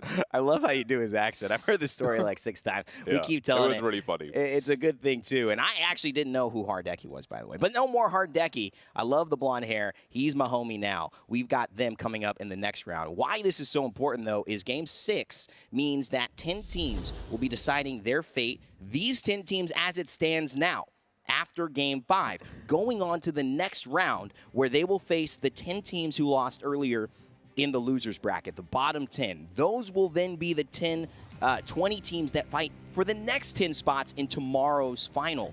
But these 10 teams and the 10 teams who lose the next losers bracket round will be going home. These are the first 10 teams, if it ended now, that would be flying back, watching the rest of the tournament as spectators. And there's some big names in here.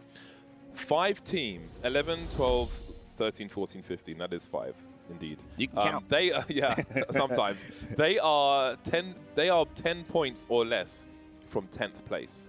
So this is going to be crucial. Very every close. kill, every placement point is going to be absolutely critical. If you're in that top 10 and you have a nightmare, if you go out early and then suddenly your fate is no longer in your hands. That is going to be really scary. Let's not forget, Fascination, Color, Destroy. They're in 10th place in that first game of this Storm Point series, so game number 4. They contested CLG and they killed them. CLG went after them afterwards in that game number 5 and wanted to exact revenge. So now you've got to feel a bit nervous. You can't really afford to have that variance at the beginning of your final match. Would you say that if G2 win, they're in?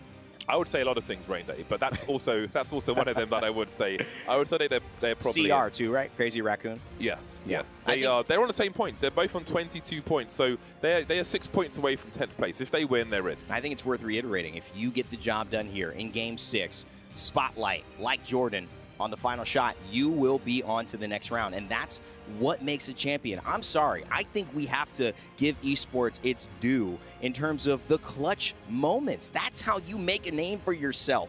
You do it when it matters. And you also have to keep that consistency heading into your next round and, of course, tomorrow, because we don't hand out a championship in Apex Legends unless you win the game. And so these teams better start practicing now. I love how happy GMT are. After the airport incident, I actually got Nasky to go to Rain Day and say hello, Bardoff, in the cafeteria, which was pretty fun. But yeah, they are super, super happy. Great energy from that squad. But I'll tell you where the energy won't be great if G2 don't make it to the next match. That's going to be... I don't even know. It's going to be dicey. I don't even know. It's going to be dicey. It's going to be like a bad salad, you know? Well, I won't cut to team comms at that point. That's what I would say. And I think it's not even going to be anger. I think it would be just dejection. It would be disappointment, and I know the fans would feel the same way, but nobody would feel that way more so than the players. Gent, Resulta, and Design. They want this. They have been aware of their lack of performance, and they want to prove the rest of the world that they belong in the main stage. Well, they have one game to do it alongside Crazy Raccoons, Game With, of course, FC Destroy, Zen, even Finnel have a chance here, and so do Reply Totem, who have started to pick things up over the course of this bracket. But it is do or die. It is win or go home. Top 10 or you're out of here. And G2 know it. So they are going to land with the utmost care. A 50-50 right now would be a very dangerous prospect indeed for any team who is questionable about possibly making it in. Yet we might just have one in our northern side of the map. It is Reply Totem and Finnel on the top left of North Pad where the game just ended who are very, very close. They may not be engaging yet. We do hear some shouts behind us, though, in the stadium. So it looks like Scars are actually fighting potentially Detonator. There's also Zen and FC Destroy on the left side at Mill. I think that's the fight actually going on. Two teams that desperately need to win and put together the points that have given them an opportunity to move forward. This is a crazy drop. Zen are 4 points behind Fascination, Color, Destroy. And FCD, they are the gatekeepers at the moment. Yeah. They are the position that everybody needs to be if they want a chance to survive. Getting scanned, and they're not fancying a push at this point. And I'm sure FC will play off of those scans as one wants to do with a Bloodhound. So this is a very nervous situation. Wow. I mean, you're right. They're 11 and 10. Yeah. There's 4 points between them. Neither of them can afford the variance. They really can't, but FC Destroy have to feel confident with the armors they've picked up. 2 blues and a purple, not too shabby at all. I mean, you just shouldn't fight. There's no way either of you should fight. But I think that's what makes the team that decides we're going to fight, we have the confidence, maybe have the advantage here. And you know what? I think this is the smart play. I know it's not exciting. I know it's not fun. The viewers probably didn't want to see this. They wanted to see somebody make a move. But this is absolutely the right play in my eyes. Do not give up your chances of either staying qualified for next round or getting into qualification for an early 50-50 before you're geared up. Yeah, in the meantime, Odic getting a little closer to IG in the top right. And we saw G2 send on IG in the previous match, but that does not appear to be happening just yet. So we'll keep an eye on how things are going down across the map, and we can see, oh, here we go. FC, they're really feeling this. And look at one of these Zen players is very squishy indeed. He's only got the basic armor, and that is less than ideal, to put it politely. Are they heading towards the launcher or just hiding behind it? This is a very interesting scenario. We are in very dangerous territory. And Phoenix, whichever you prefer, have got some range and they've got some downs as well. Revenant Esports out the door as soon as they're in. Oh my goodness, Revenant Esports. They have 31 points, James.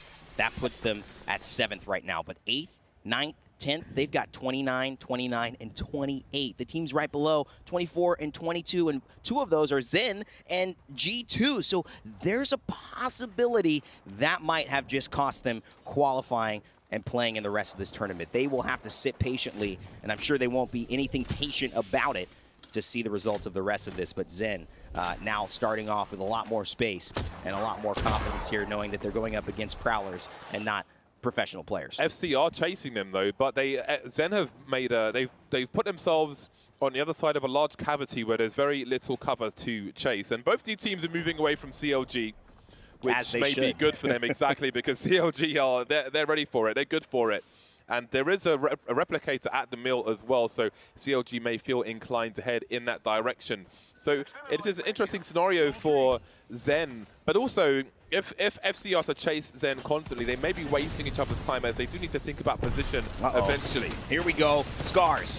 They have not had the performance they want this tournament. They know that they have been riddled with controversy and problems, and this is going to do it. That will be the end. We will be saying goodbye to Scars in Sweden. Many people did not expect this story, but there was just no recovery. They didn't look like they had it turned on. There's obviously a difficulty whenever you're playing with a sub, making those adjustments, but unfortunately that will end their run.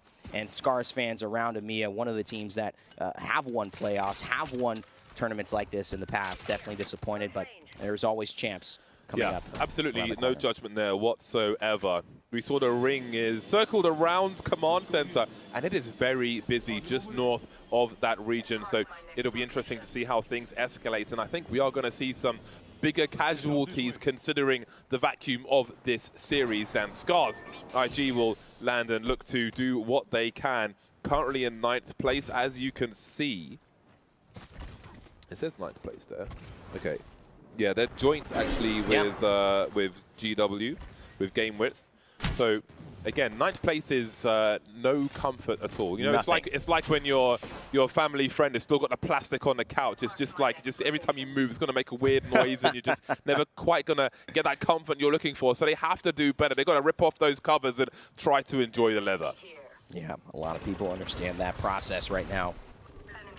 Every single move matters. Every single moment has an impact, and it could be positive or negative. Invictus Gaming have done well I think, to be in this position. They had a great run with 2, James, and of course, you could tell that there's a lot more that's going to be at stake here in Game 6. Game 5 was enough to put them in position, but will they be able to take advantage of the position that they've put themselves in? That is the question. There's fights that we could see on the map happening all over as well. I think CLG in a scuffle with FC Destroy. CLG not worried about qualifying. They've got a lot of points here at the top of our leaderboard in a loser's bracket, but still would not want to lose this one at all, but it seems like that could be it. FC Destroy taking it to them, picking up 3 KP. That's all CLG is to them at this point as they knock out one of our leaders in this lobby in 5th place. That is absolutely bananas. 3 KP for FC Destroy, and that will be bars of gold, all of those kills. And we did mention that CLG would likely rotate through the mill, especially with the replicator there. That's exactly what happened. And I was fearing for FC Destroy because I thought, okay, they're kind of entertaining themselves, chasing Zen around, who have rotated elsewhere, and maybe they'll get themselves into trouble, but apparently not. They are ready for it. They are, again, they're being the bad guys today, focusing on Destroy and moving a little further to security, but some people who are very insecure at the moment in terms of their placement are, well, both of these teams actually, Detonator and G2. So we've got another flashpoint here, wow, but we'll see if they go for a full send. G2 have to decide. Are we going to make it happen? Are we going to wait and buy our time? Are we going to be a little bit respectful of other teams, knowing that, hey, we are not where we want to be yet. We cannot die here. Well, that's not going to change unless you get kills, unless you make these placements go your way. And right now, doesn't look like there's a better fight for them to take. Resulta holding out the range with the charge rifle. Gentrifying looking to push in as well, and Design leading the calls on the comms. Can he bring his team into striking distance to overall qualify for this next round? It hasn't been the tournament they've wanted, but there's a chance at redemption here. They're not going to push this one yet. Now fighting in the zone, this becomes more dangerous for everyone, and Detonator might just be able to skirt around this mountain without G2 willing to pursue them anymore. Yeah, they can't really chase this position unless they see Detonator run around the corner and they want to go after them, but that could also be an ambush. So I think the opportunity has come and gone for G2, and they'll have to disengage. The risk is too high at this point. So they'll be moving back into the zone, maybe thinking about where Detonator might rotate. Do they hang around up high, heal, and then push their way forward? But there's a care package below as well, which could provide some opportunity, maybe hoping for good fortune. A Vault would be enough. A Kraber would be special for G2, but we shall see what it is soon enough if they choose to open it. And I'm sure they will, because it's just around the corner. We can see plenty of crypto drones flying around on the radar as well, so one must be careful. Never assume that something is safe. It seems that Gent will take the purple shield to go to the care package just in case he gets peppered. We'll have a little more to help protect him, and it will be a scout, which could be interesting. And there's instant opportunity as we see Kick on some lower ground. Detonator have rotated around now, and we've got some buildings with which to admire the carnage. Space station here as well. So again, you've got to be really careful about how you move across this terrain. Make sure you've got some rocks to cover you, otherwise you could find yourselves in all kinds of trouble. Yeah, G2 kind of playing it close, obviously landing towards the northern side of the map, and they don't have to go too far, but they've got to find the best way to make it in. Right now, they've got Kick, SSG, Detonator in their way if they continue this route. They could always skyward dive, though. Zen, a team with 24 points just outside of qualification. They're going to have to win this fight here, but Stalzy already under pressure, has to hit the shield cell, and Kings forces the shield battery in the dome. Too, one of the most valuable assets to this squad. So they're just taking a full stabilization, but taking another fight, that is dangerous. Unless they can somehow find an opening, a PK will certainly do it. There's the peak. They're pretty low on resources as well. Have a look at the shields from player to player. You can see they had to drop some shields from one to the other. That not many of them have more than 4 shield cells, and I haven't seen any batteries. So they need to win a fight eventually just for the resources. They can't keep these engaging. They can't just keep engaging and disengaging and not getting anything out of it, because they won't have anything left to fight with afterwards. Are Invictus Gaming going to be right where G2 are? I feel like there are shots happening. They are. It's Invictus Gaming and G2 who are fighting here. Invictus Gaming in 8th place, and Result already takes so much damage. It's time to do this or go home. G2 have tried to wait out the perfect time to fight, but it has arrived on this skyward dive. What are they going to do here? Black Hole as well from Designful to buy some time and maybe some space, but he is so low. He gets the blue shield back up with a shield battery, but look at this Ash poking in. It is going to be Invictus Gaming taking the fight now to G2 underneath. In the meantime, Zen were eliminated by Ascend and Singularity. 2 teams to finish them off, so it really didn't work out for them. And it seems they may have forced the issue if they didn't and the other teams did. Oh my. And yeah, there's more than one team here for G2 who have a building at least, but they are taking a lot of damage and they've really got to try and hold now. Shotgun's up close, and that is a good question. Designful and Results are still here, point blank. But this might be the end of the line. Design, the only one now who has to keep his team alive. Otherwise, this is the end of the line. Full send from him, but he's going to get taken out of the sky, and that is the end of G2. They are eliminated from the tournament. Space Station Gaming take down G2, one of our North American representatives who have underperformed, but it was really Invictus Gaming who ended up being in the right place at the right time, or the wrong time if you are a G2 fan. The Skyward Dive forces the engagement, and it didn't go their way. SSG clean up Invictus Gaming Bryn after this party happened, and it's a third party, you know, the kind in Apex Legends that happen often. But my, oh my, a big story there just had its conclusion in G2. And we might see another one. IG, they're currently in 8th place, and it's not looking good for them at present. There's another downed player just around the corner. Okay, Yes. Frex is going to finish him off. Goodbye to Noises. So I don't know if IG get these banners. They've got one player remaining now. Urban. And again, 8th place is not safe at all. Odic are going to be gatekeeping, looking to get some opportunity for themselves. Currently in 3rd place, they'll be feeling way more comfortable. Got the slippers on and the bathrobe, but they're looking to get a little pipe as well. And maybe they can find it if anybody comes their way. We know that there's been incredible representation across South America. This region has shown up in this losers bracket right now, as well as APAC North, South. There's been so much interregionality that has given us context of the strength of Apex Legends around the globe as an esport. But this is the moment that Ascend found out that they were going to take this fight and take down Zen. Ascend desperately needing these points to move forward, and it's a team that, James, if they win, would certainly do what their fans are hoping, which is put them into the next round. Hope and despair. We'll cover 2 halves of these leaderboards. Definitely want to be in the more positive side of that engagement. Otherwise, it may be a long journey home for you, one that keeps you wide awake, wondering what could have been. Urban from IG is still being gatekept by not one, but 2 teams. Space Station and Odic are waiting for him. I don't know how much health he can have, but there isn't much for him to do. I can see him on the radar going back and forth. You know, he has very limited option, and he has to stay alive. Even if it's Tarat, placement is so important, even if you get 0 kills across the board. But we'll see. I'm sure we're going to see his name in the kill feed soon, and for all the wrong reasons. In the meantime, Ascend are engaging. They've got plenty of cover. Not a full send now, just poking and prodding. They've got triple purple, so they could be in a worse position.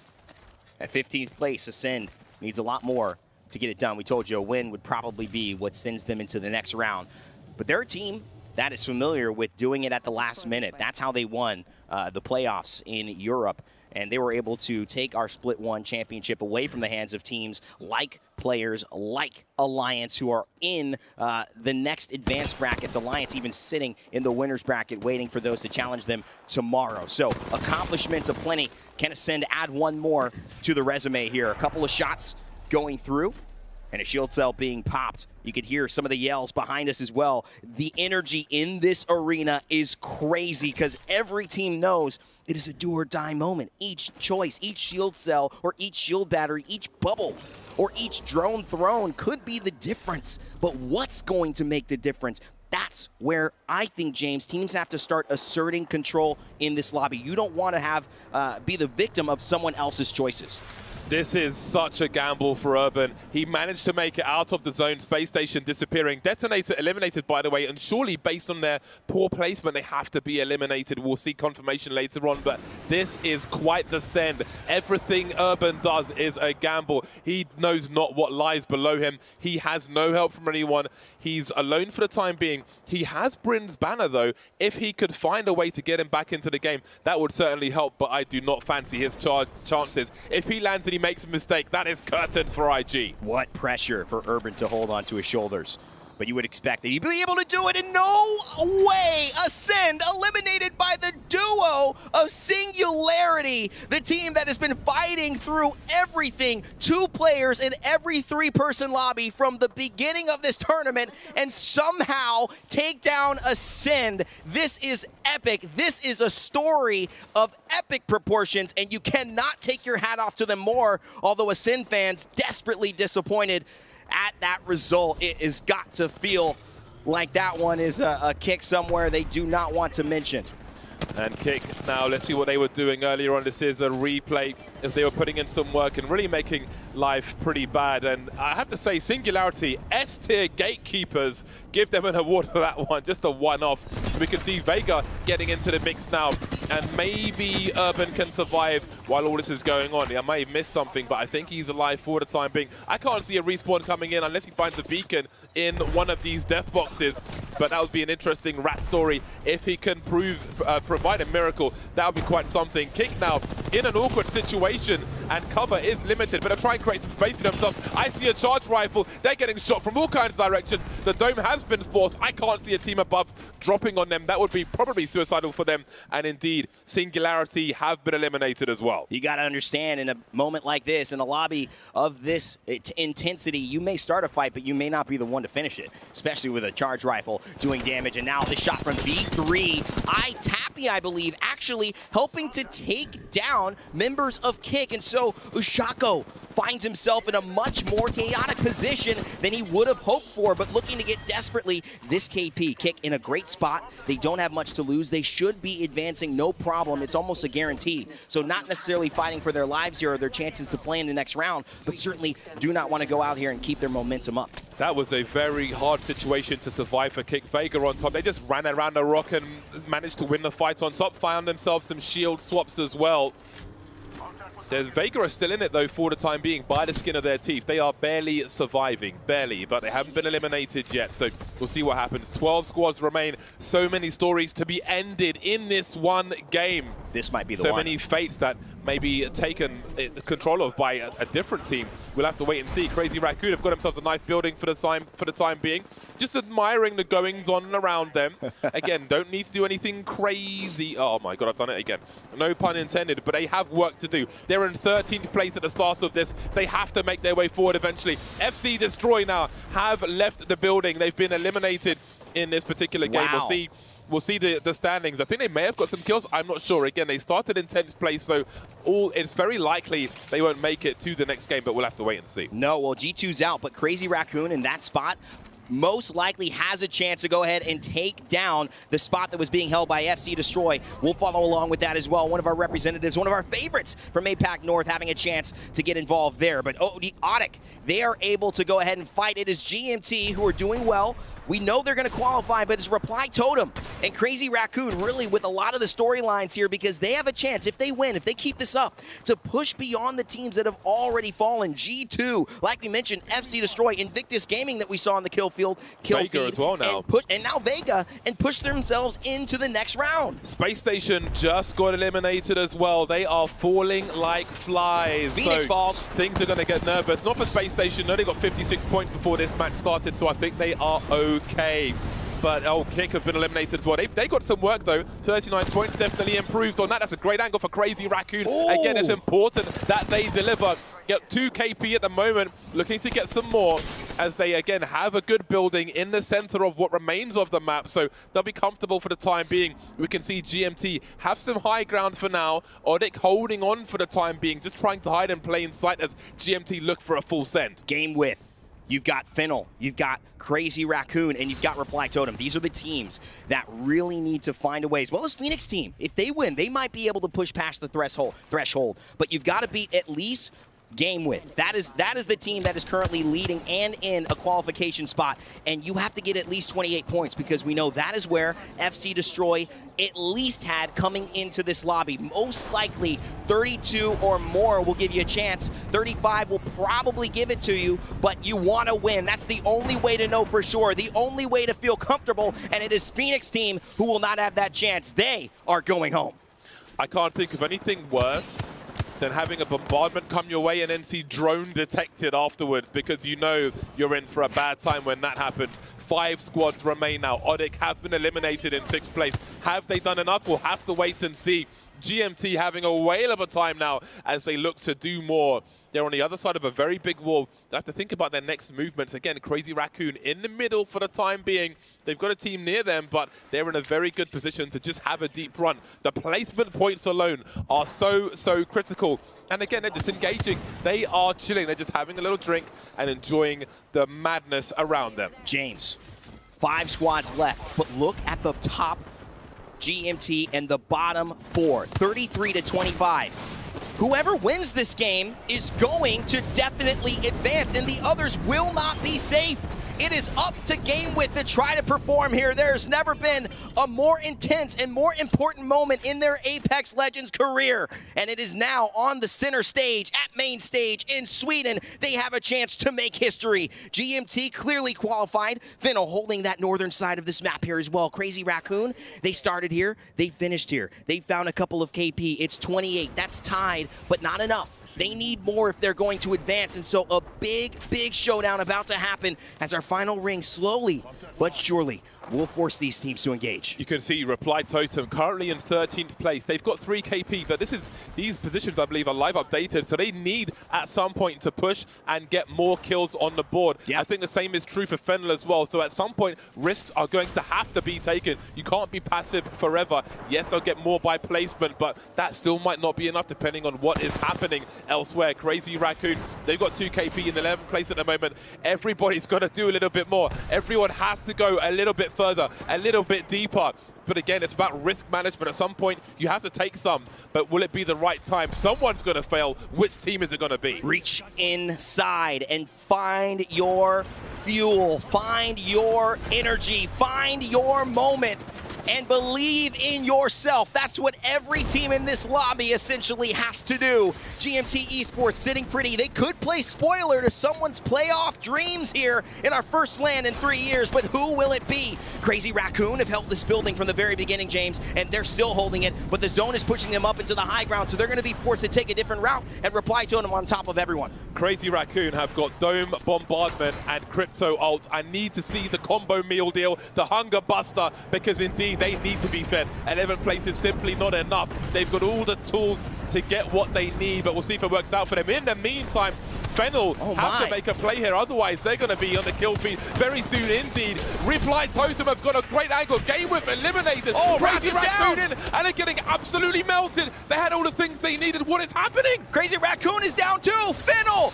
they could have just done it. They might have been the ones to take it, but Reply Totem, no, they come crashing down. They will face off against GMT Esports. Will they do the unthinkable? Reply Totem's your champion, and they booked their ticket almost assuredly into the next round. Talk about a full send. They made it. I'm pretty sure they did. We saw the live update. They went to 10th place at least and then got the victory. I think they have done it. Crazy Raccoon, though, I do wonder if they did enough. Again, they had the building for so long. They had the Dome, the ult, the Gibby ult, the Crypto ult, but they just came down and just got smashed. Like everybody clubbed them at the same time, like seals in Canada. I don't know, but my God, I do wonder if they've made it in the end. I mean, James, the what they had to do was way harder than everyone else. GameWith had 33 points at the end of that, but they started with 29. Reply Totem started with 18, and somehow I think they at least got over 35. There's hugs all around. Fennel celebrating their performance. Was it enough? It looks like on their faces, it's seemingly enough. I need to see the numbers. Is this Reply Totem saying? See the numbers. Is this true? Did Reply Totem?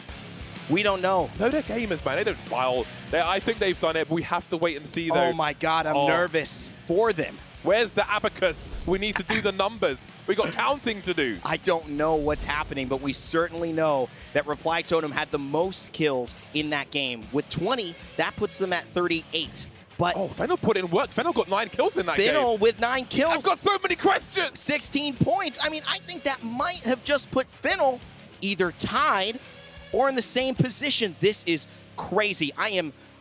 There's so many scenarios here. Unfortunately, I'm not sure if Crazy Raccoon had enough at that point, James. Even though they did 9, they did well. They were in that final circle. super sad for IG. Super sad for IG. But look at That's the point true. Singularity got. Look at all the people behind them. G2 couldn't best a two-man Singularity. And that maybe tells part of the story of a horrible weekend as far as they are concerned, because it's certain that they didn't make it. But we'll soon find out who did. And I can't wait to see it. But before, I thought I was getting baited. I thought this was the overlay, but it's not. We just got to shout out Sharp, J Savage, and Amaz. Just incredible players and performances. Whether they go home or whether they move on to the next round, there's one thing you cannot say about them, that they didn't put in their absolute best at the very end of that one. Just plays all around. You saw a bit of a dejected look when they were looking at something. We saw Fennel hugging and clapping and getting excited about something. We don't know what it is, but I am excited to find out with the panel, James. We've done enough on here. We're hyped. We're going to go stop drinking Monster and calm down a little bit and let our desk tell us what happened. Absolutely. Thanks so much, Rain Day and James. Hell of a cast, and what a series. Our losers bracket certainly did not disappoint, unless, of course, you're one of the bottom 10 teams. G2, an unfortunate exit, but ultimately a massive congratulations to the likes of Fennel, Reply Totem, and, of course, our dominant teams today, Space Station, Gaming, and GMT. We'll take a look at the leaderboards here in a moment as I welcome to the desk someone I've been tweeting, hyping it up a little bit. It's Hodsick Reed joining us on the ALGS. I got to lean over and give you some dap. Absolutely, man. This is my duo, by the way, my casted duo, my analyst duo, back before you started coaching Team Liquid. Good to have you back in the desk, man. Dude, it feels good to be sharing the stage, so to speak, again. And super cool of, I think, Apex to be able to be on LAN and, like, branch into this, coach and player perspective. Having Hakas on earlier was really big. Absolutely smart player. Yeah, 100%. Good to have you back on the desk, that's for sure. Well, hey, we don't want to keep you all waiting. We want to jump right into the results. What you are all waiting for. Top 10 qualifying for the next round is B3 Vega gonna do it. Fennel and Game with APAC North inches by FC Destroy as well. So just barely these APAC North teams make it. Reply Totem with a monstrous showing.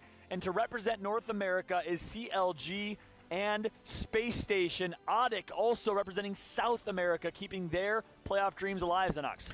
Look, there's some absolutely big names that are missing here from this top 10. I'm just going to get straight to the point. Firstly, of course, G2, we can't miss that one, but also Crazy Raccoon. Being from APAC North, this was a team that finished second back in the Pro League. I had big thoughts that they were going to be able to do well internationally. Thought maybe the composition would hold up. Did not. Again, this has just been a little bit disappointing from them. They haven't really had any excuses for it either, to be completely honest. But congratulations, of course, to those top 10 teams that did make it through to the next losers bracket. But yeah, this is a little bit unfortunate. Definitely the two teams that stand out the most. Yeah, I got to agree with that. IG would probably be right next to them, in my opinion. Invictus Gaming, so disappointing, so close. This roster was so much potential, unfortunately not making it as well. So, G2, Crazy Raccoon, IG, probably the biggest names, but also at the very bottom there, Scars playing with a substitute, an unfortunate situation and turn of events for a team that is so beloved, myself included. And then teams like Ascend also playing with a sub, VJ, not able to make it from Iran, unfortunately, due to visa issues. Teams like Phoenix Team Singularity playing as a team of two. My heart goes out to them. My heart goes out to all these teams. My hat goes off, most importantly, as we know you put your heart and soul into preparing for this event. But don't worry, the good news is it's not over yet. We got ALGS champs later on this year, and guess what? For being here, you're going to earn those valuable playoff points as a chance to qualify for ALGS champs, a major competition coming in just a few months. So obviously, not a whole lot to hang your head on, Hodsick. Oh, absolutely. I mean, it's heartbreaking. This is the first LAN that we've had in 3 years. Yeah. First for many players. There aren't too many repeat players here. So it's super heartbreaking. I mean, we all love the victory stories, but, behind every victory, someone has to lose. And it's tough, but, like you said, it's not the end. Yeah, absolutely. Well, hey, we got a lot to analyze. We got a lot to break down, especially with Hodsick and his brilliant mind as Team Liquid's coach here on the desk. But we got some celebrations first, and we got some fun ones at that. One of the most celebratory players, one of the most outspoken players in Apex, one of my favorite players. We have none other than Nasky of GMT live for an interview with Killer Pigeon on the main stage. Thank you, John. That's right. I am here with Nasky. How is it going, bud? Day one, not looking too good. Rough start, but to come in like this, the complete turnaround. Talk me through it. What was the big change up? Well, in day one, it kind of just, we did what we did in scrims, what we had learned, our rotations and stuff like that. But we weren't we were kind of expecting teams to be playing a little bit more safe, and stuff like that. But all the rotations, they just, I don't know what happened, but we would be caught on rotations. The team would just see us like 200 meters away, and they would just full send us. And sometimes they would die to the third party too. But anyway, the day one was just horrible. Nothing we had practiced worked. And then now we studied what we did wrong. We studied what was the reasoning for the practice, that we had practiced, why it didn't work, and came to the conclusion that we needed to be more aggressive. Today we came in with more confidence. My teammates were hitting nasty shots. It was going good, and yeah, that's what happened. Yeah, I mean, it was absolutely amazing. I mean, it looked like you really struggled with, I'd say, Fennel on day one. Their performance in day two kind of mixed. Like, did you see them as a threat, considering how much of a nuisance they were at the start of your first day?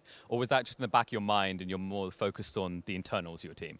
Well, obviously we're contested by Fennel. Today we were able to win the contest. We won game 1 versus them, and then game 2 and 3 on Stormpoint. They were so low on points they didn't want to risk it. So we won the contest today. I don't see them as a threat. I see them more as friends, because when we were boot camping together, they were sitting right behind us, and we were obviously practicing contesting scrims, and then every time we would win, we would say, GG, nice, and then we would give them candy, and then, they would give us candy, and then when they won, they would yell the same but even louder, and then we would give them candy. So they're more like friends than anything. Oh, dude, I absolutely love that. You know, speaking of friends, obviously not everyone can make the cut. We're already seeing some teams, they're not going to be here any longer. It's heartbreaking. Not everyone can make it. What's the big heartbreaker for you? There's got to be a team that you feel for, right? That you may be close to or you expect in deep run. Who is that? I'm going to have to say Scars. I absolutely love the Scars boys, and it was very sad to see with the situation with Mandy getting COVID. It was really unfortunate. I know that they have done a lot of preparation for this. I've been hanging a lot out. I can't speak. I've been hanging a lot. I've been hanging out a lot with Scars, and I love them as people. So it really sucks to see them not do good. But I'm sure they will turn it around next time. You know, no COVID, and then they're gonna pop off. But yeah, that's the team I want to say. Yeah, absolutely. And I can see that the thrill's getting to you. I mean, that this has been a phenomenal turnaround. And this event, like this has meant the world to so many players who've been grinding online for 2 years, waiting for this. Just put in a few words what this event means to you. Well, it means a lot to me because our teammate Strafey couldn't be here. So I want to make sure that we do good so that, you know, Strafey knows that his teammates aren't washed up. But also just in honor of Strafey, who obviously couldn't partake due to the situation in Ukraine. Hopefully, stuff will be better soon. And then, you know, if we do good in this tournament, we will qualify for champs. And then we will play champs with Strafey again.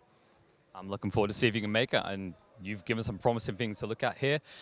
One thing I'm looking for is one promising team you've now got your eye on. Someone who's all of a sudden on your radar that you maybe weren't looking at before? Because there's the big teams, right? Like, you know, your TSMs, your C9s, like everyone's thinking about.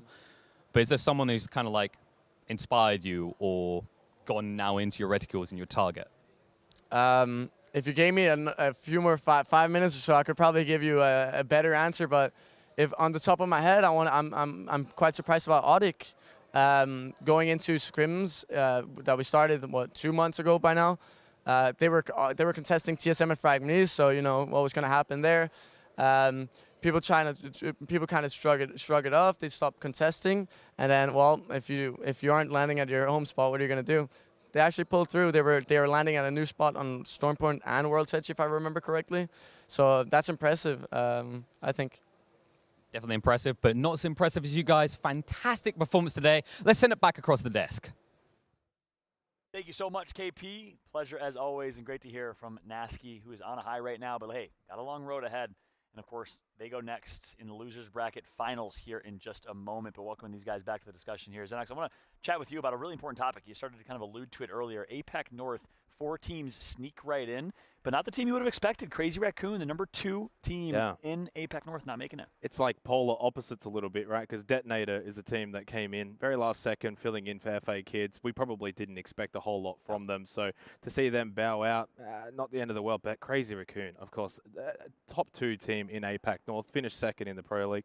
Expected a little bit more and definitely didn't expect them to bow out this early. I think one of the issues for them was actually just the composition didn't really stack up here internationally. They did try to adjust a little bit towards the end, maybe it was too little, too late. And ultimately as well, consistency was probably a big factor. They lacked it. I think you could probably say for the majority of the teams probably in that losers bracket, consistency was something that they did lack. Yeah, that's a great point. Obviously, the replacement of Selly for Mania, a controversial discussion. Selly goes over to AD Raccoon. Selly not playing in this competition as we do have an injury, and Karampu is substituting for Selly, but certainly Selly's absence is felt. Consistency was certainly key. We'll take a look at the highlights here from this entire series. The last couple games at least. Match number 4, and again, we were all in the green room watching Hadzik, Xenox, and just waiting, hoping in a lot of ways that G2 would pop off, and unfortunately it just didn't happen, Hadzik.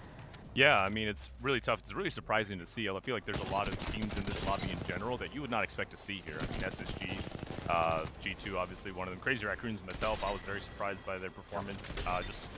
So it's a pretty stacked lobby, and it's kind of ridiculous. I think, like, it kind of goes to show how difficult it is after so many years to come through and have so little time to prepare and actually bring it all to the international stage. Yeah, and that's the best point I think that we can make here, how difficult it is. And you were talking about it earlier as well. Every team here, there's no bad teams here. Exactly. It's the best of every single region. So every lobby is going to be competitive, Xenox. Yeah, 100%. The other factor of it as well is that was a nasty game from Kick, by the way. It certainly was. They're all capable of obviously having big games, and I think no more than that we saw probably from Reply Totem. Now I'm probably going early here since this is the match 5 highlights, which Space Station kind of wrapped up their way into the next bracket. But you look at Reply Totem, 20th, 19th, 15th, those first 3 games on World's Edge, and what do? They turn it around. Again, it's that consistency. It goes both ways. We know they're capable of big things, and they were able to do that in match 6. But I think what you've got here is 40 teams that are all capable. Unfortunately for the 10 that are missing out, maybe it just hasn't quite clicked for them on the day. Yeah, that's exactly right. And you made that great point about consistency, which I want to talk about here in a bit with Team Liquid. But and the consistency y'all have had so far. I got to put some respect on your name. But for now, I want to keep kind of walking through these highlights. Match 5, won by Space Station. Didn't even celebrate. Just another day in the office for them. They came in expecting to take care of business, Hadzik. Yeah, like I said, that's a team personally that I hold in very high regard. I mean, they have just some incredibly talented and seasoned BR players. I mean, Frex and Dropped have been in BR since H1Z1. So, they've been around the block. So I was super surprised to see them even fall to loser bracket. But, like I said earlier, every single round there's winners and there's always got to be some losers. And it's tough bringing it to this stage where there's so many teams and so many different metas. It's the first time we've had an international tournament where different metas collided. For those that don't know, in Poland, it was all the same. It was all Wraith Path Watson. Every single region. 100% pick rate. Yeah, every single region. I think there's like 3 Gibraltars. Something like that. Yeah, something small like that. So it was all basically the same playstyle, and it was just who did it best. Now it's a million different playstyles, and now we have to figure out what's the best one for whatever current lobby you're in, and it's proving for some teams to take a little bit of time to get adjusted to, but I'm glad to see SSG found their stride. Yeah, and ultimately they changed their playstyle a bit. We had chat with them going into this competition. They said, we're no longer playing Edge. We got to play a little hard rotation. Instead, play early rotate placement, and that new playstyle worked for them. So hopefully they can carry that momentum right into this losers bracket final, as they, of course, have to do it now against an even better lobby that's coming from the winners bracket, which is interesting. But back to that topic of consistency, and that's a good segue here to Team Liquid, and really one of the most consistent teams we've seen so far. I told you before the broadcast even started, I'm going to roast y'all because you guys did not have that consistent performance throughout Pro League. You were kind of in the lower tier in terms of average kills, average placement stats. What turned things around for y'all? How have you been so consistent? I mean, we knew as a team, we kind of just got together during the Pro League. Actually, I think it was around right after the 4th or 5th day, and we basically got around and just started talking about how we know as a team on paper we should be doing way better than this. I think a lot of people expect us to be doing way better. I think everybody unanimously. So I can't even get mad. I think a lot of people would agree that we were underperforming for a while. So we kind of got together and just try to piece together, find the examples of success that we have had, and then figure out what are we missing from that in our current gameplay. And then we kind of re-embedded all that in, and it seems to be working really well. I mean, I'm over the moon impressed about how they're doing right now. Oh, they've been playing so well. I mean, talk to me about two players in particular, Nocturnal's and IGL, the strides he has taken to be the IGL that we all know he can be, to reach his potential, and of course, none other than Gilderson's the young fragger and his strive, his destiny, and his path for greatness. Yeah, Nocturnal's always been, I think, I've always, even before I was on Team Liquid, I'd always held him in super high regard. I thought he was always very smart about the game. He's one of the players I could always remember scrimming against and just knowing he's not doing those dumb plays that's getting everybody killed.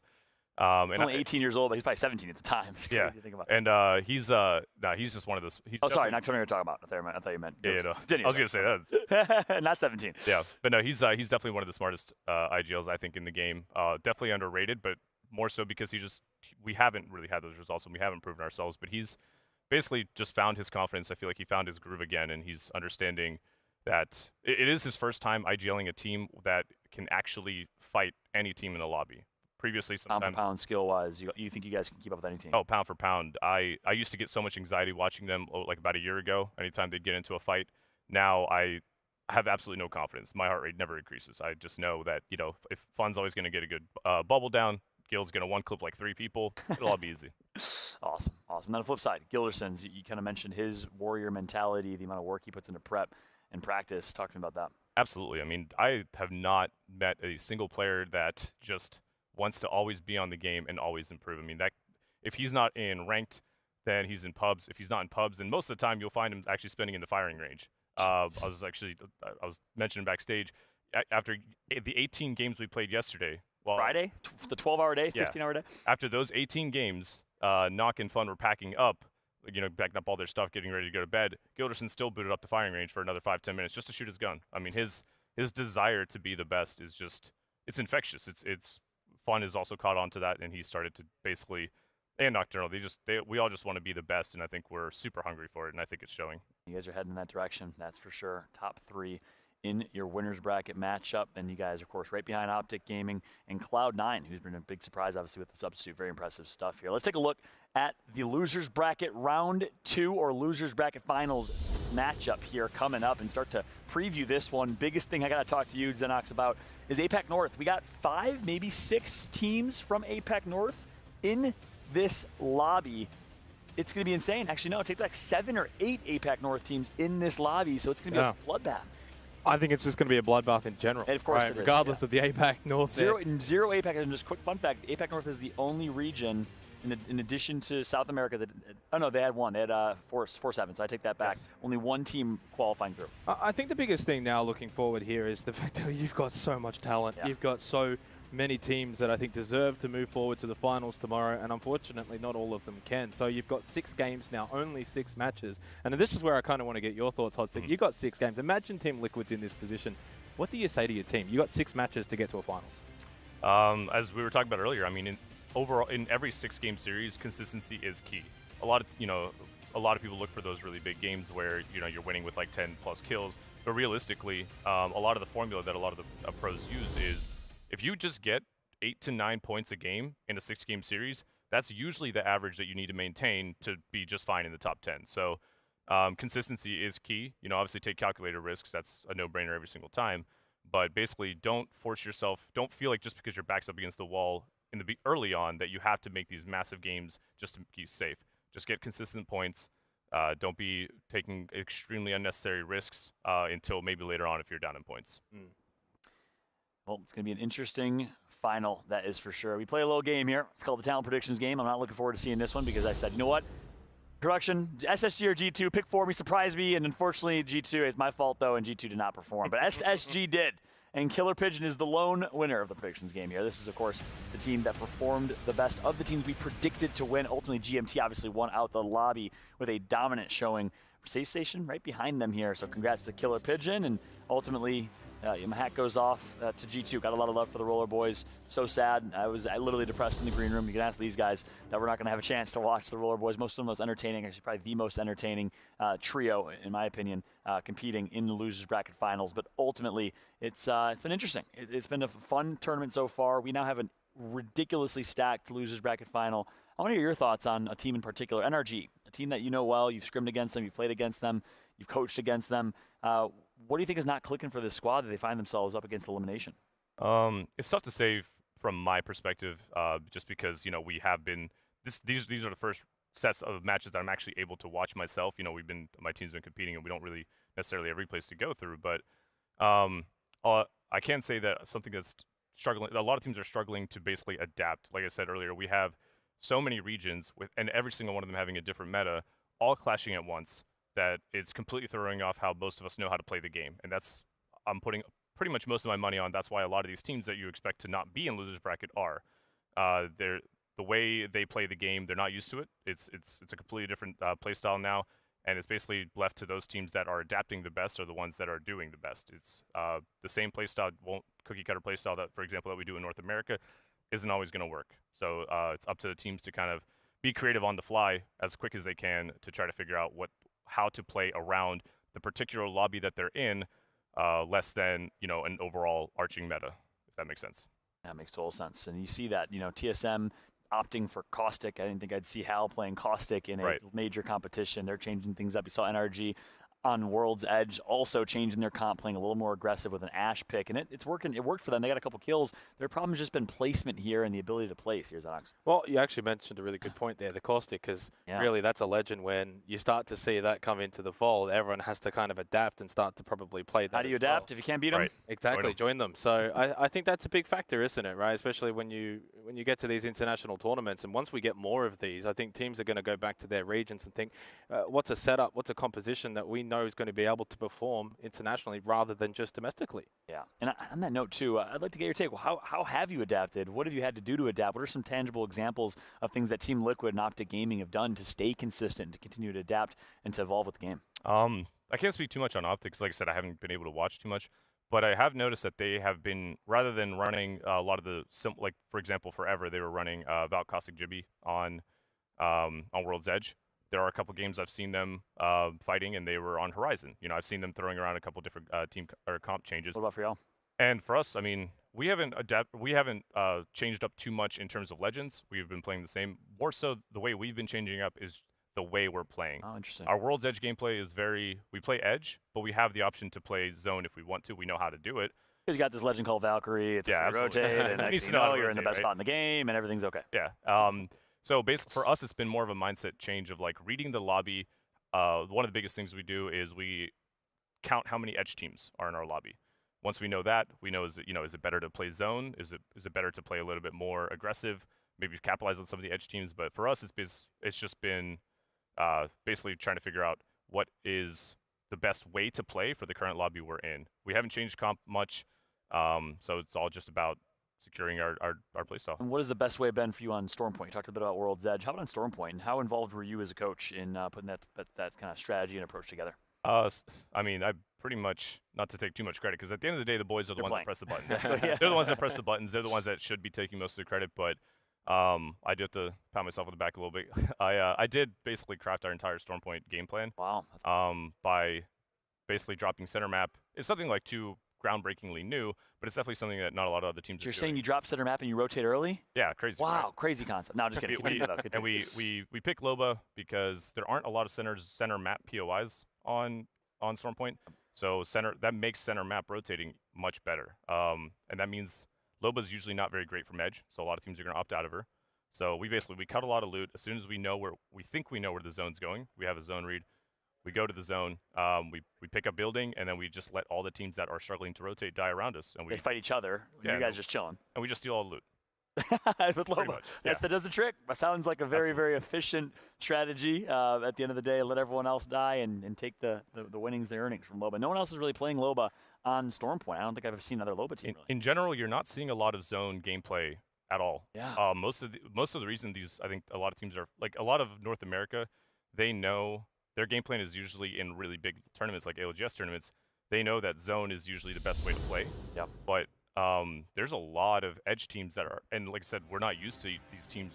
We're not used to these teams rotating. So a lot of times, a lot of these teams are just getting caught on rotating. They don't know. They're not adapting properly. Yeah. Well, there you go. Loba, 38 picks total. Arguably, probably most of those on World's Edge. You are one of the few teams running Loba on Stormpoint. We have some breaking news for everyone watching right now, and perhaps a lot of y'all have already seen it. A heartfelt tweet from Designful, and this one hits hard from someone who I've looked up to, respected for quite some time. Designful said, well, man, it is what it is. Played my heart out. Don't have any regrets. With that being said, I will be stepping down from competitive to focus on my stream and creating content. End tweet from Designful. Obviously, that hits me hard as someone, former competitor, passionate. I understand the passion that comes from Designful every single day. I love that passion, and to lose someone as passionate as Designful from the competitive scene, someone as entertaining as him from the competitive scene is truly a loss for our competitive community here at Xenox. It certainly is. Look, sometimes, and I will say I'm maybe hoping here that in the heat of the moment when things are maybe at their worst, these are the decisions that are made, and then maybe later on, maybe it gets reversed. That's fingers crossed, really. I'm just hoping, to be completely honest. But look, I think that sometimes you lose a player, but you gain content, or you gain, say, an analyst, or you gain a coach, for example. So it's an ecosystem, and I think as Apex continues to grow as a game and the longevity of it, this is going to be something that's normal. In a few years' time, you might be here permanently. Hasik might be here permanently. So I think that's a part of it. Yeah, I mean, I could probably speak on this, because I competed since the start of the game, and it breaks my heart to read a tweet like that because I know what it takes to get to that point. But I will say that it could be just a kind of in the moment thing because, I went from competing to coaching a little bit, then to casting, and to coaching primarily.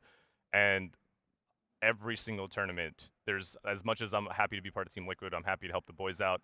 Every single tournament, part of me has just massive regrets and fear and FOMO, basically, of just not, I want that to be me. So the competitive competing. itch, yep. So it could definitely be an in-the-moment thing. I feel like maybe a couple tournaments passes, he might not like the way it feels. He's an incredible competitor, and he's more passionate than the majority of the scene. I know he can make it work. Yep. So it's definitely sad to see him go, but I feel like we probably won't see the end of him. Yeah, I hope so. And maybe we can start a hashtag or something. Everyone blow up his tweets and say you can't go. Not letting it happen. Say Fallout is not letting you quit.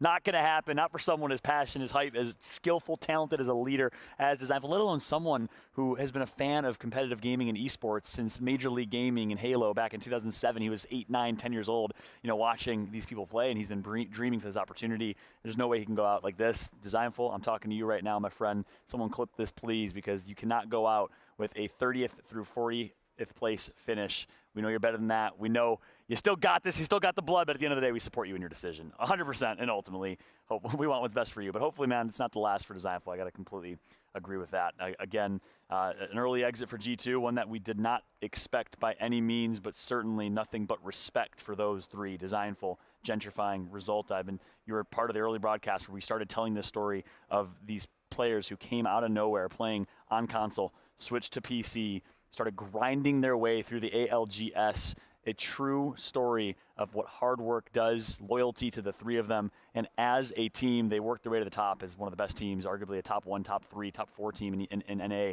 at multiple points. So a remarkable story, nonetheless excited for the future of Gentrifying and Resulta in the G2 organization in Apex Legends, and I guess only time will tell what will happen with their fearless leader in Designful. But hey, it's been a great analyst desk. It's been a great losers bracket final. It's great to have Hodzic back on the desk here alongside us. We're going to jump to a quick break. We got the losers bracket finals, another elimination match, another elimination series between these 20 teams. Top 10 will make it to the grand finals tomorrow for their chance to play for a larger share of that $1 million prize pool. And by the way, speaking of tomorrow, trust me, we have a few announcements coming your way that you will not want to miss. We'll be right back. Don't go anywhere. Losers bracket finals after this.